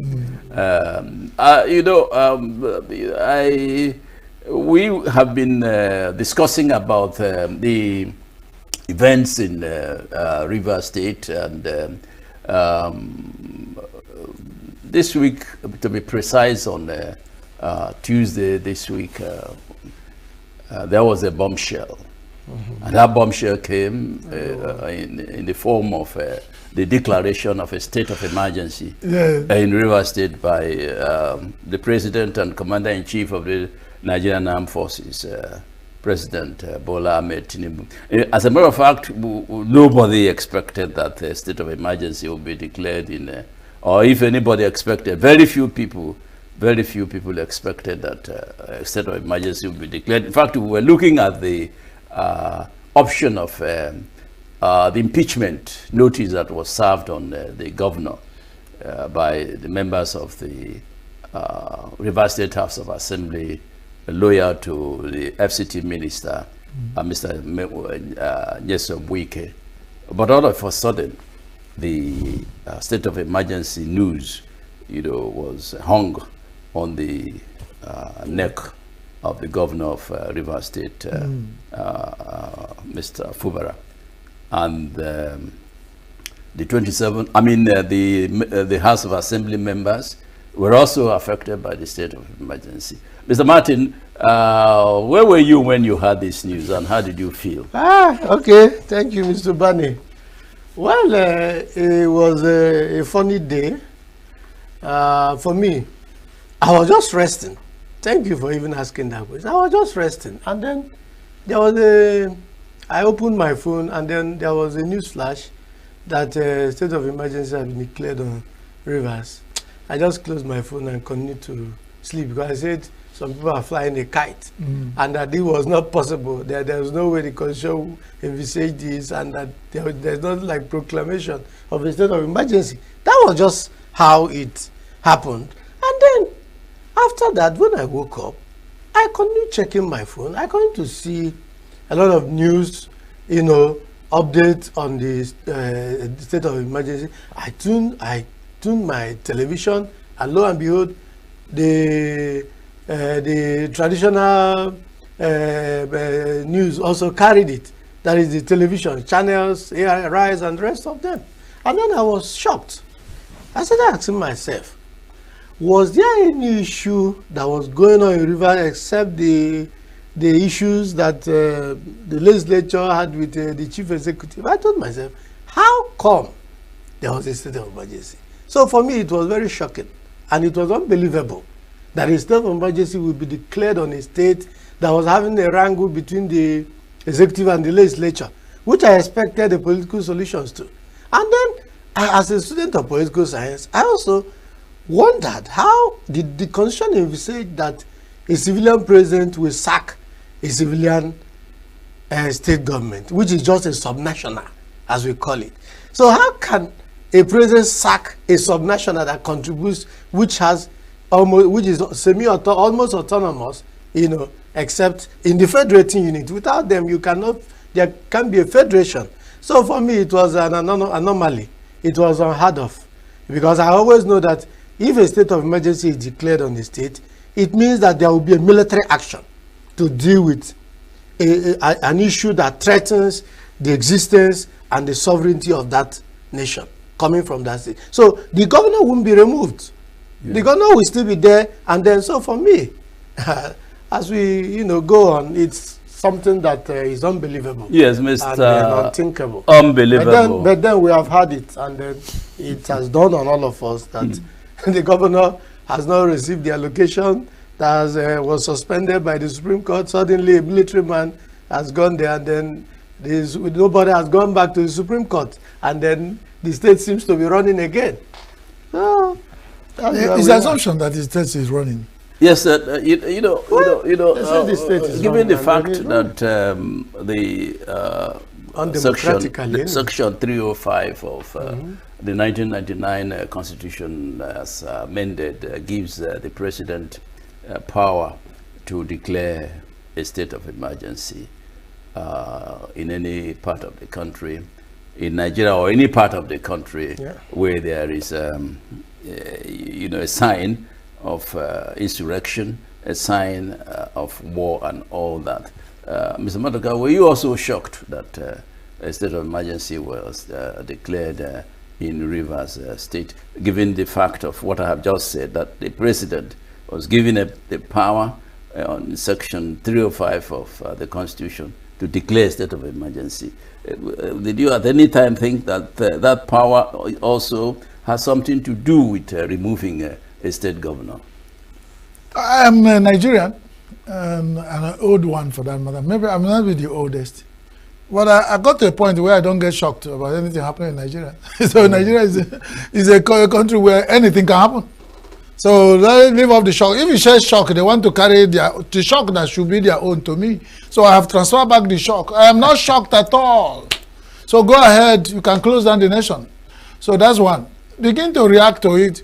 Most of the reactions are not coming from me directly. I'm only saying that I've seen so many retinue of reactions. A lot of people have condemned the action. Now, if you look at it from the Constitution, that section you quoted, and I'm surprised you can quote sections. I thought as a Christian father you might forget to still remember it. But then they want to say the Constitution allows the president. It means that the Constitution has some issues because no constitution is completely okay. They allowed him, but then is a how you do that, because this is not, as our elder will say, is not there's no animal. It's only animal that were not killed before that will be looking for how to dissect it. There have been issues in Nigeria where there were issues of emergency declared, and we said we should have built on that. And out of all those emergencies in Nigeria declared, governors were not removed. The Senate House of Assembly elected were not totally sacked. So that will bring me to the final perspective I want to look at. Some people are saying this is the case of two monkeys who found banana. I've also believed that. They could not share the banana because the one finger of the banana is bigger than the other one. And they are fighting, and the chimpanzee met them, want to share the banana for them. That's it. In this case, some people are still saying, and that's where the angle that stressed me when I was reading. Some people say they did this, that they said Wike won the war, but not the battle or something. You know why? They are dealing with a president who is Jagaban, a very accomplished politician, who also have interest in the River State. So two of you, Martin and maybe Mike, you cannot settle your issues, and I'm a stranger, I come to settle it. Who I have interest in what I'm doing. So it might be shifting everybody, throwing the baby away with the bathwater. So they have a safe ground with a sole administrator who, with just a phone call, Ibas, are you there? I say, yes, sir. And in the next 6 months, both the old money that were not released to the local government and the new ones are due to the state will be released to a sole administrator. He's not going to account to anybody.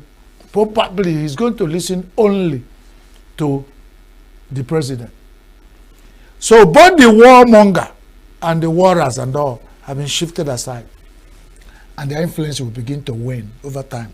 So when the people are jumping up and shouting, somebody said when he visited the house of one of the contenders, who they keep calling his name, I had to call the man's name because it's becoming too personal. All I know is that we have a federal capital territory minister who is an honorable man. Whatever he is doing and playing politics, he played the wrong politics on his head. He plays a good one. But that he might not have won all through, that he has a boob trap set somewhere where he is going to lose up all these influences think he has built up. Because the man who was in there will take orders from the president and not from him, unlike his godfather who couldn't settle matters and all. And I will end it like I ended when I was doing reviews sometime. You know that in Igbo land, they say the stick they used to throw away to remove the millipede, you also throw, because when you throw the millipede, you throw both the stick. In this case, they only throw the millipede and they left the stick. The stick they left is wicked. They threw the millipede, who is a Fubara, in this legendary analogy. And then the man find a way of knowing that if somebody go to war, if a man go to war and kill a dog, that if he sees a human being, he can kill. And if anybody who can fight to that level to destroy what is his own, there's nothing you can do to that person as a girlfriend, that the son of that girlfriend will call you Papa. That's a very big lesson for the River State and the politics they are playing. They may have played into the hand of a Jagaban that they want to explore. All he can do with River State to pull it. He has election to run. 2027 is at stake. Yeah. For him to be distracted, so he can come out as a Jagaban he is. And I've played a chess move that will surprise all the contenders in a very short time. So it's a new thing he has started. This National Assembly, we are here talking. National Assembly has said, carry go, Baba. So who am I? Every word is talking. The people who are supposed to talk for us said, with the mandate we have given them, Baba, carry go. That you can even declare more state of mind in other states. Yeah. What do you think is the implication of, going forward? What do you think is the implication of the proclamation of a state of emergency in Rivers State to our democracy how does it affect our democracy? Because we were just talking about a few minutes back, we're talking about an incident that happened in Kaduna, where a bandit or a marauder entered a mosque and stabbed someone, you know, to death. Some other people were injured, you know, and of course, that is a disturbance. If you look at it critically, it's a disturbance. It calls for state of emergency. It calls for state of emergency. With what has happened in what happened in Kaduna, Yes, don't you think that the president can, if he stands, of course, like you did say, the National Assembly, both the Senate and the Federal House of Representatives have endorsed, you know, the state of emergency. But don't forget the fact that one day, the president can you know, wake up if there is a fight in the National Assembly. The president can one day, you know, declare state of emergency on the National Assembly. They see the ground, though. See what has happened. Nigeria has 101 million things happening in Nigeria that has given the state, with this what has been implemented. Yes. Remember that if the president wants to be declaring state of emergency, what you have mentioned in Kaduna now, hey, state of emergency, and then the Northwest, you still select, you'll be drawing state of emergency.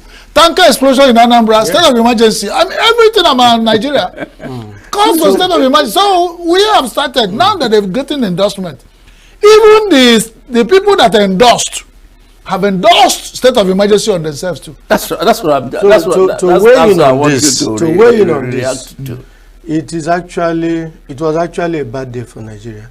It was a bad day for democracy, and it portends danger for our democracy.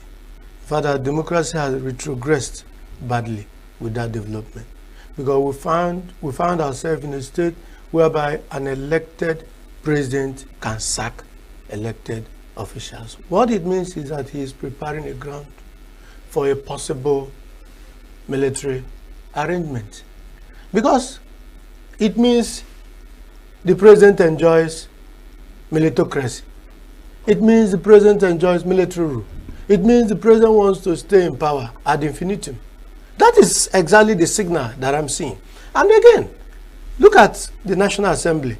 Look at the speed of light with which the discountenance the procedure that is required of the Constitution, of their own rules, to pass such a declaration without recourse to counting, without recourse to everybody identifying who they are and voting to get to talk. Same for House of Reps. None of that happened, and they use voiced votes. So what it means is that we are working with this man to hell with your constitution, to hell with the democracy. Whatever we want, whatever he wants, we'll give to him. Which means, like you said, they are also an endangered species. The National Assembly is an endangered species. The judiciary, we don't know where they are at the moment, but people are going to court. In fact, like you asked me earlier, when I heard about this declaration, I told my wife, they must go to court, that they should challenge this, that this is an illegality. I'm not a lawyer, but I know that there are about 2 or 3 ways a governor or a legislature can be removed. One of them is when the governor resigns, the deputy takes over. You can't even resign unless both of them resigns at the same time, because the constitution has already provided. Or when one dies, then there will be a change of leadership. And then I have not heard about that a governor can dissolve House of Assembly without their tenure, be expiring. And then the House of Assembly was dissolved. So that's why I said it portends great danger for our democracy. Because at the moment, immediately I told my wife, then we go to court. My wife laughed and said, which court? Which court? And like has been said by so many persons, Nigeria looks like a captured state, what we call a pariah state in international relations. A state that doesn't abide by the tenets of democracy. A state that is no more in sync with international standard as far as democracy is concerned. It's a pariah state. A state that does its own democracy different from the way democracy is done is a pariah state. Yes. So that is why we are tending towards. Because I cannot understand. So, for instance, we are the governors forum, PDP governors forum, say they are going to challenge this, and that's the news I needed. They've gone to hear. court. Yeah, they said they will go to court. I don't know as at Friday or maybe by Monday. I think they filed a okay. suit. I guess by Monday they should be in court. This needs to be tested legally, constitutionally. Yeah. The judges need to weigh in.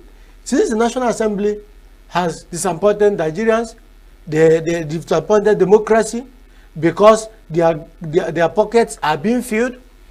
They had a meeting earlier with the president before, the next day the matter came to them, and you saw how they handled it. Everyone, we were here last time, we were talking about the current Senate president, and everybody has said that the current National Assembly is a rubber stamp, that whatever comes from the president, they will give approval. Yes. As we speak now, what it means, like you stated, is that a state of emergency can be declared in another state and nothing will happen. But that's, like I said, testing the ground. And then, you know how the election in Rivers State happened in 2023. I guess that the FCT minister must have told the president that without me, you have lost here. And you are going to lose about 4 million or 3 million votes. Who do you prefer between me and this man? Why don't we work together and deal with this man? And like somebody said, if care is not taken, that state of emergency can be extended. Because the same way, the president found reasons that the whole world is attacking. But he found reason that a quarrel between the legislature and the executive, which naturally should lead to either impeachment, if the procedures are met, if the chief judge sets up a panel, and then the panel comes up that these are impeachment offenses and that they sanction it, then it will go back to the House, and the House will give their nod, and then the governor will go. And then the whole world will say that's democracy. That's the beauty of democracy. The funny thing about Nigeria, that particular instance, is that people thought it was going that way and it was almost there. Exactly. Now, the new turn is where you have the Maradonic, Jagabanistic touch to it that brought this whole thing we're talking about. Exactly. But I think it is not pertaining a good thing for democracy, like you said, because I asked the question. Our sitting president is a part of the NADECO team. Yeah. He was in the front line, in the trenches. He fought to get back democracy. That's what he told us, and we believed it. And that's part of what has guided his political growth to this level. For him to be taking the move, making this kind of move now, I think from the point he's operating, the view might be clearer, but it's not yet very clear to us. We're only saying, putting one and two together, this is what we think that will happen. Because my people say, when you see a bird flying, and there's a way the bird will, move his wings, you know that they want to perch. You know, that's it. Yeah, let's look at what President Tinubu did when the former president, Tinubu wasn't president, and former President Goodluck Jonathan in 2013 declared a state of emergency in 3 states in the north over insecurity, and then Tinubu said that the president was threading, that the action of the president was tantamount to the destruction of democracy. And the same, ironically, several years after making this statement, the same man who criticized Jonathan for declaring a state of emergency. Remember also that no governor was removed. No elected governor was removed in those 3 states. Yes, that's why I've referred to that. The legislatures of those 3 states were not abrogated. Removed, okay, but in this case, President Tinubu sacked an elected, of course, suspended. I want us to remember that suspended for 6 months. For 6 months. So if you are applying for a job and they gave you probation. Yes. Probably within part, they then suspend you for 6 months. Yes. That's what Martin said, that they were bringing up another thing in my mind. They will get to that and come back and say that. So what has happened? What has happened? He's the one to determine whether what has happened in the thought process of Mr. President. After criticizing Goodluck Jonathan for declaring a state of emergency, yes, he himself is now doing a worse thing. Because like I said, Jonathan was very careful not to have abrogated democratically elected institutions, rather the governor and the legislature. But in this case, you have the president sacking an elected governor, sacking the members of the House of Assembly, and appointing an administrator, a retired military naval officer. For me, I think Nigeria, River State is governed by the military, while the rest of the country is governed by the other one is democracy. The other one is democracy. The other one is military. So, okay, military. Military government. Are we? Is it what do Dayake? Are we in Dayake? Are we? Is it Dayake or what? So, I mean, this is an interesting issue, because if it is not handled, if Nigerians don't stand up against it, it might lead to something else. Look at it. We've had several serious militancy issues in the Northeast, even under the current president. I am not even sure that parts of Nigeria is still not under the control of some terrorists, whether they call them Lakarowa or Boko Haram or whatever. I'm not sure Nigeria has been able to recover all the territories that they have. The other day they said Cameroon took some part of our one island, I've forgotten the name. They mentioned either Calabar or Akwa Ibom somewhere. Is it Bakassi? No, not Bakassi. They called it an island. So what am I trying to say? It is the president now that determines what situation that warrants a state of emergency, not the constitution. And then it looks like he enjoys the military rule. The things he condemned, the things he fought against in the past, today he is at peace with them. And they are welcome to him. So what are we going to see in the future? People are saying the court is the last hope of the common man. So we hope, of course I still hope, even as we speak today, that the court will do justice to this matter. Because if this is not handled very well, in line with the constitution, in line with our extant rules, then we are in trouble. That trouble is that 2027 may not be. Yes, 2027 may not be. Yes, gentlemen. Obasanjo tried it. Gentlemen, talking about... Obasanjo tried it under the presidency of Ken Naman. Yes, talking about 2020. But today he's singing like a Democrat. But he actually had ulterior motive. So the point I'm trying to make here is that when people are out of power, you don't know them. It's only when they come to power that you know what they can do. And the juice, the perk of office, once it's flowing, the allocations are flowing, they are gallivanting all over the world, they are thinking a different thing. We are not yet done with 2023 and the failing economy and the corruption that is now endemic and is on the rise. We are not dealt with any of these things. The unemployment, all these things, and then we're looking at 2027 because power. Yeah. In political science, they get power and every other thing is possible.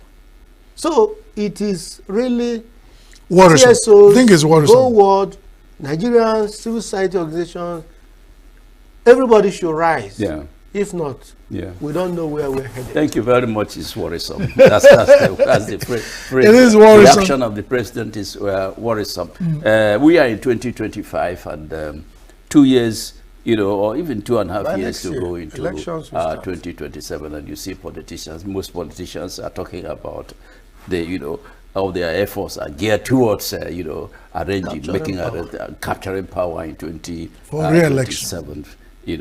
And I'm sure, just like you said, one of the major reasons why President Tinubu did what he did in in Rivers State is that he has an eye in 2027. Rivers State has always been the state that funds all presidential elections. He wants to capture Rivers State in advance of 2027. But my question, my question is this. I mean, the other day, few days back, the former president, Vice President Atiku Abubakar, addressed a press conference, and he did announce the formation of a coalition against Tinubu ahead of 2027. Atiku Abubakar is there. Mr. Peter Obi, former governor of Anambra State and former presidential candidate of Labour Party, and I think also Kwakwa. So three of them may probably come together to fight Tinubu. Do you really think that it is proper for Atiku to continue to, bring himself forward to become president of the country? He has tried. He's been there as a vice president. He has run twice or thrice as a presidential candidate. Why not give way for others to try? It's Abraham Lincoln, from what the little primary history I was taught. I think he tried 29 times. Serious? To be a president of America, and they won at the 29th time. And even Nigerian has the right to aspire to the highest office in Nigeria, not because of what it portends. I mean, it's a freedom that the Constitution guarantees. If you are not disqualified constitutionally by either your age or by things you have done, that is ethics, by whatever Constitution has planned, legit, you are free. So Atiku can go all his life, I mean, because even the sitting president had eye on going there for a long time, and they worked towards it and achieved it. As far as we are concerned, he has achieved his life ambition. So everything we are doing now, he will put it on record that I started on beginning, grew up to the higher heights, want to be Nigerian president, and achieved it at last. That was made in Jagaban. That's why I like calling him Jagaban. So Atiku is free to. What I'm saying, let the person who want to make metal gong, you look at the tail of kite to learn a lesson. When Jagaban and his group occupied Lagos, occupied Nigeria in Lagos, it wasn't Atiku, Peter Obi, and Kwakwanso. If you put the list of people that, including Jagaban, that occupied Nigeria and to form an alliance that removed President Goodluck Jonathan's government, there were more than this number you mentioned. The Bible said, I am a Christian, I'm sorry, without apologies, that if you want to capture a strong man, you first tie him down. What you need, you can just go and just get a few dust of to blow a chimpanzee. You really need good gun. So if you are interested in even talking about alliance, come on with alliance. When you let there be big alliance enough. Because I don't think what you are, otherwise it will mean that they are just talking for talking's sake, just romancing, just to make sure they will look like Totti said when he's fighting with his wife. You just have to scatter the ground so that at least people will come and see, the Totti has made effort. But the Totti is new already, he's just making effort, useless effort, not something that will bring it. So if they don't want to make useless effort, they have to find a way of getting all. It might not be good to start hearing, you are hearing RFI and SDP, and these ones they have to come together. Because the fight that they are going for is not, the bird that doesn't have a very strong skull cannot go for the fight of Otoro. The woodpecker. If you're a bird, you want to go for such fight, you must have a strong skull. So, that's my advice. So it's good. Honestly, the good thing about democracy is that you are like, we can start here and start forming alliance. We're aspiring to be at the highest. Nobody stops us. It's only when we start doing some illegitimate thing that people will now start talking. Otherwise, democracy on this side is a clean, straightforward thing. about who controls power. Whatever you do that's legit to remove you from being our chairman and I'll take over. I mean, that's it. After in the Pentecostal churches, I feel everywhere now, they say, then you have right to take over. Then take over, overtake, run, overtake. It's not the kind of run we have of scratch, yes, of grab, run with it. I appreciate the fact that everybody except, you have any legal encumbrances, anybody is interested to run for a particular position, the elected position in Nigeria can do so, and Atiku Abubakar has that legit. Don't you think that he's been there for a very long time, and they should give way for others to test their ability, to rule Nigeria? Okay, thank you, Mr. Obani. Weighing in on the veteran politicians coming together and forming alliance, it has always been there at every point in history.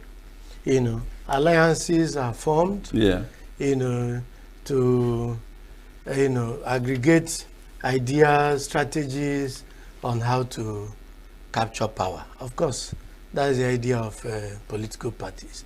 In this instance, I don't think we are yet forming an alliance to challenge the current president.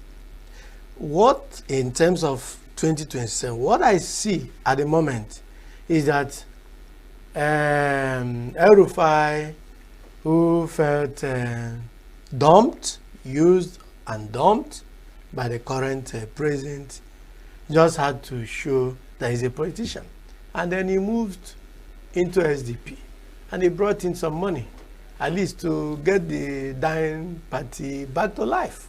I think that's what has just happened. At the moment, that P2B, we cannot say he has a political party at the moment. He's almost floating because Labour Party seems to be dead. You can see the disgrace coming from Labour Party senators and members in the National Assembly. You think it seems to be dead, or the party is divided? In crisis? No, the party is divided. People are free to move. That's what the constitution says. But it's not dead. But the party is still breathing. Breathing, the level of breathing is he on emergency? Exactly. Okay. Or this on oxygen. Exactly. If it's that level, okay. And they don't have trust. For instance, if I have a good friend who is a friend for better for life, and then when that person is on oxygen, you say, let's agree that the party is on the oxygen. Yes, the Abure matter and the other people matter has actually torn the party apart to the point that people now say APC bought Abure. And they're using him against the party. Then P2B at the time, of course, he didn't have a strong grip on the party. At the time, he tried to, weigh in and deal with the matter, and then everything scattered again. To the point that in Abia State, that is an LP, Labour Party, that has a Labour Party governor, they produced chairmanship of other party stock. Are you aware? Yeah. Just like what they did in Rivers, where AA or something. So the point now is that with this current declaration or proclamation of a state of emergency, the politicians now know that there is problem. There is fire on the mountain. So they really need to come together. It's no more about the veteran Atiku who wants power like Abraham Lincoln. You must continue trying. No. This is the time for him to sit back. He's an elderly man. 70-something years, you should think about his children. What kind of democracy do we want to live for them? You should think about your children and project the younger ones. So for me, there is need for a strong alliance coming together to challenge the status quo. Because the status quo seems not to be giving us what we desired or what will make Nigeria move from the current importation and over-importation and tax debt. We have a lot of debt on our neck, and then we are still borrowing and borrowing. We need to feed ourselves. They need to think about their children, think about the unborn generation, come together, project two candidates as president and vice for the alliance. It's not just about. So once they are able to restore democracy, I mean it is a very crucial. It is more important now than before that there is need for an alliance, because I don't know how National Assembly will be bought over. And some people say that judiciary has been captured. I didn't say that. I don't know how they interpret their own laws, but we know that a lot of, come to think about it, why shouldn't the current administration return back to the Supreme Court for the release of the funds of River State? No, he's been released. No, what I'm saying, did the Supreme Court give an order for that? It was the Supreme Court that actually said, no, you stop giving these people until they reconcile, until they make peace. But then, nobody has gone back to it. So the judiciary seems to be sleeping. And they need to be woken Gentlemen, up. we cannot go without. Is it okay? We cannot go without looking at the Natasha case. Natasha again? Natasha, yes, we have to really, because we all are aware that Natasha has extrapolated, the crisis as that is to stay internationalize the crisis by going to IPU to report the Senate President and the Nigerian Senate. That she was sexually harassed by the President of the Senate, Senator Godswill Akpabio. Yes, that is one. The other development, which is a new development and which is important that we discuss it, is about the recall. The process that is activated. Going on, in Kogi Central to recall Senator Natasha. How do you feel about this development? Well, the thing is that in an ideal situation, if assume Natasha will disobey the Senate, or that is a power tussle between and they lose no who's, even if at that. But then where I have issues the recall process. Are you recalling somebody who did not vote? Now, if you get back there, you have the voters list, you bring back the votes, then identify the casts, and from what they were when you were accredited to vote, we bring back those accredited voters, and then pull up the signature for them to sign that I voted and I'm customer. I cannot vote for you, go there, when I have issue with you, I go and call Annie to sign a recall. We have confusion. I think Nigerian politicians are pushing constitution that the one we say we revised, but they go back and pay some egghead lawyers who analyze and bring out all the loopholes in our legal system, and they put it aside. So Hana Alolo, like the former governor of Anambra State said, may God bless his soul, said they are working and they are doing the trick. So they're balancing it up. So the Nigerian politicians know all the book traps in our constitution. And they are the ones who are interpreting it to us. So they choose when to act, choose when not to act. Everything they want to do, I see it as premeditated, because they go, it was in Nigeria I had that one time, there's some regulatory bodies that when they come to you, I say, you are corrupt. You say, okay, we are charging you to court. We charge you to court, these are the things, they will give you this bill. They will still give you, go and call even an NYC lawyer, giving this, you will go to court and clear all of you and you. So it will be on record that they charge you, and then you go and, you know what, sort yourself out. How you do it, I don't know. So this is a country where such things happen. Where we pretending? Recall. Why are you recalling her? You suspended her, and you did not give her room to talk. You are following a process that, and so many things are, when you notice that this thing is trying to bring embarrassment to Nigerian situation. It was at that point I expect that the Senate would be more careful and tread with caution and accuracy. You don't give room for anybody to view, they are doing this because a woman, okay, why are you recalling? It's when you are finished, you say, can you see you have failed? Let's recall you. You are punishing her, you are suspending her, you are calling this, because you refuse to be gagged. And it's such a phone, you say, hey, wait by the minute, we thought it was all that happened in State House. Now you have brought sex out, let us relax and follow this. When we finish, you say, you can see you can prove your case. For embarrassing the distinguished Senate of Federal Republic of Nigeria, we'll recall you. At that point, if I am in Kogi State and I voted for Natasha, but what they're doing now, honestly, suspect. My worry is that my worry is that Natasha is under suspension, 6 months suspension, and one would have thought that everything about Natasha within this period of 6 months should have been put in abeyance. So the point why is do this. you? I just want to move away a little from his own line of thought about the issue. For me, this is politics at play. Remember when PDP was having issues with the former, is it the current one? I think the former chairman. And the recall process started in his ward. That's what I'm saying. People are just sponsoring some charlatans. You think it's crowdfunding? It's crowdfunding. They just want to pull the rug out of our leg. Yes.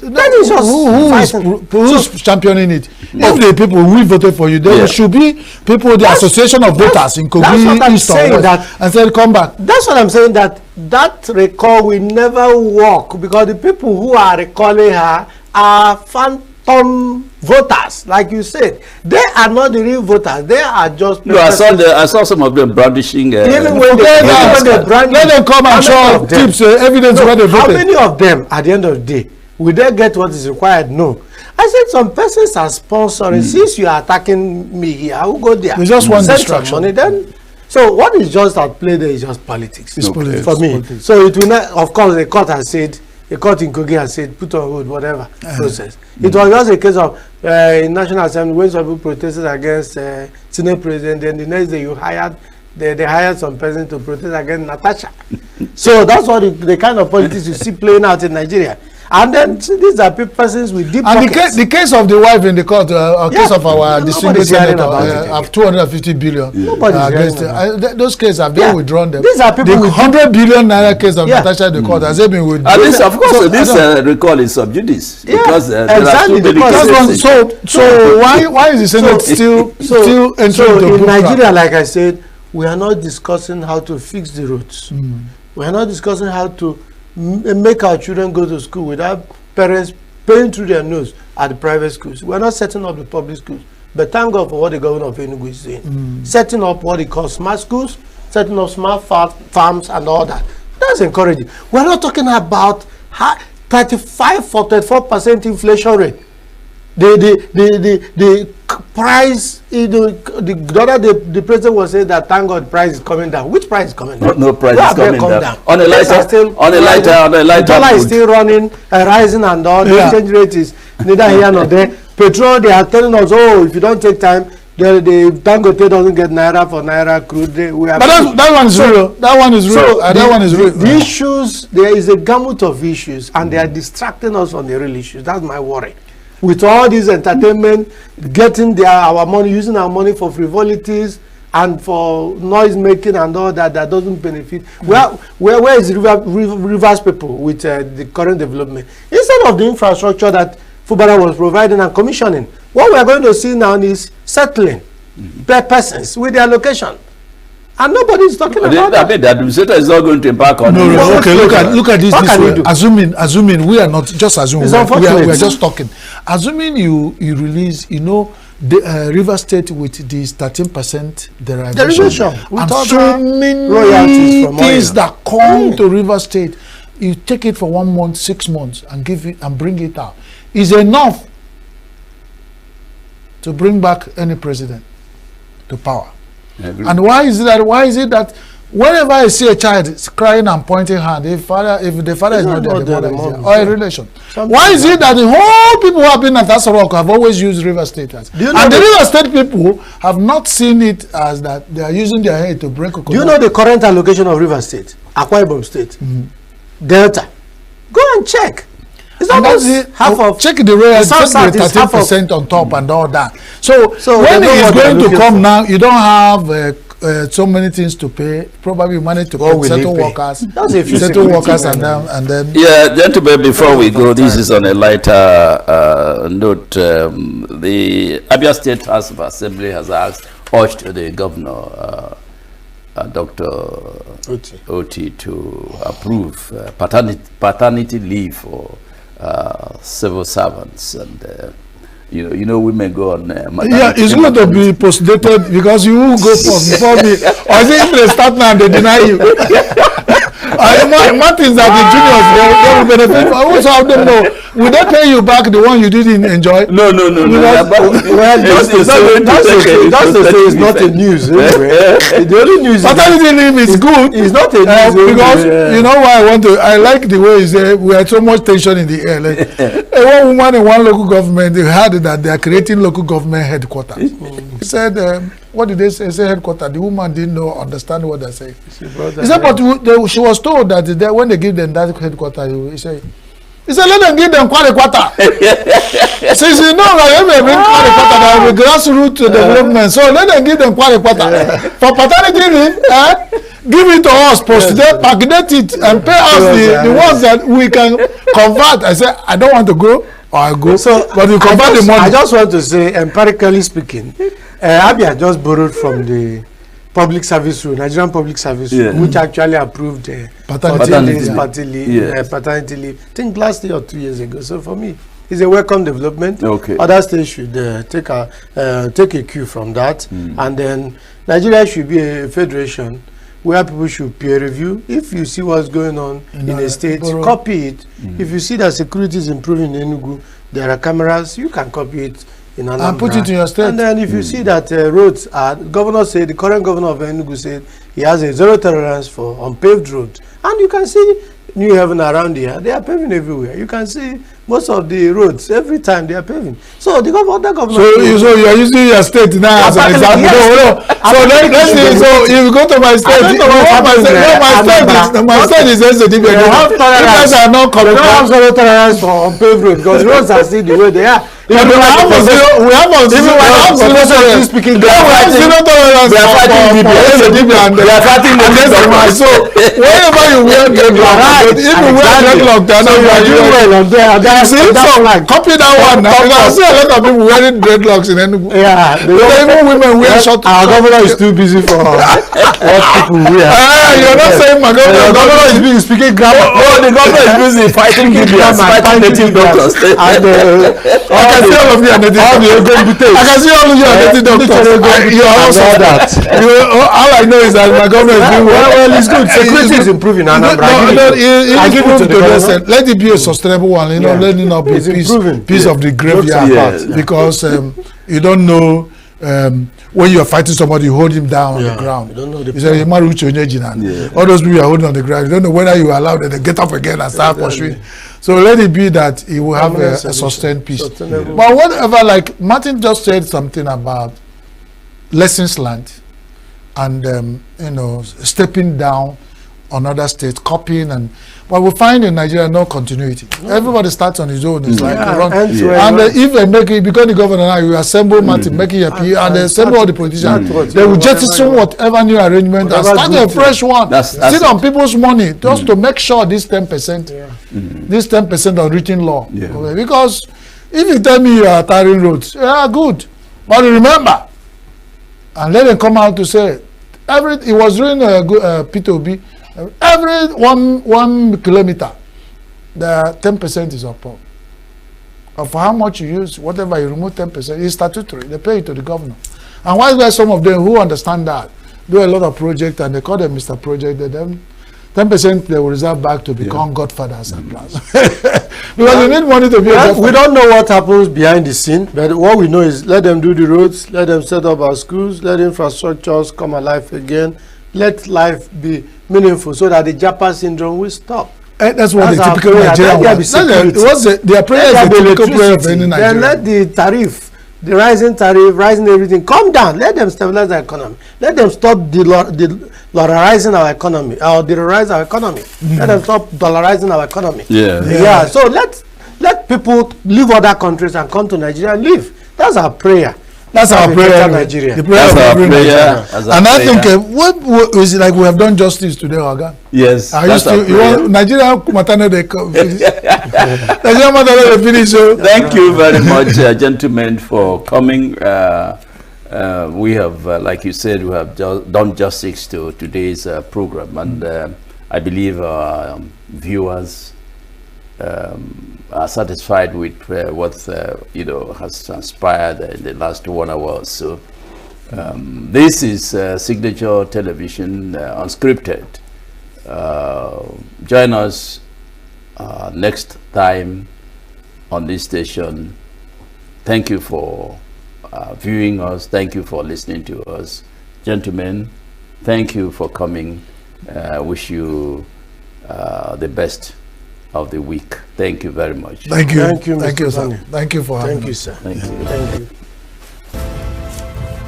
Wow.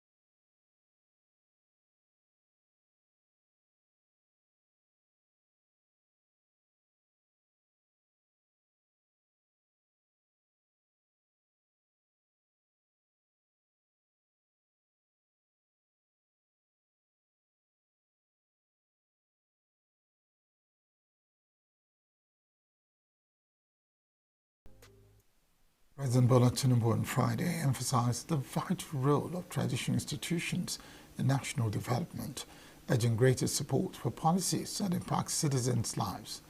He made a call while receiving the 46th Alaafin of Oyo, Oba Abimbola Abdul Hakim Uwade I, and the other Oyo State traditional rulers at the presidential villa in Abuja. Tinubu congratulated the new Alaafin and praised the smooth succession process after the passing of Oba Lamidi Adeyemi in 2002. In 2022, he also commended Oyo's sons serving in his administration, including State Chief of Protocol Victor Adeleke and aide-de-camp Colonel Nuruddin Yusuf. In response, Alaafin pledged Traditional Council's support, applauding the president's economic reforms, infrastructure development, youth empowerment, and efforts in security and agriculture. The Nigerian Senate has called on the federal government and relevant security agencies to ensure immediate release of a traditional ruler in Kogi State, Oba James Ogunyade, who was abducted from his palace by unknown persons in the early hours of Thursday. The upper chamber equally urged local and state governments to rise up to their responsibilities by ensuring the safety of life and property under their areas of authority. These were some of the resolutions after a brief debate on a motion presented on the floor by Kogi West Senator Sunday Karimi. Suspected kidnappers stormed the palace of the referred second-class chief around 12 a.m., shooting sporadically into the air before whisking the traditional ruler away to an unknown location. A situation which has caused unprecedented tension in the communities as fears mount over his safety. We further note that Okoloke, which is a border town to Kwara State, is a very peaceful settlement that harbors both Hausas and Fulani settlers, and they have been living together in harmony until recently that criminal elements filter into the community to perpetuate this act. Aware that the security agencies are yet to release an official statement on the incident, however, local vigilante groups and concerned residents have begun combing the area in search of clues that will facilitate the release of the monarch. The Senate stressed the need to encourage vigilante groups with increased remuneration to enable them carry out their duties more effectively, as explained by Deputy Senate President Barau Jibrin.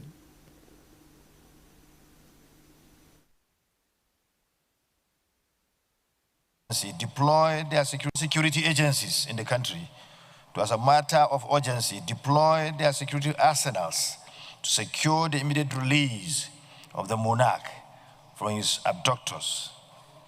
Those in favor of this prayer, please say aye. Those against say nay. The ayes have it.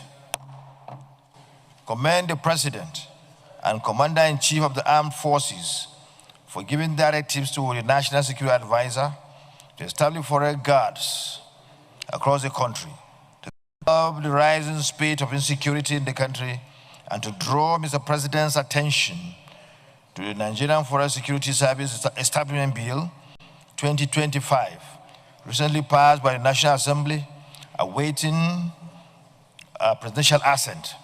This bill can be brought back to accommodate the President's line of thought regarding the setting up of the proposed forest guard. Those in favor of this prayer say aye. Those against say nay. The ayes have it. Seeking to establish a national agency for malaria eradication as passed second reading in the Senate. Sponsor of the bill, Ned Moko from Delta State, emphasized the urgency of establishing such an agency. He described malaria as a national emergency, saying the disease, apart from being a public health issue, affects economic productivity and national development. It is a structural crisis that impairs maternal health, drains economic productivity, and impedes national development. It accounts for approximately 11% of maternal mortality in Nigeria, contributing to severe anemia, miscarriages, stillbirths, infant deaths, tragic outcomes that disproportionately affect our most vulnerable citizens. Nigeria cannot come to lead the world in malaria deaths. Our vectors are evolving, our parasites are adapting, so must our institutional responses. A fragmented structure cannot confront a mutating threat. We need a unified, science-driven, and legislative-backed institution with a singular mandate to end malaria in Nigeria. Mr. President, the time has come for this nation to demonstrate the political will, urgency, and resolve that malaria eradication demands. Let this bill be our collective legacy. Lawmakers expressed support for the bill, highlighting the burden of malaria on the Nigerian population and the agency's potential to save lives.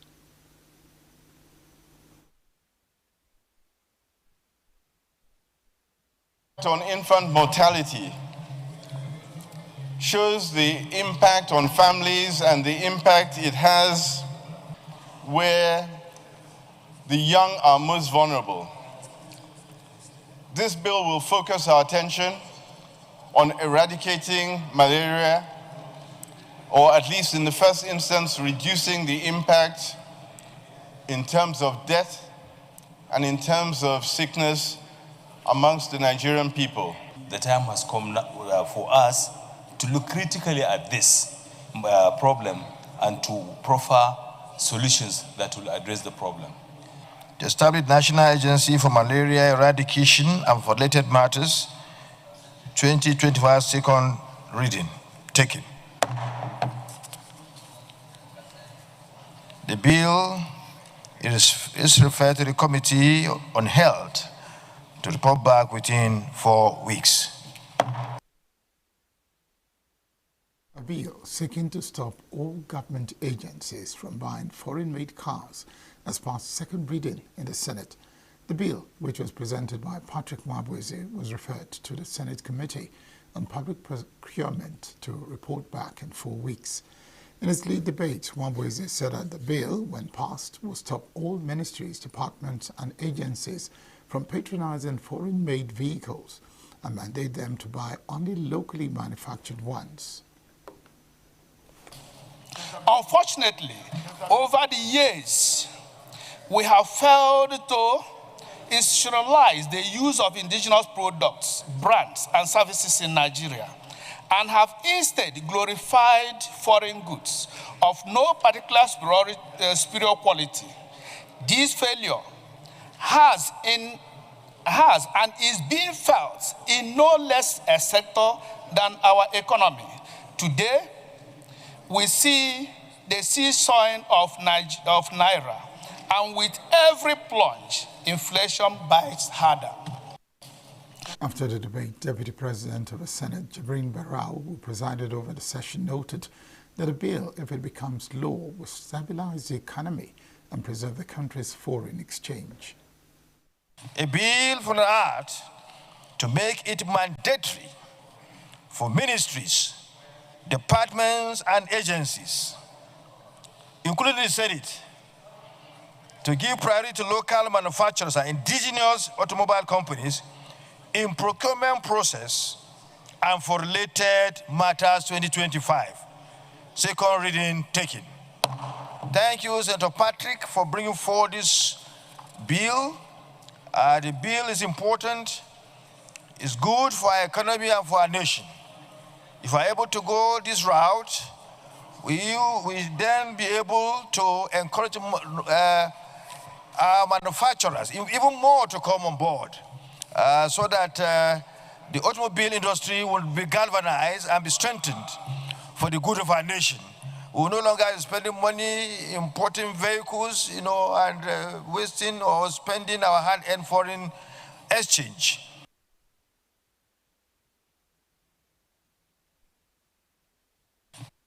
The Senate Committee on Federal Character and Intergovernmental Affairs has expressed displeasure over the continued absence of heads of government agencies under its oversight.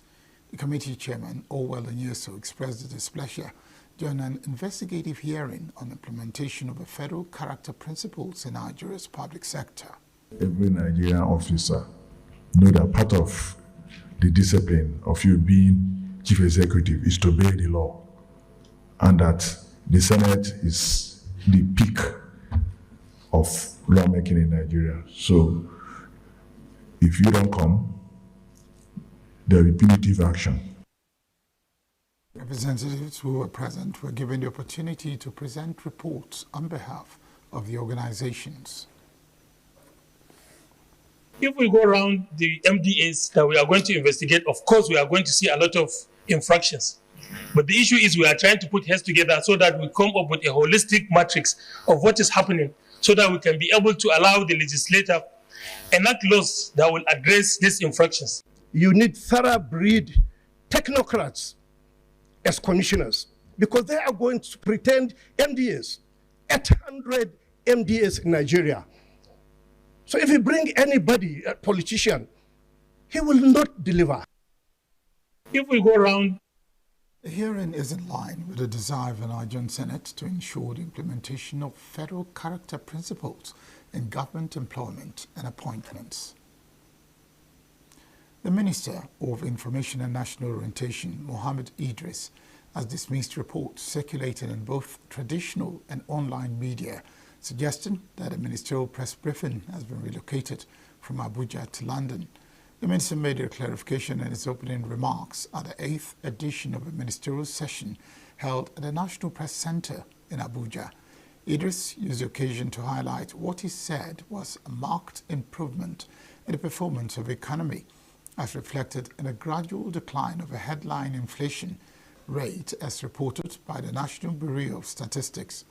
The Minister of Works, David Omai, justified the introduction of tolls on some of the roads being rehabilitated by the present administration, which he said will last for over 50 years. And then you get to Kebbi, you see the Malando project is ongoing. But the good news is the Lagos, the Sokoto Badagry. This was a dream of the Shagari administration about 47 years back. And it was supposed to be Badagry Sokoto.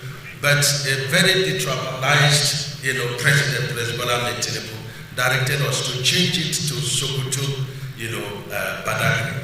And when you look at the terrain, you look at a total of 1,068 kilometers by 2. You know it's only a man with great courage, the power of the dream of one man that could engage in such a project. And so the dream of Shagari administration 47 years ago is made flesh by President Bola Ahmed Tinubu. Today, we have awarded Section 1, that 2 carriageway, but we started with 1 carriageway, 258 kilometers in KB axis, awarded for 958 billion. The session was also attended by the Minister of Arts, Culture and Creative Economy, Hannatu Musawa, and the Minister of Water Resources and Sanitation, Professor Joseph Utsev, who also gave updates on developments in their ministries.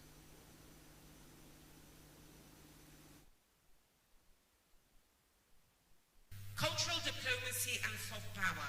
We all know that the real power that we have as a nation globally lies in our arts, in our culture, in our talent, and in our content.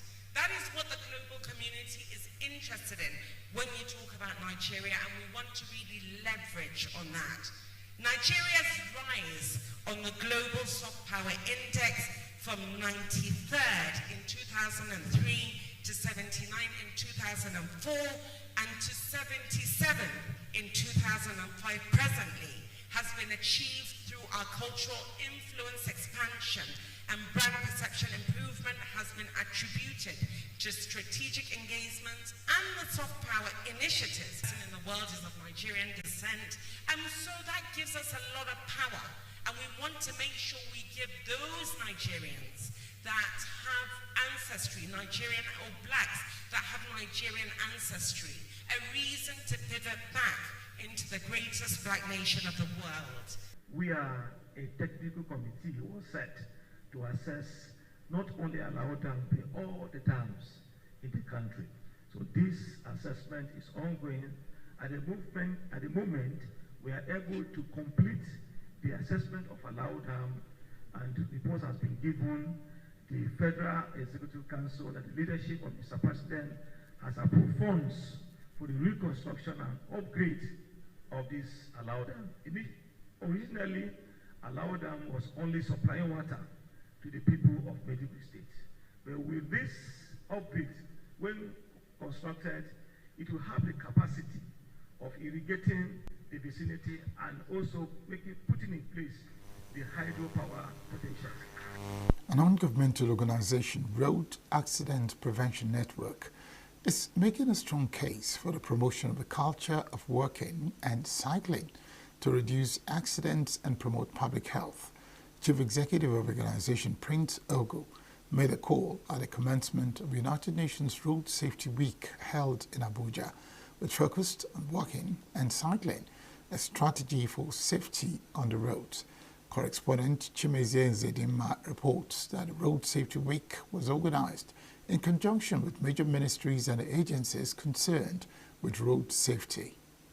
Speaking at the launch held at the National Orientation Agency headquarters, the Chief Executive of Road Accidents Prevention Network, Prince ENUGU, said the campaign for 2025 seeks to promote safer walking and cycling practices to reduce road accidents, enhance public health, and foster overall road safety across Nigeria. He suggested the licensing of cyclists as a means to improve training and documentation. So we are out to push more to see that the government give audience to this campaign and ensure that the walkways are created, pedestrian ways are created for, the citizens, so that they can be more safe on the road.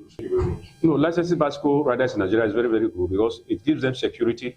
It gives us a good data. You have a data of those who are riding bicycles in your country. You can call them for training, you can call them for empowerment, and so many other things, including sport. Mr. Abubakar Usman, who represented the Federal Ministry of Transportation, underscored the need for sustained dialogue on road safety and the creation of policies that improve pedestrian and cyclist access to roads. Henrietta Onyeneke, Director of Narcotics and Drug Abuse Division at the Federal Ministry of Health, spoke of the ministry's effort to align with WHO policies by formulating strategies against alcohol consumption to curb intoxicated driving. She also advocated for greater public awareness on the health benefits of walking and cycling. We encourage walking and cycling, and in our policy making, we are equally trying to see how we make a provision for these road walkers and cyclists to have their own access roads in the nation. The ministry is in the process of developing a national policy on alcohol based on WHO initiatives, which we call SAFER. So in that regard, we want to say that everyone is on board this development, and as much as possible in the area of access and control, that will be managed, because if we do not manage it well, we can imagine what it will expunge to in terms of mental illness or mental situations that comes with the harmful use of alcohol. Indulging in walking and cycling is a very good habit and lifestyle that everyone should be encouraged to embark upon. Also present was DCC Choma Ikeocha, representing the FCT Sector Command of the Federal Road Safety Corps, FRS, CCCI Muta. She stressed the potential of the initiative to drastically reduce accident rates, stimulate the economy through increased bicycle sales, and called for dedicated cycling lanes. She clarified that licensing cyclists was not currently under consideration.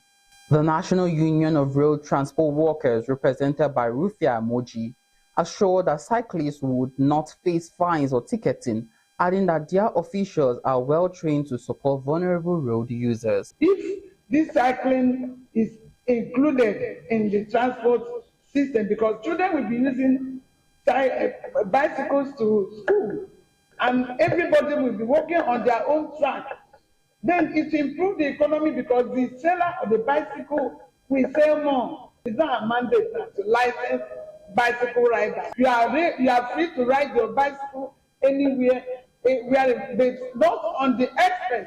Don't go to the express. You can ride your bicycle within the safe areas not that you take it to where you'll be hit down. So the issue of issuing a ticket or payment is related to law. We are not on that. But all our leaders are going to work on how to observe the other road users. We should be very careful and allow the other users to cross, and whatever they're doing, they should do it within the cycle of their training or the profession. Authorities remain hopeful that the campaign will significantly cut down road traffic incidents involving pedestrians and cyclists, while encouraging more Nigerians to embrace walking and cycling as a safe, healthy, and eco-friendly alternative to vehicular movement. In Abuja, I am Chimize Zadima for Signature TV. The naira closed the week stronger, ending Friday at 1,598 per US dollar, up from 0.60 kobo from Thursday's rate of 1,599, marking a 0.03% gain. The local currency had shown steady performance earlier in the week, appreciating by 0.02% on Tuesday and 0.21% on Wednesday, reflecting improved investor confidence and stronger dollar supply. Thursday brought a brief setback, with the naira dipping by 2 naira 0.62 or 0.16% amid a surge in dollar demand from importers. Despite this, analysts say the overall trend signals gradual recovery as markets await further central bank measures to boost liquidity and stabilize the currency in the weeks ahead.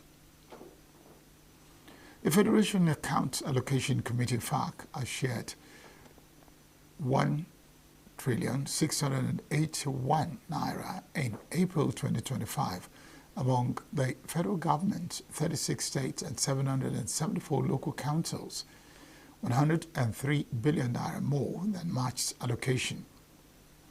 A FAC communique revealed the revenue included 962.88 billion naira from statutory sources, 598.08 billion naira from VAT, 38.86 billion naira from electronic money transfer levy, and 81.